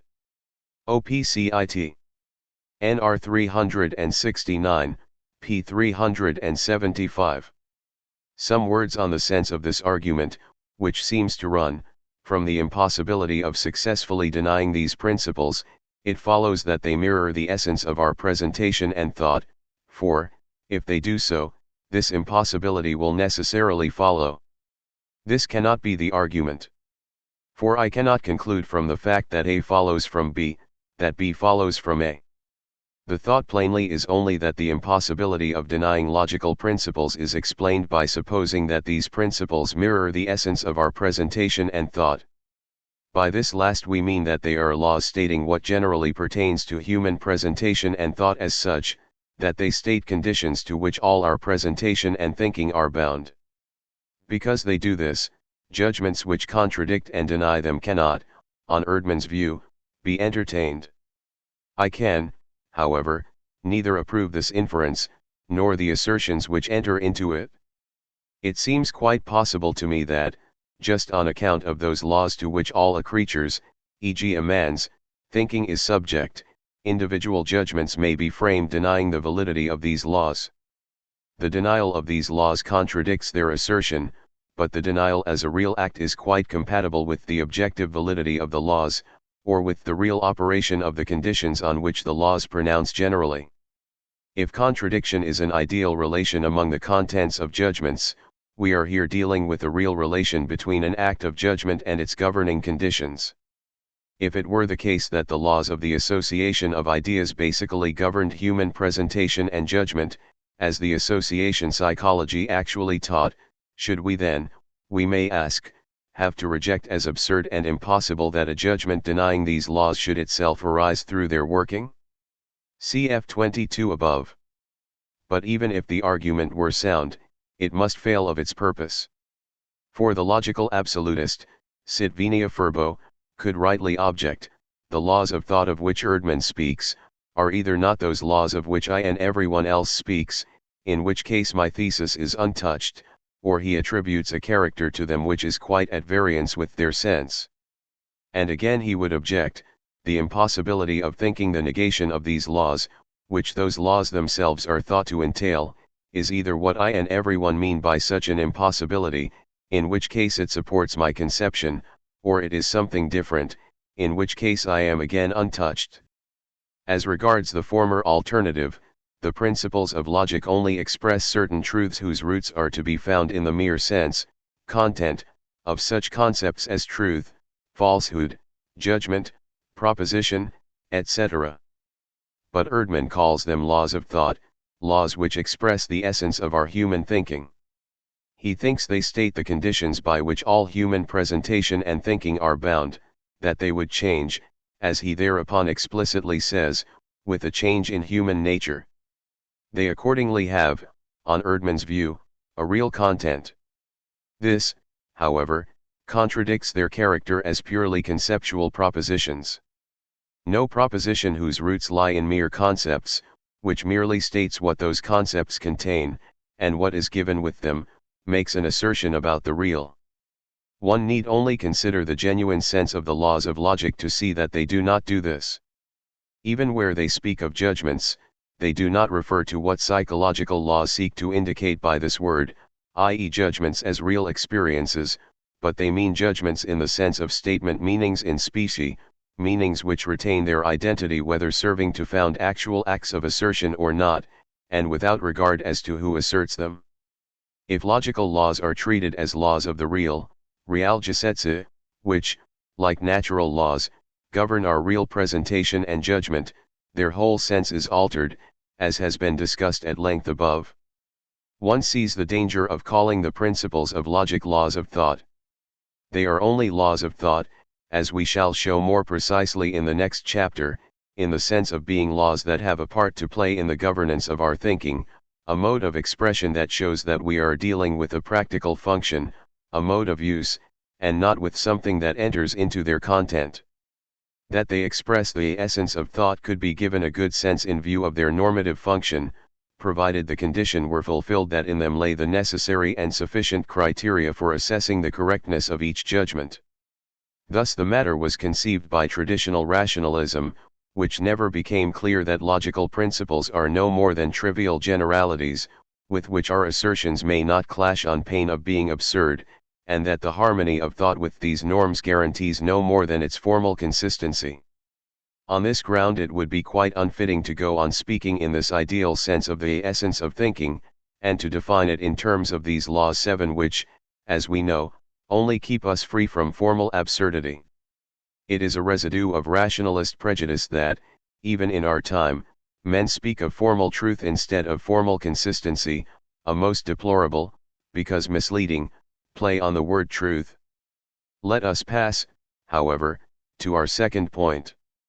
The impossibility of denying the laws of thought is conceived by Erdmann as the impossibility of performing such a denial. But we logical absolutists think these two concepts so little identical, that we deny the non-performability altogether, while maintaining the impossibility. It is not the act of denial that is impossible, this would mean, since it pertains to something real, that it is a real impossibility, but it is the negative proposition which forms its content that is impossible, and this content, being ideal, is ideally impossible, which means that it is absurd, and therefore self-evidently false. This ideal impossibility of the negative proposition does not clash with the real possibility of the negative act of judgment. The last remaining equivocation should thus be eliminated, and we should say, with complete clarity, that the proposition is absurd, but that the act of judging it is not causally ruled out. In the actual thought of normal persons the actual denial of a law of thought does not usually occur, but it can scarcely be said that it cannot thus occur, since great philosophers like Epicurus and Hegel have denied the law of contradiction. Perhaps genius and madness are in this respect allied, perhaps there are also lunatic rejectors of the laws of thought, these will certainly also have to count as men. One should also reflect that it is in the same sense impossible to think the negation of the consequences of primitive logical principles as the negation of these principles themselves. It is well known, however, that we can be mistaken regarding complicated syllogistic or arithmetical theorems, and this too is an unassailable argument. These are, however, disputed questions that do not touch anything essential. Logical impossibility, as absurdity of an ideal content of judgment, and psychological impossibility, as the non-performability of the corresponding act of judgment, are heterogeneous notions, even if the latter were to go with the former in all human cases, and the acceptance of absurdities were ruled out by natural laws. Cf. the discussions of 22 in Chapter 4. The logical absolutist makes use of the genuine logical impossibility of contradicting the laws of logic as an argument for the eternity of these laws. What does such talk of eternity mean? Only that every judgment is bound by the pure laws of logic without regard to time and circumstances, or to individuals and species. This being bound is not meant psychologically in the sense of a thought compulsion, but in the ideal sense of a norm. Whoever judges differently, judges quite wrongly, no matter what species of mental creatures he may belong to. A relation to mental creatures plainly puts no restriction upon universality. Norms for judgments bind judging beings, not stones. This is part of their sense, and so it would be ridiculous to treat stones and similar entities as in this respect exceptions. The logical absolutist's proof is now very simple. He will simply say, the following thought chain is one into which I have insight. Such and such principles are valid, and their validity depends merely on unfolding the content of their concepts. Any proposition, i.e. any possible content of judgment in the ideal sense, is therefore absurd, if it either immediately or mediately clashes with such principles. Such immediate clash merely means that a purely deductive chain runs from the hypothetical truth of such contents of judgment to the consequent untruth of the principles in question. If then such contents of judgment are absurd, and as such false, any actual judgment which has them as its contents will be incorrect, since a judgment is called correct when what it judges, i.e. its content, is true, and incorrect when this content is false. I stress the reference to every judgment, to make plain that the sense of this strict universality rules out any restriction eo ipso, and so also the restriction to human or other kinds of judging persons. I can compel nobody to see what I see. But I myself cannot doubt. I once more see, here where I have insight, i.e. am embracing truth itself, that all doubt would be mistaken.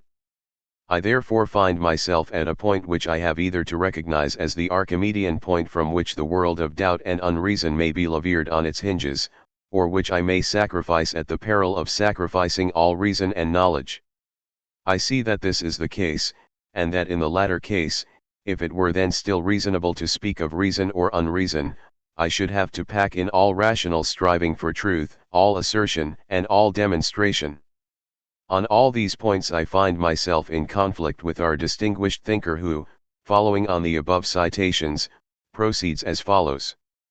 The necessity thus established of the formal logical laws could only be an unconditional one, if our knowledge of it were such as to guarantee that the essence of the thought we find in ourselves and expressed in them, were unchangeable, or were the only possible essence of thinking, that these conditions of our thinking were the conditions of any possible thinking.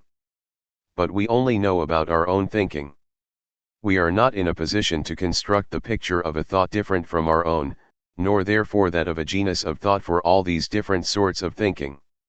Words that appear to describe such a genus have no sense that we can work out which would satisfy the claims raised by such an appearance. For every attempt to work out what they describe is bound to the conditions of our presentation and thinking, moves within their limits.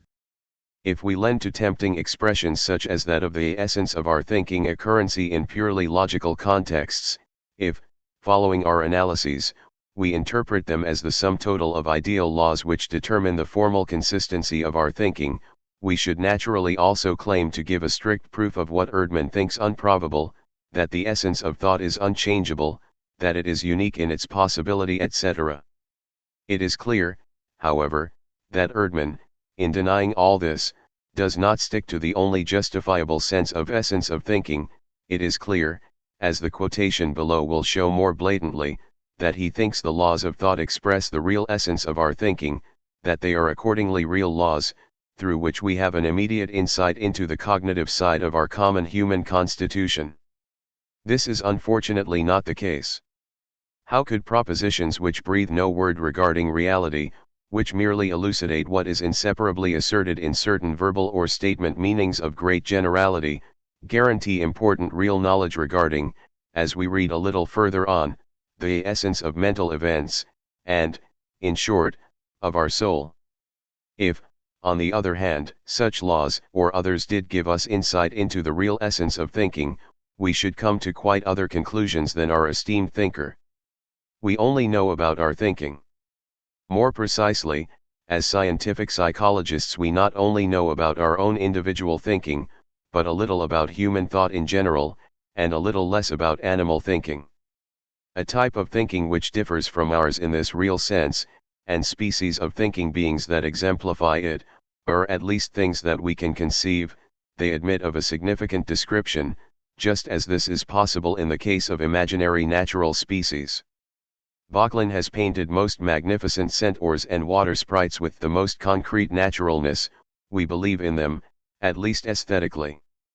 Who can say if the laws of nature allow of such?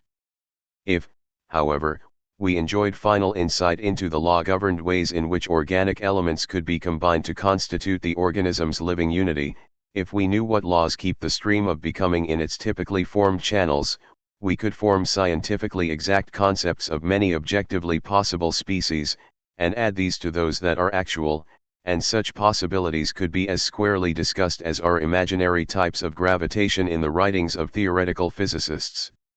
The logical possibility of such fictions is at least unassailable, whether in the field of natural science or that of psychology.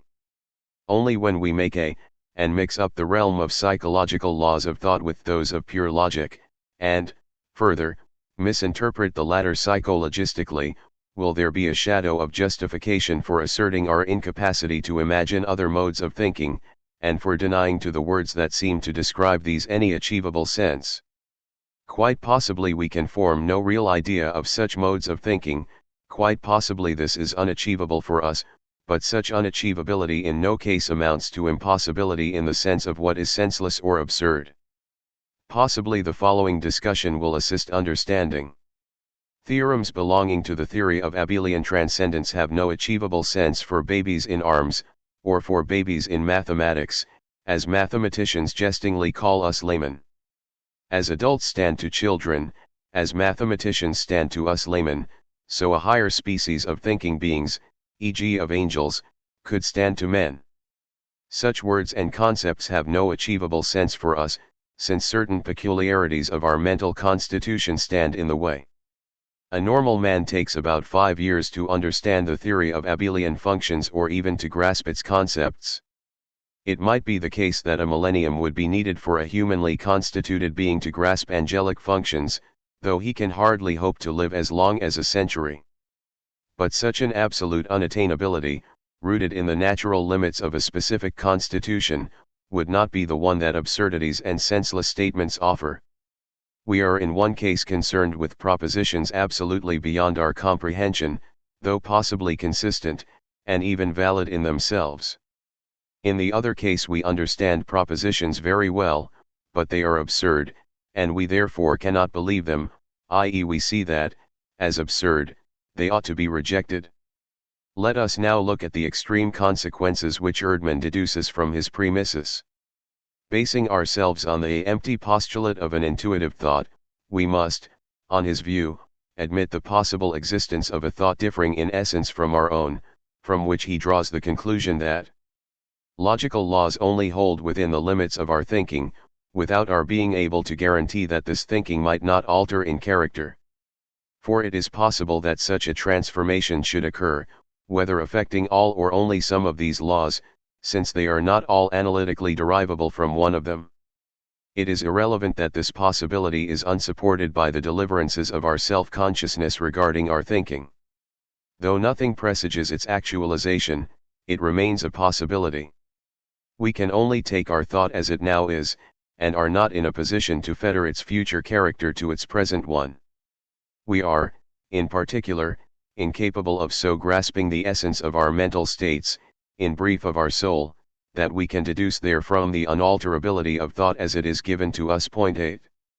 According to Edmund, we cannot help admitting that all the propositions whose contradictories we cannot envisage in thought, are only necessary if we presuppose the character of our thought, as definitely given in our experience. They are not absolutely necessary, or necessary in all possible conditions. On this view our logical principles retain their necessity for our thinking, but this necessity is not seen as absolute, but as hypothetical in our sense, as relative. We cannot help assenting to them, Such is the nature of our presentation and thinking. They are universally valid, provided our thinking remains the same. They are necessary, since to think means for us to presuppose them, as long, that is, as they express the essence of our thinking. CFOPCIT. NR 370, p. 378. I need not say, after my previous statement, how little I think these consequences are valid. It is certainly possible that there is a mental life essentially different from our own. Certainly we can only take our thinking for what it is, and it would certainly be stupid to try to deduce an permanence from the essence of our mental states, in brief of our soul. But from this the totally different possibility does not follow, that changes in our specific constitution could affect all or some logical principles, and that such principles have a merely hypothetical necessity. All this is absurd in the pregnant sense which has always been employed here, a sense strictly scientific and free from emotive tincture. It is the curse of our ambiguous logical terminology that such doctrines can still come up and can deceive serious thinkers. If the primitive conceptual distinctions of elementary logic had been completed, and terminology clarified on their basis, and we no longer dragged around with the wretched equivocations that attach to all logical terms, law of thought, form of thought, real and formal truth, presentation, judgment, proposition, concept, character, property, ground, necessity, etc. It would not be possible for absurdities as gross as relativism to be theoretically represented in logic and epistemology, nor could they have the plausibility by which even eminent thinkers are blinded. Talk of the possibility of variable laws of thought, as psychological laws of presentation and judgment differing in many respects for varying species of mental being, and even from time to time for one and the same species, all this has a good sense. For psychological laws are for us empirical laws, approximate generalities of coexistence and succession, relating to matters of fact which may in one case be thus, in another case otherwise. We even gladly allow the possibility of varying normative laws of presentation and judgment. Normative laws can certainly be adapted to the specific constitution of judging beings, and so vary with them. This obviously affects the rules of practical logic as a doctrine of method, as well as the methodological prescriptions of the separate sciences. Mathematical angels may no doubt use other methods of calculation than ours. Does this mean that they may have different axioms and theorems? This question carries us further. Talk of variable laws of thought only becomes absurd when we are referring to the laws of pure logic, to which may be added the pure laws of the theory of numbers, of ordinals, of sets, etc. The vague phrase normative laws of thought, by which these are likewise designated, favors the general temptation to dump them all in together with our former psychologically founded rules of thinking. They, however, are purely theoretical truths, ideal in character, rooted in their own semantic content and not straying beyond it. They can accordingly not be affected by any actual or imagined change in the world of matter of fact. We must here keep in mind a threefold opposition, not merely the opposition between practical rule and theoretical law, or that between ideal law and real law, but also the opposition between an exact law and an empirical law, i.e. a statement of for the most part or average universality, governed by the principle no law without its exception. If our insight extended to the exact laws of mental process, these too would be eternal and unchangeable, as are the laws of theoretical natural science. They would therefore hold even if there were no mental processes at all. If all gravitating masses were eliminated, the law of gravitation would not thereby be suspended, it would merely lack the possibility of factual application. For it tells us nothing regarding the existence of gravitating masses, only regarding what pertains to gravitating masses as such. No doubt, as acknowledged above, an idealizing fiction plays its part in the setting up of exact laws of nature. Here we ignore this, confining ourselves to the mere intention of such laws. As soon as the exact character of logical principles is conceded, and they are seen in their exactness, the possibility of their being changed by changes in the collocations of what actually is, and of consequent transformations of zoological and mental species, is ruled out, and the eternal validity of such principles guaranteed. A defender of psychologism could here oppose our position by saying that the truth of logical principles, like all truth, has its seat in knowledge, and that knowledge as a mental experience is of course subject to psychological laws. But, without exhaustive discussion of the sense in which truth has its seat in knowledge, I yet point out that no change in psychological facts can turn knowledge into error, or error into knowledge. The arising and the perishing of phenomenal cases of knowledge, no doubt depends on psychological conditions, as does the arising and perishing of other mental phenomena, e.g. sensory ones. But, as no mental happenings can cause the red eye intuit not to be a color, but a tone, or the lower of two tones to be the higher, or, more generally, as what rests on the general nature of an experience is elevated above all possible change, since all change affects what is individual, and makes no sense in regard to concepts, so the same holds of contents of acts of knowledge. It pertains to the notion of knowledge that its content has the character of truth, a character which does not pertain to the evanescent phenomena of knowledge, but to their self-same content, to the ideal, universal element we have in mind when we say, example, I know that A plus B equals B plus A, and countless other persons know it too. Of course errors can develop out of cases of knowledge, e.g. through fallacious inferences, but this does not turn knowledge as such into error, for one is merely causally tied up with the other. It may likewise be the case that a species of beings capable of judgment may develop no knowledge, that what they suppose true may always be false, and what they suppose false true. This would leave truth and falsehood intrinsically unaffected. They are essentially properties of the contents of such judgments, not of judgments as acts. They pertain to such contents even if no one recognizes their presence. Colors, tones, triangles, etc., always have the essential properties of colors, tones, triangles, etc., whether anyone in the world knows such a fact or not. The possibility, therefore, that Erdmann has sought to establish, that other beings might have quite different logical principles, cannot be accepted. An absurd possibility is an impossibility. One need only try to think out what his doctrine implies, that there might be peculiar beings, logical supermen, as it were, for whom our logical principles do not hold, but rather quite different principles, so that every truth for us is a falsehood for them. For them it is the case that the mental phenomena they are experiencing are not experienced by them. That we and they exist may be true for us, but is false for them, etc. We everyday logicians would say, such beings are mad, they talk of truth, yet destroy its laws, they say they have their own laws of thought, but they deny those on which the possibility of any such laws depends. They make assertions, yet countenance the denial of what they assert. Yes and no, truth and error, existence and non-existence, lose all their distinctness in their thought. Only they fail to notice their absurdities, which we notice, and see to be absurd in the most luminous fashion. Someone who tolerates such possibilities is divided only by a hair's breadth from the extremist skepticism.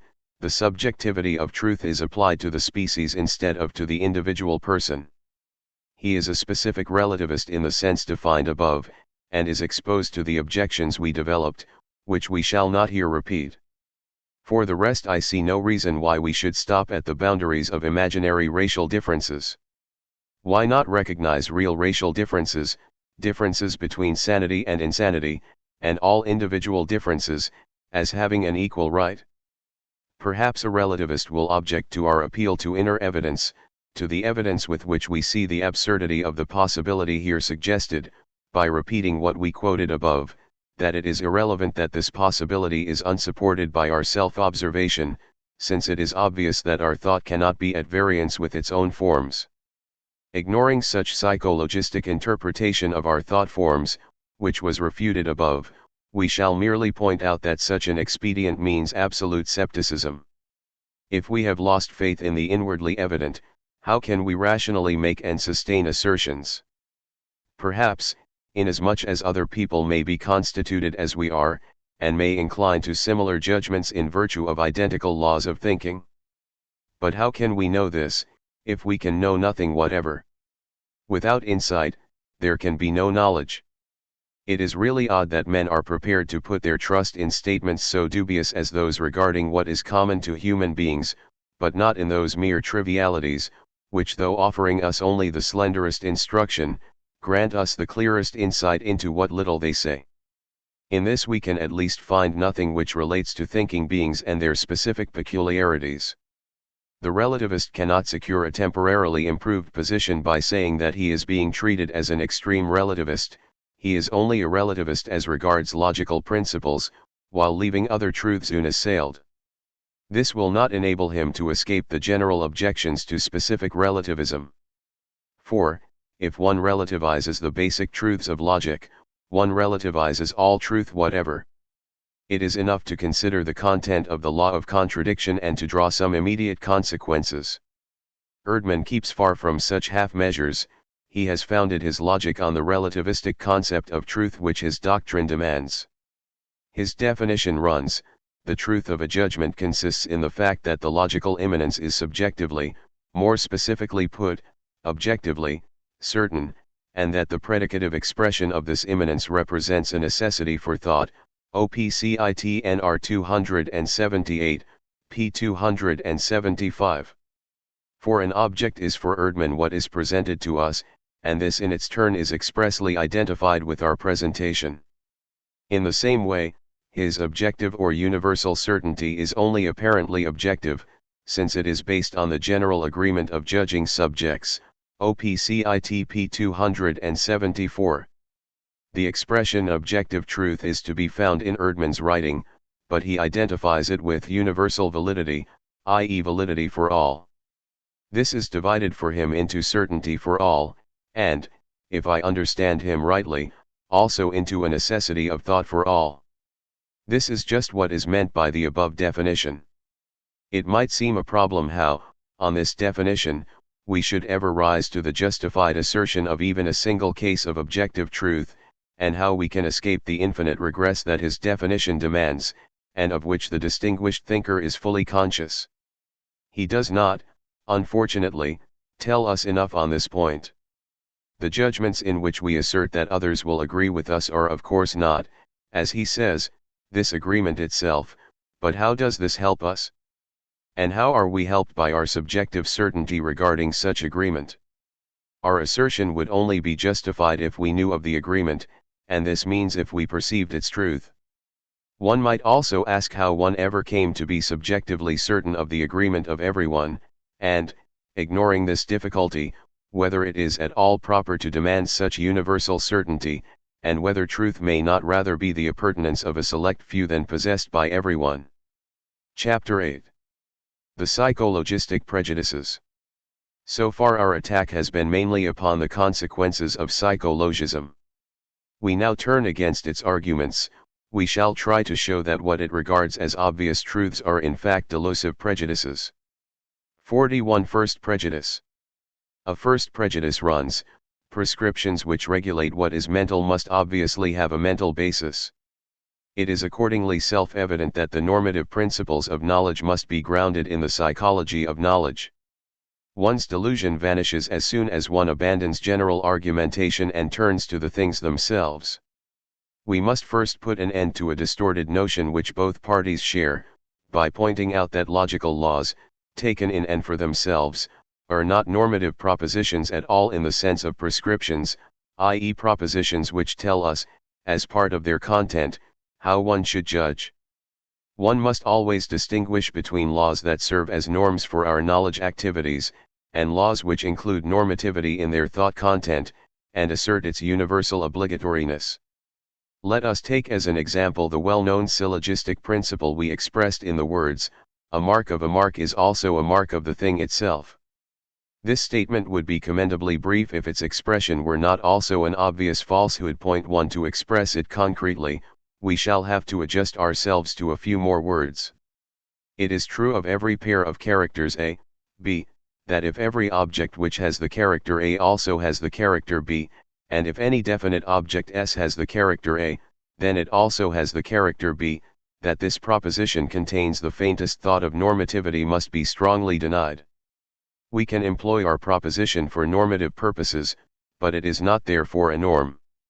Anyone who judges that every A is also B, and that a certain S is A, ought also to judge that this S is B. Everyone sees, however, that this proposition is not the original proposition of logic, but one that has been derived from it by bringing in the thought of normativity. The same obviously holds of all syllogistic laws, as of all laws of pure logic as such point to, but not of such laws alone. A capacity for normative use is shared by the truths of other theoretical disciplines, and above all by those of pure mathematics, which are usually kept separate from logic. Point 3. The well-known principle A plus B, AB, equals A2B2 tells us, e.g. that the product of the sum and the difference of any two numbers equals the difference of their squares. Here there is no reference to our judging and the manner in which it should be conducted. What we have before us is a theoretical law, not a practical rule. If, however, we consider the corresponding practical proposition, to arrive at the product of the sum and difference of two numbers, one should find the difference of their squares, we have conversely uttered a practical rule and not a theoretical law. Here, too, the transformation of law into rule involves a bringing in of the notion of normativity. The rule is the obvious, apodeictic consequence of the law, but it nonetheless differs from it in thought content. We can even go further. It is clear that any theoretical truth belonging to any field of theory, can be used in a like manner as the foundation for a universal norm of correct judgment. The laws of logic are not at all peculiar in this respect. In their proper nature, they are not normative but theoretical truths, and as such we can employ them, as we can the truths of all other disciplines, as norms for our judgment.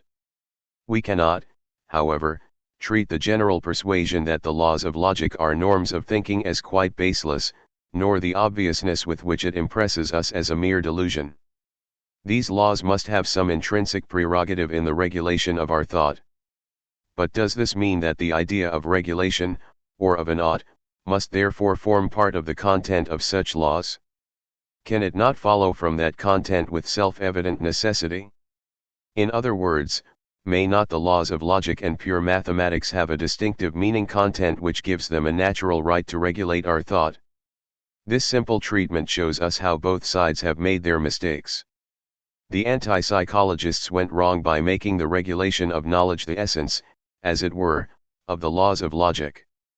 The purely theoretical character of formal logic, and its identity of character with formal mathematics, were thereby insufficiently recognized. It was correctly seen that the set of laws treated in traditional syllogistic theory were remote from psychology. Their natural right to regulate knowledge was recognized, for which reason they must be made the kernel of all practical logic.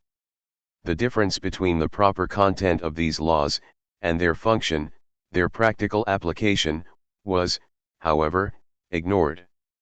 Men failed to see that so-called basic laws of logic were not in themselves norms, though they could be used normatively.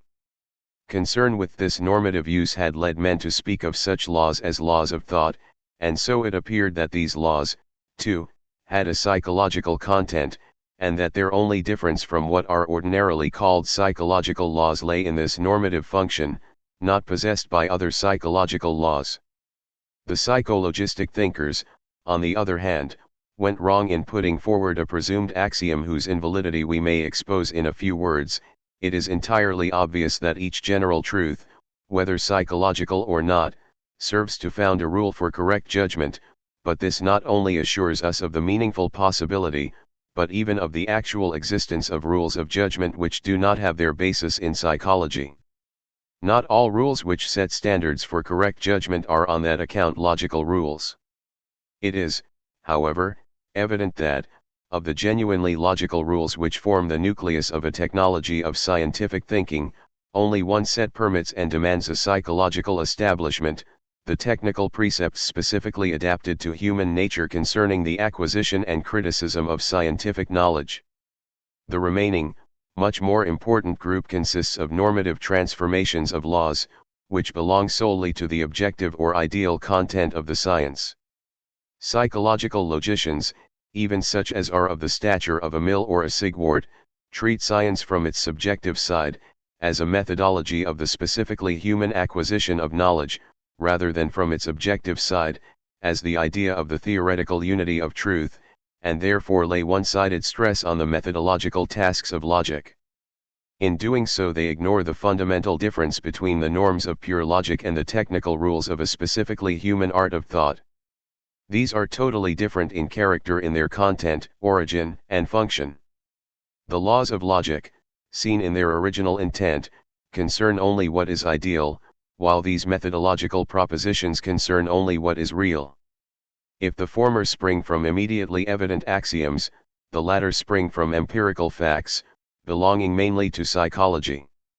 If the formulation of the former promotes our purely theoretical interests, and gives only subsidiary practical help, the latter, on the other hand, have an immediate practical aim, and they only give indirect help to our theoretical interests, in so far as they aim at the methodical progress of scientific knowledge. 42 Elucidations. Every theoretical statement, we saw above, permits of a normative transformation. But the rules for correct judgment which thus arise, are not, in general, such as logic, considered as a technology, requires. Few of them are, as it were, predestined to normativity. If such a logical technology is to be of real help in our scientific endeavors, it must not presuppose that full knowledge of the complete sciences which we hope to achieve by its means. We shall not be helped by the mechanical restatement of all given theoretical knowledge as norms. What we need are general norms, extending beyond all particular sciences to the critical evaluation of theoretical knowledge and its methods in general, as well as practical rules for its promotion. This is exactly what logic as a technology aims at, and if it aims at this as a scientific discipline, it must itself presuppose certain items of theoretical knowledge. It is clear from the start that it must attach exceptional worth to all knowledge resting only on the notions of truth, proposition, subject, predicate, object, property, ground and consequent, relation and relatum etc. For all science in its objective, theoretical aspects, i.e. in respect of what it tells us, consists of truths. Truth pertains to propositions. All propositions have subjects and predicates, and refer by way of these to things or properties. Propositions are connected as grounds and consequents etc. Those truths, it is now clear, which have their roots in such essential constituents of all science considered as an objective theoretical unity, truths which, accordingly, cannot be thought away without thinking away all that gives science as such its objective purchase and sense.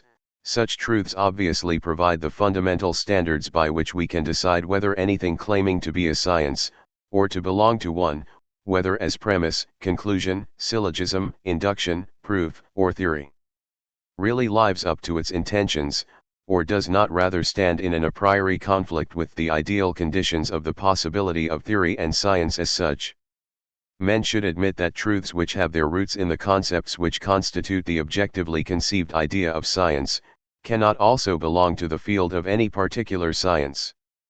They should see that such truths, being ideal, cannot have their home ground in the sciences of matter of fact, and therefore not in psychology. If these facts were realized, our case would be one, and it would be impossible to dispute the existence of a peculiar science of pure logic, absolutely independent of all other scientific disciplines, which delimits the concepts constitutive of the idea of system or of theoretical unity, and which goes on to investigate the theoretical connections whose roots lie solely in these concepts. This science would have the unique peculiarity of itself, qua form, underlying the content of its laws, the elements and theoretical connections of which it, as a systematic unity of truths, consists, are governed by the very laws which form part of its theoretical content. That the science which deals with all sciences in respect of their form, should eo ipso deal with itself, may sound paradoxical, but involves no inner conflict. The simplest example will make this clear. The law of contradiction governs all truth, and since it is itself a truth, governs itself. To realize what such self-government means, one need only apply the law of contradiction to itself. The resultant proposition is an obvious truism, having none of the marks of the remarkable or the questionable. This is invariably the case where pure logic is used to regulate itself. This pure logic is therefore the first and most essential foundation of methodological logic. The latter, however, has other quite different foundations contributed by psychology. Every science, as we stated above, permits of a double treatment. It is, on the one hand, an aggregate of human devices for acquiring, systematically delimiting and expounding this or that territory of truth. These devices are called methods, e.g. calculation by abacus or slide rule, by written signs on a slate, by this or that computer, by logarithmic, sine or tangent tables, astronomical methods involving cross wires or telescopes, physiological methods involving microscopy, staining, etc. All these methods, and also all forms of exposition, are adapted to the human constitution as it at present normally is, and are in fact in part expressive of contingent, national features. Even physiological organization has a not unimportant part to play. Would our most refined optical instruments be of much use to a being whose sense of sight was attached to an end organ differing considerably from our own? But all science permits of quite another treatment. It can be considered in regard to what it teaches, in regard to its theoretical content. What each statement states is, in the ideal case, a truth. No truth is, however, isolated in science. It occurs in combination with other truths in theoretical connections bound by relations of ground and consequent. This objective content of science, to the extent that it really lives up to its intent, is quite independent of the scientist's subjectivity, of the peculiarities of human nature in general. It is objective truth. Pure logic aims at this ideal side of science, in respect of its form. It does not aim at the peculiar material of the various special sciences, or the peculiarity of their truths and forms of combination. It aims at what relates to truths and theoretical combinations of truths as such. For this reason every science must, on its objective, theoretical side, conform to the laws of logic, which are of an entirely ideal character. In this way these ideal laws acquire a methodological significance, which they also have since mediate justification is provided by proofs whose norms are merely normative transformations of the ideal laws whose sole grounds lie in logical categories. The characteristic peculiarities of proofs mentioned in the first chapter of this work, 7, all have their origin and complete explanation in the fact that inner evidence in demonstration, whether in the syllogism, in connected, apodeictic proof, or in the unity of the most comprehensive, rational theory, or also in the unity of an argument in probabilities, is simply our consciousness of an ideal law. Purely logical reflection, whose first historic awakening occurred in the genius of Aristotle, abstracts the underlying law itself, and then brings the multiplicity of laws discoverable in this manner, and at first seen in isolation, under primitive basic laws, and so creates a scientific system which, in a purely deductive order, permits the derivation of all possible laws of pure logic, all possible forms of syllogisms, proofs, etc. The forms of logic transform themselves into norms or rules telling us how we should conduct proofs, and, in relation to possible illegal formations, into rules telling us how we should not conduct them. Norms accordingly fall into two classes. One class of norms regulates all proof and all apodeictic connection a priori. It is purely ideal, and only relates to our human knowledge by way of a self-evident application. The other class is empirical, and relates essentially to the specifically human side of the science. It consists of what might be called mere auxiliary devices or substitutes for proofs, above 9. It has its roots in our general human constitution, in the main, in our mental constitution, since this is more important for logical technology, but also in part in our physical constitution. Point 4. 43. A look back at the opposed arguments of idealism. Their defects and their justified sense. In the dispute over a psychological or objective foundation for logic, I, accordingly, occupy an intermediate position. The anti-psychologists looked by preference on the ideal laws, called by us purely logical, while the psychologistic part fixed their gaze on the methodological rules that we have classed as anthropological. This difference of orientation barred mutual understanding. The psychologistic party were little inclined to do justice to the worthwhile core of their opponents' arguments, but this is understandable when we reflect how psychological motives and confusions played their part in these arguments, despite all pretensions to avoid them. The actual content of works which claim to expound formal or pure logic, must have confirmed the psychologistic party in their negative attitude, and must have made them feel that the projected discipline really only dealt with a piece of shamefaced, and therefore arbitrarily restricted psychology of cognition, or with a set of rules for cognition founded upon this. The anti-psychologistic party were not at least in a position to put stress in their argument on the fact that psychology deals with laws of nature, whereas logic deals with normative laws, cf. above 19, and the citation from Drobus in 13. The opposite of a law of nature, as an empirically based rule regarding what in fact is and occurs, is not a normative law or a prescription, but an ideal law, in the sense of one based purely on concepts, ideas, purely conceived essences, and so not empirical.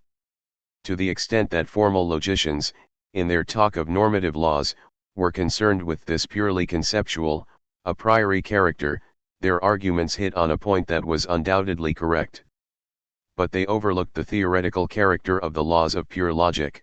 They failed to recognize the difference between theoretical laws destined by their content to the regulation of cognition, and normative laws which are intrinsically and essentially prescriptive. It is not even correct to say that the opposition between truth and falsehood is irrelevant to psychology, for truth is certainly apprehended in knowledge, and the ideal thereby becomes a determination of a real experience. But the propositions, on the other hand, which treat of this determination in its conceptual purity are not laws of real psychical happenings. The psychologistic party were wrong in this regard. Ignoring the essence of the ideal in general, they also ignored the ideality of truth. This important point will require further and fuller discussion. The final argument of the anti-psychologistic party likewise combines truth with error. Since no logic, whether formal or methodological, can provide criteria by which every truth can be recognized as a truth, there is no circle in seeking a psychological basis for logic. It is, however, one thing to ask for such a psychological basis for logic, understanding logic in the usual sense of a technology, and quite a different thing to seek such a basis for the theoretically closed group of logical propositions, that we styled purely logical. It is in this respect quite repugnant, though only in a few circular cases, to deduce propositions rooted in the essential constituents of all theory, and so in the conceptual form of the systematic content of science as such, from the contingent content of some special science, and a factual science at that. Let one but conceive the principle of contradiction clearly, and then seek its foundation in some special science. Let one conceive of a truth which rests on the sense of truth as such, and then base it on truths about numbers, stretches, etc., or even about physical or mental matters of fact. The repugnance of such proceedings was at least clear to the exponents of formal logic, except that their confusion of purely logical with normative laws or criteria, obscured their good ideas and rendered them inoperative. The repugnancy consists basically in the fact that propositions relating to mere form, i.e. to the conceptual elements of scientific theory as such, were to be deduced from propositions having a wholly heterogeneous content. 5 In the case of primitive principles like the law of contradiction, the modus ponens etc., this repugnancy would plainly amount to a circle in so far as the deduction of these principles would involve steps that presupposed them, not in the form of premises, but in the form of deductive principles upon whose validity the sense and validity of the deduction depends. One could, in this respect, speak of a reflective circle, as against the usual, direct circulus in demonstrando, where premises and conclusions overlap. Of all sciences only pure logic escapes such objections, since its premises are homogeneous in respect of their objects with the conclusions they establish. Pure logic further escapes circularity in that, in a given deduction, it never proves principles which the deduction itself presupposes, and that it never proves principles that every deduction presupposes, but that it simply lays them down as axioms at the summit of all its deductions.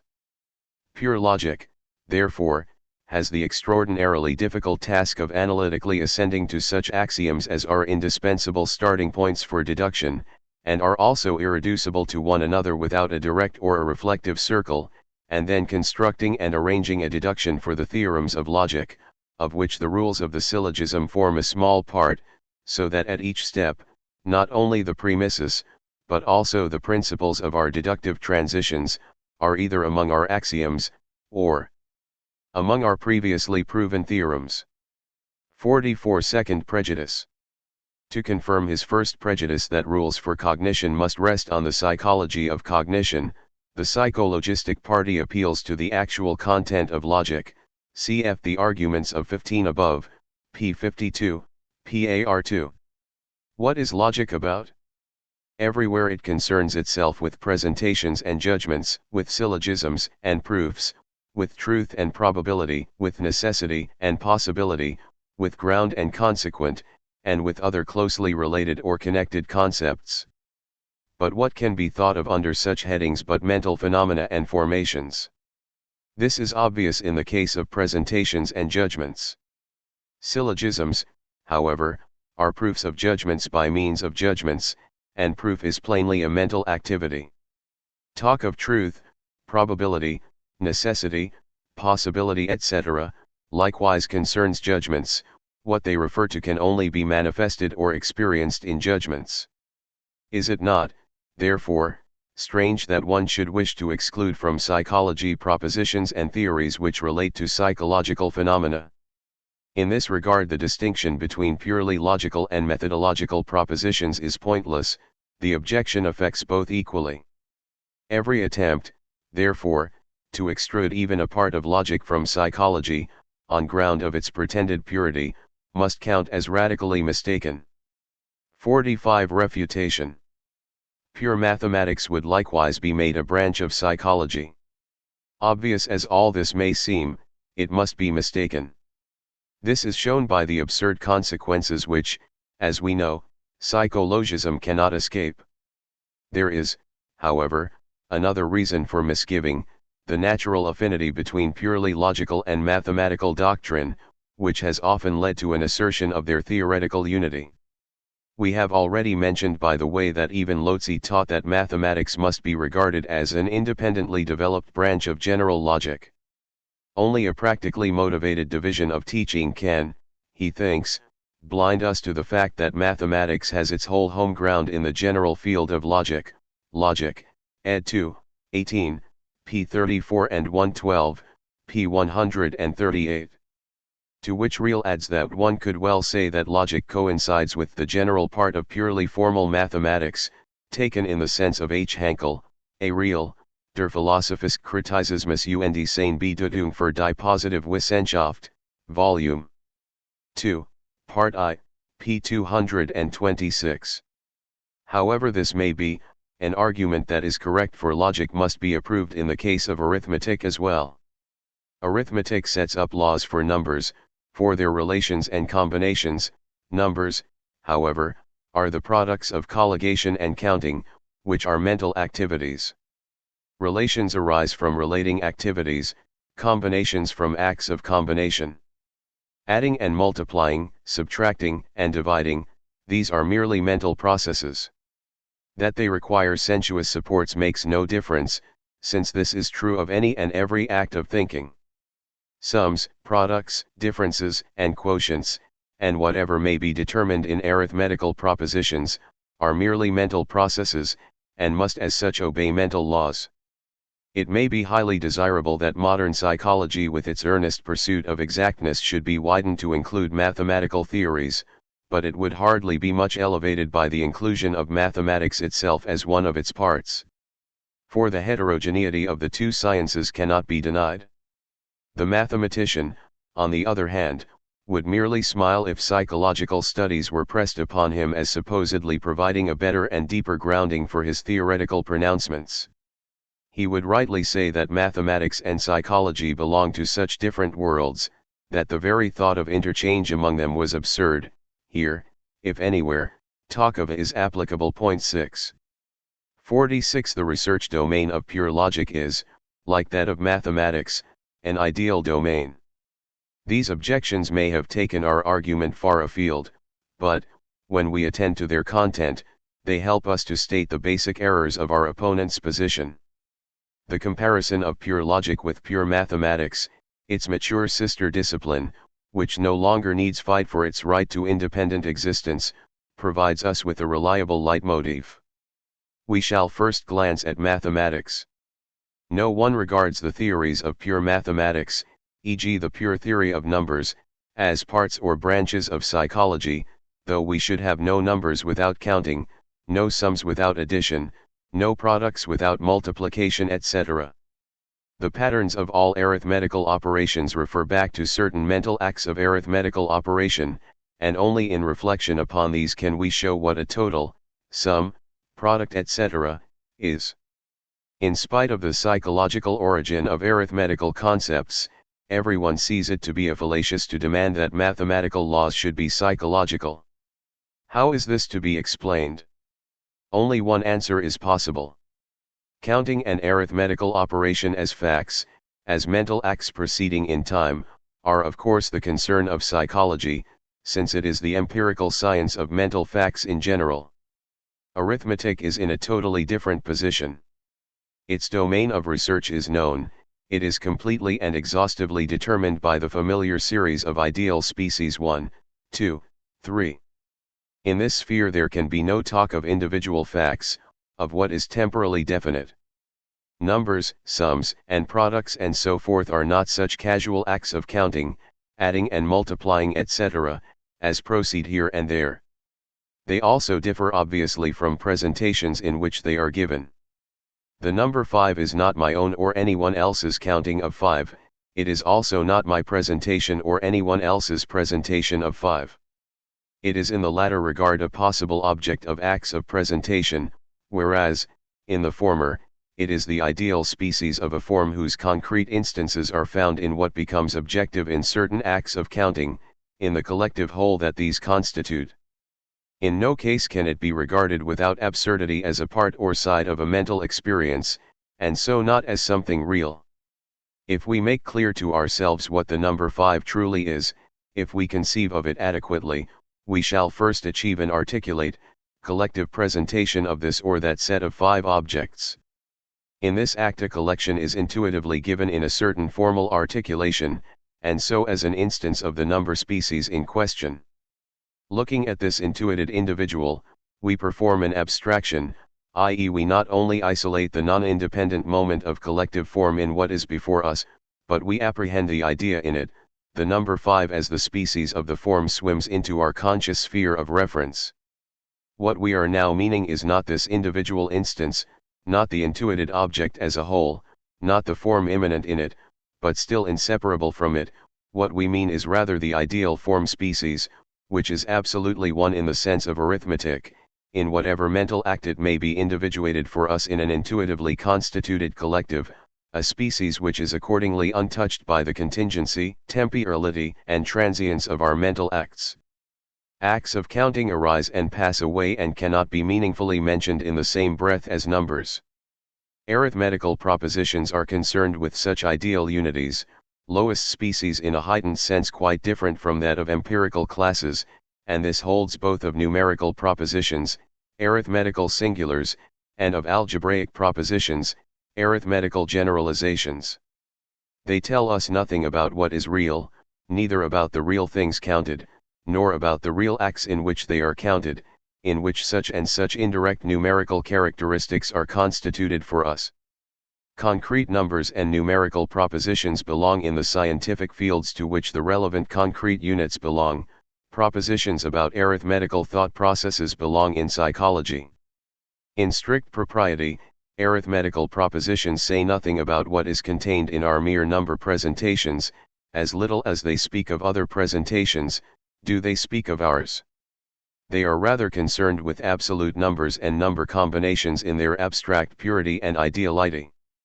The propositions of universal arithmetic, the nomology of arithmetic we may call it, are laws rooted in the ideal essence of the genus number. The ultimate singulars which come within the range of these laws, are ideal singulars. They are the determinate numbers, i.e. the lowest specific differences of the genus number. It is to these singulars that arithmetically singular propositions relate, propositions which belong to the arithmetic of definite numbers. These arise through the application of universal arithmetical laws to numerically specific numbers. They express what is purely part of the ideal essence of these numbers. None of these propositions reduces to one that has empirical generality, not even to the widest case of such generality, one that applies without exception to the entire real world. What we have here said in regard to pure arithmetic carries over at all points to pure logic. In the latter case too, we accept as obvious the fact that logical concepts have a psychological origin, but we deny the psychologistic conclusion to which this seems to lead. In consideration of the domain that must be granted to logic in the sense of a technology of scientific knowledge, we naturally do not doubt that logic is to a large extent concerned with our mental states. Naturally, the methodology of scientific research and proof must take full cognizance of the nature of the mental states in which research and proof take their course. Logical terms such as presentation, concept, judgment, syllogism, proof, theory, necessity, truth, etc., may therefore, and must therefore, come up as general names for psychical experiences and dispositions. We deny, however, that this ever occurs in the purely logical parts of logical technology. We deny that the theoretical discipline of pure logic, in the independent separateness proper to it, has any concern with mental facts, or with laws that might be styled psychological. We saw that the laws of pure logic, e.g. the primitive laws of thought, or the syllogistic formulae, totally lose their basic sense, if one tries to interpret them as psychological. It is therefore clear from the start that the concepts which constitute these and similar laws have no empirical range. They cannot, in other words, have the character of those mere universal notions whose range is that of individual singulars, but they must be notions truly generic, whose range is exclusively one of ideal singulars, genuine species. It is clear, for the rest, that the terms in question, and all such as function in purely logical contexts, must be equivocal. They must, on the one hand, stand for class concepts of mental states such as belong in psychology, but, on the other hand, for generic concepts covering ideal singulars, which belong in a sphere of pure law. 47 Confirmatory indications given by the basic notions of logic and the sense of logical laws. Our view is confirmed even by a passing look over historically existent treatments of logic, if we pay especial attention to the fundamental distinction between the subjective anthropological unity of knowledge and the objective ideal unity of its content. Equivocations then become apparent, and explain the deceptive appearance of an internal homogeneity and pervasive psychological character in the materials dealt with under the traditional rubric of the doctrine of terms. Under this rubric it is presentations that are principally discussed, for the most part in psychological fashion. The apperceptive events in which presentations arise, are plumbed as deeply as possible. As regards differences in the essential forms of presentations, a gulf soon emerges in the mode of treatment, which is continued in the doctrine of judgment forms, and yawns most widely in the doctrine of the forms of syllogisms, and of the pertinent laws of thinking. The term presentation suddenly loses the character of a psychological class concept. This becomes plain as soon as we inquire into the instances that are to fall under the concept in question.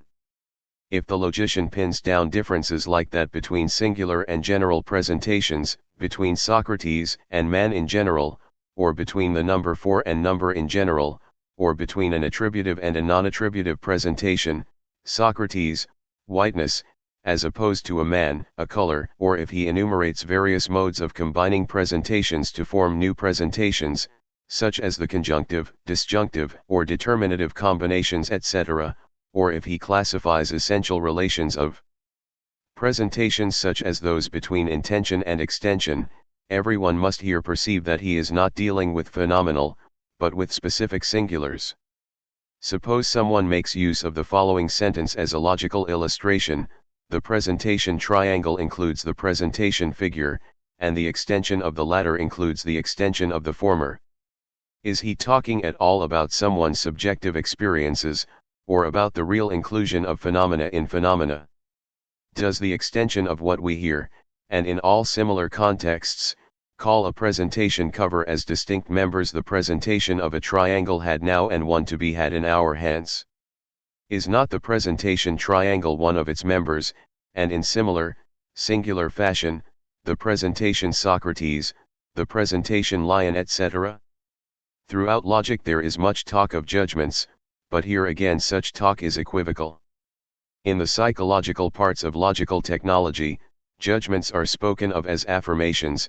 One is therefore speaking of definite sorts of conscious experiences. In the logical parts there is no mention of these. Judgment has the same meaning as proposition, the latter understood, not as a grammatical, but as an ideal meaning unit. This is true of all the distinctions of judgment acts or forms, which provide the necessary basis for the laws of pure logic. Categorical, hypothetical, disjunctive, or existential judgments, and however else we may call them, are not in pure logic titles for classes of judgments, but for ideal forms of propositions. The same holds of the forms of syllogism, of the existential syllogism, the categorical syllogism, etc. The relevant analyses are analyses of meaning, and not in any degree psychological ones. Not individual phenomena, but forms of intentional unities are subjected to analysis, not experiences of syllogizing, but syllogisms. If a logical analyst remarks, the categorical judgment God is just has God as its subject presentation, he is certainly not speaking of the judgment as a mental experience, which he or someone else has had, nor about some included mental act which the word God arouses. He is rather speaking of the proposition God is just, which is one proposition despite the multitude of possible experiences of it, and of the presentation God which is likewise single, as must be the case in regard to the single parts of one single whole. When the logician accordingly speaks of every judgment, he means, not every act of judging, but every objective proposition. The extension of the logical concept judgment does not impartially cover the judgment 2 times 2 equals 4 now experienced by me, and the judgment 2 times 2 equals 4 experienced yesterday or at whatever other time or by whatever other person. None of these acts enters the extension in question, but only 2 times 2 equals 4 and alongside of it, e.g. the earth is a cube, the theorem of Pythagoras etc., and each only in the singular.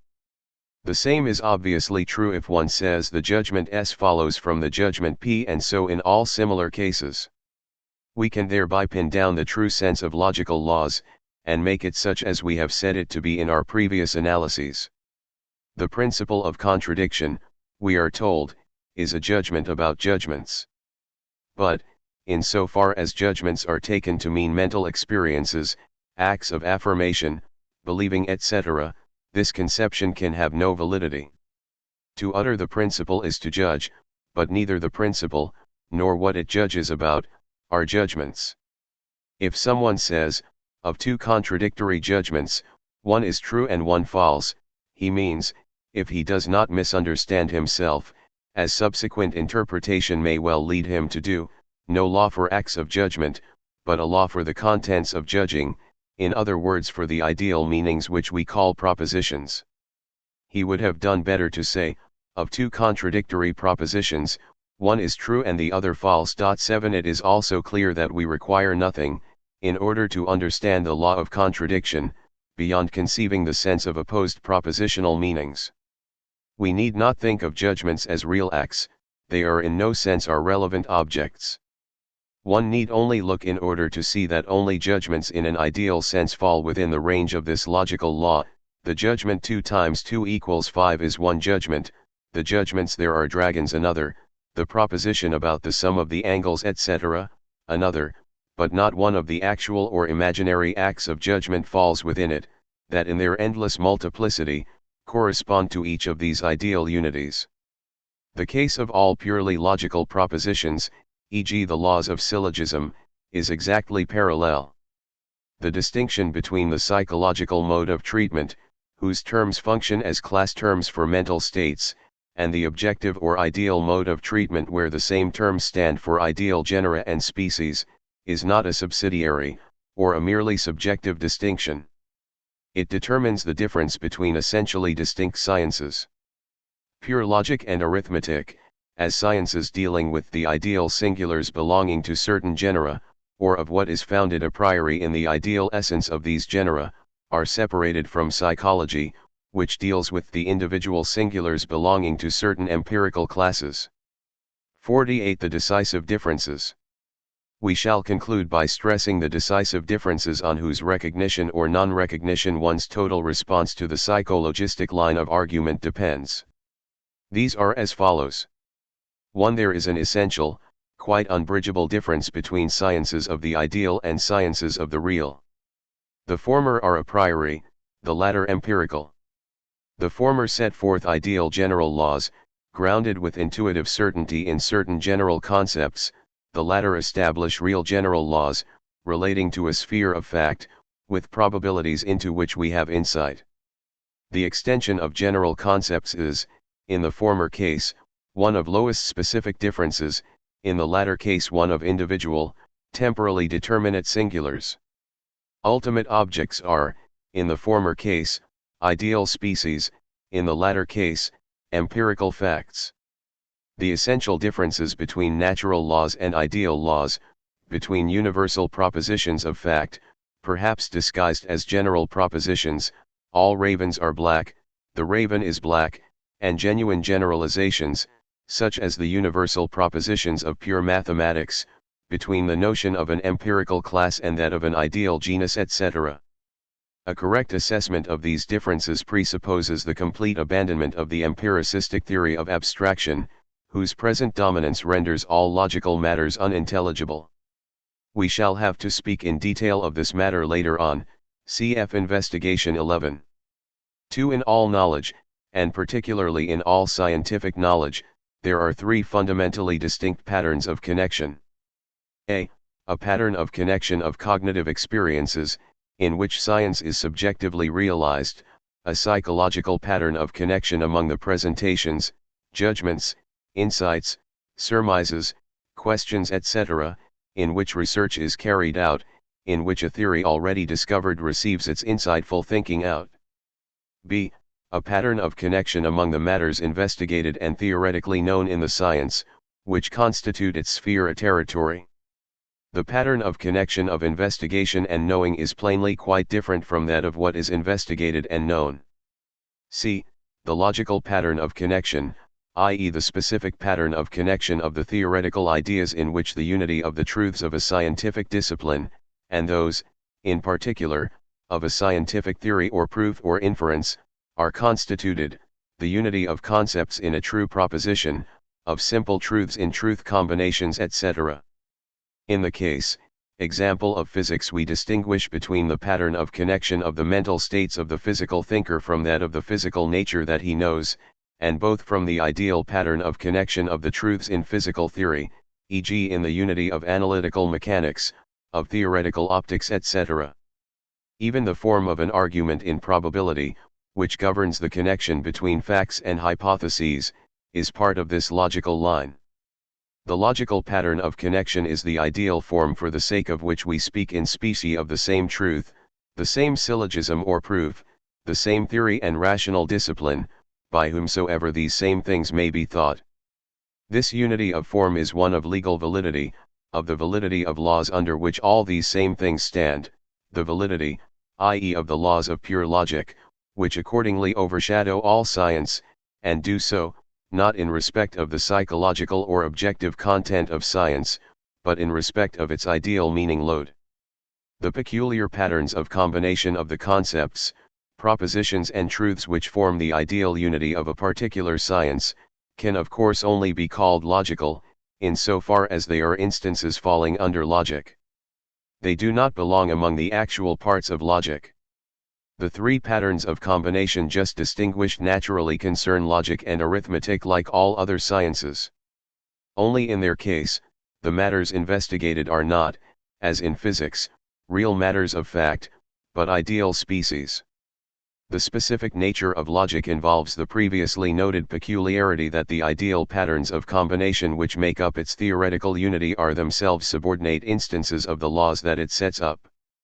Logical laws are at once parts and rules of such patterns of combination. They belong to the theoretical structure, but at the same time to the field of logical science. 49. Third prejudice. Logic as the theory of evidence. We shall state a third prejudice, one particularly to the fore in the arguments of chapter 11, 19, in the following words: all truth pertains to judgment. Judgment, however, is only recognized as true when it is inwardly evident. The term inner evidence stands, it is said, for a peculiar mental character, well known to everyone through his inner experience, a peculiar feeling which guarantees the truth of the judgment to which it attaches. If logic is the technology which will assist us to know the truth, logical laws are obviously psychological propositions. They are, in fact, propositions which cast light on the psychological conditions on which the presence or absence of this feeling of inner evidence depends.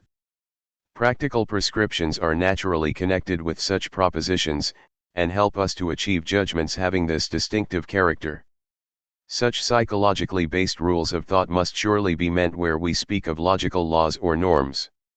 Mill hits on this conception when he attempts to draw a line between logic and psychology, and says, the properties of thought which concern logic are some of its contingent properties, those namely on the presence of which depends good thinking as distinguished from bad.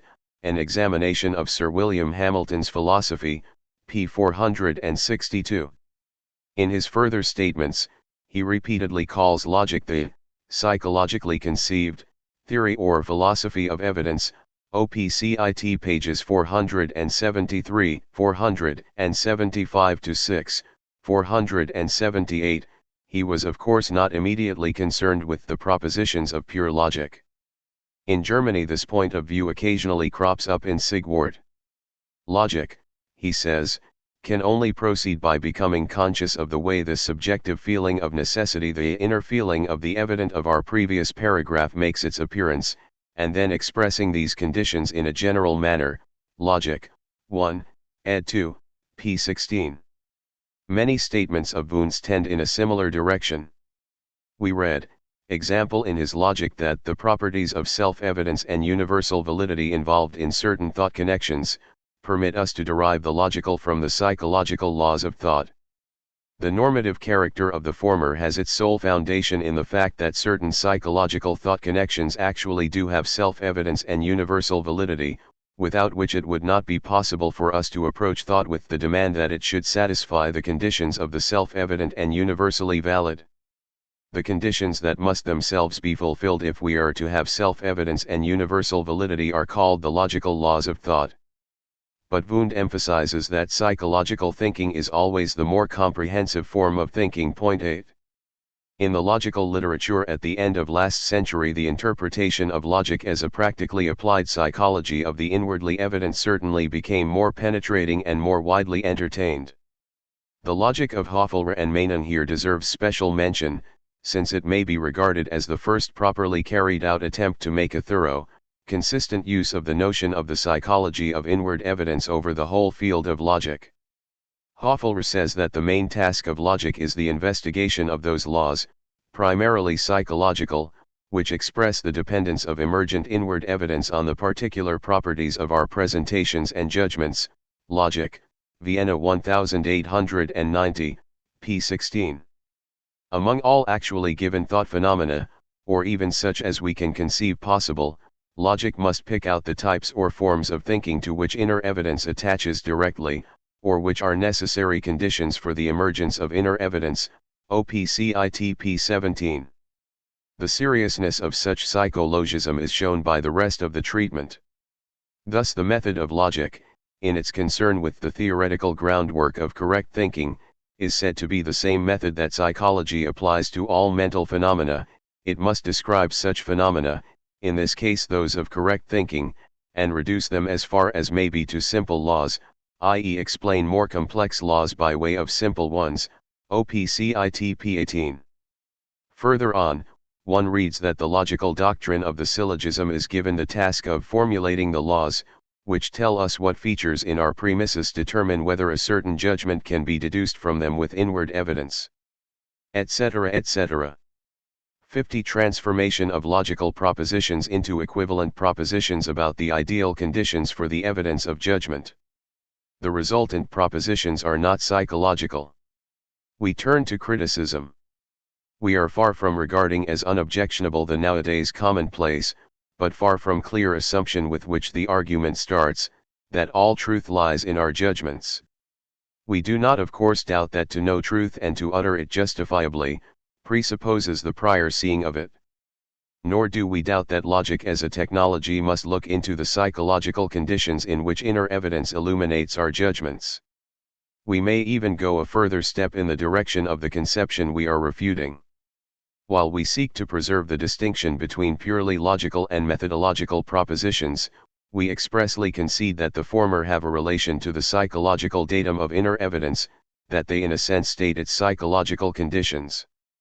Such a relation must, however, be regarded as purely ideal and indirect.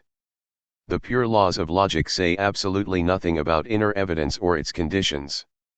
We can show, we hold, that they only achieve this relation through a process of application or transformation, the same sort of process, in fact, through which every purely conceptual law permits application to a generally conceived realm of empirical cases. The propositions about inner evidence which arise in this manner keep their a priori character, and the conditions of inner evidence that they assert bear no trace of the psychological or the real.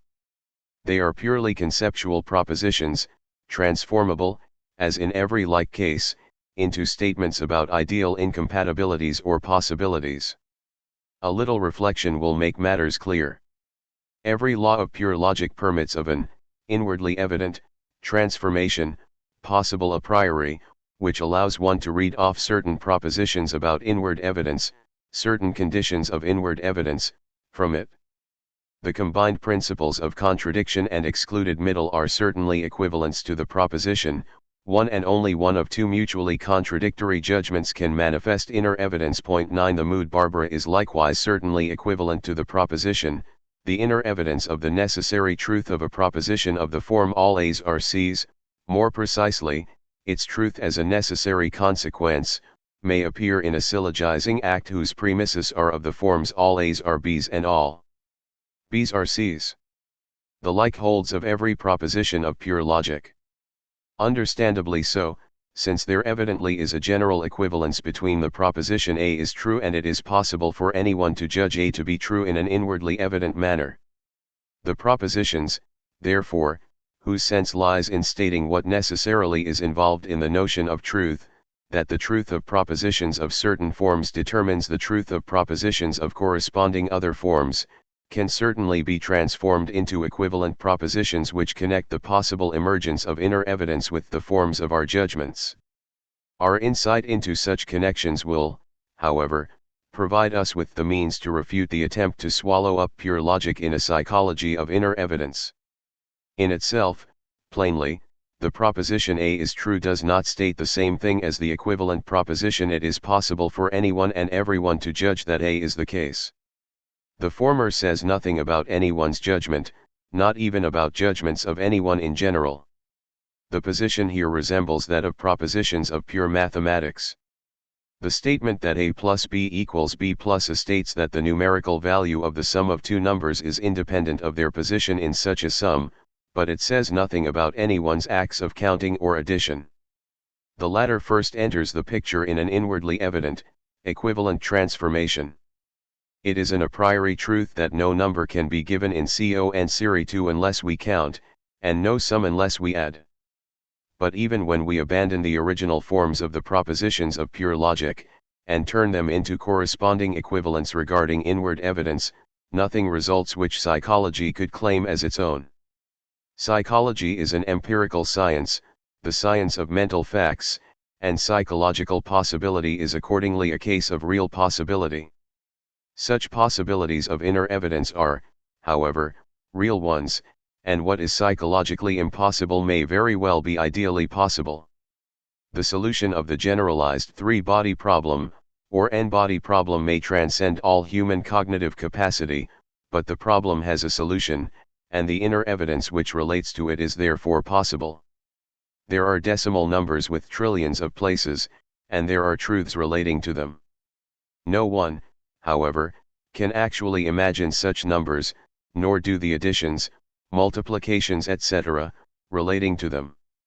Inward evidence is here a psychological impossible, yet, ideally speaking, it undoubtedly represents a possible state of mind.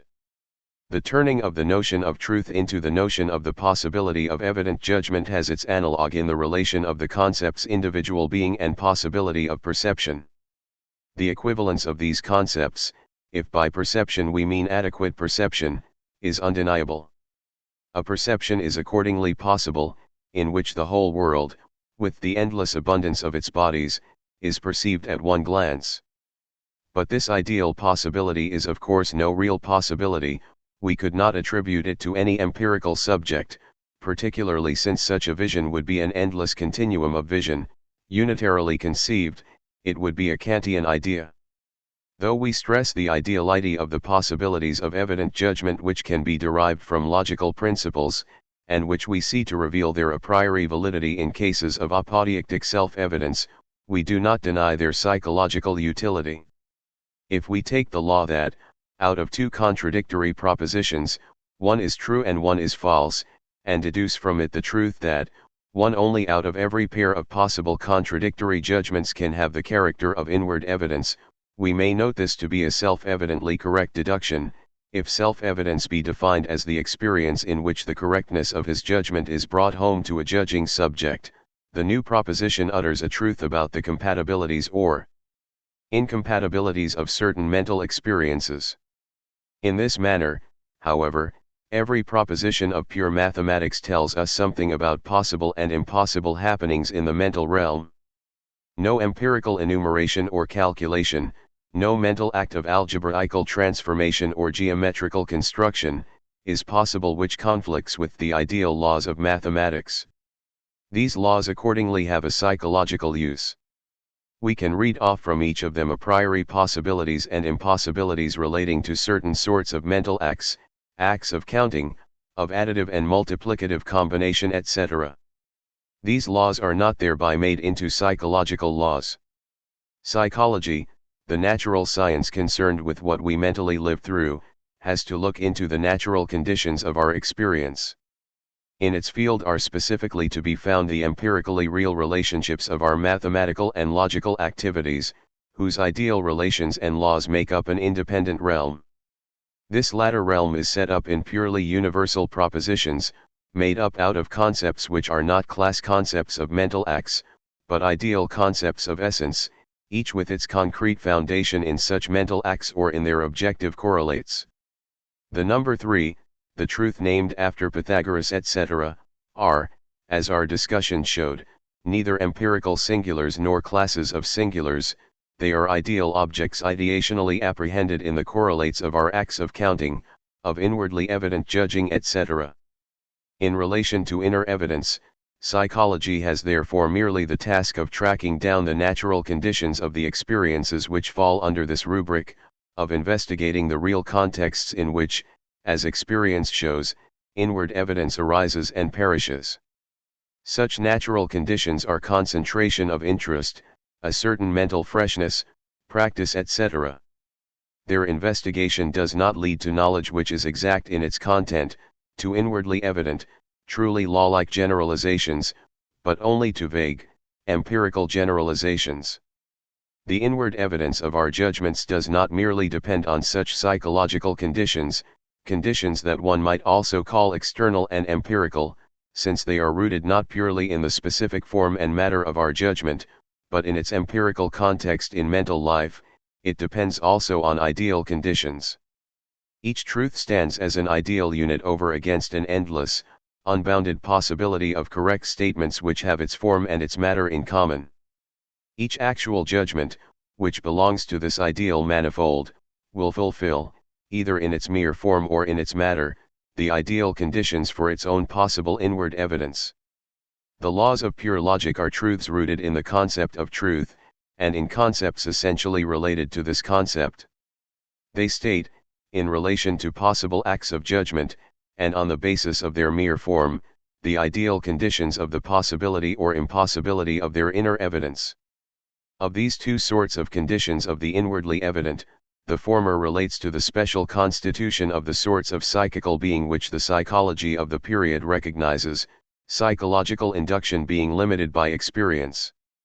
The other conditions, however, have the character of ideal laws, and hold generally for every possible consciousness. 51. The decisive points in this dispute. A final clearing up of our present dispute depends likewise on a correct discernment of the most fundamental of epistemological distinctions, the distinction between the real and the ideal, or the correct discernment of all the distinctions into which this distinction can be analyzed. We are here concerned with the repeatedly stressed distinctions between real and ideal truths, laws, sciences, between real and ideal, individual and specific, generalities and also singularities, etc.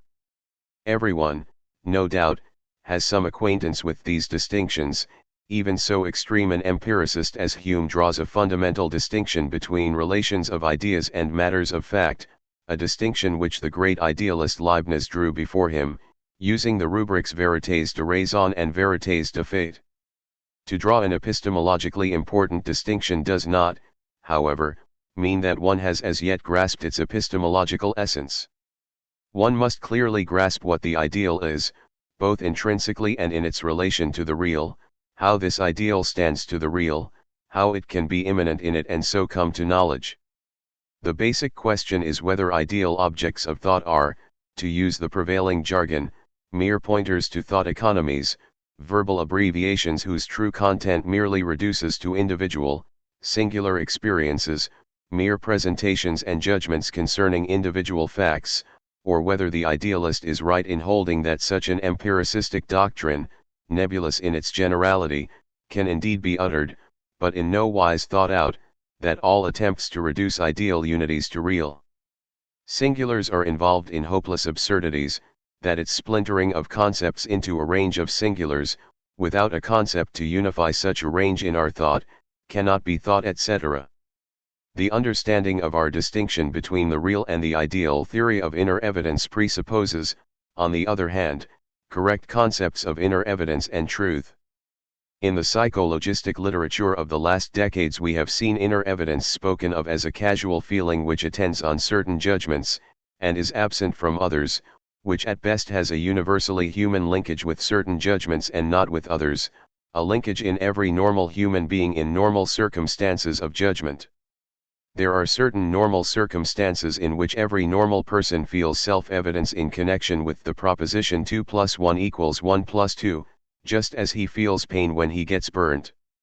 One might then well ask what gives such a special feeling authority, how it manages to guarantee the truth of our judgment, impress the stamp of truth on it, proclaim its truth, or whatever other metaphor one cares to use.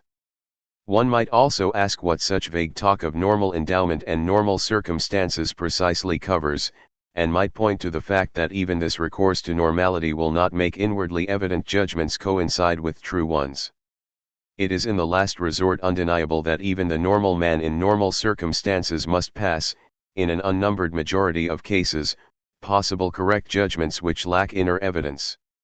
One would surely not wish to conceive the normality in question in such a way that no actual human being, and no possible human being living in our finite natural conditions, could be called normal.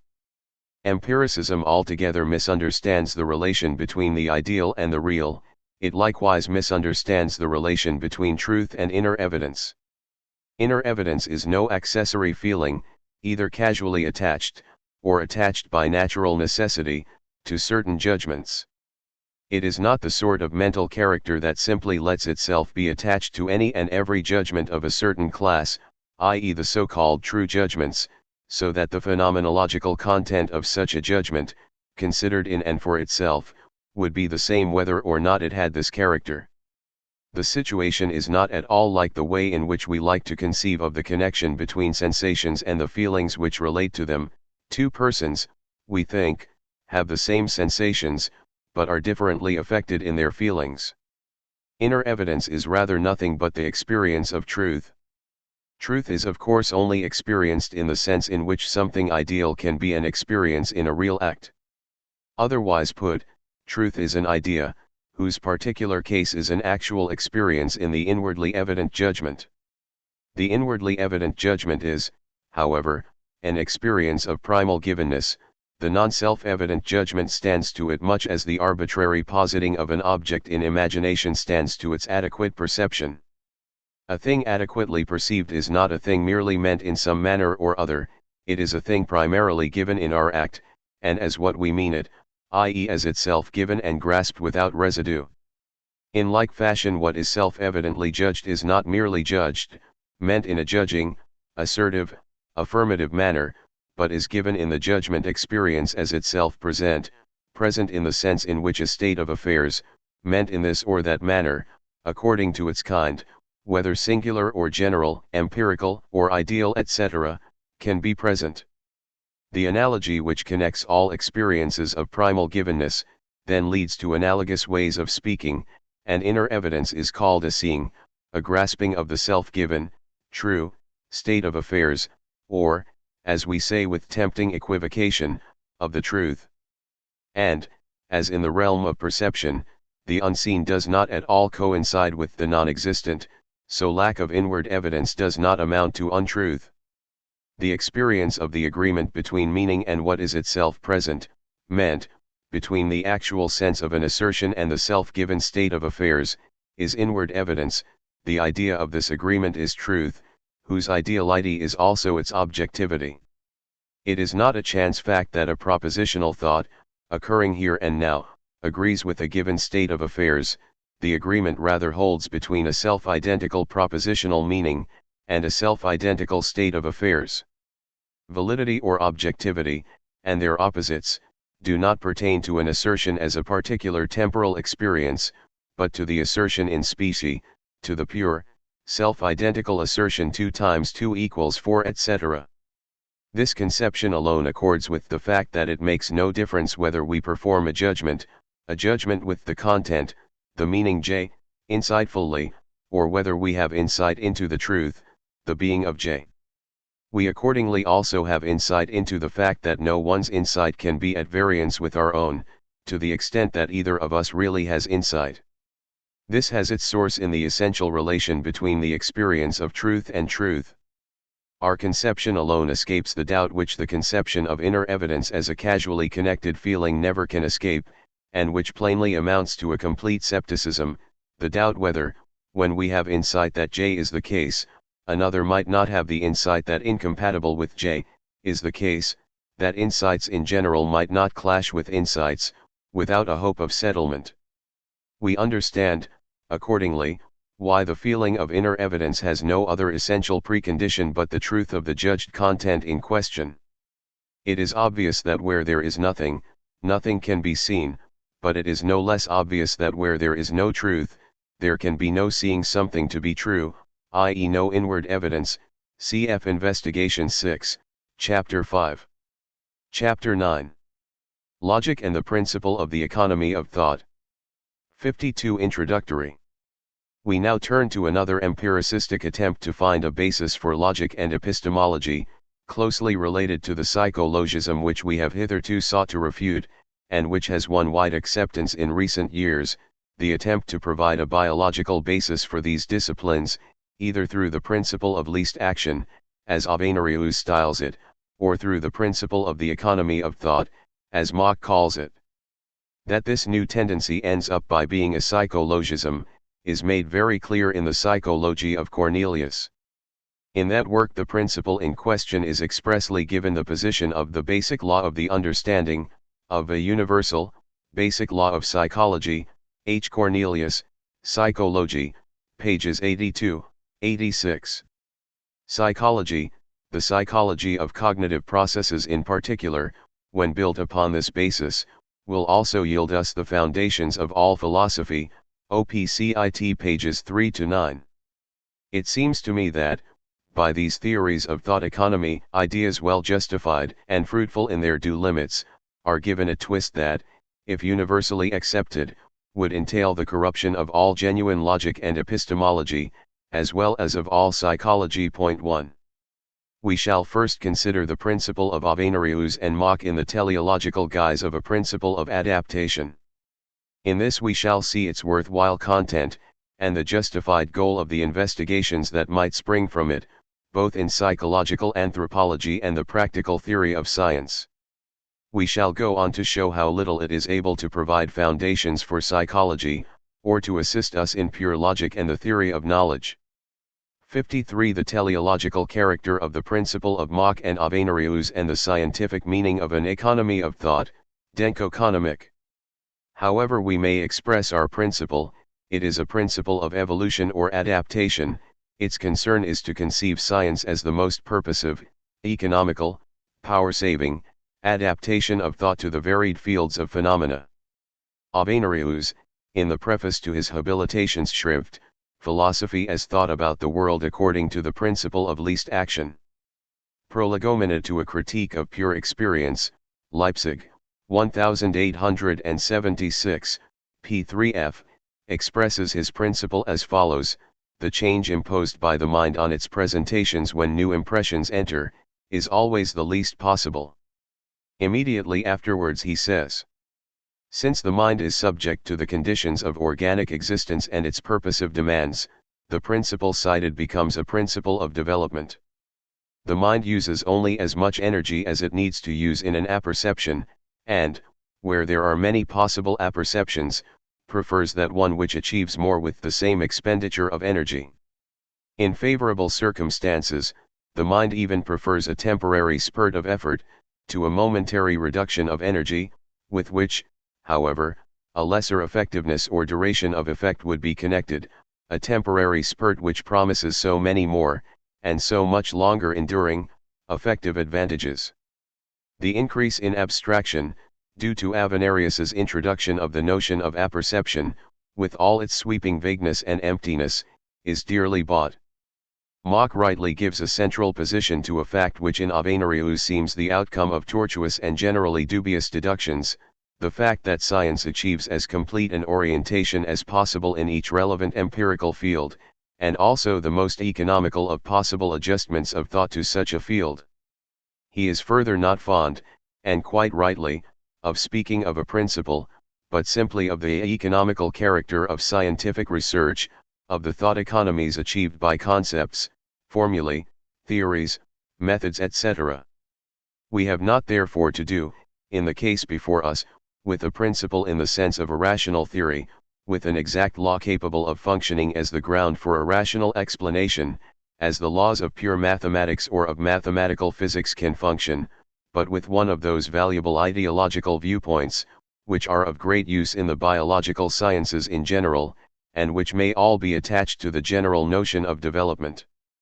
The relation to self-preservation and preservation of the species is obvious. Animal actions are determined by presentations and judgments, and if these were insufficiently adapted to the course of events, if past experience could not be put to use, if novelties could not be anticipated, means and ends not properly adjusted, at least on an average, in the life situations of the individuals concerned, and in relation to threats of injury and advantageous utilities, their self-preservation would not be possible. A creature resembling man, but who only experienced sense contents, who formed no associative and no imaginative habits, and who accordingly lacked all capacity to interpret sense contents objectively, to perceive external things and events, to anticipate them through custom, or reconstitute them in memory, and who could not rely on average success in all these acts of experience, how could such a creature survive? Even Hume spoke in this connection of a sort of pre-established harmony between the course of nature and the sequence of our ideas. An inquiry concerning human understanding, Sect v. Part 2, and the modern theory of development has prompted further pursuit of this viewpoint, as well as detailed investigation of the relevant teleologies of our mental constitution. It will without doubt be a point of view as fruitful for psychological biology as it has long been for physical biology. This viewpoint not only presides over the sphere of blind thinking, but also over the sphere of logical, of scientific thinking. Man's superiority lies in his intelligence. He is not solely a being who brings perception and experience to bear on external situations, he also thinks, employs concepts, to overcome the narrow limits of his intuition.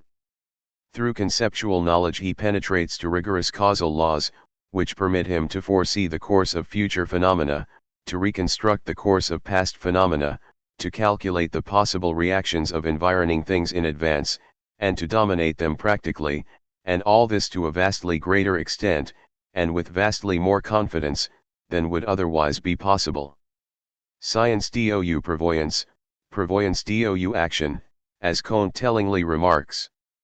Whatever misery the one-sidedly overstrained yearning to know may bring to the individual thinker, and that not seldom, the fruits, the treasures of science ultimately accrue to the whole of humanity.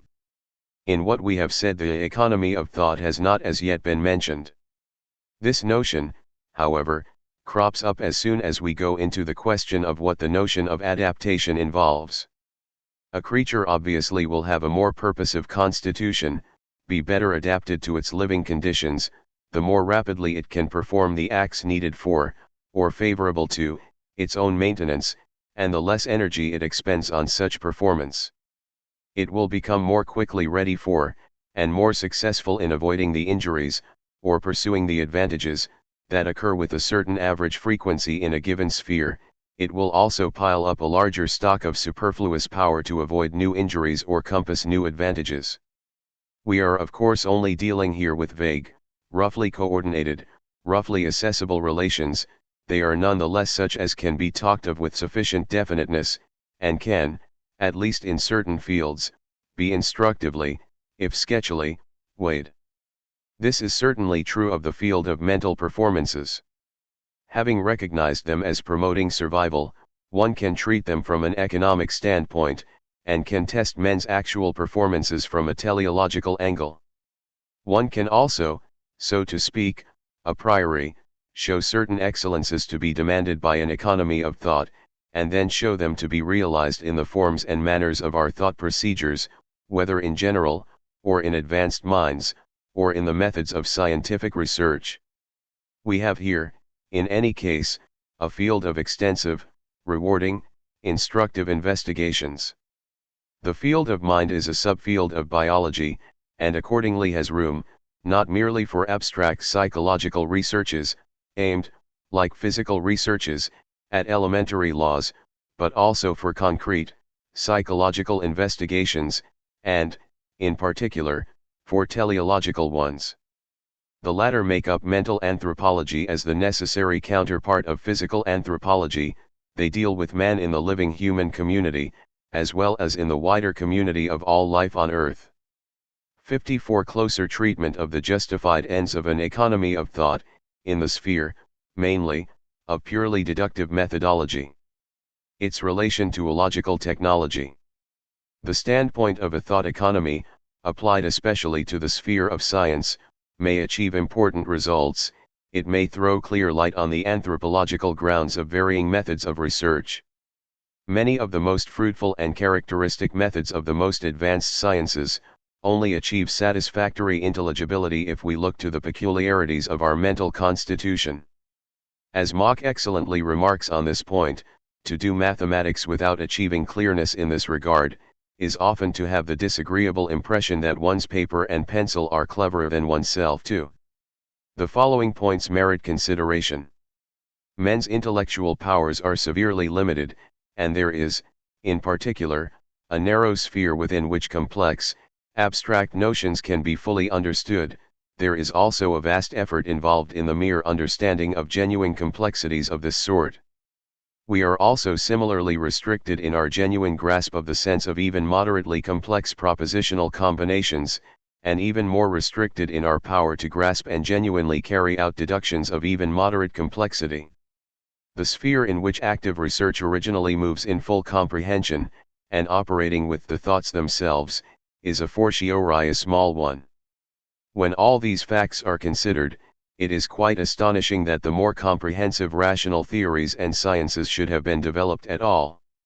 It is, example, a most serious problem how mathematical disciplines are possible, disciplines not conducted in terms of relatively simple thoughts, but in which veritably towering thought piles, and thought combinations intertwined in 1,000 ways, are moved about with the most sovereign freedom, and are spawned in ever-increasing intricacy by our researches. All this is due to art and method.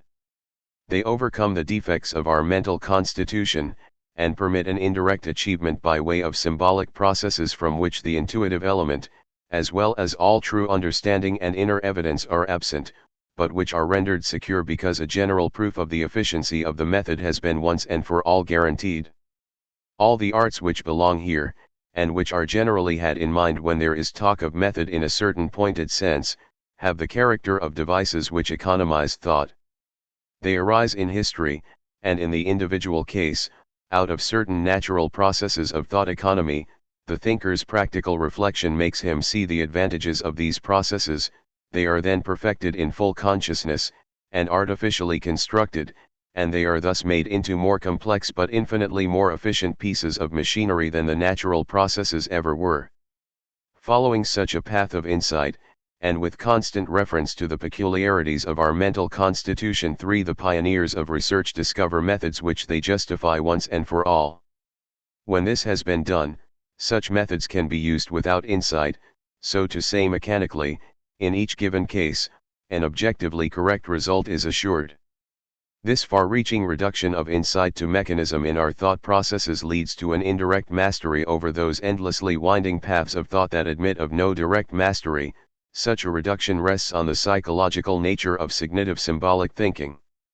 It plays an immeasurable role in the construction of blind mechanisms, e.g. the rules for the 4 arithmetical operations, and for higher operations with decimals, where a result emerges, perhaps with the help of logarithmic or geometric functional tables, but without assistance from insight.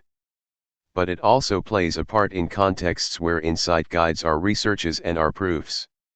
We might mention here, example, the remarkable duplication of all concepts of pure mathematics, and in particular those of arithmetic, so that the original arithmetical signs which at first signify the correlated number concepts, with which definition has connected them, subsequently function as merely operational signs, whose meaning is wholly determined by external types of operation, each sign counting as a mere something or other to which this or that definite thing can be done on paper. Point 4. These surrogative, operational concepts which turn signs into a kind of counters, preside exclusively over the most extensive fields of arithmetical thought and research. They represent a vast easing of the latter. They take them down from the exhausting heights of abstraction to comfortable, intuitive ways, where imagination, guided by insight, can move, within the limits of rules, with freedom and with relative effortlessness, as in regulated games.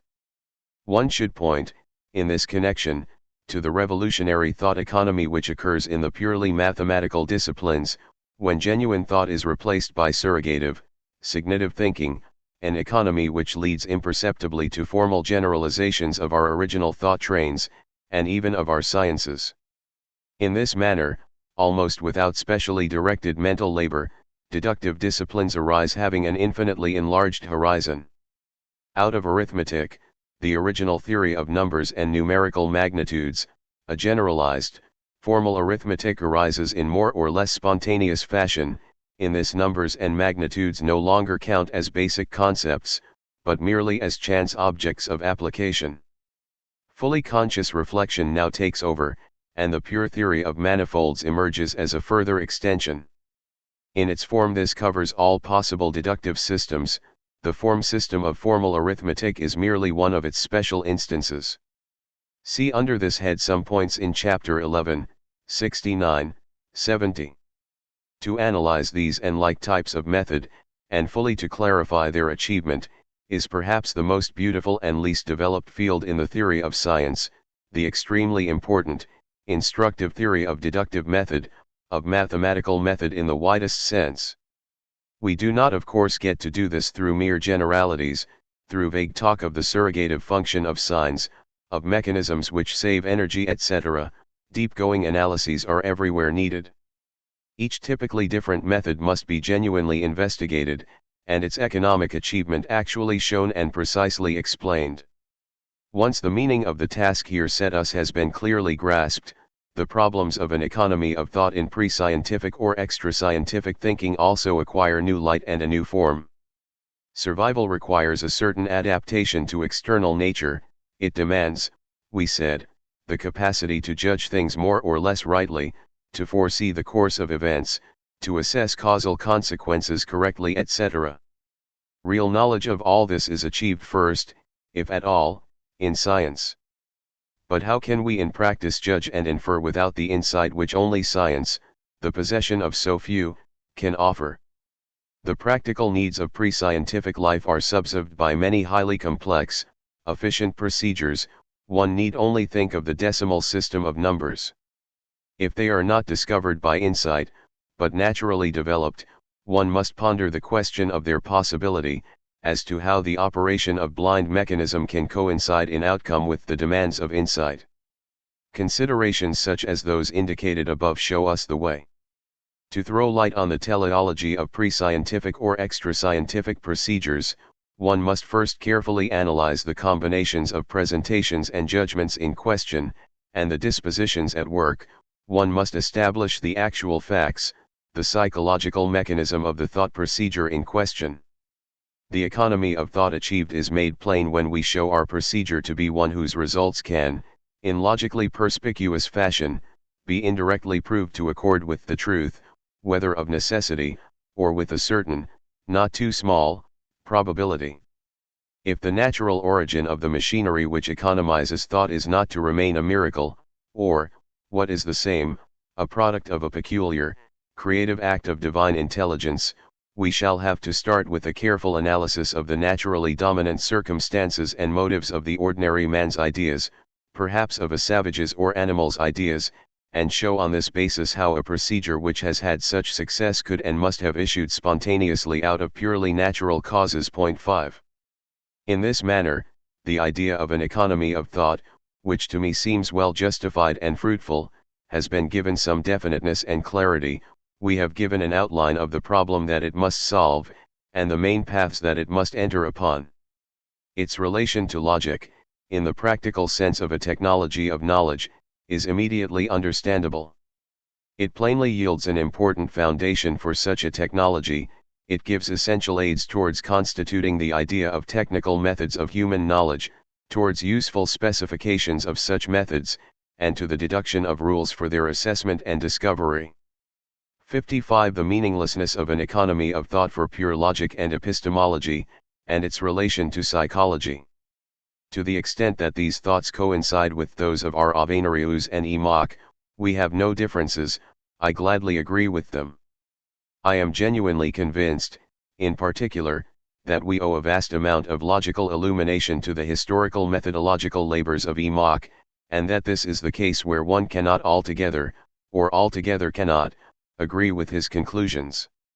Enoch, unfortunately, does not seem to me to have tackled the most fruitful problems of the economy of thought, the problems I tried to formulate above in a somewhat brief but quite sufficient fashion.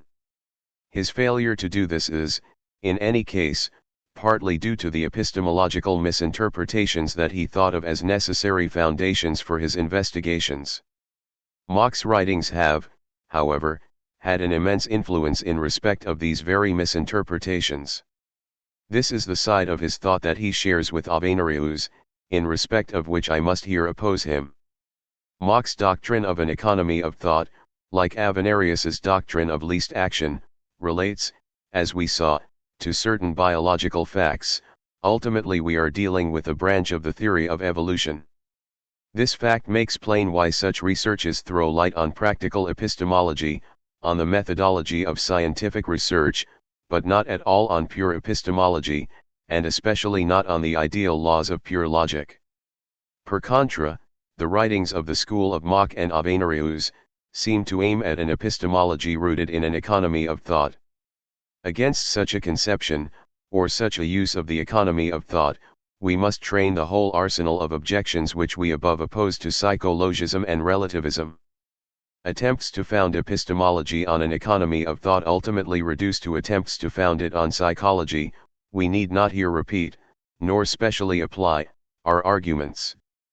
Cornelius increases the plain incongruities of his case by endeavoring to derive elementary psychological laws from a teleological principle of mental anthropology, which itself presupposes and is derived from these facts.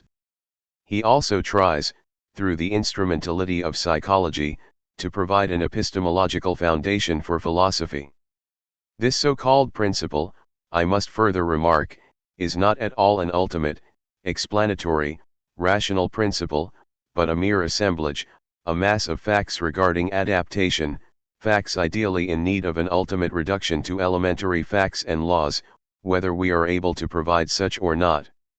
To underpin psychology with teleological principles as its basic laws, principles devised to explain our varied mental functions, does not promise much for the progress of the science. No doubt it is instructive to point out the teleological significance of our mental functions, and of our more important mental structures, to show in detail, therefore, how and why the actually formed combinations of our mental elements have the utilitarian relation to survival that we expect a priori. But to treat the descriptively given facts as necessary consequences of such principles, so as to seem to be giving a real explanation of these facts, and that particularly in contexts whose main aim is to lay bare the last foundations of psychology, all this can only breed confusion. A psychological or epistemological law concerned with an endeavor to achieve as much as possible in this or that respect, is a chimera. In the pure sphere of fact, there is no maximum possibility, in the sphere of law no endeavor. What happens in each case, as psychological matter of fact, is quite definite, there is so much of it and no more. The factual element in the principle of economy reduces to the fact that there are such things as presentations, judgments, and other thought experiences, which are further connected with feelings that, in the form of pleasure, promote certain directions of thought formation, in the form of pain, discourage them. One can then assert, with rough generality, the existence of a progressive formation of presentations and judgments which lead first to the formation of single experiences, Erfahrungen, out of originally senseless elements, and then to the combination of such experiences into a single, more or less orderly, unity of experience. Psychological laws determine the emergence, out of our first roughly agreeing mental collocations, of the presentation of the single world common to everyone, and of an empirically blind belief in its existence.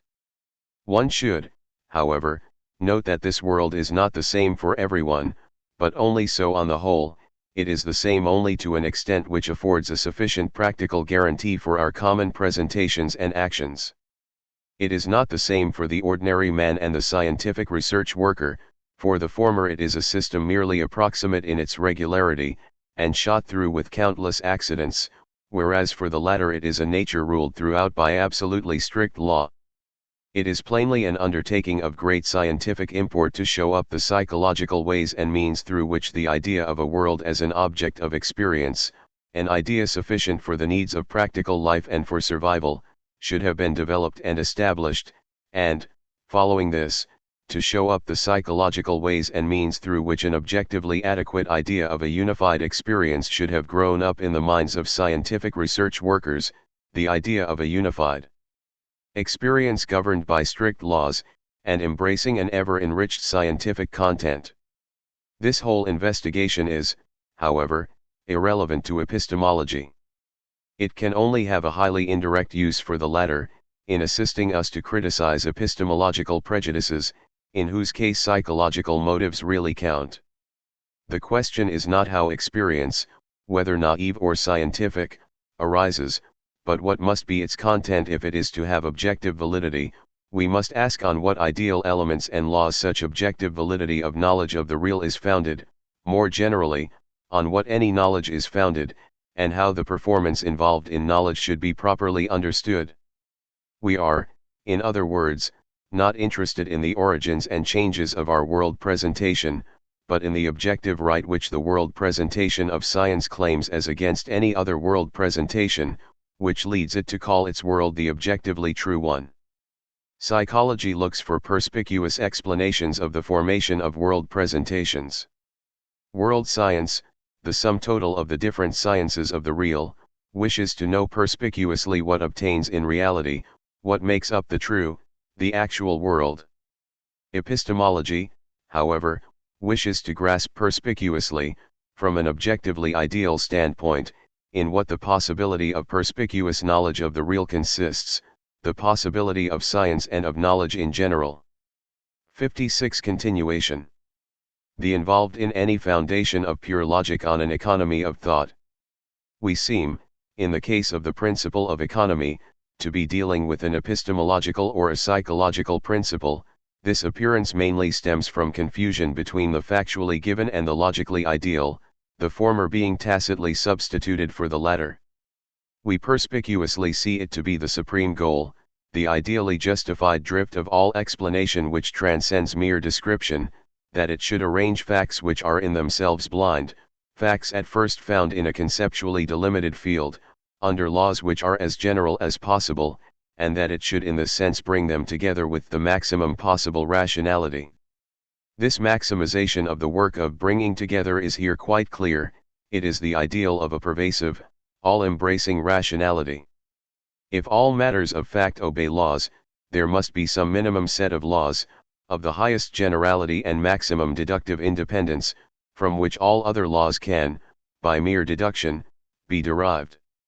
These basic laws are, accordingly, laws of supreme coverage and efficacy, whose knowledge yields the absolute maximum of insight in some field, which permits the explanation of all that is in any way explicable in that field. Idealizing the matter, we here assume that there are no limits to our power to deduce and subsume. In this manner the axioms of geometry are basic laws explaining and covering all the facts of space.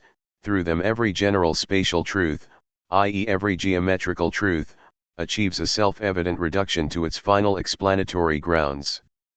This goal or principle of maximum rationality we recognize with insight to be the supreme goal of the rational sciences.